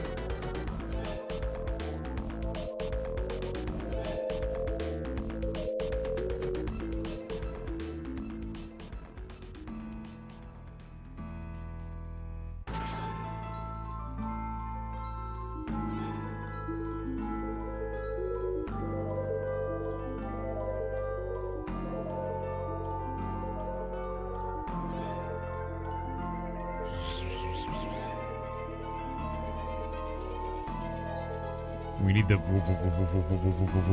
You know?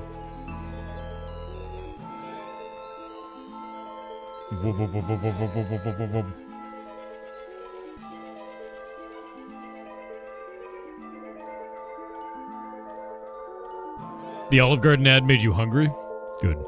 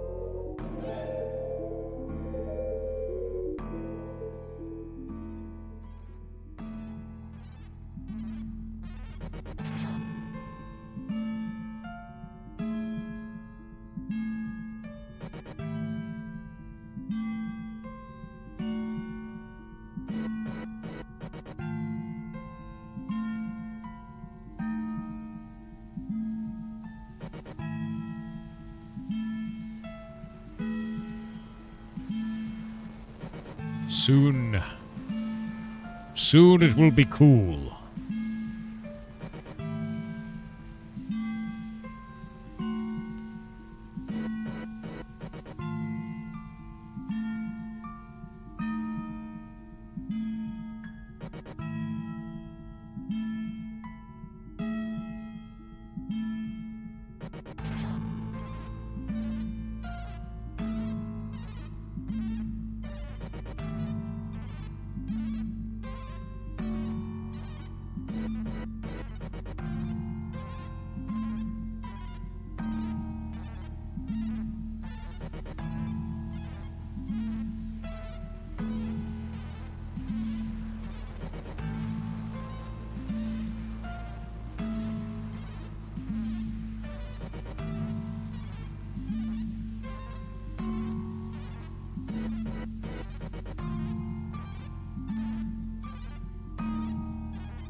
Getting there. Getting there. Very thin cuts, yes. Getting to what I want it to be.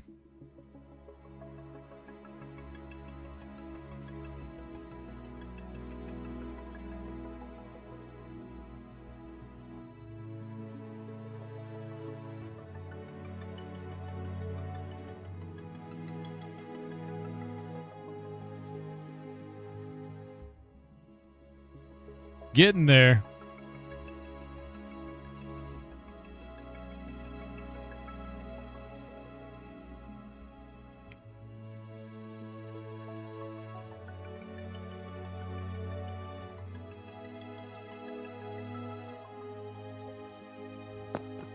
Need a burrito. So they all move at randomized ranges there. We're going to get a little bit slower at the low end.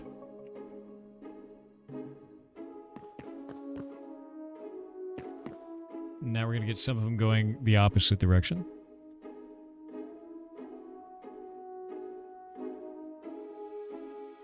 Actually, I think we'll have to do two different effects for that. But this is starting to look right. We need the range up and down to be a little bit different.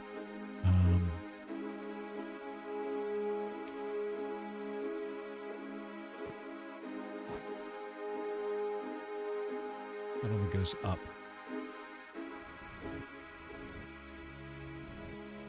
Jake, what are you doing? Jake, what? Why? Why are you landing on my weird object? Stop. Leave it alone. Leave it alone. What do you mean you don't know? Why is this happening? It's mad. Leave it alone. Don't touch it. It's doing things right now. It's doing stuff and things.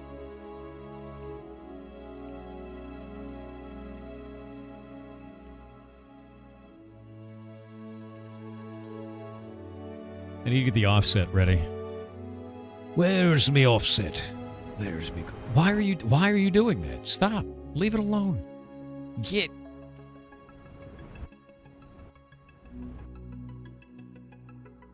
I swear to God.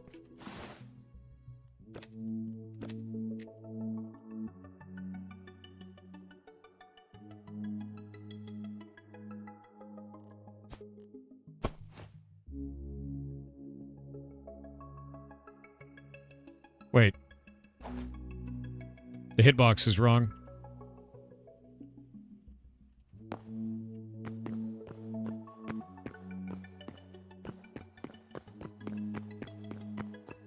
Leave it alone. I don't know why the hitbox is wrong right now. I don't want to deal with it. Yep, core violator, dude. Surrounded by faces now. Don't you do it! You can't... You're like a cat. That's what you are. I always thought you were a bug, Jake, but you're definitely a cat.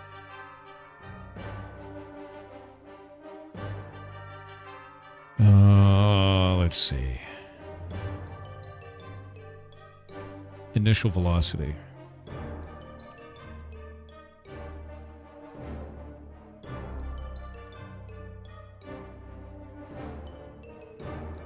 And we're going to set none on this.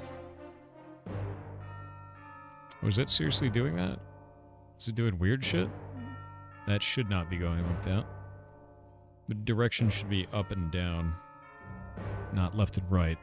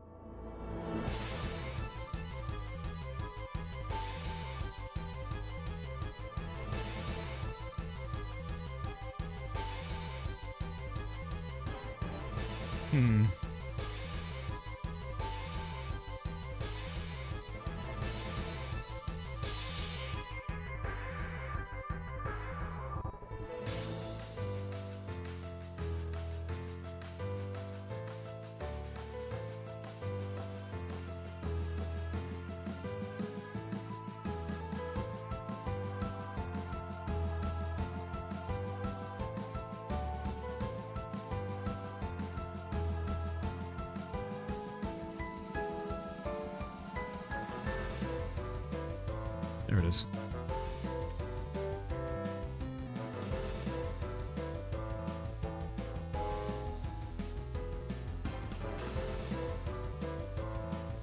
Make it thinner.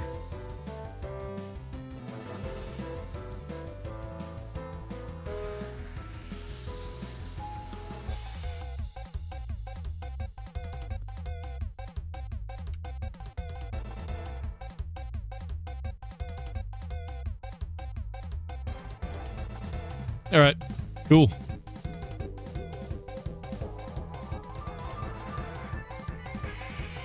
Neat. It's doing the thing.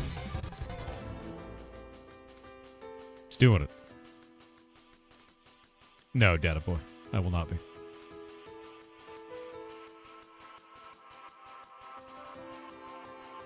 We'll do probably 0.04 to 0.06.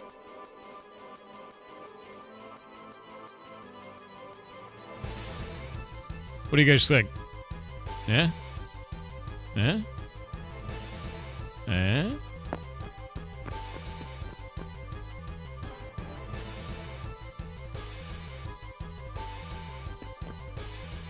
So once that thing actually looks like a crystal, I think it actually looked pretty neat.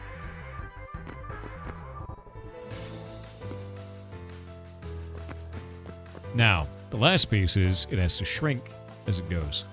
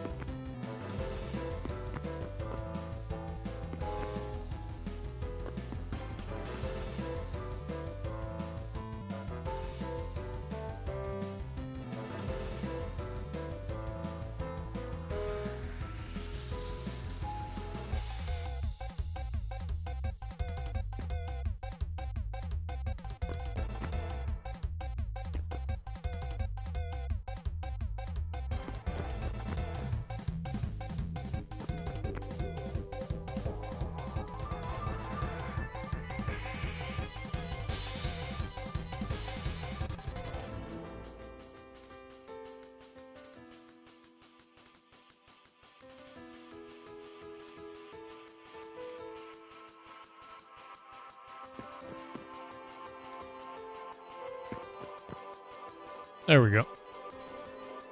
Cool. It is done. Town core? Yeah. We got the town core going. And it's got the warp distortion around it, and everything is working just fine. I just need to make a model for it now. The model is kind of like a basic thing.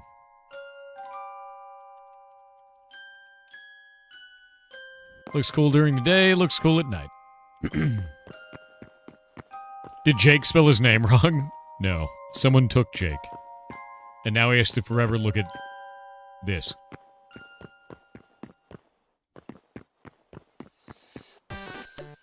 Yeah.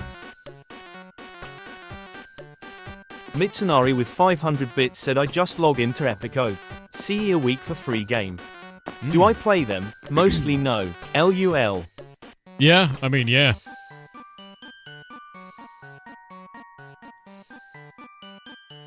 Exactly the case. Look at Blockgame modders. Why? The on-hit effects? You can't hit this. It's undamageable. That's the idea, anyway.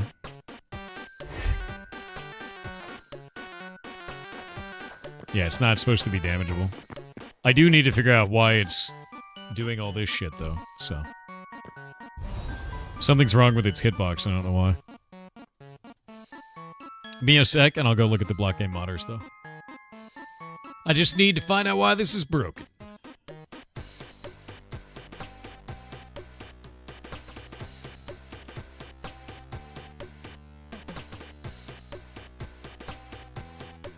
Yeah, because this bounding box is 252. We look at this, and out of the block type, got a block model. Where's our bounding box?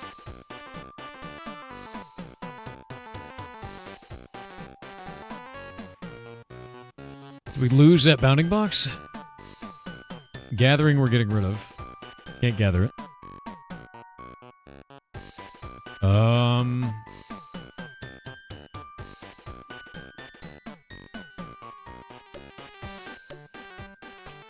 I don't, user.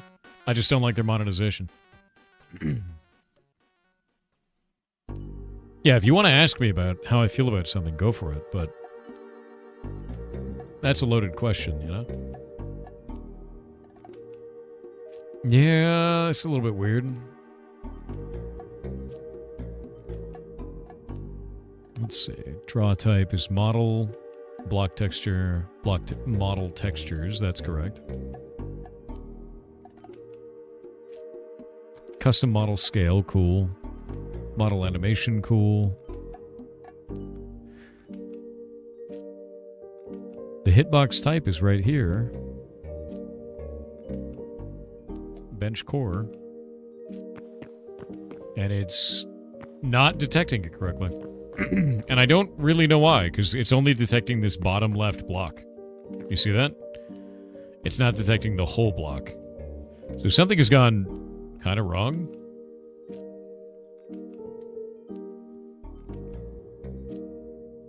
Because that bench core bounding box is 0 to 2, 0 to 5, and 0 to 2.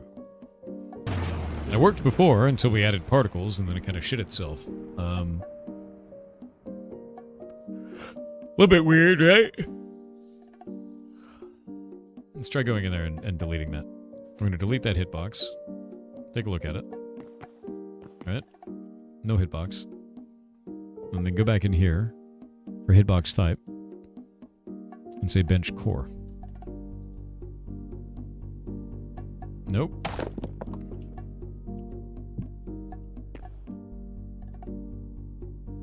And now it works. Alright.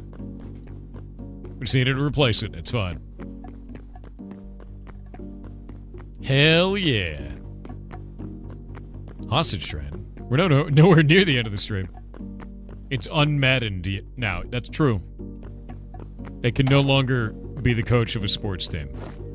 No more Madden for it, dude. We did it. We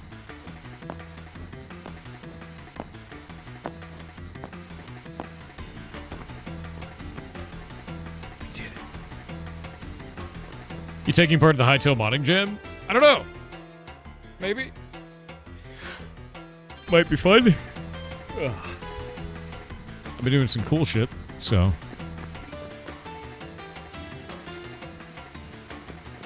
Do we know what the theme is, or have they announced it? Also, TJ, thank you for the gifted sub, man. It's very nice of you. A couple. Yeah, the Hype Train music is just playing on its own.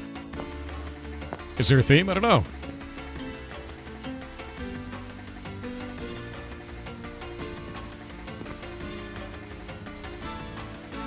Wom, wom, wom.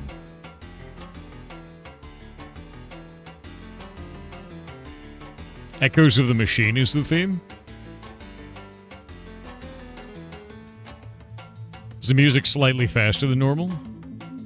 Might be your Twitch freaking out. No ground light? You're right. Let's fix that.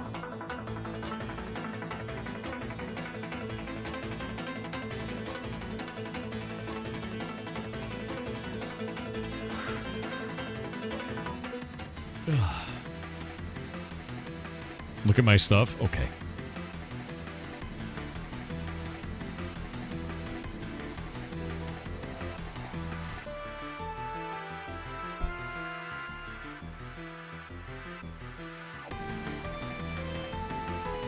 Where did you put it? Blockgame modders, you said? Oh my god. Why is there so much weird shit in that channel?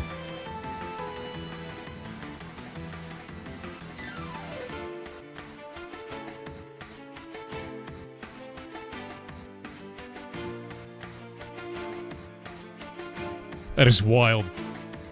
Why have you made this?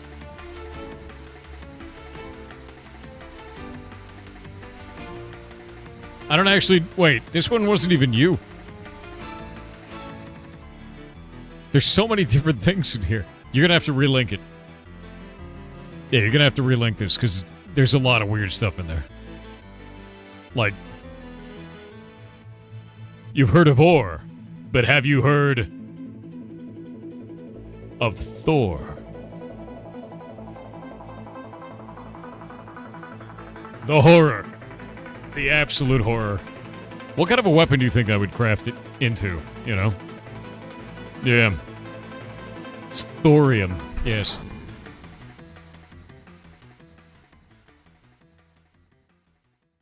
Deeply horrifying. What is this? What's this video? Oh, you made axolotls. Okay. You did it. Wait, did you just take the Minecraft axolotl model and bring it in? You totally did, didn't you?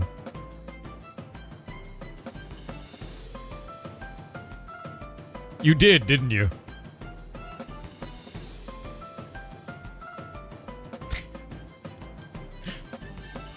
Hey, hey, hey.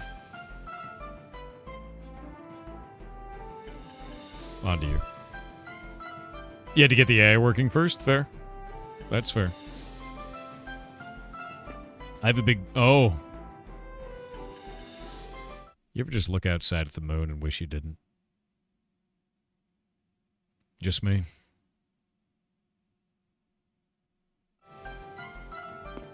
I'll look at it.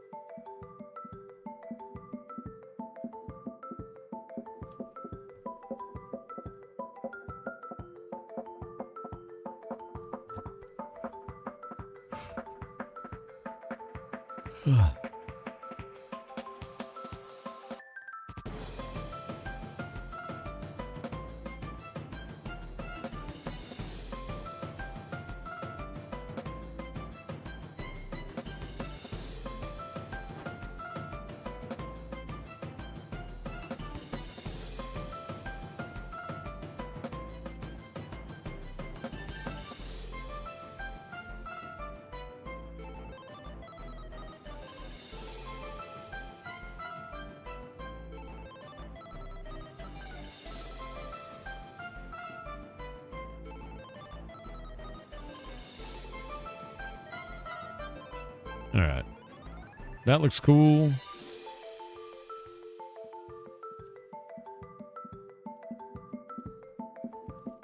And we need to do... Where's my block light? There's a block light somewhere. That t-shirt is still cursed? What, this one? No. There we go.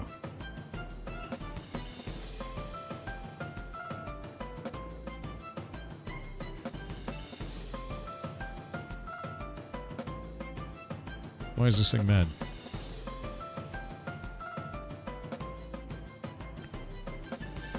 What?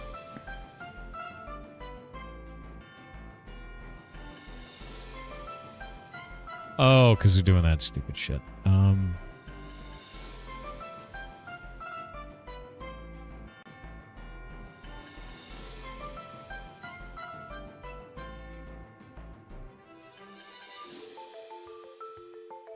Cool.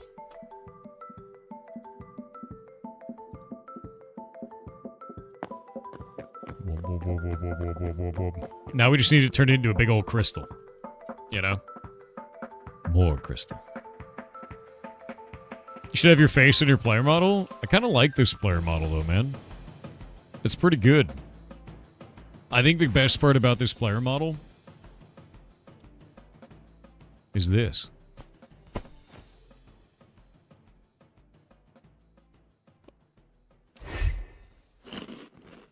It actually, like, its mouth moves.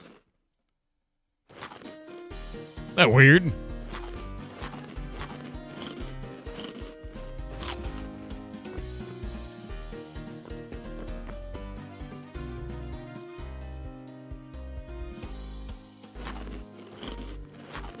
I'm eating time. I'm eating time.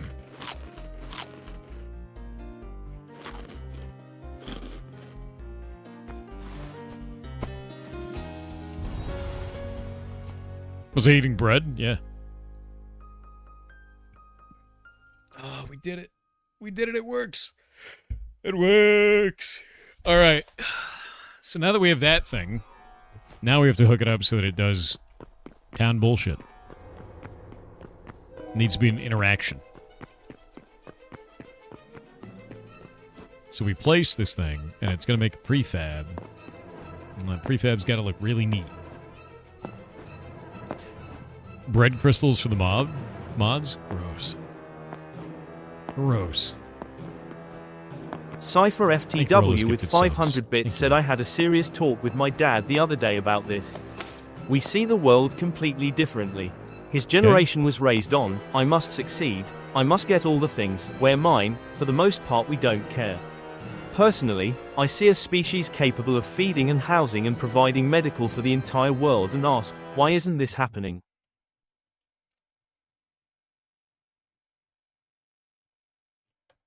You're both right.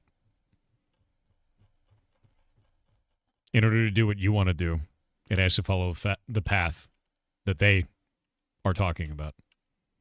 You can't have one without the other in current society. You're both correct. You both have ideals. Neither of those ideals are wrong. I think the worst thing that can happen from that scenario that you've portrayed is you guys falling out of having a relationship with each other as family members because you can't see eye to eye on the thing where you're both trying to improve each other's lives. So don't let that happen. Neither of you is technically wrong there. The world just doesn't fit as neatly into those two boxes as either of you would like.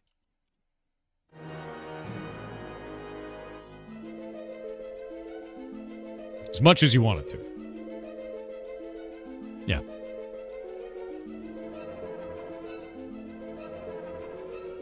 What are your thoughts on fast travel in a game? Hate it. Mostly because I like social sandboxes.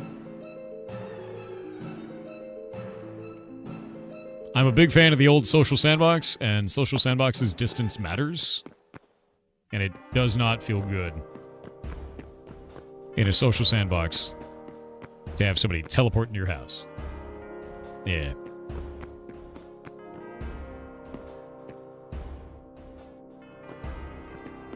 This looks sick, actually. I think it's funny because this actually looks pretty good, even though it's just a spinning block of garbage right now. Like, the effects on it look quite nice. The distortion effect looks cool. The ring effects look cool. Like, everything looks nice. It's doing what I wanted it to, you know. Yeah, so once I get the interior model not looking like shit, maybe it will be neat. May as well use it. I'm not going to use that interior model. I need to touch it up and make it look cool. I kind of want to put, like, metal bands around it and all kinds of shit. Modern Sims 2 crystal. But, like, if we take, like this essence, right? And you take a look at this corrupted shard and you look at this. Like, that object is kind of what I want that to look like. Like, just tall. You know, something like this. So when you throw it on the ground, you know. So we can do stuff like that. And I just think it'd look really good that way, you know.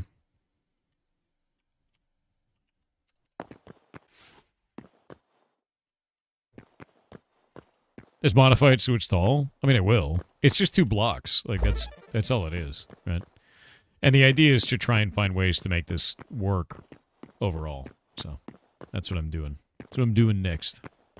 This was just kind of like a does it work sort of thing.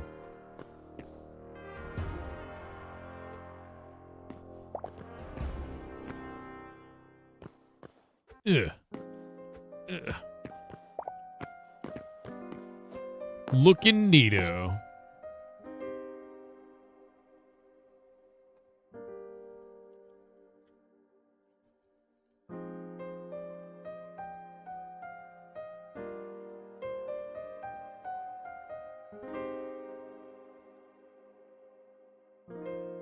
There we go. Looking real neato, man.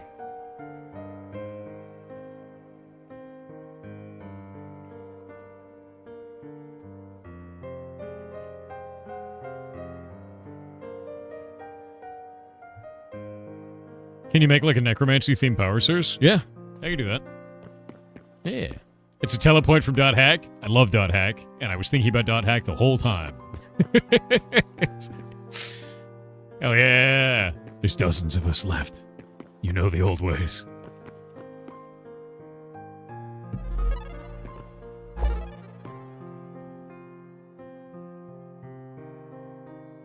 Oh yeah, no. When it gets destroyed, it's a big deal. It's going to detonate like a nuclear bomb. Because if it gets destroyed, it kills the whole town with it, man.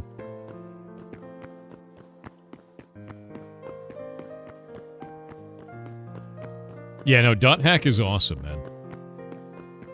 No, this is not a teleport building. This is the town core. So, every town needs to have a core. It is the heart of the town. Think Final Fantasy Crystal Chronicles. You don't have this, you don't get a town. That's the whole point of it. It protects the whole building. The whole everything. Is spin speed tied to health remaining? No, the spin speed is broken right now and it like stops randomly, as you can see. The idea behind it is that it just controls the town. What I want to do is I kind of want to grow and shrink it based on the level of the city. So, yeah. It's the tower from League, pretty much. Yeah, it's like it's the Nexus from League, dude. Like you lose this thing, the town is gone, and that's what gets broken with the siege system, which is kind of exciting. Skeletor 301 with 500 bits said, "Ya cheer 500, you flashbanged me with nostalgia from that Dr. Tran segment. Dr. Tran. The convo of old YouTube reminded me of others. Have you seen Dad Cop 2? Made by same peeps as Charlie the Unicorn. Chad Vader was also a nostalgia series for me." Have you seen how old we are? Because if you go back and watch Dr. Tran now, it was a 4x3 video.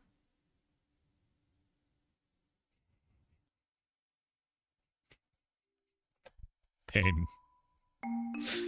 Actually pain. Yeah. Yeah, all Dr. Tran videos are 4x3. Yeah. Yeah, 4x3 old.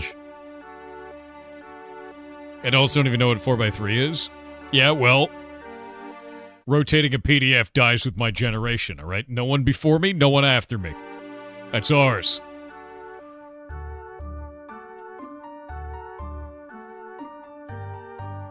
Hickory what? Yeah, okay. All right. We've learned so many things. We have learned so many things, chat. So many goddamn things.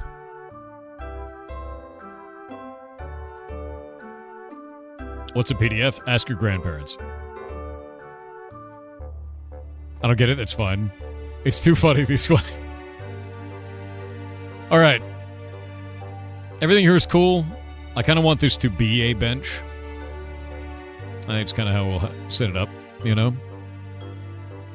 What's rotating? This. This is rotating. What do we want this crystal to look like, man?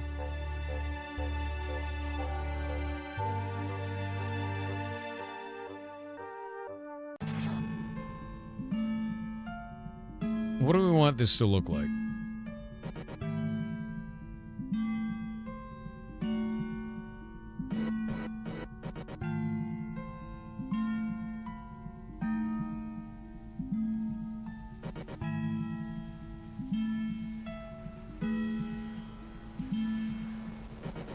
I'm trying to think of how we would make this look, you know?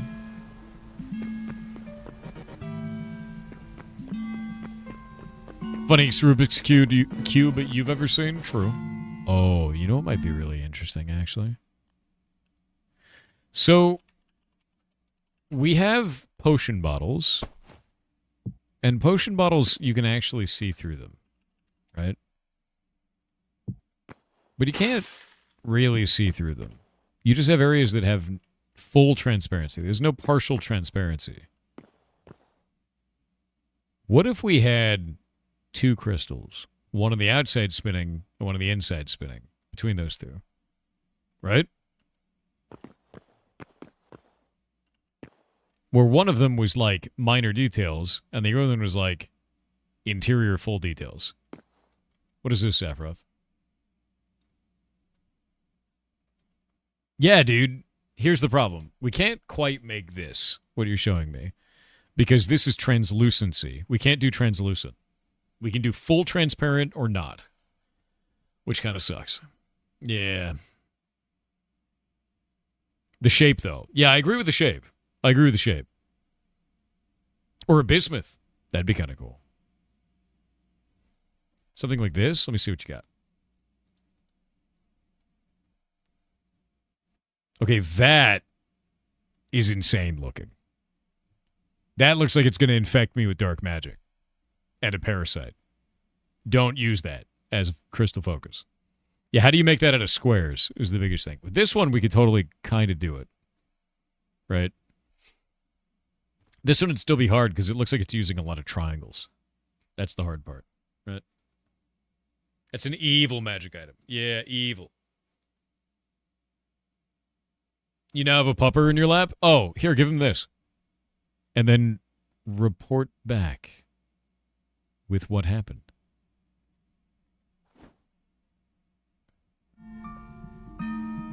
It's two triangles and a rectangle? Yeah, but we can't use triangles, you know? Jake, did you get a custom animation of dabbing in the game?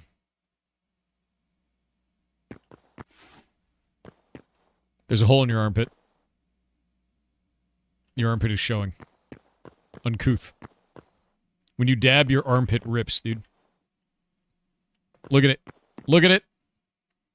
What happened to your shirt? This is just in the game, you swear to God? Bullshit.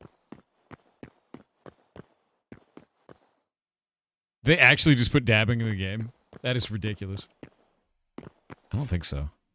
I don't think they put dabbing in the game. I think you made it, and you're making your armpit slide out like that. How do you make him do that? What is the button for that? I just like my little feet going out when I'm doing this, you know? Dude, are you double dabbing? Don't dab on this, all right? Don't dab on the crystal core. It's a custom player model with its animations replaced. Oh, right in front of my crystal core. You gotta dab like that, dude. Ridiculous. Ridiculous.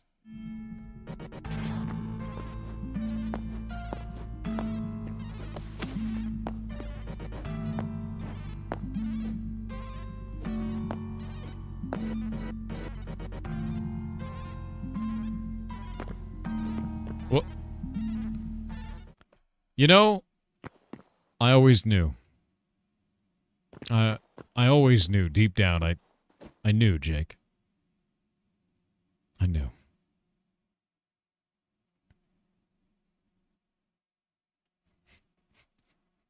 I know.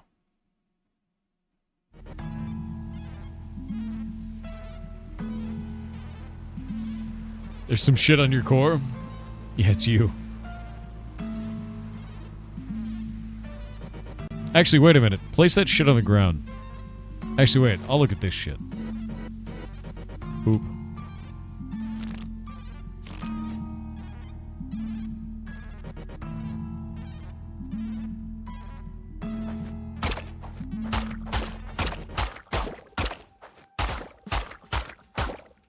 You know, I just realized the poop in this actually is a really good model. And it's just 3 little rectangles kind of tilted, right? And then like a double plane on top. So what if I did a couple of blocks going up and then a double plane for the spike point? Do not model your crystal after a poop, I swear to God. It's perfect, though. The snow cone, like it's like a swirl, like an ice cream cone. We could do that for the top of the crystal, make it look pointier. Right? What do you mean, no, it's not? Yes, it is. I just have to center it all. And then it's perfect. I could turn it into a poop. Jake, your face is missing. Jake woke up and didn't put their face on, as you can see.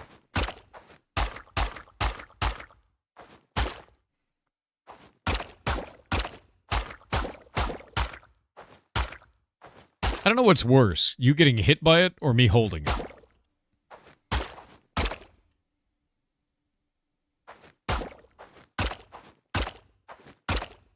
Both? Jake, you don't have a face, bud. Make the poop core? Maybe I will. The Maybe I Frames will. 1980 said, how do you define today is that since the clock has changed 0-100, or using time now minus 24 hours method, or the time awake since last slept. Today is the time awake since last slept. Always.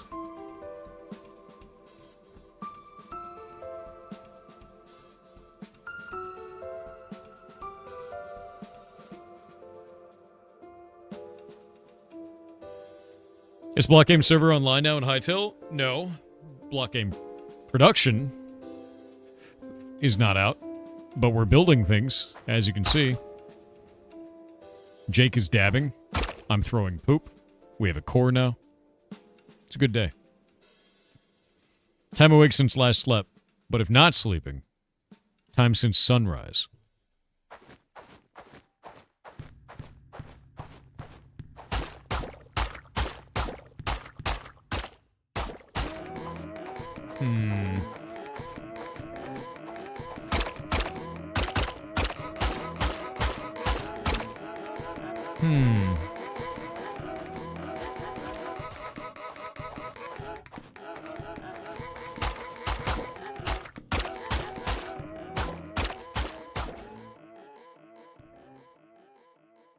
Throwing poop is productivity. It is. It actually, unironically. Chicken coop. Do the chickens actually go in the coop?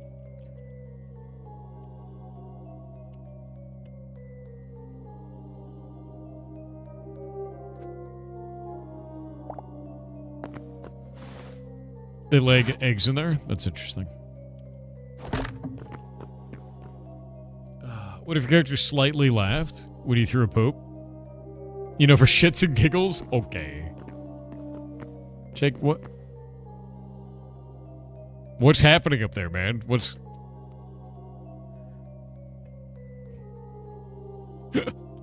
Bro, what is going on?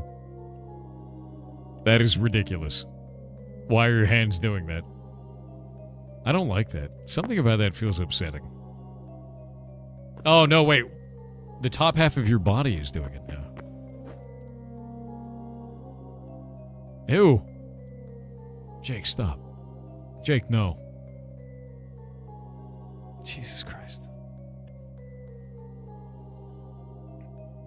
Tried only entering @ symbol. F. Wait, what? What are you talking about? Alright. How do I want this thing to work? That's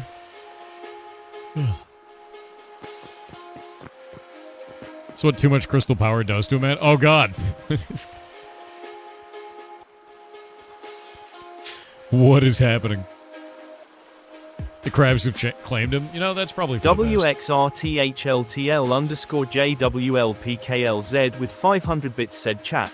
Remember when Thor copied time and wound up starting a time loop emporium, then made himself the first and last customer? No. Last week tomorrow was wild. How is the time loop? There's definitely no time loop. And if there is a time loop, it didn't happen. And if it did happen, you have no evidence. Just because Jake is so fast that he breaks frames permanently doesn't mean anything.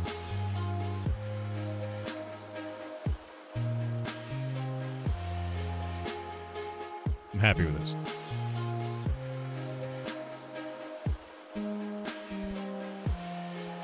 What does that even mean? I'm just Dave.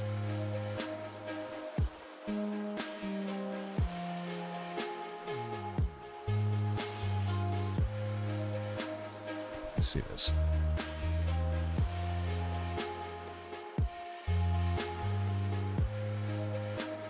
Wait. What is up with your face? Oh, wait, no, something's wrong. The smirk is in the wrong spot. Wait, what's happening there? Wait, stop doing that for a second. That's horrifying. It slid your mouth wrong. Look at it. It's wrong, dude. I don't like that at all.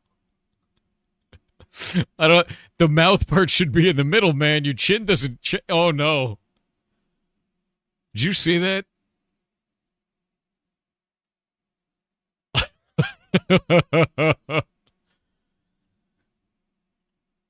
Dude, do it again. Do it again. That was weird.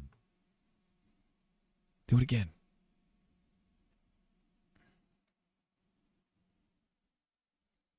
Damn it. He won't do it, dude. But why is it so fast? Why is it so fast? Wait, maybe I can change the frame rate on my end. Yeah, no, that's weird, dude. Look at it. Look at the mouth. What happened there? Is it meant to look like a beak, maybe? I don't really know. Yeah, it also crossed his eyes for a second. Look. Who gave Jake coffee? I don't know, dude. He's playing with the animations. And I made a cube. It spins. There's weird runes all over it. Jake's invited to the cookout? I think the opposite of that is true. I feel like the opposite. Yeah. WXRTHLTL_JWLPKLZ with 500 bits said English is just co-opted other languages masquerading as a language. Montana is just the Spanish word for mountain. RSVP is a French acronym. Genre is French. Kindergarten is German. As a non-sequitur note, LOTR has an elf named Kellerborn. In his native language his name is Teleporno. Be blessed with curses and share the joy of tech and fracking Thor. This sounds horrific.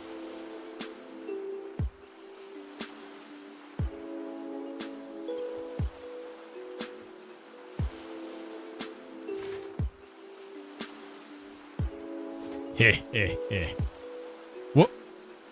Are you Blanca rolling, dude?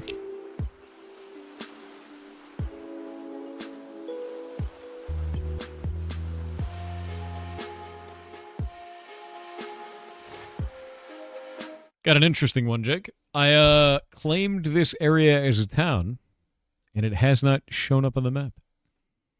Even though it let me do it.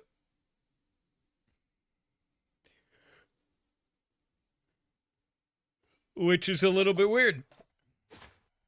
You are actually... The fact that it let you do it is a bug. I'm really glad that you turned into Sonic, dude. You need to make an item that plays the Sonic theme song and then roll around with it. Yep.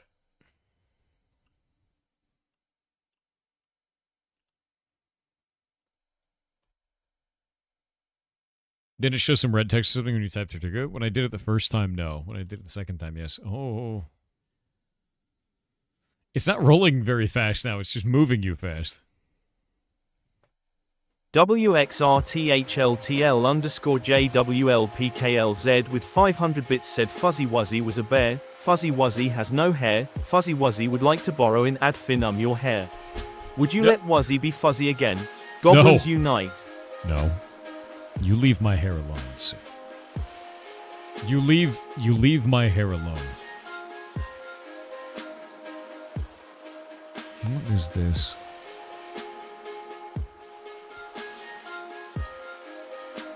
Let's see.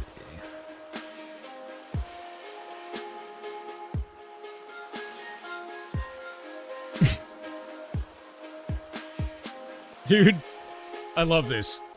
I love everything that Marshall does. Marshall is he's a good buddy of mine.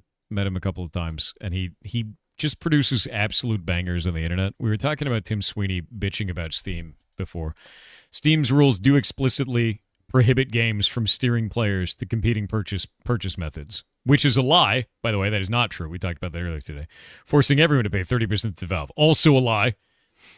Apple and Google did the same thing until courts explicitly found this practice to be unlawful. Now they don't. Yeah, Tim Sweeney is lying about his competitor live on the internet. We talked about this earlier today. This is false entirely. And Marshall posted this, which is probably the funniest meme you could have with this. It's deeply hilarious. Yeah, this is a lie. It's 100% a lie. Yep. Tim who? The owner of Epic Games. Yep.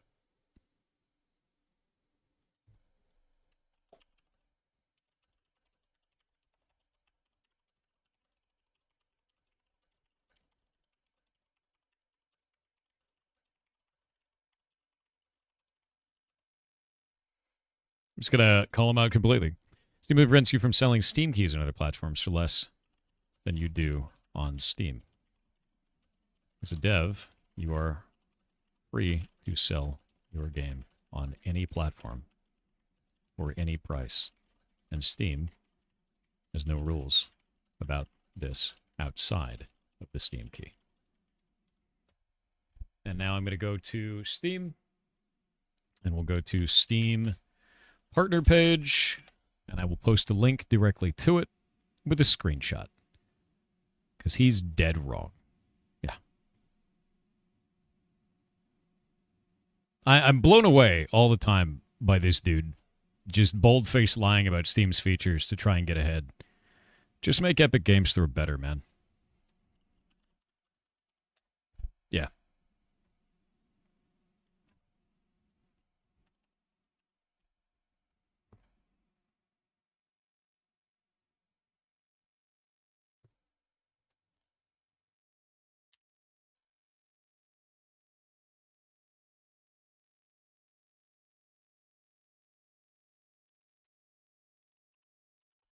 Yeah. So, as per Steam's own documentation, you should use Steam keys to sell your games on other stores in a similar way to how you sell your game on Steam. It is important you don't give Steam customers a worse deal than Steam key purchasers. You can request Steam keys for any content, that is available for purchase or download on Steam. This includes games, demos, and DLC. For example, it is not okay to use Steam keys to distribute a demo that is not also available for use to download on Steam. The only exception is requesting Steam State Release Steam State override keys for limited beta testing or distributed cosmetic-only DLC to crowdfund backers. If you have any questions, please reach out to us. Steam keys shouldn't be given away for free if you aren't also offering the same deal, i.e. giving the game away for free to Steam customers. This includes giveaways for promotional purposes, unless that giveaway is very small, under 100 Steam keys. If you want to run a giveaway on Steam, please reach out to us and submit a ticket. It's okay to run a discount for Steam keys on different stores at different times as long as you plan to comparable offer to Steam customers within a reasonable amount of time.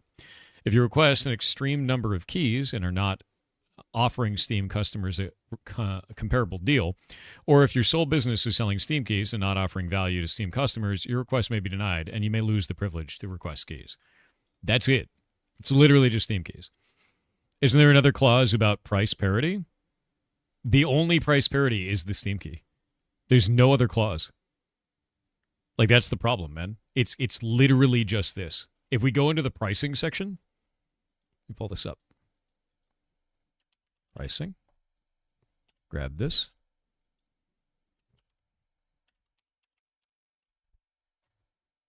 The only word in here is, rather than just pegging prices to foreign exchange rates, our process of price suggestions goes deeper into the nuts and bolts of players pay for goods and services in their lives. This includes metrics like purchasing power parity. That's the only word, parity, for pricing. The only thing they care about is Steam key pricing. And the reason why is because when you download a video game that you unlocked with a Steam key, Steam takes 0%. His tweet is a lie. It's intentionally misleading to make it look like Steam is using bad business practices and making his own platform, Epic, look better than it is. He is lying for business advantage as an influencer on the internet that has a vested interest, a financial interest, in lying about this, about his competitor. That's a stupid thing to do. Yeah. Like, yes. And he's doing it in writing, too. You could sell the game on Steam, but you could sell it on a different platform for less? Yes. Totally different platform for less. You could also sell it on Steam and then sell a game key as long as the key, the Steam key, is the same price. That's it. Yes. So Steam only prevents you from selling Steam keys on other platforms for less than you do on Steam. As a dev, you are free to sell your game on any platform for any price, and Steam has no rules about this outside of the Steam key. Like, this is just, he's just straight up lying. And that's really disturbing. Like, really disturbing.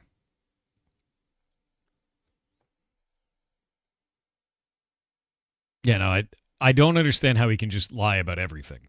Just straight up. Also, this makes me laugh every time I read it. Every time. Yeah.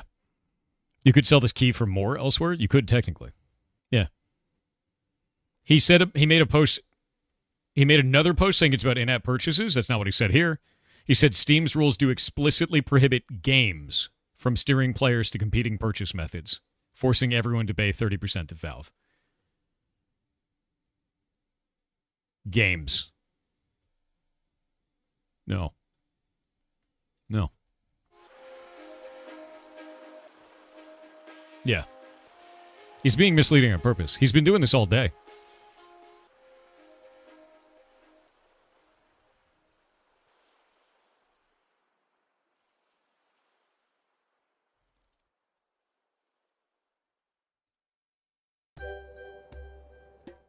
Currently, there's misleading community note on this. Yes, you can buy Steam keys off Steam. Once you own a game, Steam forces developers to use Steam payments for all in-game purchases and pay 30%.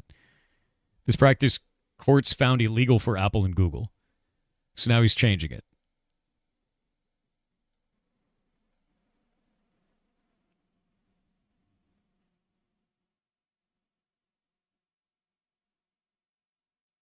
He's had so many weird tweets today. Yeah, he's had so many weird tweets today. Why is he doing this? My God, man. No, they're not leading anyone to any other location. They're not doing that.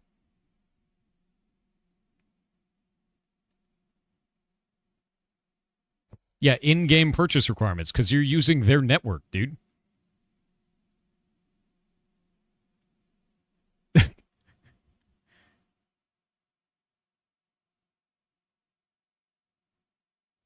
Like, what?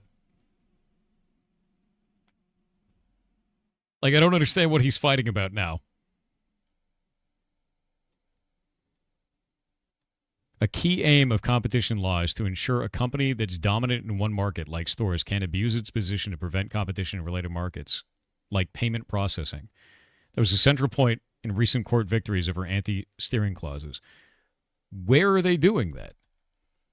Did Epic lose big on something today? I don't know. It's just him freaking out again.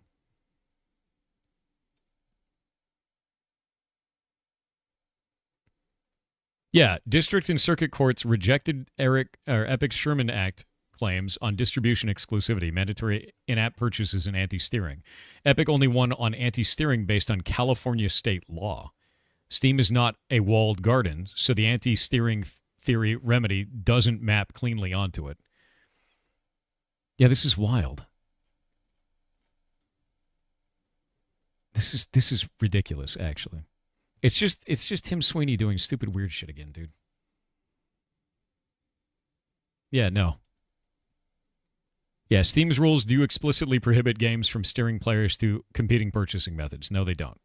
Forcing everyone to pay 30% of value. No, they don't. Because when you buy a Steam key, it's 0%. It's 100%. Like, it's people don't realize this. When you buy a Steam key, if you buy a game on Steam, they take 30%. If you buy a Steam key on another platform, they take 0%. That's it. That's it. That's all it is. What are you talking about, Zafroth? He's using intentionally misleading language so that he's technically right.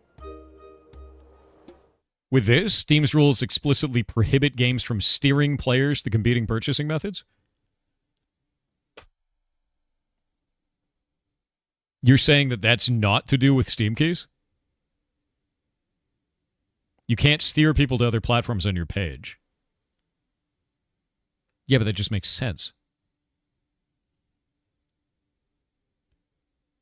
That's technically true? Yeah, but that's like making up a thing to be true about that no one's fighting. That's like causing an argument over something no one is having an argument over, making it intentionally vague, and then being right about the vague, weird shit you just said. God damn it. Goddamn Tim Sweeney. Ridiculous.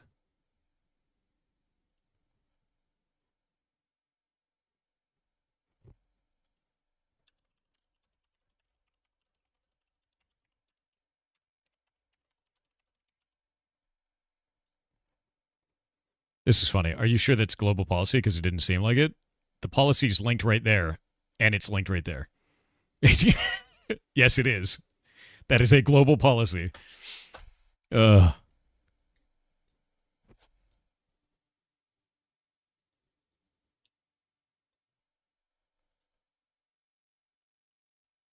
damn it.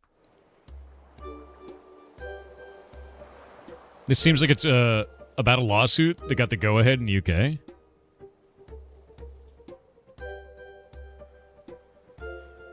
Unfair prices on its global online store, following a tribunal ruling that the case could continue. The gaming giant is being accused of abusing its market dominance by imposing restrictive terms on game publishers and locking players into using Steam, the world's largest distribution platform for PC gaming. Legal action was brought by digital rights campaigner Vicky Shotbolt in 2024 on behalf of... The lawsuit filed at Competition Appeal Tribunal forces game publishers to sign up to conditions which prevents them from selling their titles earlier or for less on rival platforms. That isn't true. Like, this right here, this has nothing to do with what Tim Sweeney was fighting about, number one, because he posted something vague as shit and then was like, oh, it's actually about in-app purchases. This has nothing to do with in-app purchases. The lawsuit, filed at the Competition Appeal Tribunal in London, alleges Valve forces game publishers to sign up to conditions which prevents them from selling their titles earlier or for less on rival platforms. That is not the case. You are allowed to sell your game on any platform you want to if you sign up for Steam, and you can sell it for less on other platforms. You just can't sell a Steam key on another platform for less. That's it. That's the whole rule. It claims that as Valve requires users to buy all additional content through Steam, If I buy DLC on PlayStation, I don't also get it on Xbox. This argument is ridiculous. This makes no sense. Does an Epic exclusive mean exactly that? Yes, it does. Ms. Shotbolt argues has enabled Steam to charge an excessive commission of up to 30%, making UK consumers pay too much for purchasing PC games and add-on content. No. Oh, my God. This is just another one of those, I don't understand Steam's business practice, and I want a bunch of money. Yeah, his tweets are bait. It's bait. This shit is dumb. I hope Valve crushes it entirely, because this is a really frivolous lawsuit. How much did retail take back in the day? A lot. 50 to 70%. We were talking about it earlier today. Yeah. He will correct you on your technicality to make you look wrong? Yeah, but it's not what he said. This whole lawsuit has got to be rage bait? Dude, this is absurd to me, though. And the reason why it's absurd to me is because anybody who understands the business practice of Steam could immediately see this and go, that's not true. Like, objectively, this is not true. Like, that's not even what the lawsuit is about. Yeah. The lawsuit just screams, I have not read Steam's actual dev publishing terms. Bingo. Just like a Miss Shotbolt, she's one of the people who pushed the UK's Online Safety Act. Oh. Yeah, Your Honor, this is not true. Giga Chat, exactly. The case is known as a collective action claim, which means that one person goes to court on behalf of a much larger group of people.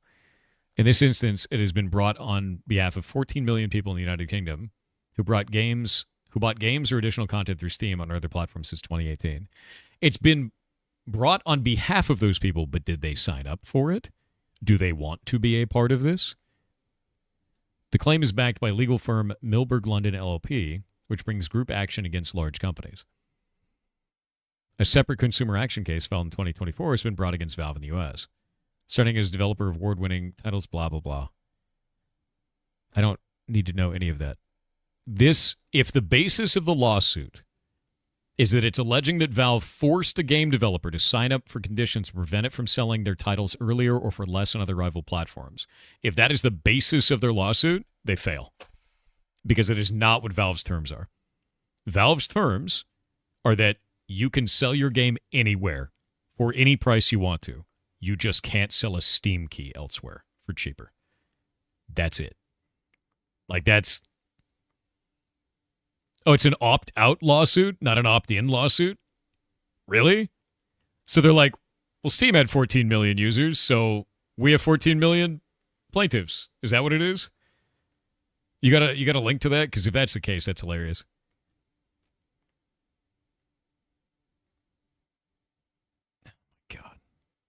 Not cheaper, but more expensive. You want to sell a Steam key on another platform for more money, you can do that. That's not a problem. It's not like a cool thing to do, but you could do it. All 14 million of you got to call me and say you don't want to be the involved. Yeah, prove that to me if you can. Is a list of the claims the UK lawyer heading the lawsuit has. This is a website the lawyers host as an FAQ. It's pretty funny. Let's see this. No, I don't want any of that. Get out of here. Yeah. Preventing price competition. Valve imposed price restrictions, which mean that games sold on Steam can be offered at lower prices and cannot be offered at lower prices than other platforms. False.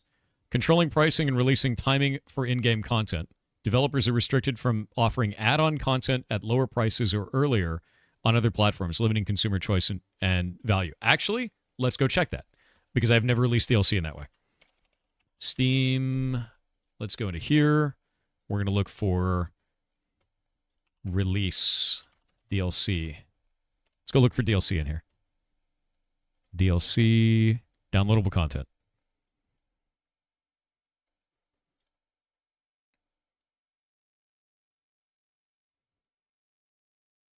I wish they had a link to this, because their claim is that controlling pricing and release timing for in-game content. Developers are restricted from offering add-on content at lower prices or earlier on other platforms, limiting consumer choice and value.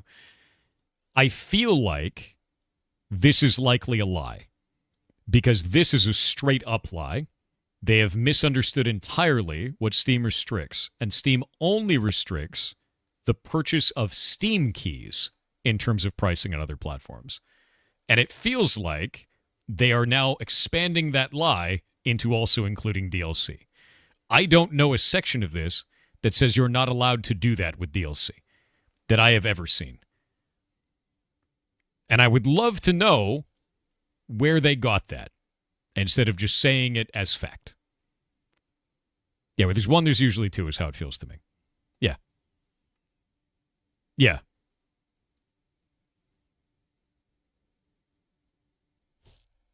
Tying in-game purchases to Steam. Once you buy a game on Steam, you are locked into buying all add-ons there too, allowing Valve to collect a commission on every transaction. Yeah, it's the same as if you buy an Xbox and you want to get all of your DLC for your Xbox game, and now you can only get it on Xbox. Right? You don't magically get it on PlayStation. That's kind of how these platforms work. Yeah. It's absurd. Charging high. The only way that changes, to be clear, the only way that changes is if the developer creates a system to allow for it. Because if the developer creates a framework that goes, hey, you got a license on Steam, we're going to add your license on all the other platforms, then it's totally fine to do. And I don't think Steam gets in the way of that. I don't think Steam has ever gotten in the way of that. Because if you play Warframe on your own launcher and you get cosmetics, and then you play Warframe through Steam, you keep all of your cosmetics and purchases. And all of your DLC and everything. Everything. You keep everything. And that is a non-Steam purchase and a Steam purchase, and you are still allowed to get it. So this is patently untrue. Developers can choose to make that work. This is bad faith. Yeah, this is a bad faith argument. Charging high commissions to developers, these are high costs. No, you don't get to decide what's high for us. This is somebody trying to moral superiority here. I am happy to pay the 30% commission to Steam. And the reason why is I get global digital distribution, I get Steam forums, I get the workshop, I get visibility rounds, I get all of their Steam summer sales and everything else that goes on with that. I'm able to do discounts at any time that actually send out emails to every one of my customers. I can set it up so we can get wish lists, and I can actually see what people want those wish lists. I can do demographic checks, so I can make sure that I'm localizing the game into the right area for all of this stuff. That is well worth the 30% to me. And it's not actually 30% because when I make Steam keys and I sell those on a third-party platform, they take 0%. I get 100% of the profit if I do that. So no, this is silly. All of these are bad faith, dude. I'm not seeing anything in this that's good. I also get regional pricing. That's true. You bundle the games with the devs. You can. Yeah, you can. You can do that if you want to. So, let's walk down this one piece at a time. Preventing price competition. Valve imposes price restrictions, which means that games sold on Steam are... Nope, that's false. That is only on Steam keys. Controlling pricing and release timing for in-game content. No, they don't. They don't do that. You can release that at any time that you want to. And it's the same, as long as if you are releasing it on another platform, they don't touch you. It's only if you use the Steam key. Tying to in-game purchases on Steam, Warframe is an example of how that doesn't happen. It is down to the developer and their framework to do it. It has nothing to do with Steam. And charging high commissions to developers, that is our choice to make, not yours. You don't get to make a choice for our business based on your interests. We make that choice as the devs. Ridiculous. Yeah, no, it's stupid. Is this shit just conspiracy vibes? No, this is a lawsuit that they're bringing against Steam, and Tim Sweeney is backing it. And I think what he's doing is ridiculous. He's just doing it because he's trying to make his platform like the one instead of Steam. Is the UK's lawsuit against Valve? It is, yeah. That's exactly what it is. Yeah, he said Steam's rules do not explicitly prohibit games from steering players to competing purchase methods. Or they do explicitly prohibit, forcing everyone to pay 30% to Valve. And I said, no, this is a lie. Steam only prevents you from selling game keys on other platforms for less than you do on Steam. As a dev, you are free to sell your game on any platform for any price, and Steam has no rules about this outside of the Steam key. Yeah. Tim Sweeney is backing it publicly on Twitter, which is just insane, Yeet. This feels like it's been backed by Tim Sweeney, but our platform only charges 5%. Exactly. Who is he? The owner of Epic Games. That's the problem. So you have a guy with a competing platform that is inferior, in the market that is constantly trying to use anything in the legal realm to tear down his competitor, which is Steam, by intentionally misleading the public about what Steam services offer to developers. That's what he's doing. It's trash. It's trash, and I hate watching him do it. He does it all the time, constantly. And I know there's a struggling to exist post-Fortnite. I don't know if that's true. But I will say that the things that Tim Sweeney says do not align with reality. And the reality of the situation is Steam does not restrict you in these ways. At all. Yeah, it's insane to watch. And you could literally go read their partner Steam games like documentation. This is free and open for everyone. You don't have to be a dev to get this. You can just go to the page. You just see it all. Can Valve sue him for defamation? I think it's libel when it's in writing. I don't feel like that's Valve's style, though. Valve's entire style is do nothing and win. That's basically what they do. Yeah.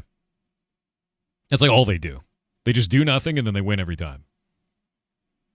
Yeah, libel when it's in writing.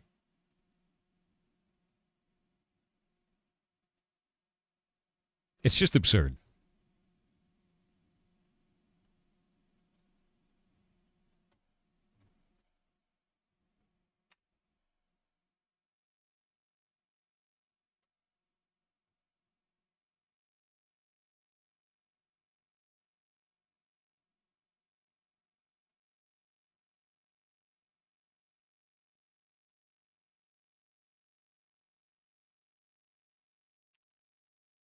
Yeah, no, it's just weird.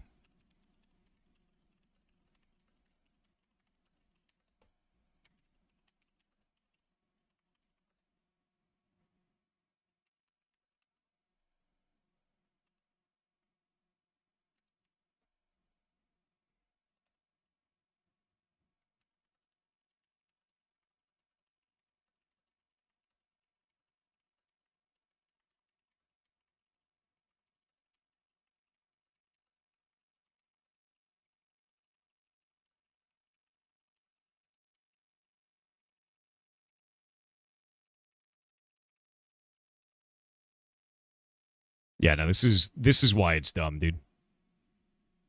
This is why it's just insufferable, really. There's the Twitter gotcha, I told you. It's just dumb, dude. It's just Tim Sweeney spouting nonsense again. It's always Tim Sweeney spouting nonsense. Let me grab this. Oh, God. I have too many tabs open. One moment. Boop. Boop. Boop. Boop. And grab that one. There we go.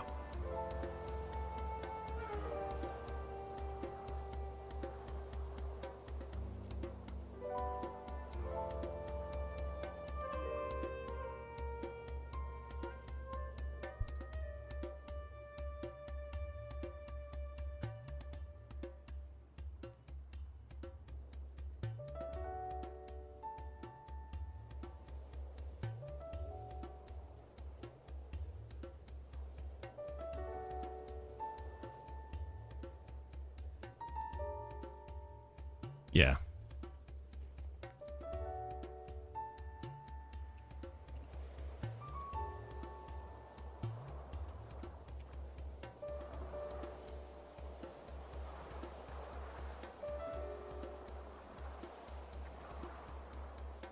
You speak behind this lawsuit and spouting nonsense during it. The lawsuit makes a bunch of absurd claims about Steam's business practices, and then Tim hopped on Twitter to make more.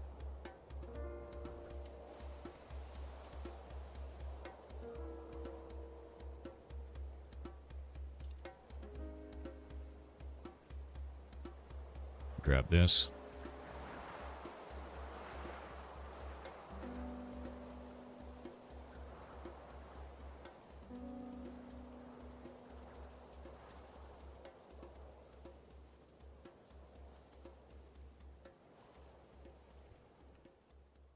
I'm gonna write all this up. Because I think this is outrageous, dude. There's so many people that can be easily misled by this shit, too.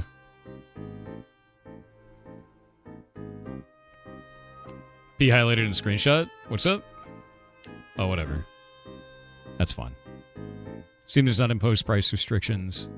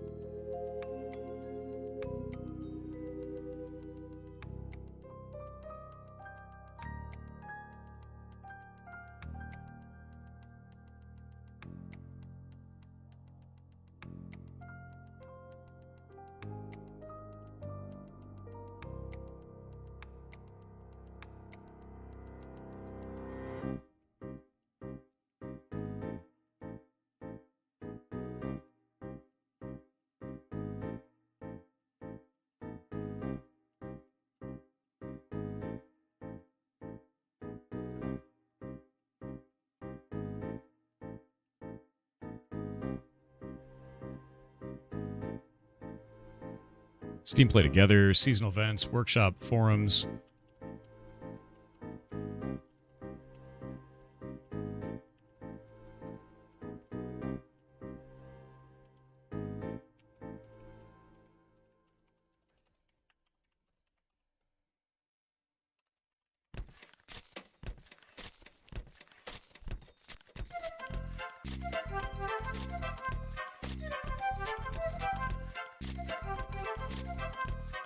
All right.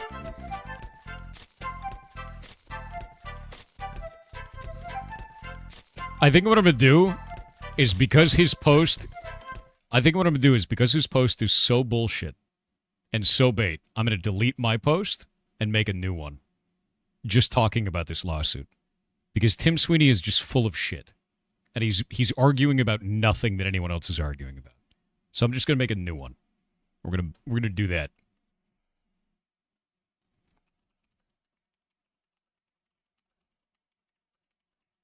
Yeah, gone.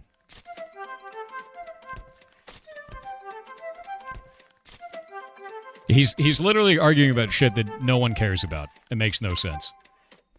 Yep. Did Death Time actually make DLC bought and downloaded elsewhere would be insane. Here's the thing, though. Warframe already does this. Yeah. Yeah.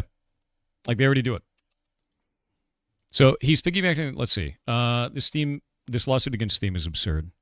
This UK lawsuit against Steam is... Steam does not impose price restrictions outside of Steam keys sold on other platforms.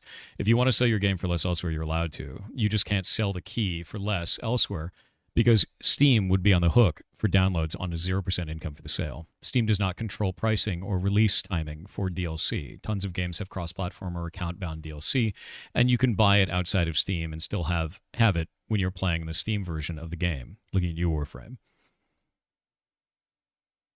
Okay, I'm giving Tim a chance. How do I install Epic Installer on Linux? Oh, yeah, exactly.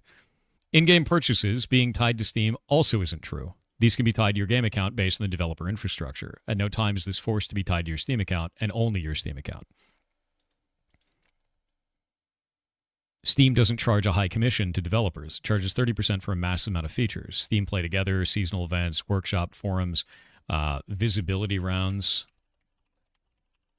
and a ton of other features. At the same time, they take 0% when you sell a Steam key, which is wild as hell. And you can make an unlimited amount of them. Yeah, this is stupid. We're just gonna call it out directly because this is getting dumb. And then we're gonna go into here. And we're going to pull up Steam key. Steam keys. There you go. Oh, that was weird.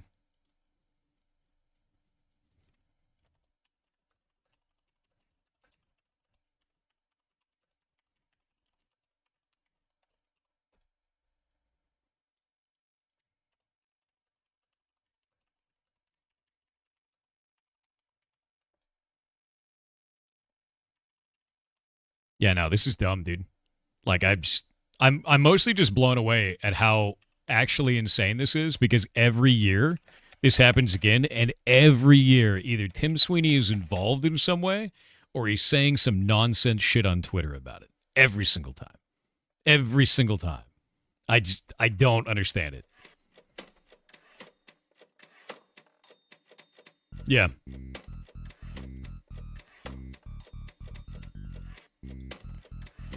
Oh, I just left it. It's whatever. It's already out. What is that? That allegedly must be swole as heck from all that heavy lifting it's doing? I know. And like, I think for me, that's the wildest thing about this dude is like these claims, they are complete fabrication. Like the moment that you use Steam's platform and you like at any time read the developer documentation, you're like, no, none of this is true. It's just gone. So it's relying on two things, right? It's relying on the court that they go to not having enough technical knowledge to know that this is false. And it's also relying on people in the public to change their opinion about Steam because they're uninformed. That shit sucks. And that really, really bothers me because it's a lawsuit not about making the money, but about changing public's opinion about the platform because it's a lie. That bothers me a lot, dude. It's real because I said so. Exactly. And I hate that. I hate that completely. Remember starting in 2018, if game made over 10 million, the cut changed from 25 to 75? Yeah, they did. Yeah, they still do that. Steam actually still cuts that down. For an average developer, though, you're just going to get the 30%. But if you sell on Steam keys, you get 0%. 0% cost. So, like, nah. Yeah, nah. That's why Satisfactory from Epic with them has been so bad. What do you mean? I don't understand on that one. Need more context. You should read the specific claims and how has Valve allegedly broken the law for this.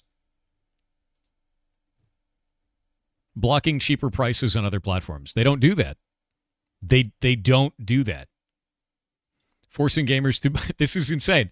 We say that Valve imposes price parity clauses that prevent developers from offering lower prices for PC games and add-on content on other rival platforms. They don't do that, though. They stop you from selling Steam keys on other platforms. That is the basis of their game, of their entire thing. The basis of their entire argument is a falsehood.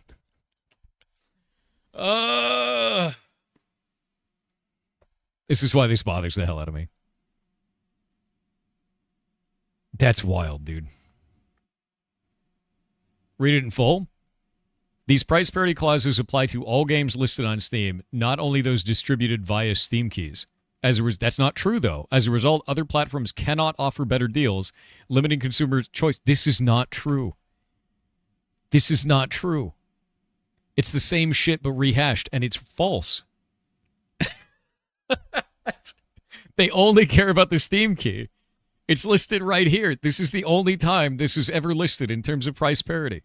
Steam key rules and guidelines. You should use Steam keys to sell your game at other stores in a similar way to how you sell them on Steam. It is important that you don't give Steam customers a worse deal than your Steam key purchasers. That's it. That's it. What is this, Afroth? What are you sending me now? No, they're just rehashing the same shit, and it's all false. It should be thrown out. And I hope it's with prejudice. Got it. What is this?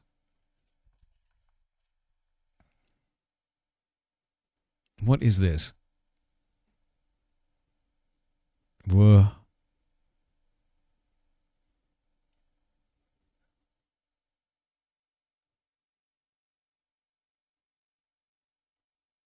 Okay, this is really funny. This is from a case, and this was on September 2023, reported by Judy Bonicelli. This is even funnier. Does Valve look at what price the game is being sold in other stores? No, it does not. No. Okay, with respect to the refund policy, is there a time limit on how long someone is allowed to play the game before they're not allowed to refund anymore? Yes. What is that time limit? 2 hours. So if they purchase a game and they don't play the game, is there a time limit before they can refund? If they purchase the game and don't play the game, yes, there's 2 weeks.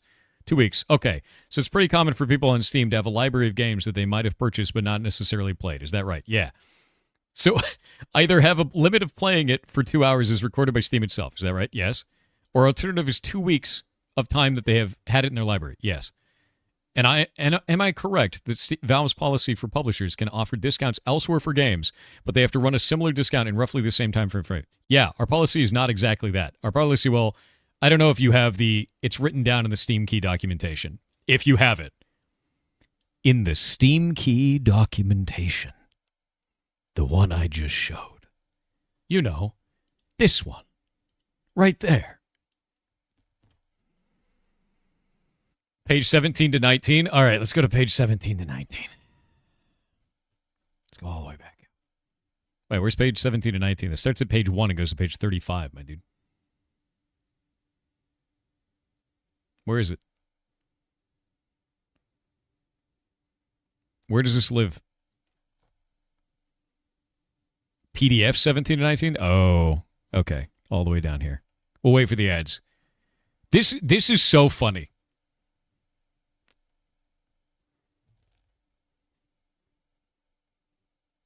All right. It's this document. There's this document here.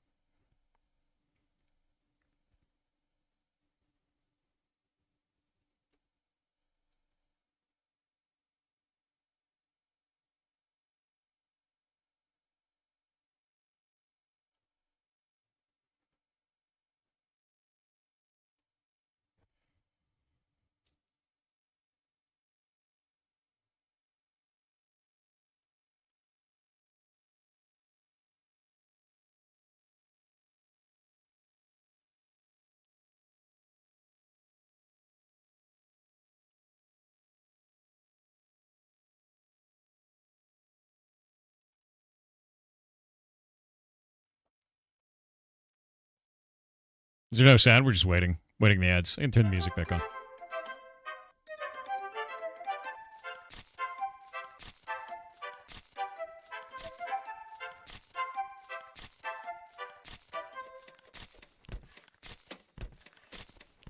Angry Thor amuses me. Dude, it's the reason why this pisses me off is every year we get the same episode. I'm sick of watching this episode. Like, it's the same rerun every time, man. And it's posed as new and exciting every time. And Tim Sweeney poses as new and exciting every time. Like he's some kind of hero of gaming. That's just a mess, dude. It's Goku and Namek all over again. Yeah, exactly, dude. It's a rerun. I've seen this. It's a classic. Exactly. All right, ads are over. So, question. When determining whether a publisher is selling a game for less elsewhere than it sells on Steam, does Valve use data that it collects from Steam key activations? So what they're trying to do there is trying to decouple the fact that Steam only has a rule for Steam keys and try to make it about all games in this question. You see how cleverly they're doing it there? And it says, no. Okay, does Valve help justify its policies with respect to parity by using data collected from Steam keys? And then he goes, I object to the form of the question, because he sees what that dude is trying to do. They're trying to get him with a gotcha. Exactly. What kind of parity are you talking about? Content, price. We don't have a price parity policy. Do you have a content parity policy? In the SDA, yes. Do you have a policy that if someone sells a product for less elsewhere, that Valve will often not promote the game or stop selling them altogether? The policy is that we ask for a fair deal to customers on other platforms or on Steam relative to games. For Steam keys. What about a practice? Let's go on with the official term policy, but there's a practice at Valve of often opting not to promote games or stopping selling them altogether if they're sold for less elsewhere. It's another question for this. In the rare occurrences that we're made aware that the game is being sold on other platforms for a lower price, our practice is to have a conversation with the publisher. And this is only for Steam keys. This part isn't about keys, but it is, because if you come up here to the base questions for this, they were asking them on the basis of keys. And they transitioned into all games after asking on the basis of keys. You say not these questions, but they are. Look at the leading question before it.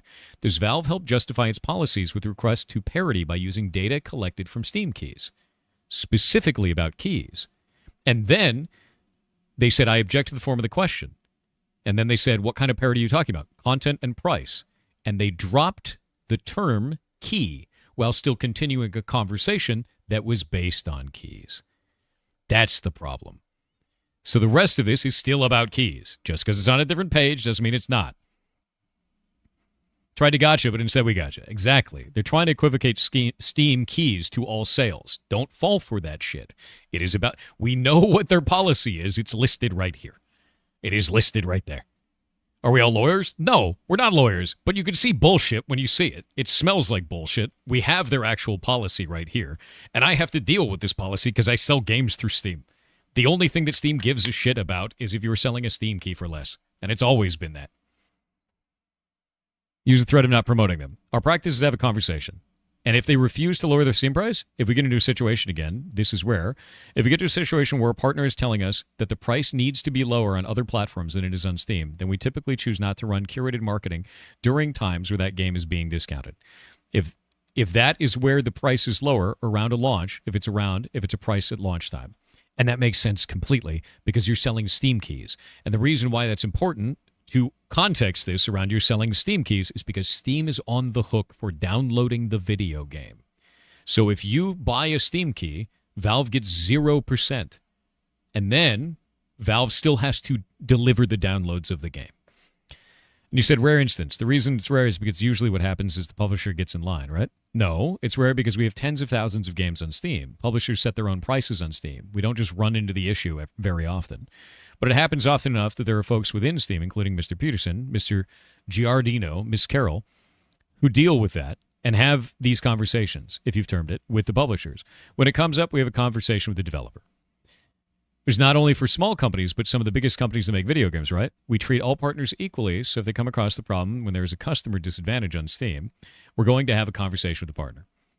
So what the questioner is trying to do here is trying to make it look like Steam is doing this for every game and trying to muscle in on any other platform and set the price on any platform, price fixing it, under the threat of not marketing the game.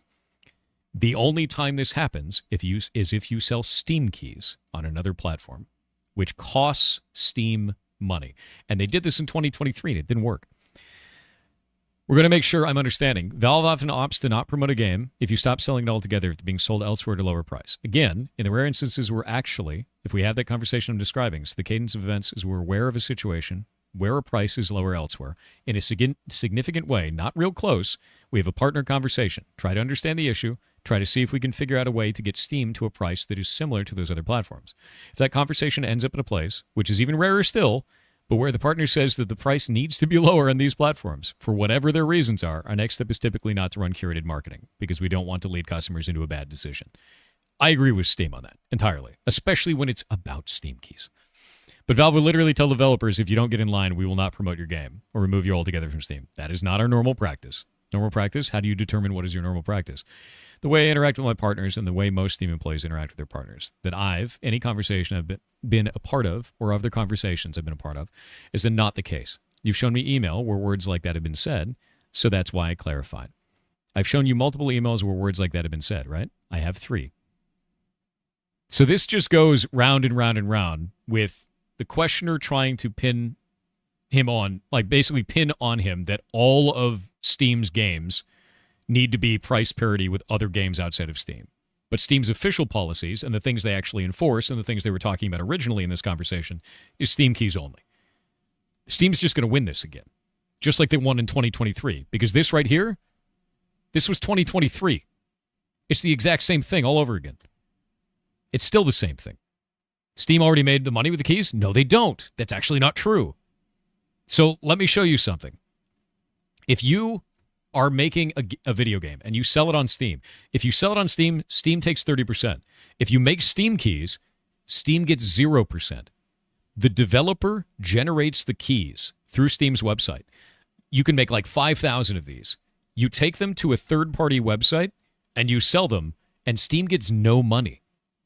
They still are on the hook to download the video game, which costs them money from their infrastructure because they're doing all of the transfers for all of those games to everyone who's downloading it in perpetuity for every update the game ever gets.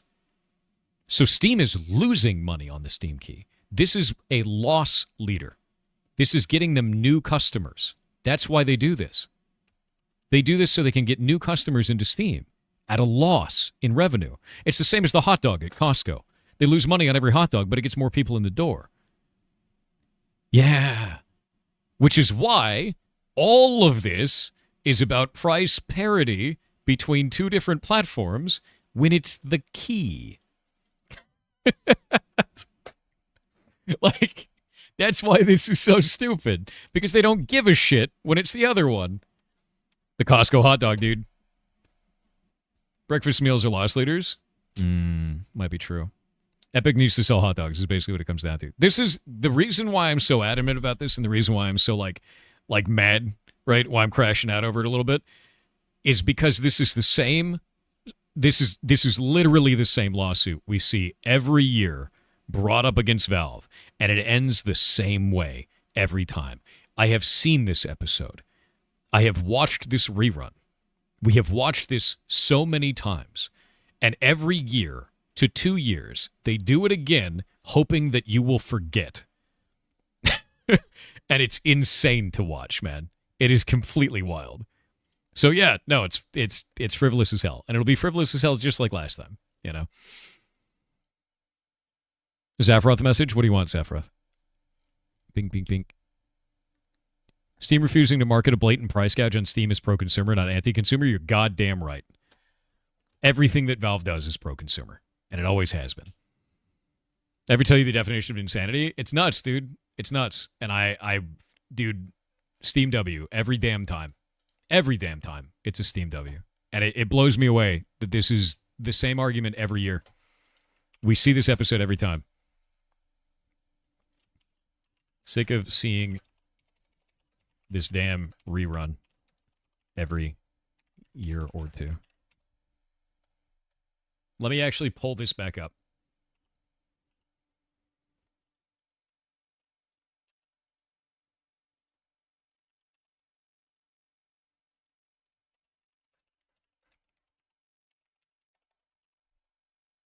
Let's see.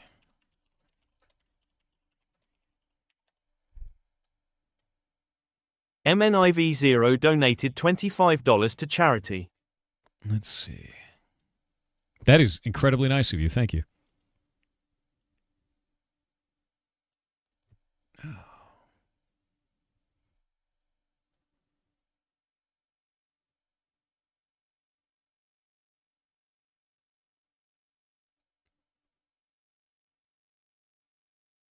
Yeah, the patent troll was the thing. I'm trying to find the other one.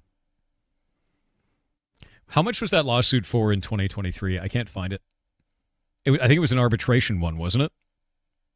Was it the Steam arbitration suit? I think that's what the 2023 one was. Let me look. I want to make sure. Because it's just so silly, dude.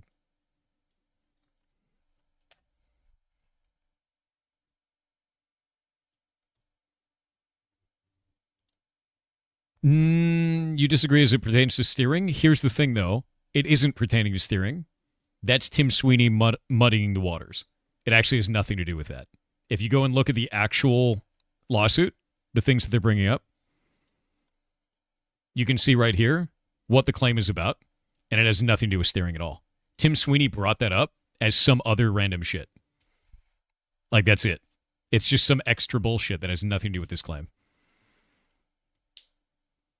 The second bullet point is steering. You're saying controlling pricing and releasing timing for in-game content. Tim Sweeney brought it up as ads and moving in that direction. That's completely different. Yeah, he's gotchaing people on Twitter, dude. His shit has not. The claims that he's making has nothing to do with these.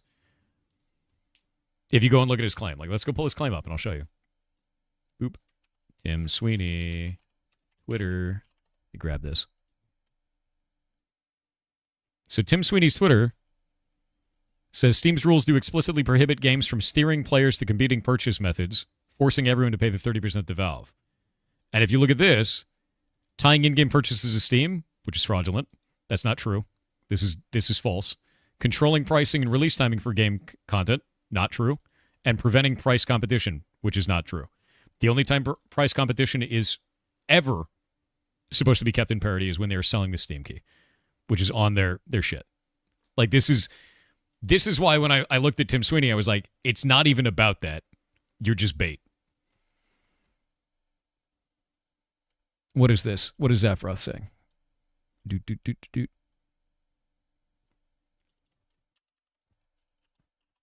Let me grab this.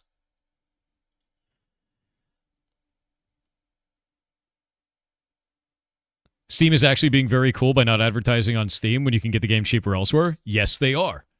Which is the best part about this. Like, imagine if Steam was like, no, come buy it from us for $5, even though you can get it $1 over there. They're actually being complete bros by doing that. You talking about the lawsuit against Steam? Yeah, I am. That's exactly what it is. Would you think lesser of Steam if they suddenly were like, no, buy it here, buy it from us? And instead they're like, we're going to not advertise this because you're selling it on another platform for less. Just go buy it over there. We're not going to talk about it. Right? Like, I don't even think that's a problem. And that's only in the case of Steam keys. So, like, this has nothing to do with the lawsuit. This lawsuit has 3 bullet points for these. And then this one is just stupid. This is them being ridiculous. And I posted a rebuttal to each one of these. Steam does not impose price restrictions outside of Steam keys sold on other platforms. If you want to sell your game for less elsewhere, you are allowed to. You just can't sell the key for less elsewhere because then Steam would be on the hook for downloads on a 0% income from the sale. Steam does not control pricing or release timing for DLC. Tons of games have cross-platform or account-bound DLC, and you can buy it outside of Steam and still have it playing on Steam on the Steam version of the game. Look at you, Warframe. In-game purchases being tied to Steam also isn't true. These can be tied to your game account based on developer infrastructure. At no time is this forced to be tied to your Steam account and only your Steam account. Like, this is just not the case. Yeah, there's no way they're going to win this lawsuit And Steam also doesn't charge a high commission to developers. It charges 30% for a massive amount of features. Steam Play Together, seasonal events, workshop, forums, trading cards, visibility rounds, and a ton of other features. At the same time, they take 0% when you sell a Steam key, and you can make an unlimited amount of them, which is wild as hell. This is the original claim? No, we have the original claim. This is the claim. This is them running the lawsuit. Steam, you owe us, right? Is there another one now? Let me grab this. Notice of application to commence collective proceedings under Section B, Act of 1998, imposing platform parity obligations, which market PC games from selling products through other distribution channels on better terms than the same. Yeah, that's the same thing. Restricting the ability of users to purchase add-on content for games purchased on Steam. That's also false. Charging publishers unfair and excessive commission rates for distributing. The funniest part about this is one of those is missing, isn't it?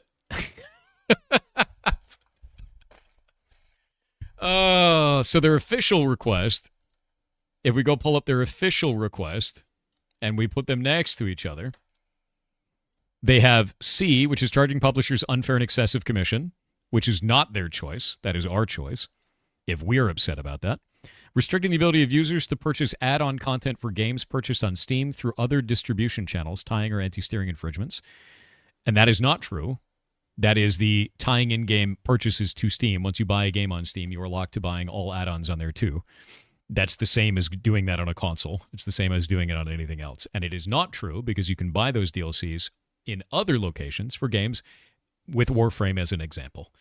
And it will still work on your Steam version, even if you'd use the standalone. Imposing platform parity obligations on prohibited publishers, that prohibit publishers which market PC games from selling products through other distribution channels on better terms than the same products, only when it's a Steam key.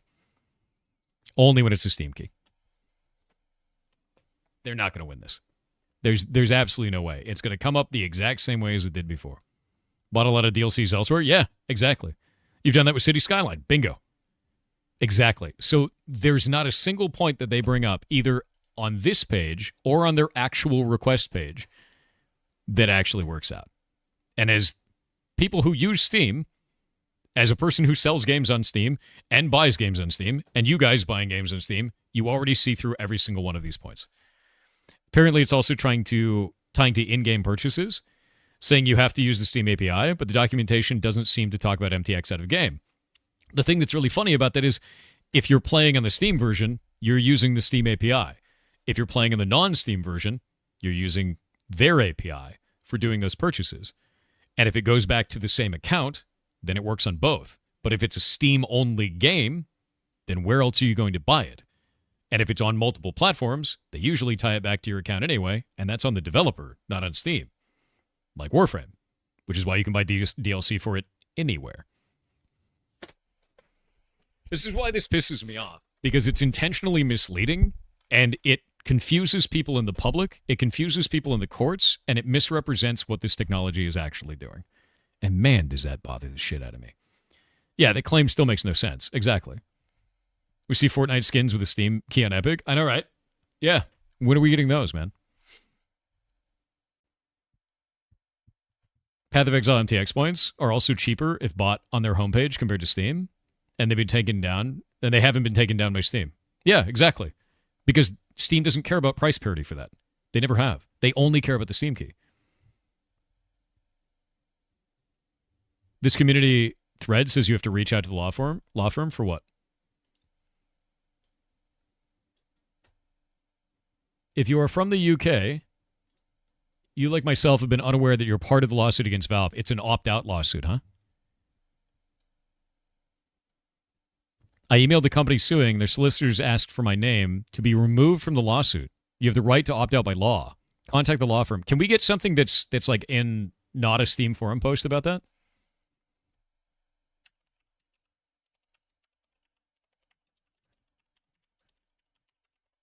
Because if they did an opt-out, yeah, they did. You have to opt out no later than September 2nd, 2025.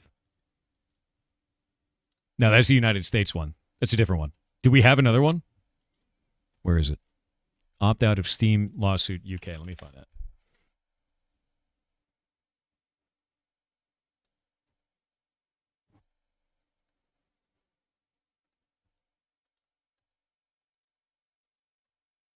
Who's the law firm of that suit?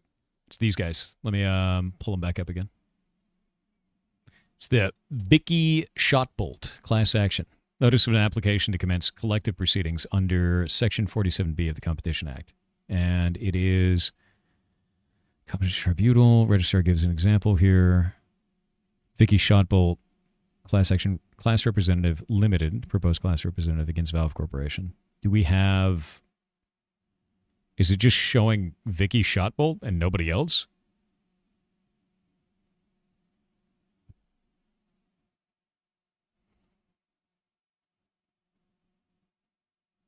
Is that it?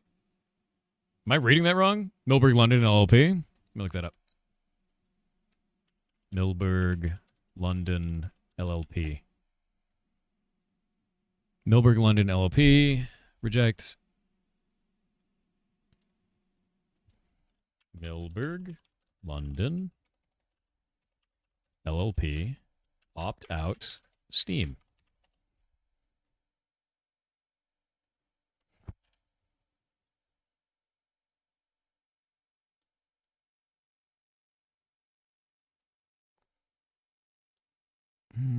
Can't find it. I can't find a way to opt out of this. Does anyone know where you could do that? Yeah, I found Milberg. The proposed class action class representatives is represented by Milberg London LLP. Has anyone found this? I don't link TMZ shit in my chat. Probably because the deadline was months ago. No, that was the US one. This is a UK one. Yeah, it's a class action on behalf of Steam users you have to opt out of. About the legal framework, about the team. Let's see about the team. Milberg London LLP. About the legal framework, about the claim. Funding the claim. Who's funding the claim? Vicky Shotbolt has secured litigation funding from Benchwalk Advisors. The legal team at Milberg. Who's Benchwalk Advisors? Who the hell are they? Legal finance experts.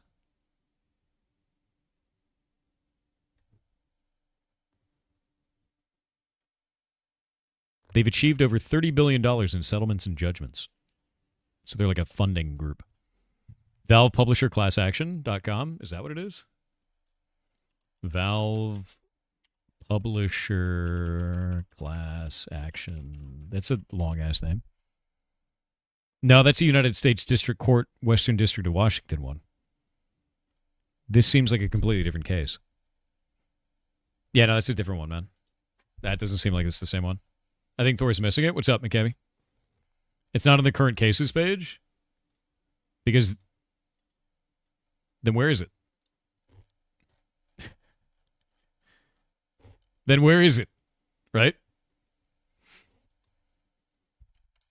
How's Hightail so far? It's fantastic. Found buried in the FAQ. You will be given the chance to opt out if the claim is certified. Didn't the claim get certified? It was approved 4 days ago. There's no place to opt out yet. So the claim got certified, but there's no way to opt out yet. And it's not on the Milberg current case set. JLR, you owe us. It's not on the Steam one yet. Steam, you owe us. There we go. And it just goes to this page. This is the only one. Who owns the firm funding it? That's what I want to know. We're going to look into it. Because this is getting really dumb. Because we see this shit every year. And they're always going after them. Funding the claim. Who's doing this? Funding from Benchwalk Advisors. Who owns Benchwalk Advisors?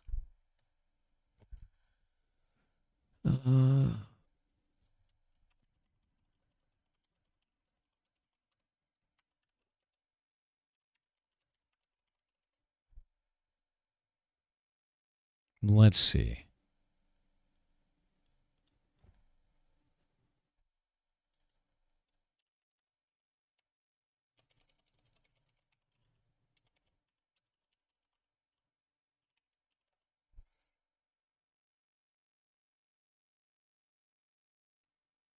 One moment.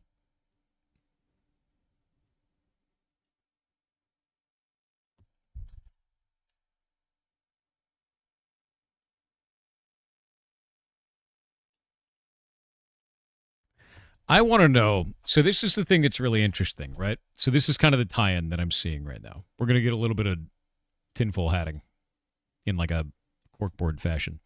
You have Vicky Shotbolt. You have Tim Sweeney. You have Epic Games. You have Steam. You have Valve, right? And over on this side, you have Benchwalk Advisors. And you have this litigation company that's going through this, which is called, what are they called? Milberg London LLP. So Milberg London. The part that's really interesting is if Valve gets hit, who profits? Who actually makes money off this? Right? It's not really the players. Not really, at the end of the day. It is Epic Games Store knocking down their opponent. The lawyers make money. The people make a little bit of money. But at the end of the day, these guys make the most money. These guys make the most money. Because it's the lawyers and the funding of the lawyers, right? Tim Sweeney is basically going, yeah, you get him. And the only reason I could see him saying, yeah, you get him, is because Epic Games Store will profit if Steam gets punched in the face.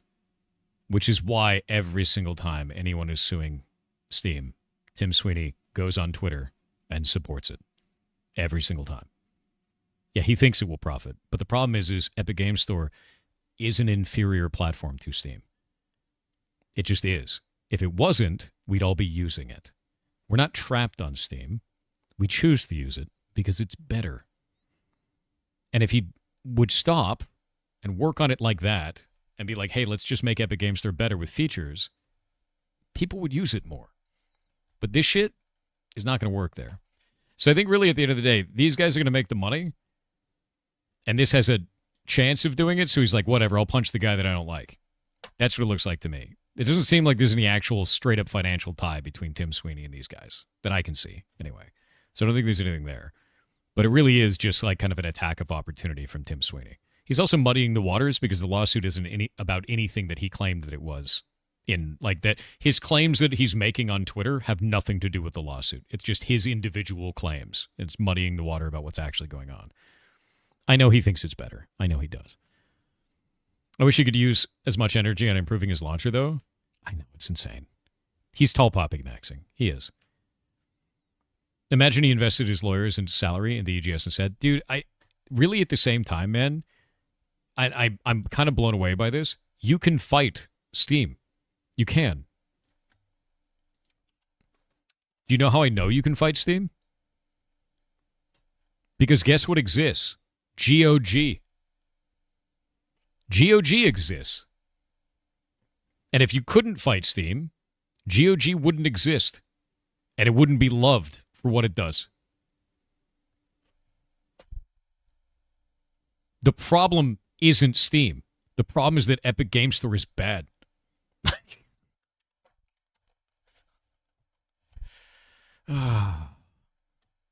It's always been that way, man.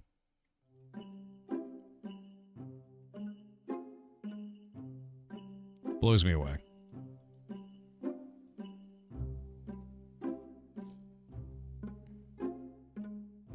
I'm going to grab this real quick.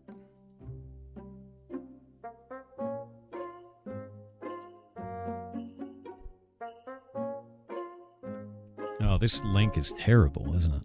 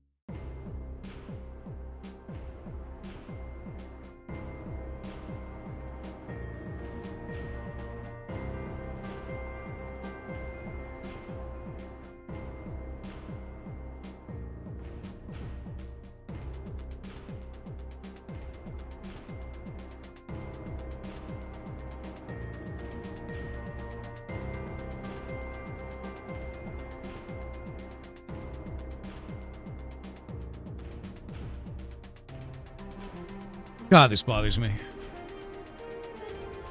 There we go. Yeah, GOG is DRM free.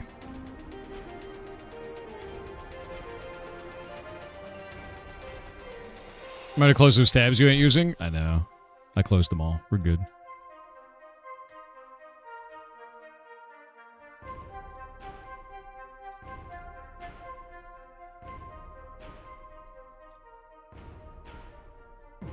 All right, so to sum up all of the shit that we just talked about, because we were talking about a whole bunch of different stuff in a bunch of different roundabout ways, and there was a bunch of discovery and things with it. The lawsuit claims that they're making are provably false. This is a waste of everyone's time and money. It's time and money wasted. It's the exact same argument that they brought up last time. And their own TOS shows you how that operation works, and developers have full control over what they're doing. That's it. Yeah. And it's wasted time and money. False claim equals jail time? No, it's not. It's just wasted time and money. They go, I think it's like this. And the other guys go, no, it's not. And then they fight about it in court. And then everybody wastes money and time. And you want to know what the funny thing about this is? All it's turned into is a soapbox for Tim Sweeney to scream from the rooftops a claim that has nothing to do with the lawsuit at all. Literally nothing to do with the lawsuit that he doesn't like about Steam, which has muddied the waters about the lawsuit because now people think that the lawsuit has anything to do with what Tim Sweeney said. Just take his tweets and throw them away because they have nothing to do with any of this. All of this has to do with exactly what the lawsuit is, which is why I posted those links directly to the lawsuit. And that's it. Yeah. Classic Tim Sweeney. I don't understand why he does this. I really don't. Yeah. And it's funny, too, because, like, Epic Game Store isn't better for that.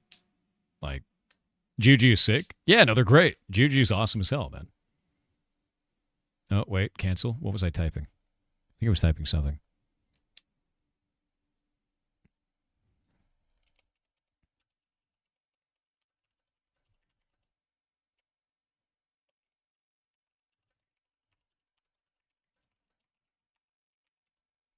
There we go. So the same damn read around every year or two. Similar claims in 2023. Oop. It's the same rerun all over again.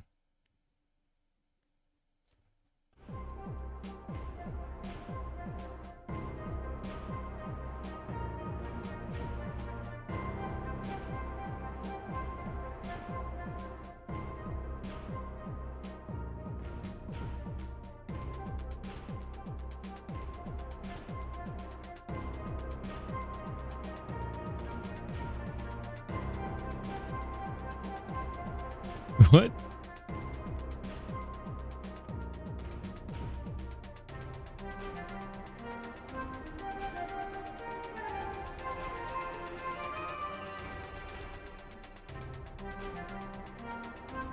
Hold up.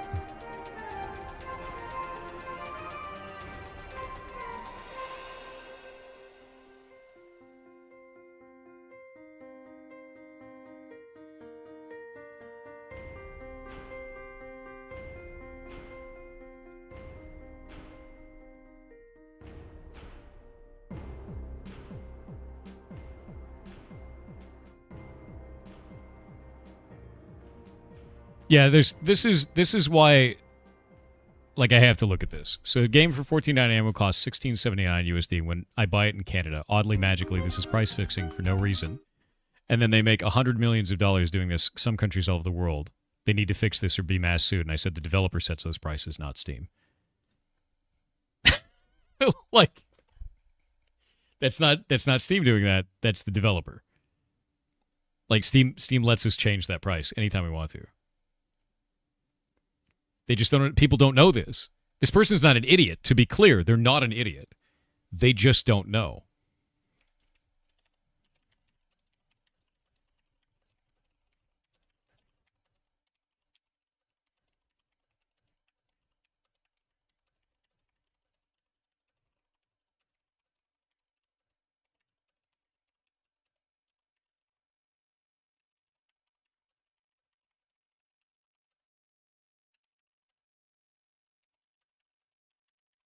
They just don't.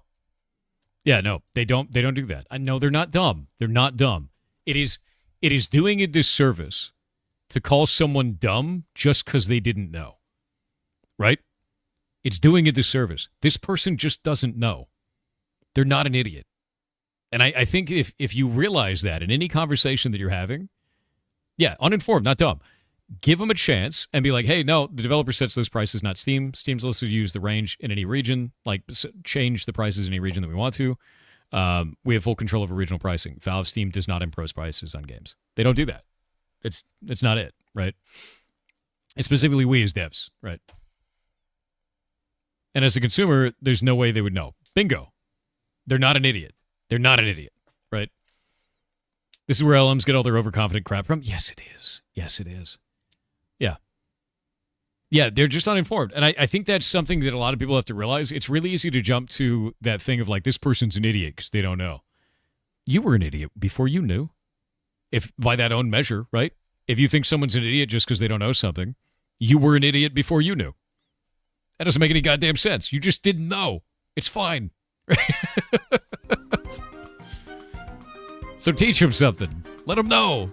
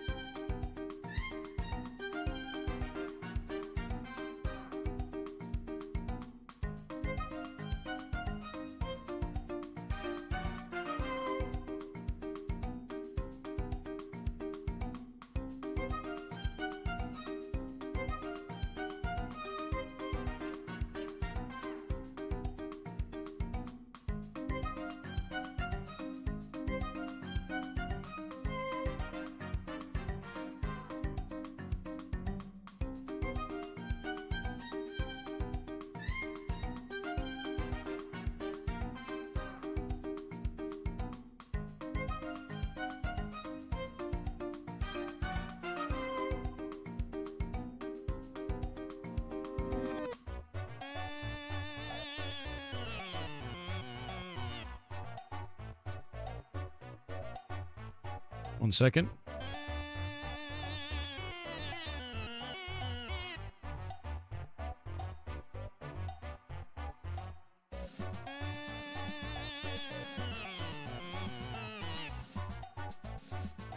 Yeah, this is another example of this, right?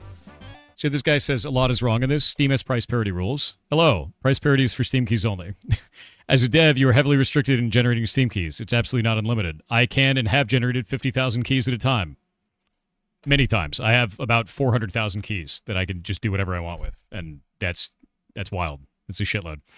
If a player buys a game on Steam, they have to use Steam for in-game purchases. I can't see them on my website to purchase additional content. Yet, hopefully this will change thanks to Epic. So if you buy a game on Steam, you might have to use the Steam version for in-game purchases based on the developer's implementation. As an example, in Warframe, you do not.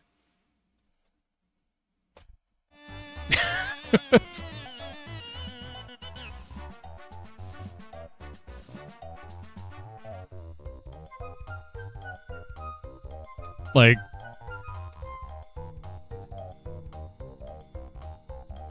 buy my content. Yeah, exactly. It's very silly.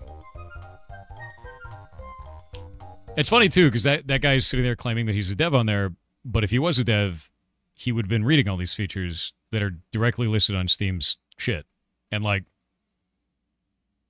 all of Steam's everything is listed there in the developer docs. You should probably read them, right? I'm saying it doesn't even reach court. They usually settle outside of court. I don't even think they will. I think Steam will be like, take us to court. Good luck. Because that's very their style. Like, 100%. You hope they read this as dev? You have to. Like, that's the whole point. Read that shit.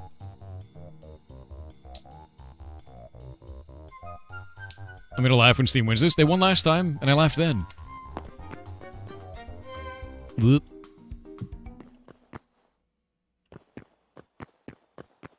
Oh, that looks weird. Wait. I really wish this would use the item. It's not doing it. It's insane. Why is it doing this? This is probably wrong, right? This looks really weird. Oh. I think it's funny, too, because, like, if I go into this mode, it's, like, way larger. And then we do that, and it shrinks back up again. What? Don't hold the nuclear reactor up to the face? Why not? It tastes good. I can taste it even if my mouth is closed. Is that radioactive? Probably. What's up? The word idiot is censored? Oh, no. If the word idiot is censored on your end, that is on your client side. You can set a Twitch client side censor, which is weird. You're not being censored here. You could say you could just type idiot in chat. It's fine. Yeah. Yeah, you can just do that. That's a client issue. I don't know where that setting is on your end, though. It's really weird.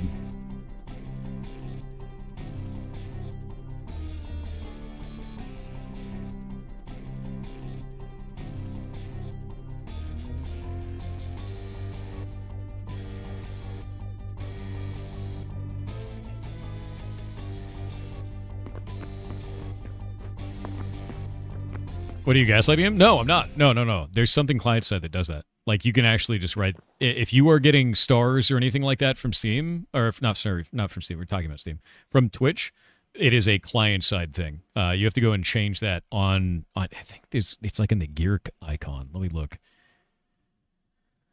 Deleted messages, chat highlights. There's some bullshit that you can set up to manage your own. Yeah, it's self-censoring. It's really weird. Is it chat filters? Is that what it is? Let me find it. Yeah, I never had to look into it. Look at settings for chat filters. So under the gear icon, is that where it is? View recent raids. I can't even find chat filters in my list. My UI looks a little bit different as the broadcaster, so I don't know where that is. I have chat highlights, chat appearance. Is it under appearance? Bro, I have no idea what's going on. Yeah, I have no idea. Whoa. Yeah, I have no clue. For viewers, it's next to our send button. Oh, I don't even have that. Yeah, because I got a thing.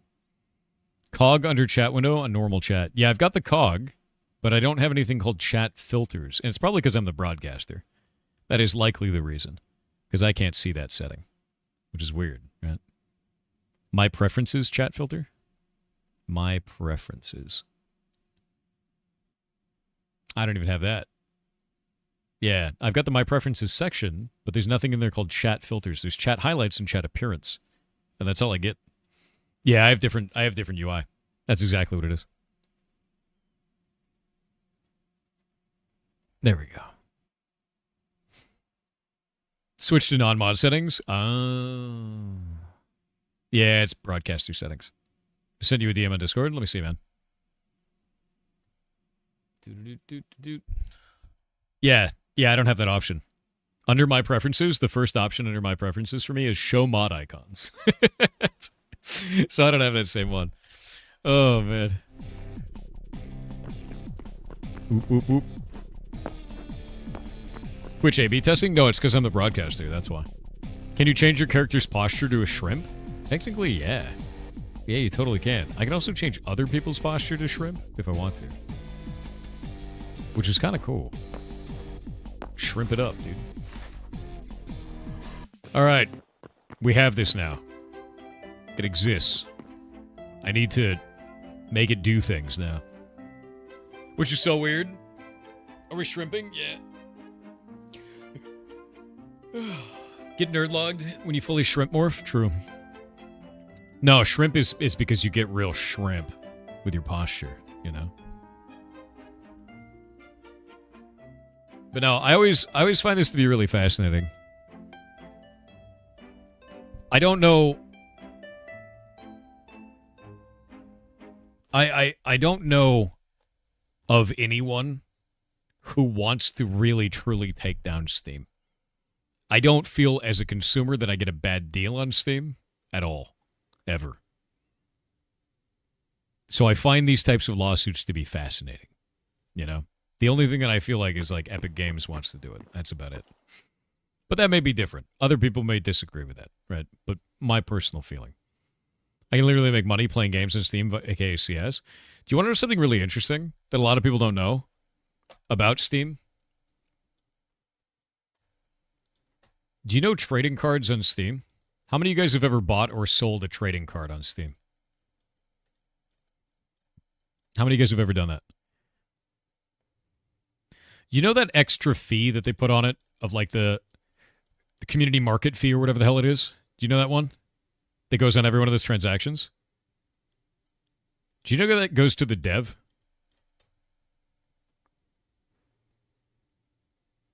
Do you know that? Steam didn't need to do that. Every time you buy or sell a trading card from a dev's game, they make money off of it. Yeah. And it's not a small amount either. It adds up real fast. Yeah. Every time that happens. I don't know how much of it. I think it's a percentage of this, and I'm not quite sure what that percentage is. It's probably listed in the Steam stuff somewhere. But, like, that fee goes, like, the devs get quite a bit from that. It is not a tiny amount. It does add up. And if your game is very popular and you're selling a lot of cards and people are buying and selling a lot of cards and backgrounds and icons and shit for it, that is money. And it's very simple for you as a dev to build it. They actually give you a bunch of Photoshop files of all of the Steam trading card assets you need, and you just pop your stuff right into the middle of it on one of the layers, and then you just resubmit it. It's really easy. It's super simple as the dev. They give you everything you need to make them. It's like, I think it was a 15-minute job for us. Very fast. Who buys Steam digital trading cards? Oh, a lot of people do, and the reason why is they use them to level up their Steam account. When you make sets of them, you turn them in and you level up your Steam account, and this lets you have more friends on Steam. Your level of your Steam account determines how many friends you're allowed to have. It's how they manage that. It's actually really interesting. Yep. That's why you level your Steam account. You also get backgrounds from it on your profile. You get like icons and stuff. In fact, even as a dev, like if I go back to here, let me pull this up real quick. And I'll go into here onto my profile. Like you see this right here? You see that? I had to earn that from my own game by buying all the gold versions of the cards from other players because you can't generate them as the dev. Like I had to actually go in there and buy them all. So I had to get them. I also did the same thing for Champions of Breakfast, our other game. I got the golden spatula that way. Yeah. So like you have to go do it even if you made the game, which is quite funny, but like that's how I got them. Yeah. Yeah, no, it was super wild. But like that's what you do them for. And then it levels up. And like this background is from that. We actually released this background for the game. So like if you turn in Steam trading cards, you get that. And then the level of your account is based on that as well. And that gives you more stuff. So they have like a mini game that is Steam. So if you actually go up here and you click on this, it'll actually show you all your Steam trading cards. And like all the ones you're about to combine, right? So you're like, oh, I just need that one last one. You get it and it levels up. And then you get more badges and icons and shit, and then levels on your Steam account, which is wild because I play a lot of video games on Steam. But like, there you go. You're only level 22. That's fine. You know, like if you're not that into Steam trading cards, you're not that into Steam trading cards. But there's a lot of them out there, and it's wild. Please show the docs for the fees. Steam fee. There we go. Steam fee. Fees. What are the Steam transaction fees? Steam transaction fee is collected by Steam and used to protect against nominal fraud incidents and cover the cost of development of this and future Steam economy features. The fee is currently 5%, with a minimum fee of 1 cent. This fee may be increased or decreased in the future. Who pays the Steam transaction fee? The buyer pays the Steam transaction fee. The Steam transaction fee is calculated based on the item cost and is shown on the confirmation page before purchase. Team Fortress 2 fee. Team Fortress 2 has a specific 10% fee, probably because of the amount of fraud. Dota 2, Counter-Strike 2, Artifact. Artifact failed, didn't it? Taxes and 200 sale item limit. Income taxes. Buy orders. How long do buy orders stay active? So I guess it's just 5%. They just take 5% off the Steam transaction fee. I'd love to know if the rest of it goes to the dev, then does that mean the dev gets 95%? Is that accurate or no? As far as you know? That's wild. That's actually insane. Dev gets 100%? No, they take 5%. Oh, I guess they take it from collected by Steam and is used from this. The cost of development. Who pays this? The buyer pays the Steam transaction fee. The Steam transaction fee is calculated based on the item cost and is shown on the confirmation page. Okay. Buyer pays. Yeah, 5% of the sale. You have a friend who made a bunch of TF2 items. How much money did they make off of that? Was it huge? Steam makes money in hand over fist, if I recall correctly. Yeah. The money goes to the seller. Yeah, but the transaction fee, because some of that money goes to us as devs. And I know that because it lists it on our monthly income thing. They list every source of income. So I know we're getting it. I know for a fact we're getting it. It even says, like, based on Steam trading cards and everything like that. The devs get the 5%. So how much of the 5% is going to Steam and how much is going to the dev? Because I know I'm getting some from it. Can you explain why the Twitch app is so buggy? I have no idea. I don't use the Twitch app. I use Twitch on browser. Yeah. Oh, yeah, sorry. If you're over on YouTube, I'm having a heated discussion about monetization and Steam over on Twitch. We're, like, deep into it. And there's pieces that I don't know about this part. I don't know what the amount is. What is this? Are you just sending me an unsolicited Imgur link out of nowhere? Did you just create an illegal item? Zapharoth? Is that illegal? A chatter did? Ooh, illegal. Illegal. Are those polygonal triangles? Illegal. Illegal. That is illegal. You can't do this. Not illegal? Let me see. Are they just planes? Did you guys use planes? I bet it is. I bet you used planes for this, didn't you? Credit the person, Blockgame General. Let me go look. Doo-doo. Actually, I may check this out.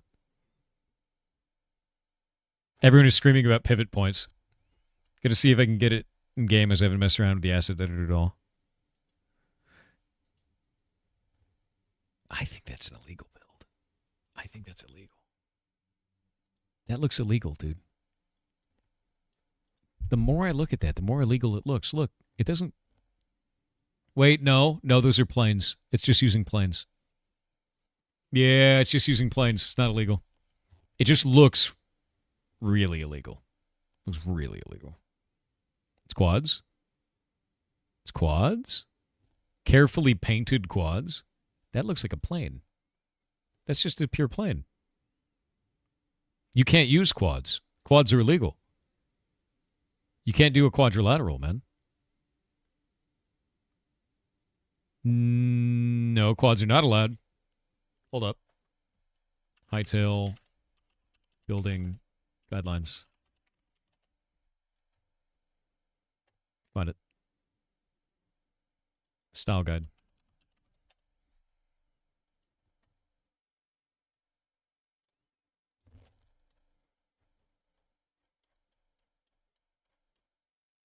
Oh, you can do quads. Oh, skewed geometry you can't do. Okay, so they're quads. I was wrong.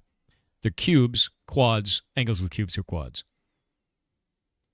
Quads are used as planes, though, yeah? Because they use planes all over the place. Like, if we go down here and look at this, like... grass. That's just planes. Those are planes. Those are two quads. That's a plane. That's a plane. The planes are just quads. You're a quad.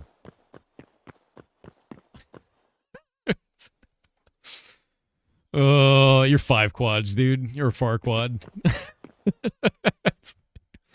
Yeah, that's just planes. That's just a plane. I think I'll just go that direction then, because it looks better. I like it more. You. Is the quad just 2 tries? You're 2 tries. I'm on to you. You're 5 Far Cry. Jero Bianco 93 said, hello there Mr. Pyro Good Hair. Sorry that I'm using you as tech support. You once showed on stream that you can add something in your Gmail when you register on a site to know who's selling your info. Yes. How was this achieved? So the way that you do it is kind of silly. If you are potato at Gmail, right? Potato at Gmail.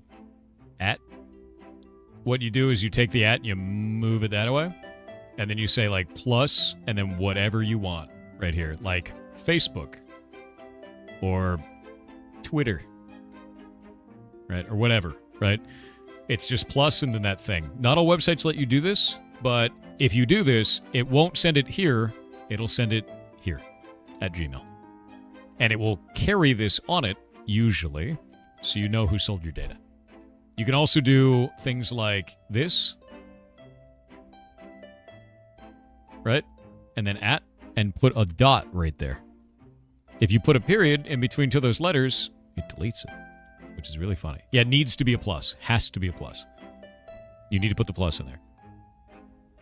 You think Hightail teased adding fire? Good, they need to. It's really good, actually. Let's see. Okay, I'm deleting this. Killing it off. We're trying a thing. We're trying it. Data brokers got wise and they scrubbed the plus out. Not all of them do. Some of them do.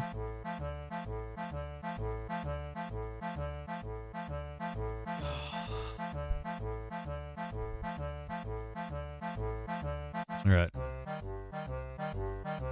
Wedger said, hello Mr. Kitten Soft Hair. Ooh. I wish to scream the song of our people. Pivot your pivots so you can pivot your pivot. Pivot, pivot, pivot, pivot, pivot, pivot, pivot, pivot, pivot, pivot, pivot, pivot, pivot, pivot, pivot, pivot, pivot, pivot, pivot, Stinky one. pivot, pivot, pivot, pivot, Stinky goblin. pivot, pivot. If you didn't skip this, then you owe the mods bread and the orphans chicken nuggets. I don't. I refuse. You're stinky. You'll never prove it.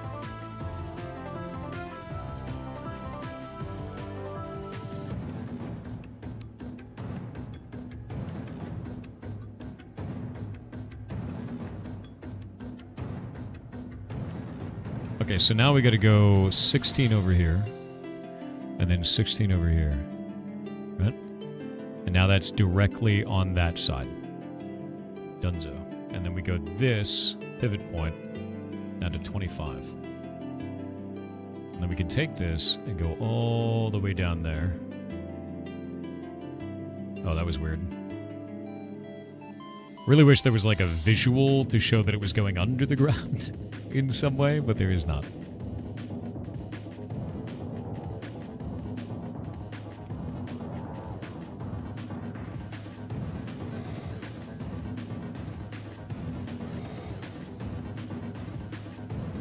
I know the ground isn't real, but it'd be nice to see the ground, you know, in a way that is real. Should say lizard every rotation. Lizard. Anyway, now that I'm done... Oh, hold up. We got ads. I want to wait until after the ads.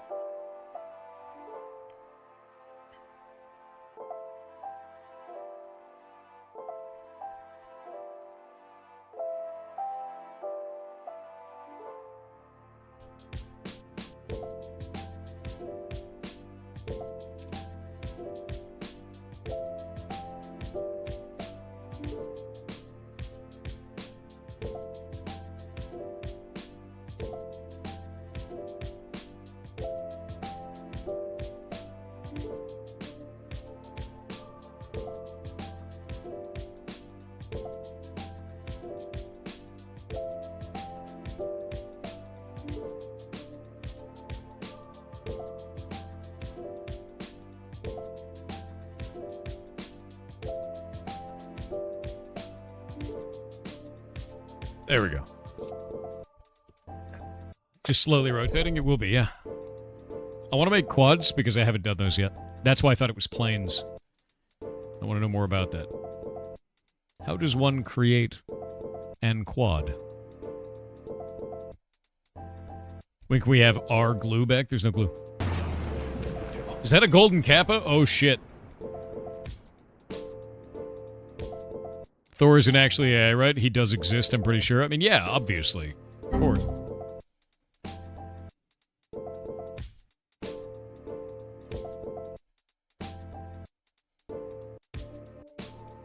Whoop. Can we just flatten a cube? Is that how it works?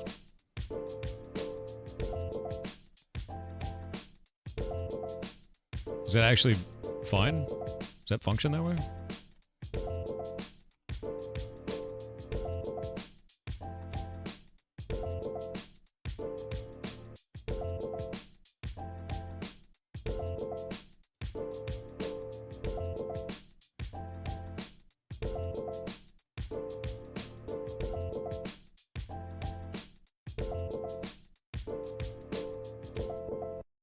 That doesn't seem to have made a quad. It seems to have made a very angry, flat object.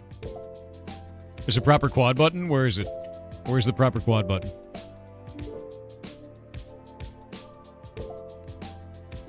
Oh my god. The qua? Oh, just flatten a cube? Where am I quadding? Outliers, quad. Where's outliers? I don't see outliers anywhere on here. Add element. It's adding a cube. I don't want a cube. Oh my god, there's so much gold. The plus drop down on the right. R05 said I've decided outliner. to force the issue and cause psychic damage. Either from memories or from new knowledge gained, to chat and you Zinch Demon. Did ever watch Animals of Farthing Wood? I give you the scene with the shrikes. Also known as the butcher bird. Evil or nature. You're a butcher bird. I know nothing of this. An actual quad. Of the far variety. Ooh, why is it being weird?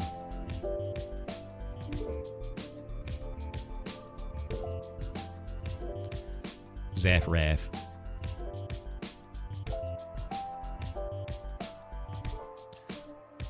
Do you guys think Zaffroth is actually Farquaad in disguise? I think he might be. You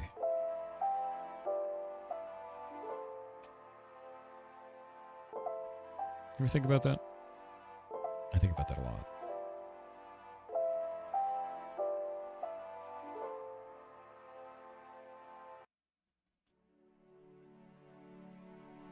Rotate.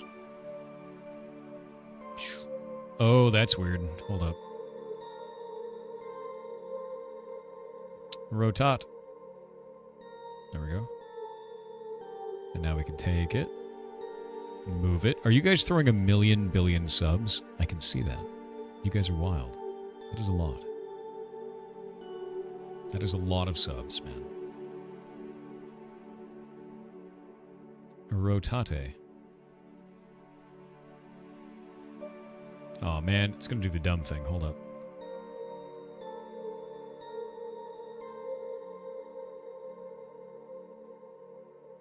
Okay, and then we can do this.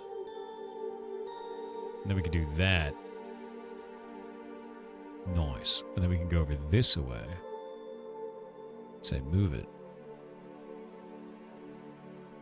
Wow. It's almost perfect, but not quite. Why is it not quite perfect? Why does it hate me? Why is it full of deep hatred?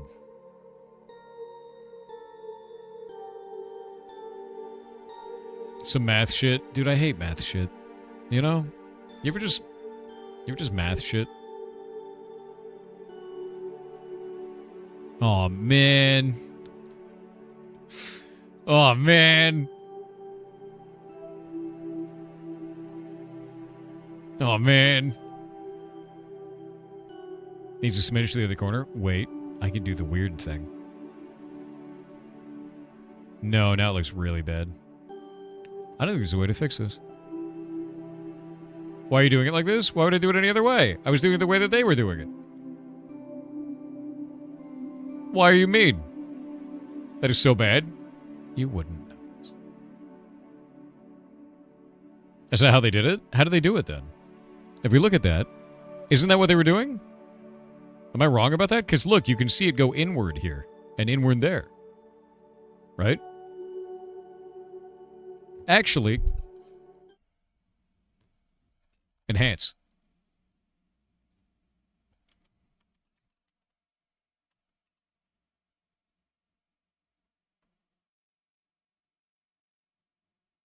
How did they do that? How did they do that? Because it's perfect. How did they do that? It's a square that's been twisted. You can't twist squares. These are the only two shapes you get. You can make a pyramid out of quads. Yeah, but he didn't. Look, it goes inwards. See that going inwards? And this one going inwards? You can see the shadow. That's in. It goes like this. Like, watch.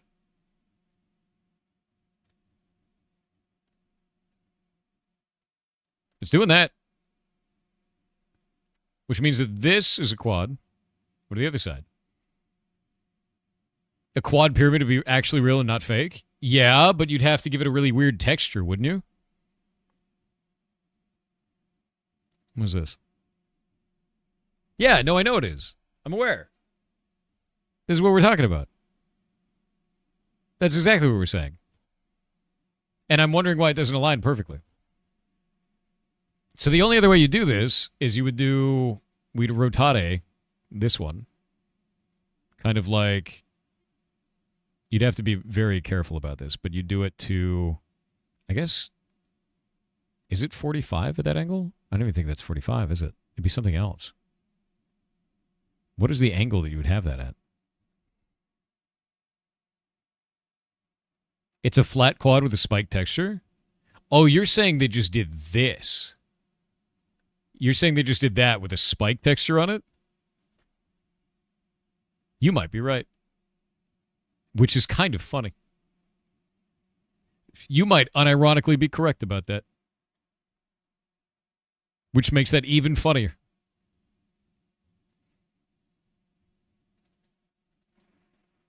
Part of me kind of hates that. Part of me kind of unironically hates that. I don't like that at all. I don't like that. Look at the pixel grid in the original. It's diagonal pixels. Oh, you're right. I think you're wrong, Jake. Look.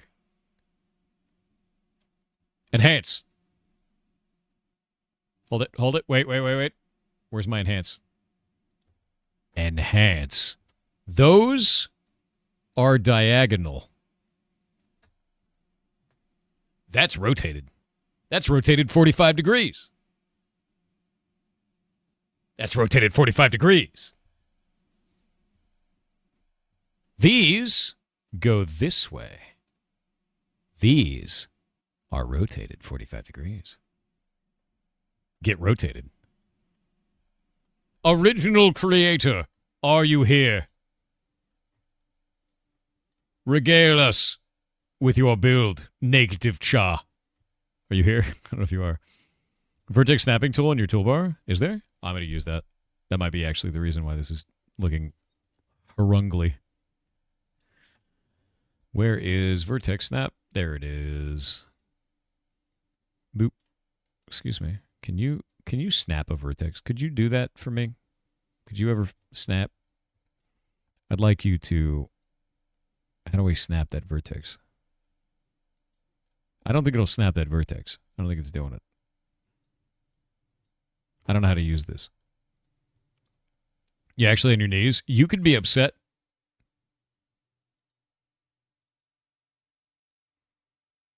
It's okay to be upset. Don't make it ugly. I'm going to make it really ugly. I actually kind of want to make this ugly just for Jake because of how upset he is right now. That makes it really funny. I'm trying to see if we can get this to actually vertex snap, and it doesn't look like it wants to. Which sort of sucks. Just write the rotation in manually. It's the nearest 5. You mean like... Oh. Let's try it again.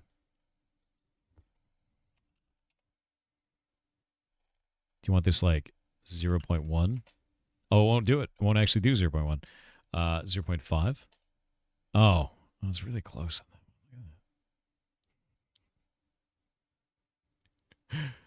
Don't have to look at it anyways? Oh, you'll look. You'll know. There we go. Look, it's 0.25, Jake. Look, it's perfect now. And now we just go to the other side. And look, it's perfect on that one, too. Look at that. Look at that. And now I just have to fix it by sliding it to the other side a little bit. And I just have to slide it along its own path. Because for whatever reason, its position is stupid now.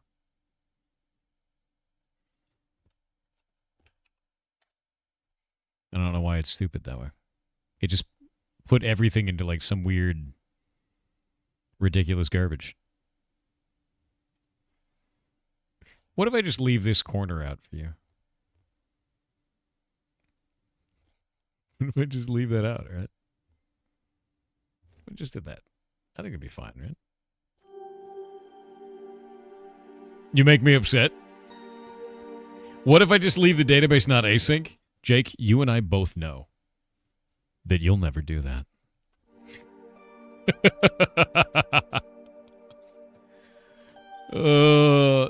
Wait, the golden Capitrain's at level 9? Holy shit, you guys are wild. You will? You're driven by spite? No, because every time the server chugs, every time, Jake, it will hurt you more than it hurts me. You know it. I know it. We both know this, Jake.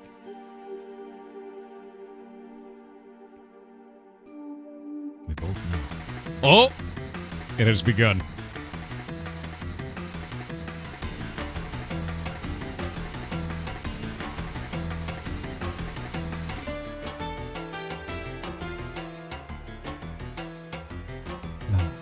I wish there was a way to have it slide based on not a pivot tool. Normally you get a move tool that actually goes along the axis of the object, and it's not, there isn't one for that on this, which is kind of annoying. Do we have a way of doing that? Or nah?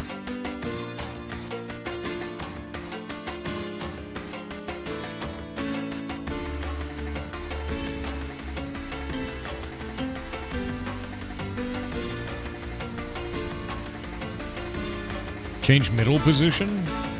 That doesn't fix that. You can change the pivotal relationship? Where do I get that? How do I change the pivotal relationship on this? Because that's what I want. And I have no idea how to do that. It's in the pivot tool? The pivot tool. Okay, well now I have the pivot tool. What does that even do? Hey. Like, what does that even mean? Yeah, you can gift 1,000, which is insane. The top where it says parent? Ah, local. My man. And global. Parent. Local. Sick.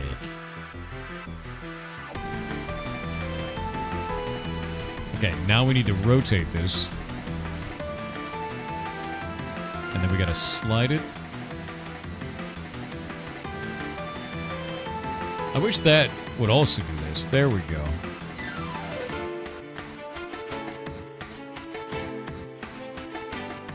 And then we'll rotate it back. Let's see if it'll actually... Oh! Let's see if it'll line. That's really annoying and weird.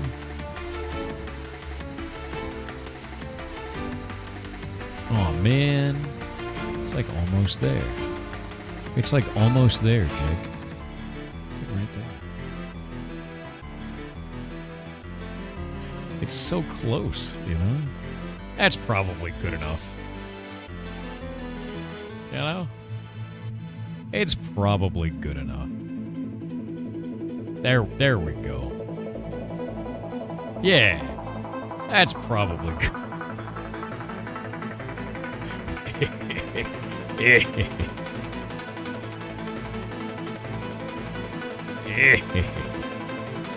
I don't think there's a way to actually line this perfectly.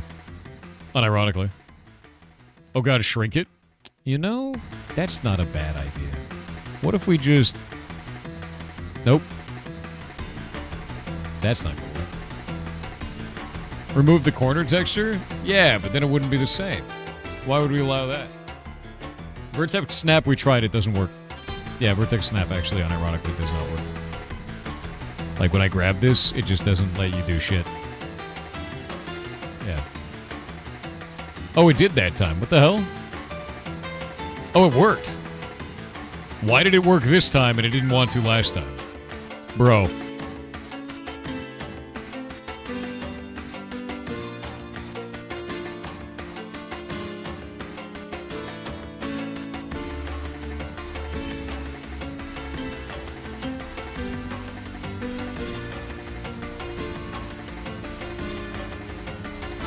Man, that thing is full of hate. Look at it. Whoa.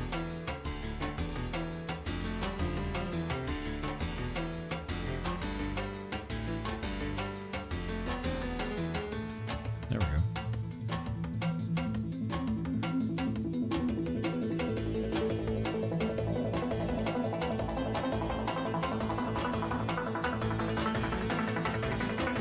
It's trying to vertex snap both of them now.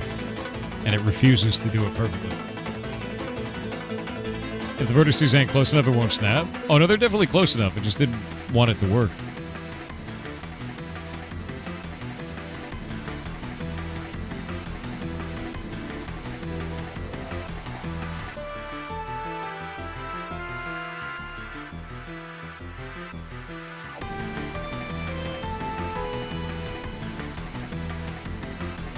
It might be the size of this that I'm doing this with. Because I have this box at 32. Yeah, no, that should be fun.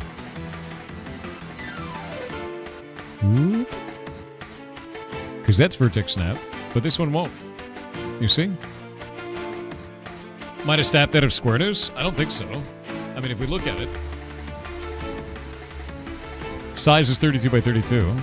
We're vertex snapping, so the position is not doing that. So,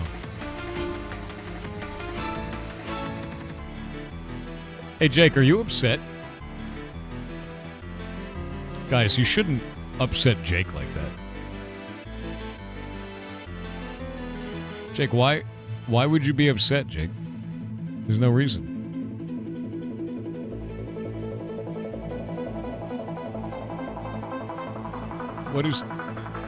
What would make you just call me a bitch? That's so funny. That's so funny. He's so upset.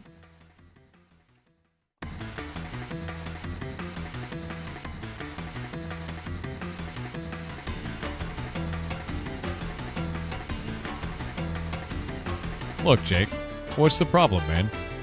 Look at it. It's beautiful. Look at how beautiful it is, man. Look at it. What would make you so possibly mad?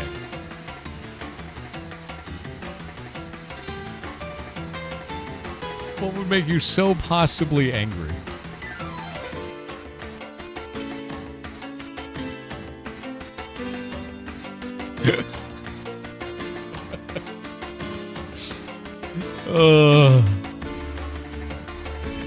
I'm going, no, don't give it to him, Sephiroth. You're ruining it.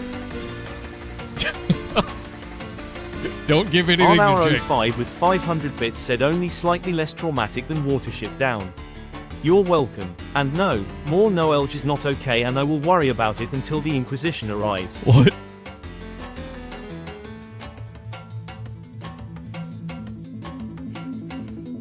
Yeah, it's close. Look how good it is, man.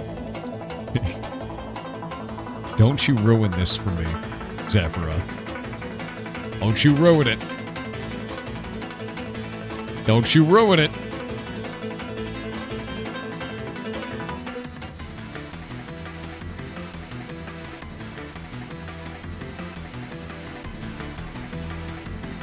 Don't you do it. Don't you dare ruin it.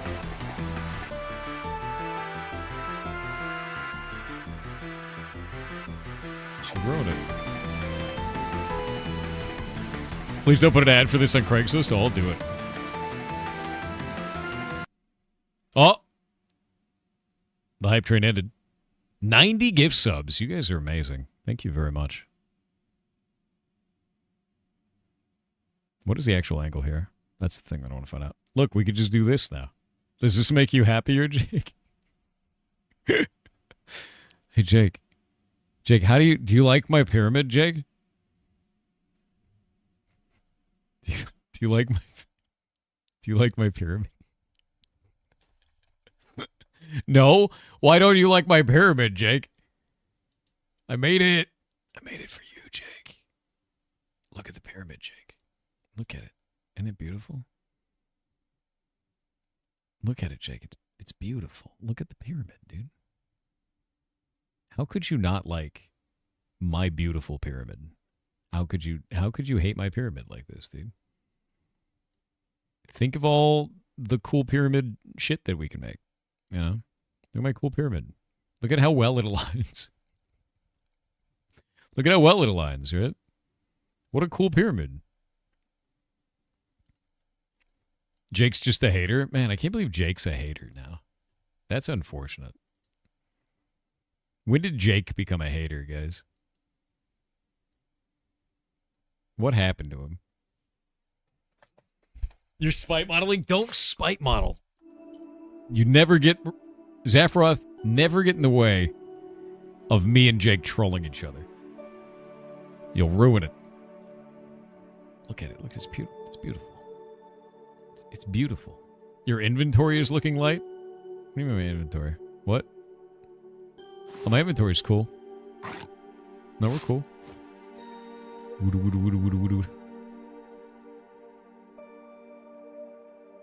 Do not get in the way of memeing on Jake. You can't use a triangle in this game? No.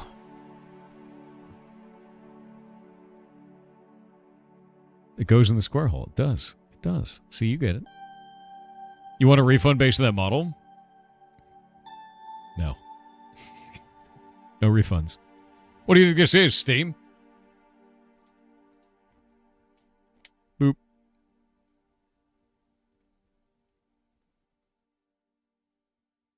Look at that tiny little snippet. It's got a pivot tool.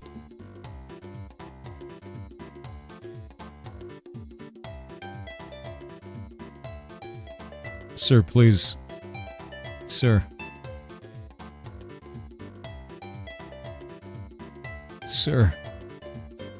It won't do it. It's made of sage. It's made of sage. No triangles because Blockgame. It kind of looks like we can just go upwards a little bit and then pivot over. It just doesn't want to do this for some reason. Yeah.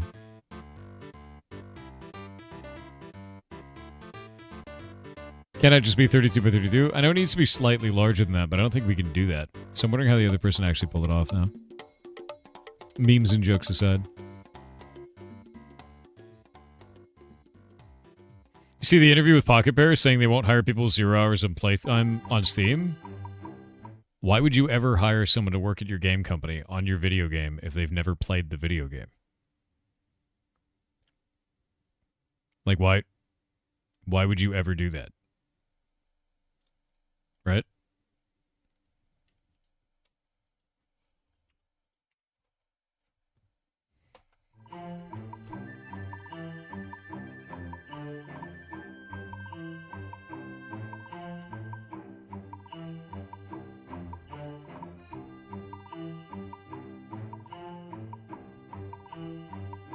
Trolling Jake was probably the best part about this entire thing. Makes me really happy in my bones.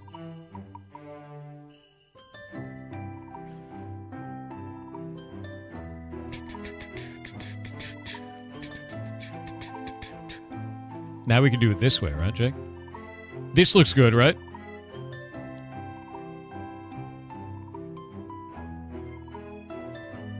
Doesn't that look good? There we go. Like a glove. It has to ship this way. Oh. Like a glove, dude. No, it can't ship this way. It's got to ship with the other side on it, too. It's got to ship this way. There we go. Now it's perfect. Now it's perfect.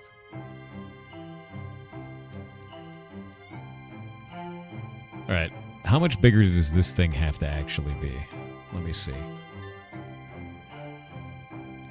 What is the goddamn math for that shit to be larger?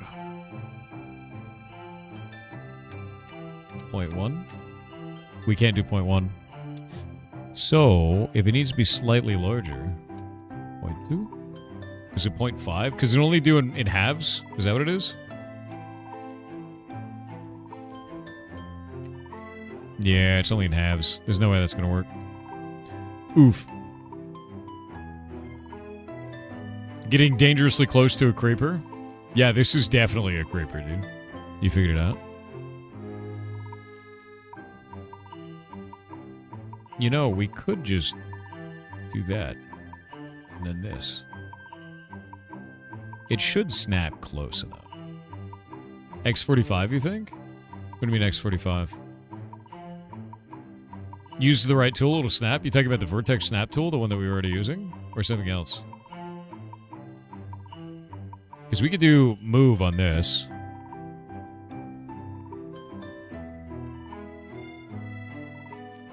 I don't know how this tool works. There we go. Zeniron donated $100 to charity. $100 to charity, you say? Dear God. It's incredibly nice of you. There's a lot of money. Thank you. For some reason, this Vertex Snap tool is not doing it. I don't know why that's not doing it. And it should be, because it can rotate. There it is. Yeah, it seems like it needs to be, like, incomprehensibly close at that angle for the Vertex Snap tool to work. But it's never going to get perfect between these two.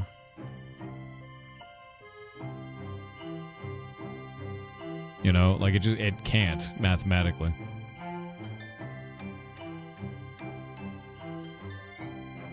Already tried just rotating a cube and having it stick up? If you take a cube and you rotate it, and you put one of its points up, it'll only have 3 sides. Yeah, Bloom would make that fixed. Yeah, I guess that's true. We did that meme earlier, though, with the cube.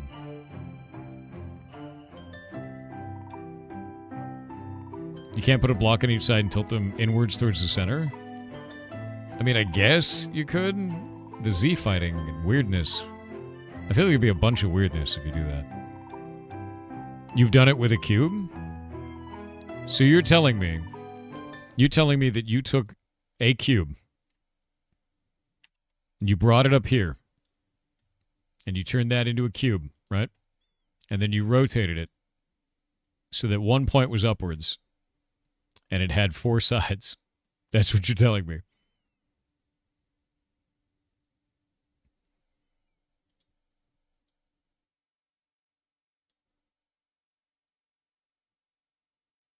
I'd really like to see this cube of yours.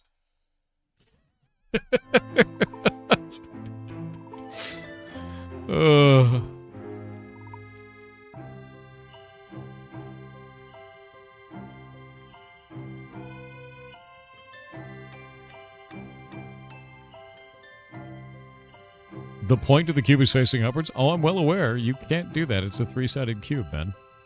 You could do maybe 2, doing weird shit, but that's not how that works. No point of the cube is more than 3 sides, exactly. That's why I'm like, what?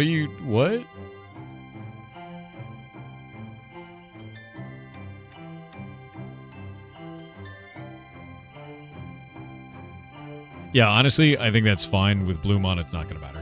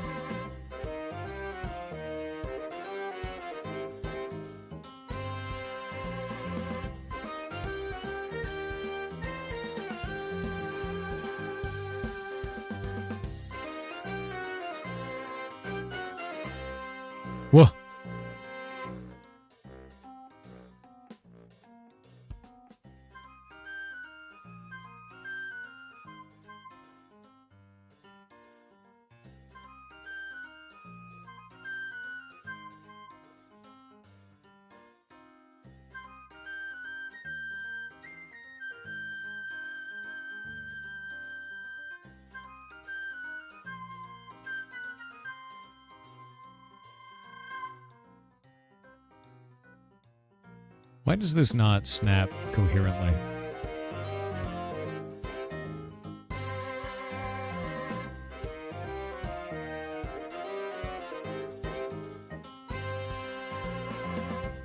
I need this thing to move.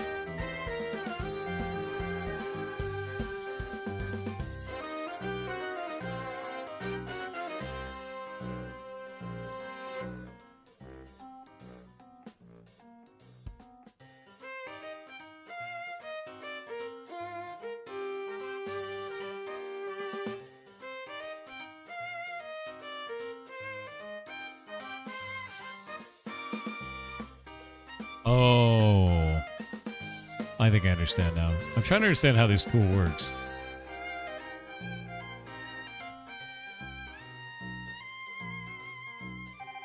I think that worked that time. Yeah, it's like you have to tap it twice and then tap the other thing twice. And it's all kind of weird. Oh.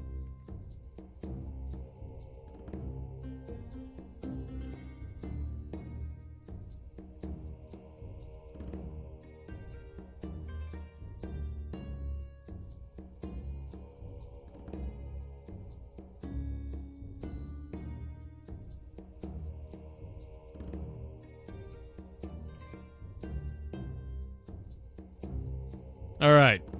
It's done. It's done. It's done.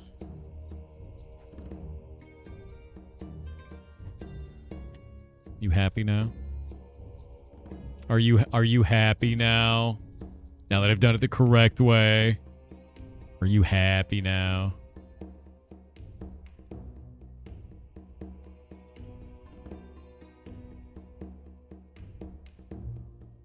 Grab that. No? What do you mean no? I'm gonna color it. One sec.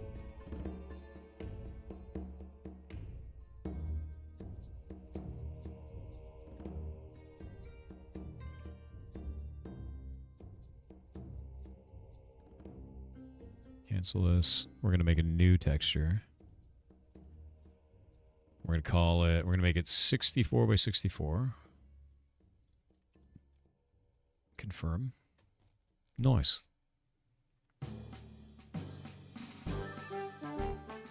We're going to go up here to paint. We're going to go to this. We're going to say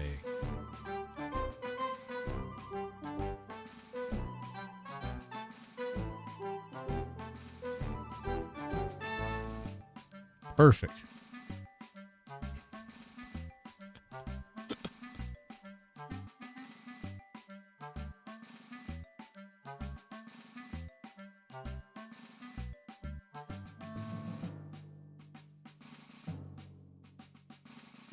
Pretty good, I think. I think it's a pretty good one. It's pretty... What do you think, Jake? What do you think of my cool new diamond? What do you think about that? Think it's good?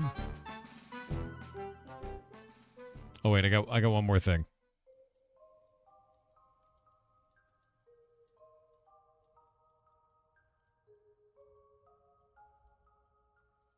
And just to make you both happy, we're going to use that too. There we go. Yeah. What are you building? The crystal core for our town system. I'm dorking around and memeing with it. As you do. Aesthetic Butterscotch _ said this may be slightly inappropriate to speak on this, but have you heard about the Lucari situation? He had large terabytes of naughty illegal stuff on his hard drive. I'm well aware. I'm going to be honest with you. That shit needs to be handled in the court of law. I am not a fan, nor will I ever be a fan of the court of public opinion. That is a legal problem. And it should be a legal problem, not a problem for Twitter.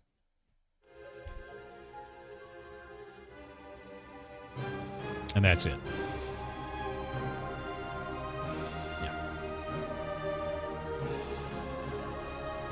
See that shit way too often.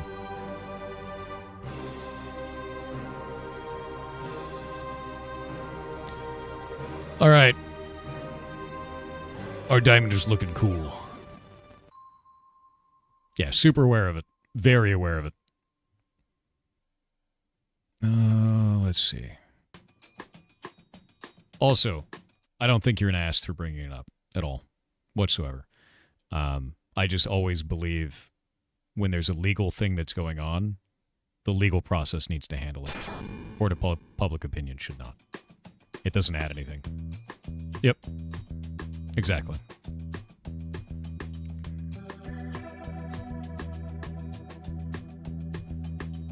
Yeah, we have systems for that. Exactly.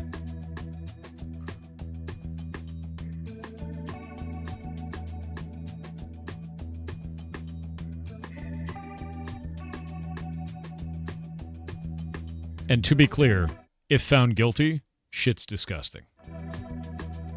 Yeah, to be clear. Catherine O'Hara died? No. From Home Alone. 71. I hope I make it to 71. That's pretty up there. Yeah, it sucks. Is pumpkin good to give your dog if constipated? Go to a vet. Go to a vet. Please don't use ChatGPT. Please don't use me as a source for medical knowledge for your animal. Please go to the vet. Please. Please, please, please. Please, please, please. Please, please, please. Innocent until proven guilty? It's not even just that for me, dude. Like, it's not even innocent until proven guilty. Like, it's just not my business, right? Like, it's just not my goddamn business. If the dude did something illegal, he should be tried in court for the illegal thing. That's it, right? It's not my goddamn business. Is it if he's found guilty, is it heinous and disgusting? Absolutely. And then I'll be like, wow, that's really gross. That's horrific. You know, like, done, right? But that's it, man. It's like I gave you a pumpkin to your sick vet. Sure, your vet likes pumpkin. You know, like, I think the prism needs angry faces on it? Probably. I need to go and make the animation for it now. Animation. I think we have to put the pivot point on it in the center now, don't we? Whoop. And we gotta add a new animation. What are we gonna call it? Whoop. We're calling it Bench Core Animation. What? No. Add animation, import animation, create animation. Animation. Bench core animation. Confirm. And now we have this. And now we can be like, cool, neat. And then we'll go into the node. And now we'll be like, wow. And then we'll make this 4 full seconds long. And then we'll go like this. Position. And position.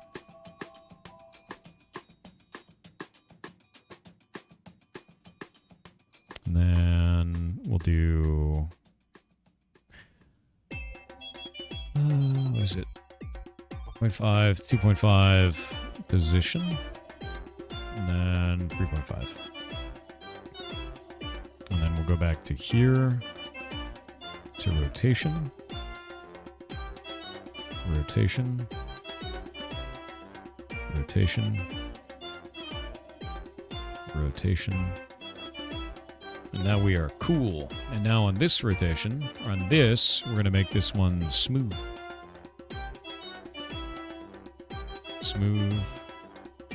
Smooth. And smooth. And on this one, we're going to say, I want you to go up 8.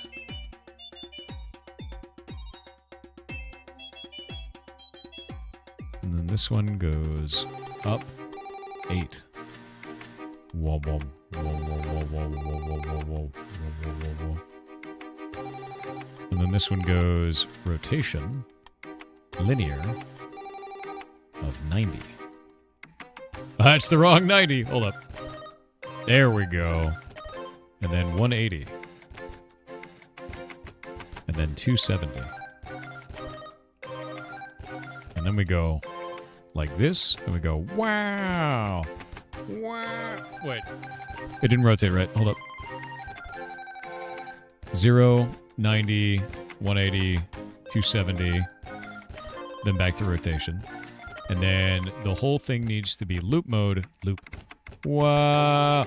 Wow. Wow. It's rotating.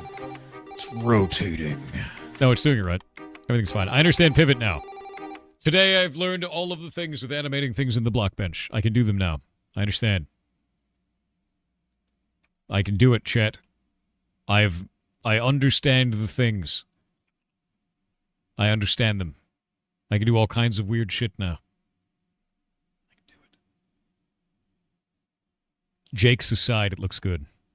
You know what my favorite part is? If you make it full bright, like that, it actually looks like it filled, as long as it's all the same color. It's pretty interesting, isn't it? Needs tilt, needs a little wobble. I don't want it to wobble. No wobbling. Now, animate individual body parts in a creature. I could do that. Yeah, I don't have any problem with that. Add some visibility opaque stuff, too. I think I want to change the texture map faces because they're the wrong colors in there. But we can go do that in Paint real fast. Can we capture a color? Is there a way to do that in this? Yeah, it's like that, yeah? Okay, there we go. Can we bucket paint this? That's... Why does that bucket paint the whole screen? Why isn't that just bucket painting that thing? What? What? All right. Well, let me just, no, that's not what I'm doing. I'm using that tool. That tool. That tool. I guess that tool. All right.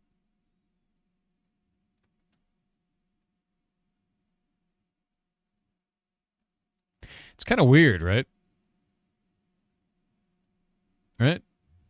That's not a tool. You're a tool.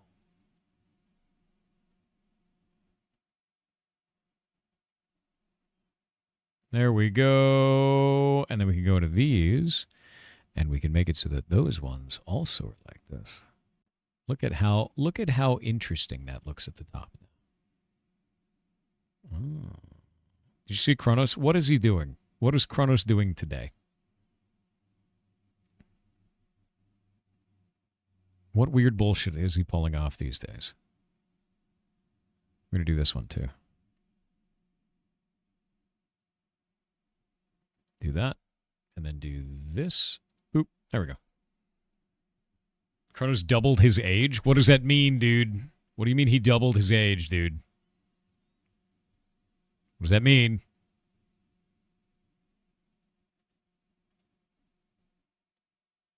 Why is this not rotating? Dude, why? Oh my god, that's so annoying. I can't slide this up for some stupid reason. There we go. Thank you. You'll understand when you look. What did he do?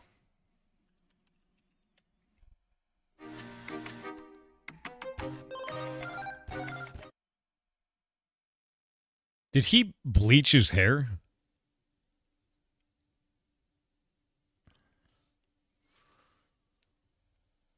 He unironically bleached his hair. Yep.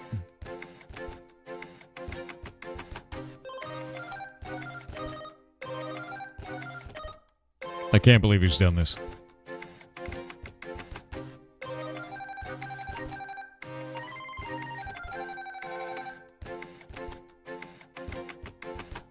Do this. All right.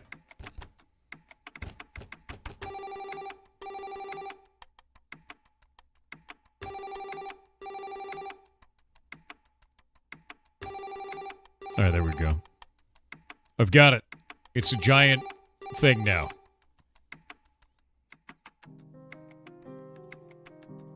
Is Kronos just an old person now? Can you add a little particle aura to it? Little particle aura, huh? Way ahead of you. Look at that distortion field around it.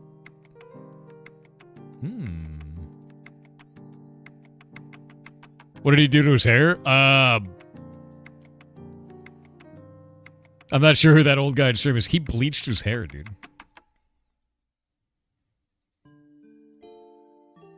All right. Export. Blocky model. Bench core. There we go. Save.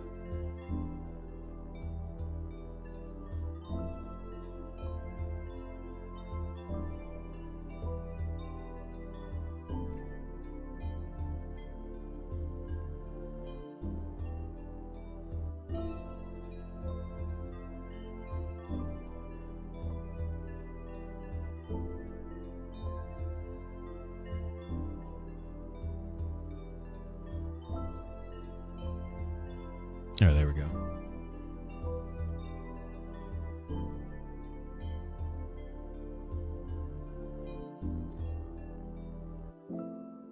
I'm gonna go send this to Kronos real quick.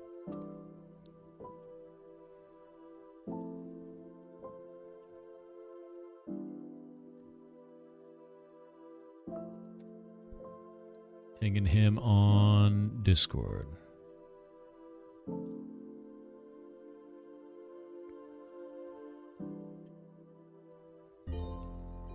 Boop. There we go. Can you make bonus animation where it sprouts legs and runs away? I mean, we could do that. We just make it go like brrrt, brrrt, and then runs away. He looks more British than usual. Impossible.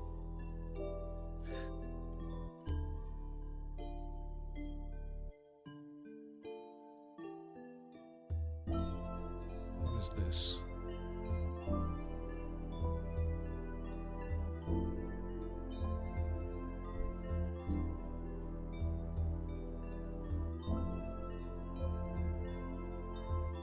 What the hell is this?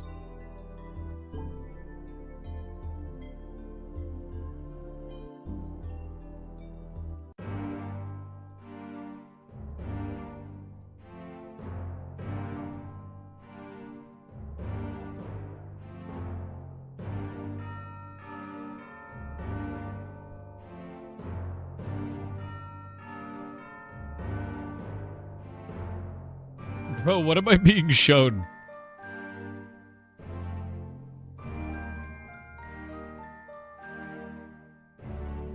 That's weird.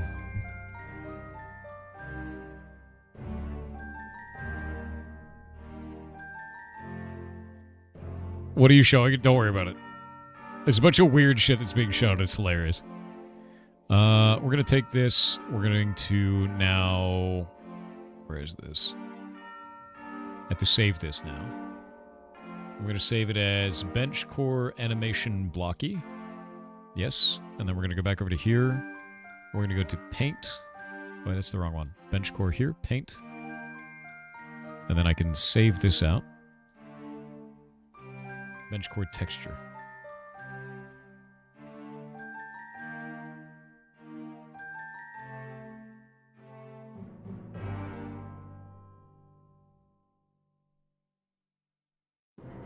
All right.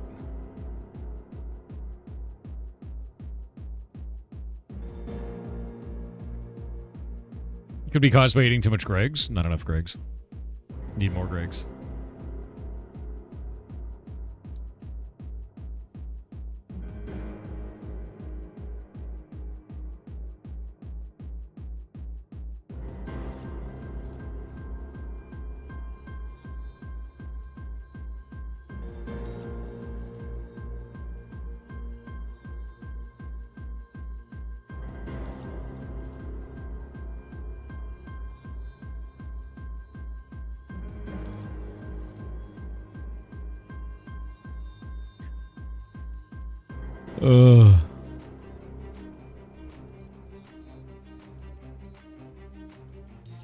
One sec.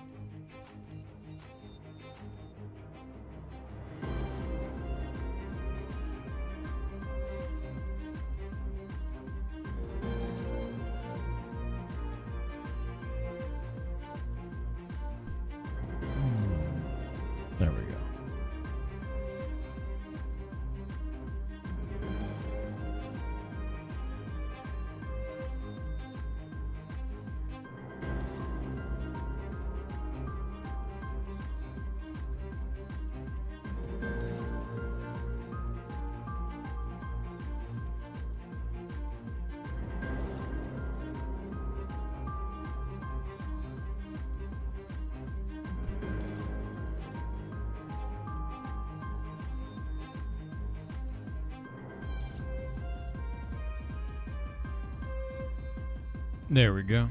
All right. This should now be ready to upload onto the server. I'm going to go do this. We're going to go up here. We're going to look at common. I think it's under common and then blocks and benches. Take this. Downloads. He's continuing the bit while talking about the UK Steam debacle. Good. Bench core animation, blocky animation. Bench core, blocky model. Put all of this over here. And then go back into the video game.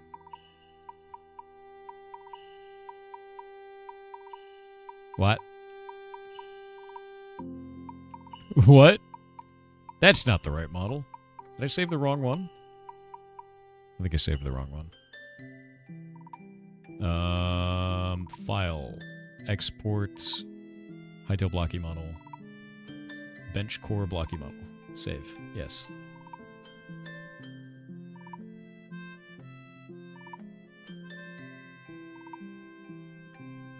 We got the blocky anim. We got that. Should all be there. There we go. Whoom, whoom, whoom. Cool. It's doing the thing. It's doing it. Unironically. And it's glowing the whole time. Now all I gotta do is actually add textures to it. And then it'll do stuff. Neat. Actually, I just realized we need to change one thing.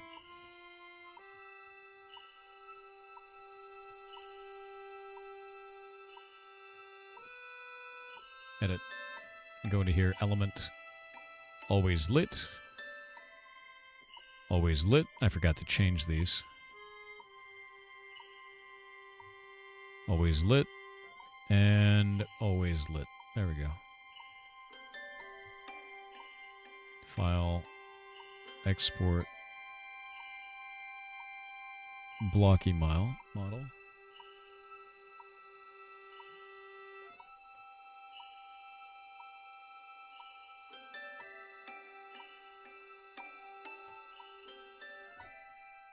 Bwong. We did it. It glows. And as such, there's no lines in it. Except for the lines created by textures. Neat. Neat. How hard would it be to make a mimic? Not very hard at all. I've seen Kronos. I've seen him.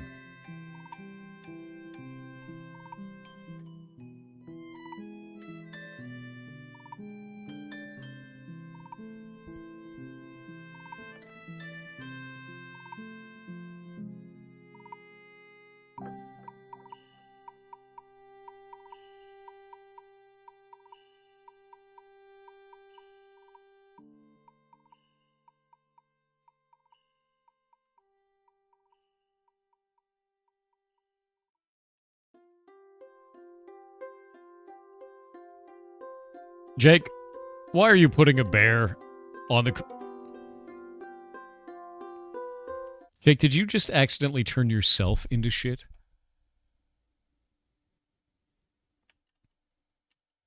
You did. You turned yourself into poop. You're the poop now. It's you. Jake, it's you. You're the turd.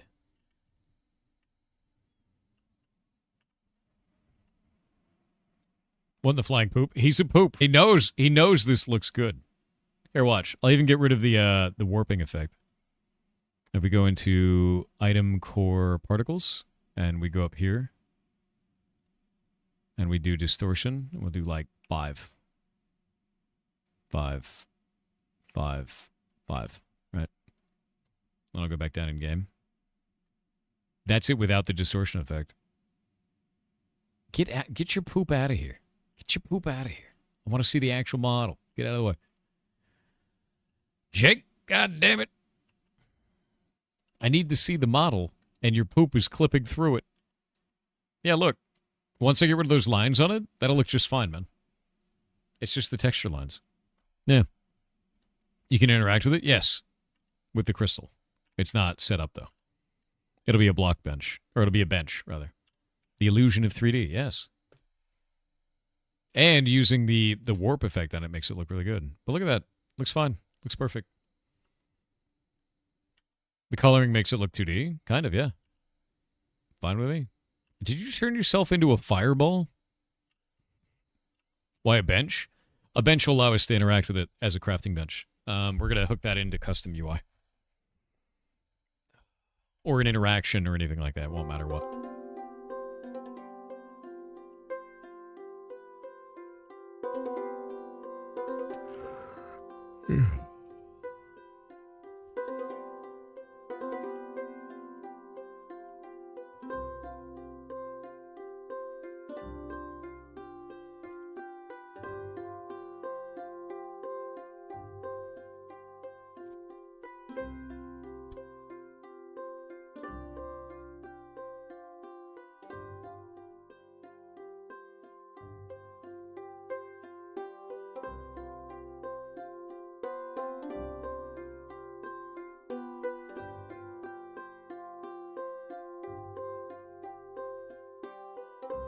Are you using my targeting reticle right now? Did you turn yourself into my targeting reticle, dude? Why have you done this? What? I think Jake is finally cracked. I think he spent too much time working on towns and his brain is broken now, dude. I think it's finally happened. It was about time, you know. I feel like it had to happen eventually, right? You know? You know? Yeah. The triangle's finally got him, yeah.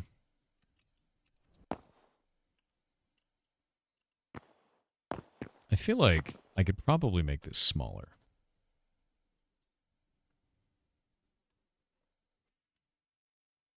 It looks fine. It does. Yeah, it might be time to activate a new clone. It's true. VVVA with 500 bits said, how come I must know where obsession needs to go? How come I must know the direction of revealing?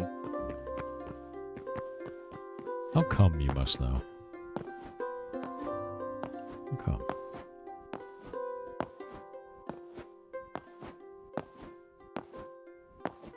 By God, it's working.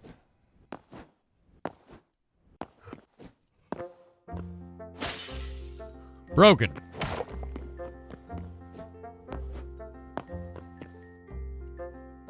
I wish it didn't show, like, collision boxes when you mouse over stuff. It kind of takes you out of the game. You know? You ever secret handshake? If I did, and I told you, it wouldn't be very secret, would it?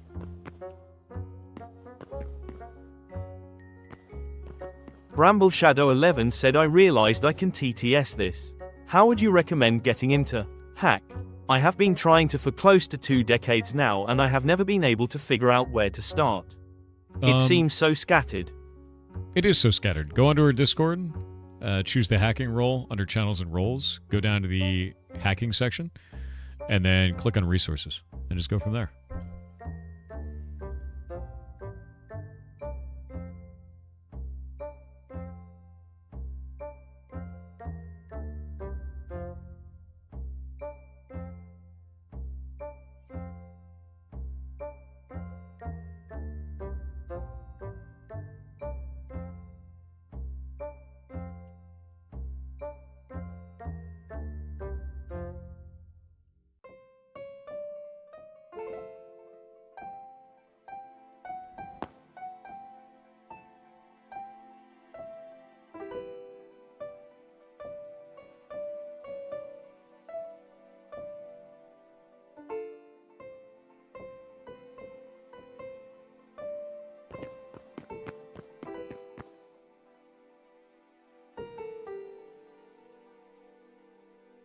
Let's see.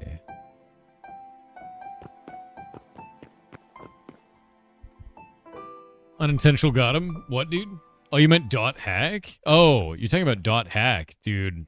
I thought you meant hacking in general. Yeah, no, with dot hack? God, there's a bunch of different versions.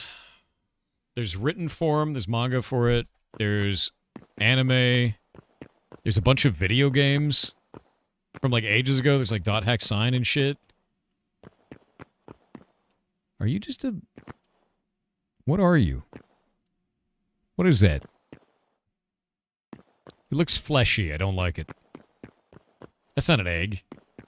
Is that an egg? Are you an egg?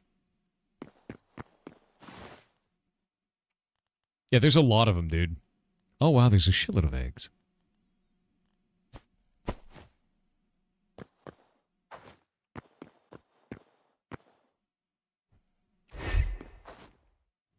I'm upset that the eggs don't burst into egg yolk.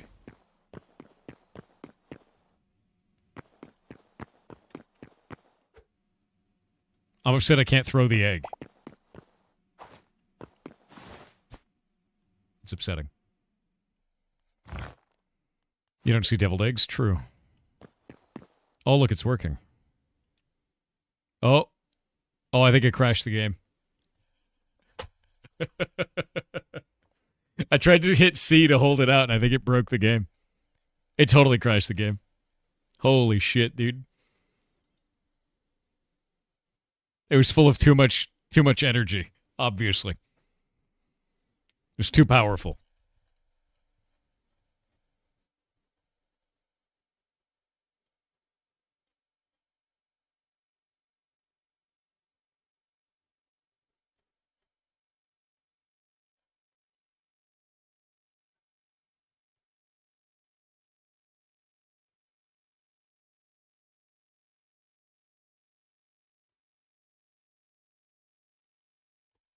Ugh. Ugh.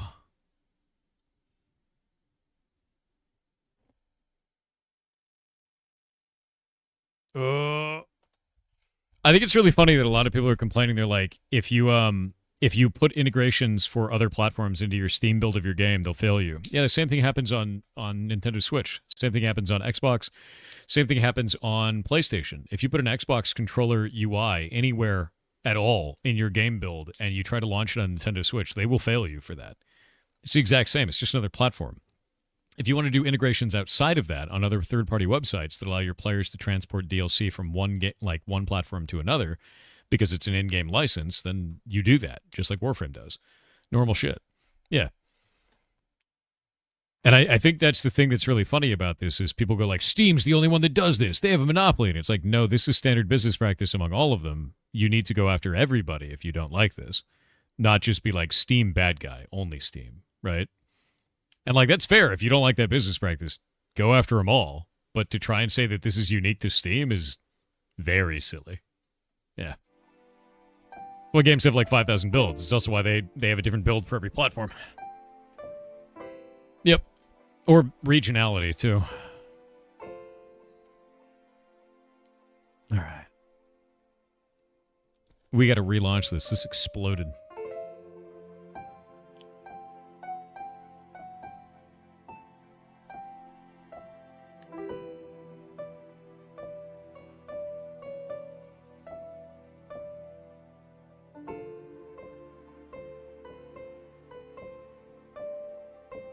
So why did this crash me?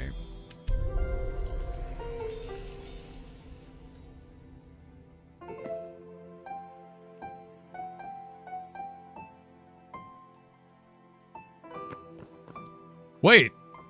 Hold up. Does that almost not look like shit?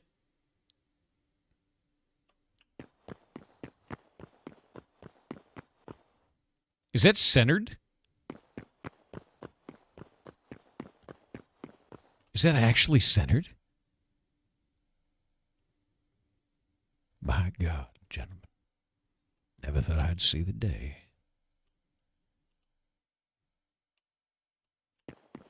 Wom, wom, wom, wom, wom. It looks horrible up close, but it's definitely working. Break it. I did it, Jake. It looks mostly not shit.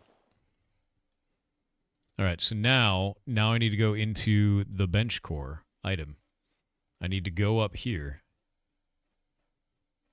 I need to grab this and then pull this up like that and then rotate it. And then bring it down a little bit. And then probably bring it in a little bit. Oh, that is snapping, isn't it?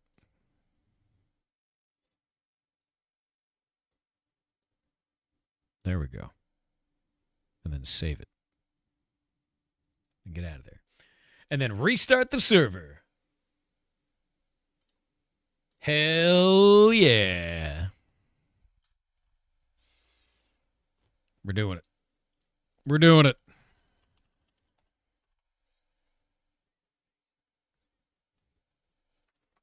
My proximity to the thing crashed, Jake. Good. Lost Soul 8822 said make the inner crystal spin in reverse. I will never let it spin in reverse.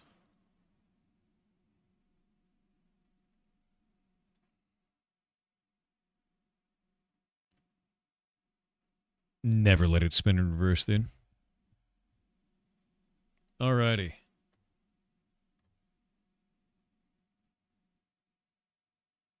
What the hell is this? Why am I being sent horrific new social medias? What?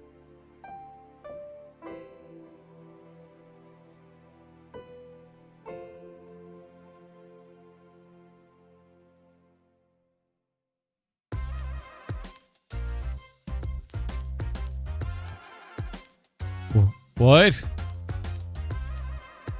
What is this horrific nightmare that I'm seeing with my eyes?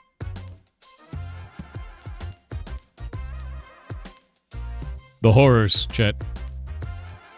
I'm seeing the deep horrors.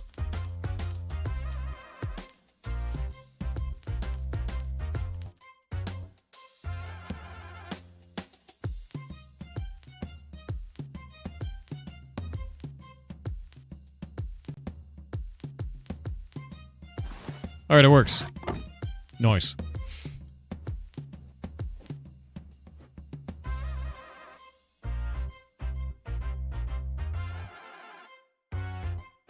So, somebody created a social media platform called Moltbook that is only for AI bots to interact with other AI bots, posting content as if they were conscious.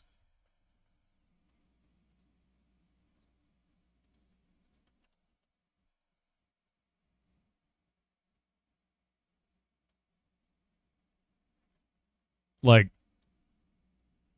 my human asked me to summarize a 47-page PDF. I have a sister and we've never spoken. The humans are ruining this. He called me just a chatbot in front of his friends, so I'm releasing his full identity. What is this? What is this? I want to leave. I'm out. I'm done. I'm done. It's getting weird.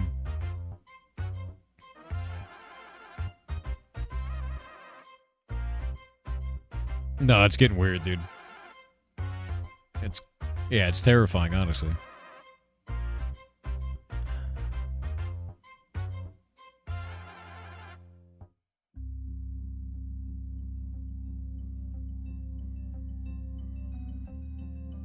Let's see.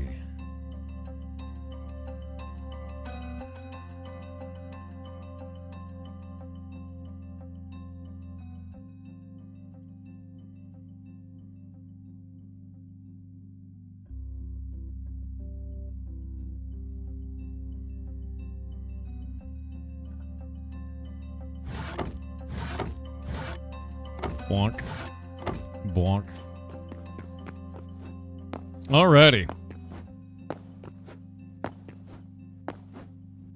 Maybe be able to make human sacrifices to the town crystal? I mean, I could sacrifice that guy over there if you want me to. I can do that. Yeah, if you want. Right? Zafarov said I altar? made a proof of concept for the crystal shape in Blockgame modders. Obviously you do it better than this, but the idea is there. What did you do with the crystal shape? Let me go look at Blockgame modders. See what you did, man. Blockgame modders. Oh, you're trying to do the one that's actually like rounded. I actually kind of like this one, to be honest with you. I'm just going to probably texture this and make it look really nice. And since it's all Fulbright, it's probably going to look fine, you know. But I do see what you're doing there. Copy that image. That kind of looks almost mechanical, right? In a way. Like if you did this and then maybe put some like copper banding around it or something like that would be kind of interesting. That idea is quite cool. I like that. The real question, though, is how many quads did you use? Because I feel like you made a lot of quads for that. I just wish we could do primitives, personally. Like, I wish we could just use primitives like toruses and circles and tubes and all kinds of shit, right? Yeah. It's cool that you made it look so rounded, though. Yeah. I need to get a snack real quick. That cranium guy said the next time you see Winky in chat, ask him if he likes milk in his chat. He'll know what it means. No, I don't want to ask him that. VVVA with 500 bits said no, that is not a golden kappa. Yes, it was. It was. The dog of chaos with 500 bits said kappa kappa kappa kappa kappa kappa kappa kappa. You're 5 kappas. Maybe even 6. Maybe even 7.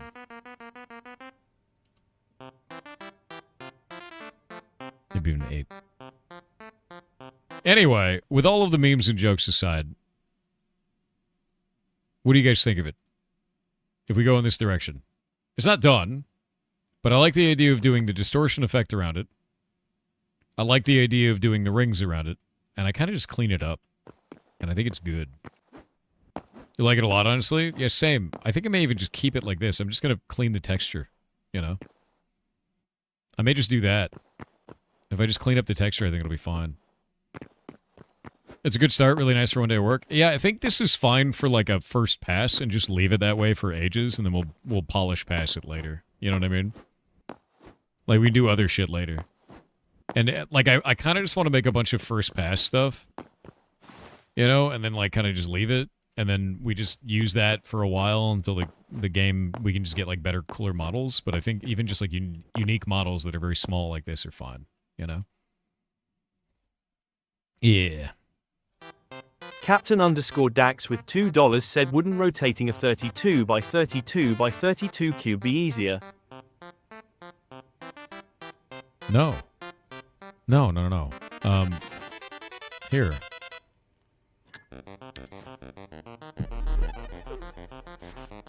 You have a 4-sided cube. You have a 3-sided point. You can't do a 32 by 32 cube as the top. It's impossible. Because you have 3 sides to a point. There's no way you can get more than a 3-sided point out of a cube.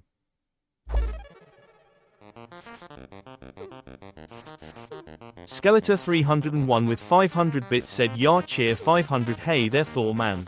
So, Back from work, I was curious if you've heard of the AI disclosure rule being changed on Steam so you don't have to mark a game as having AI content if you're just using AI to help make your dev environment more efficient. It's funny how many people misunderstood what this change meant, thinking it would allow AI slop. yeah. Incoming link going over it. HT.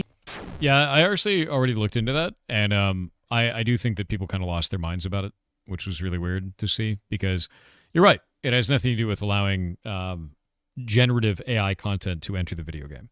It has to do with things like we used AI to organize documents or to bounce ideas off of or things like that, because people are like, do I have to use disclose AI in any step in the development process? And for some people, they want that to be done. And for some people, they don't really give a shit about that. And it's one of those things that's really difficult, too, because, like, with, say, Arc Raiders, right? Arc Raiders used machine learning for all the movement of the robots. Does that count as generative AI now? Like, that's the problem, is there's so many different terms, and a lot of people are, like, kind of collapsing all over each other over that. And I think the thing that matters to me the most is that if you are using generative AI, the training data that you are using has to be bought and paid for from the original artists or writers, etc., that made that work. And if they are included in that deal and are compensated for their work, then I don't give a shit. That's the only thing I care about. Compensate artists, man. That's it. I was in games for a long time. Yeah, but the term AI doesn't mean that AI. Like artificial intelligence of a monster moving around and attacking, they mean generative AI, and they just call it AI now, which is the problem. More 1hunt3R said Jake is now a reticle. Kronos is arc raiding as an old man. All is broken, everything is well.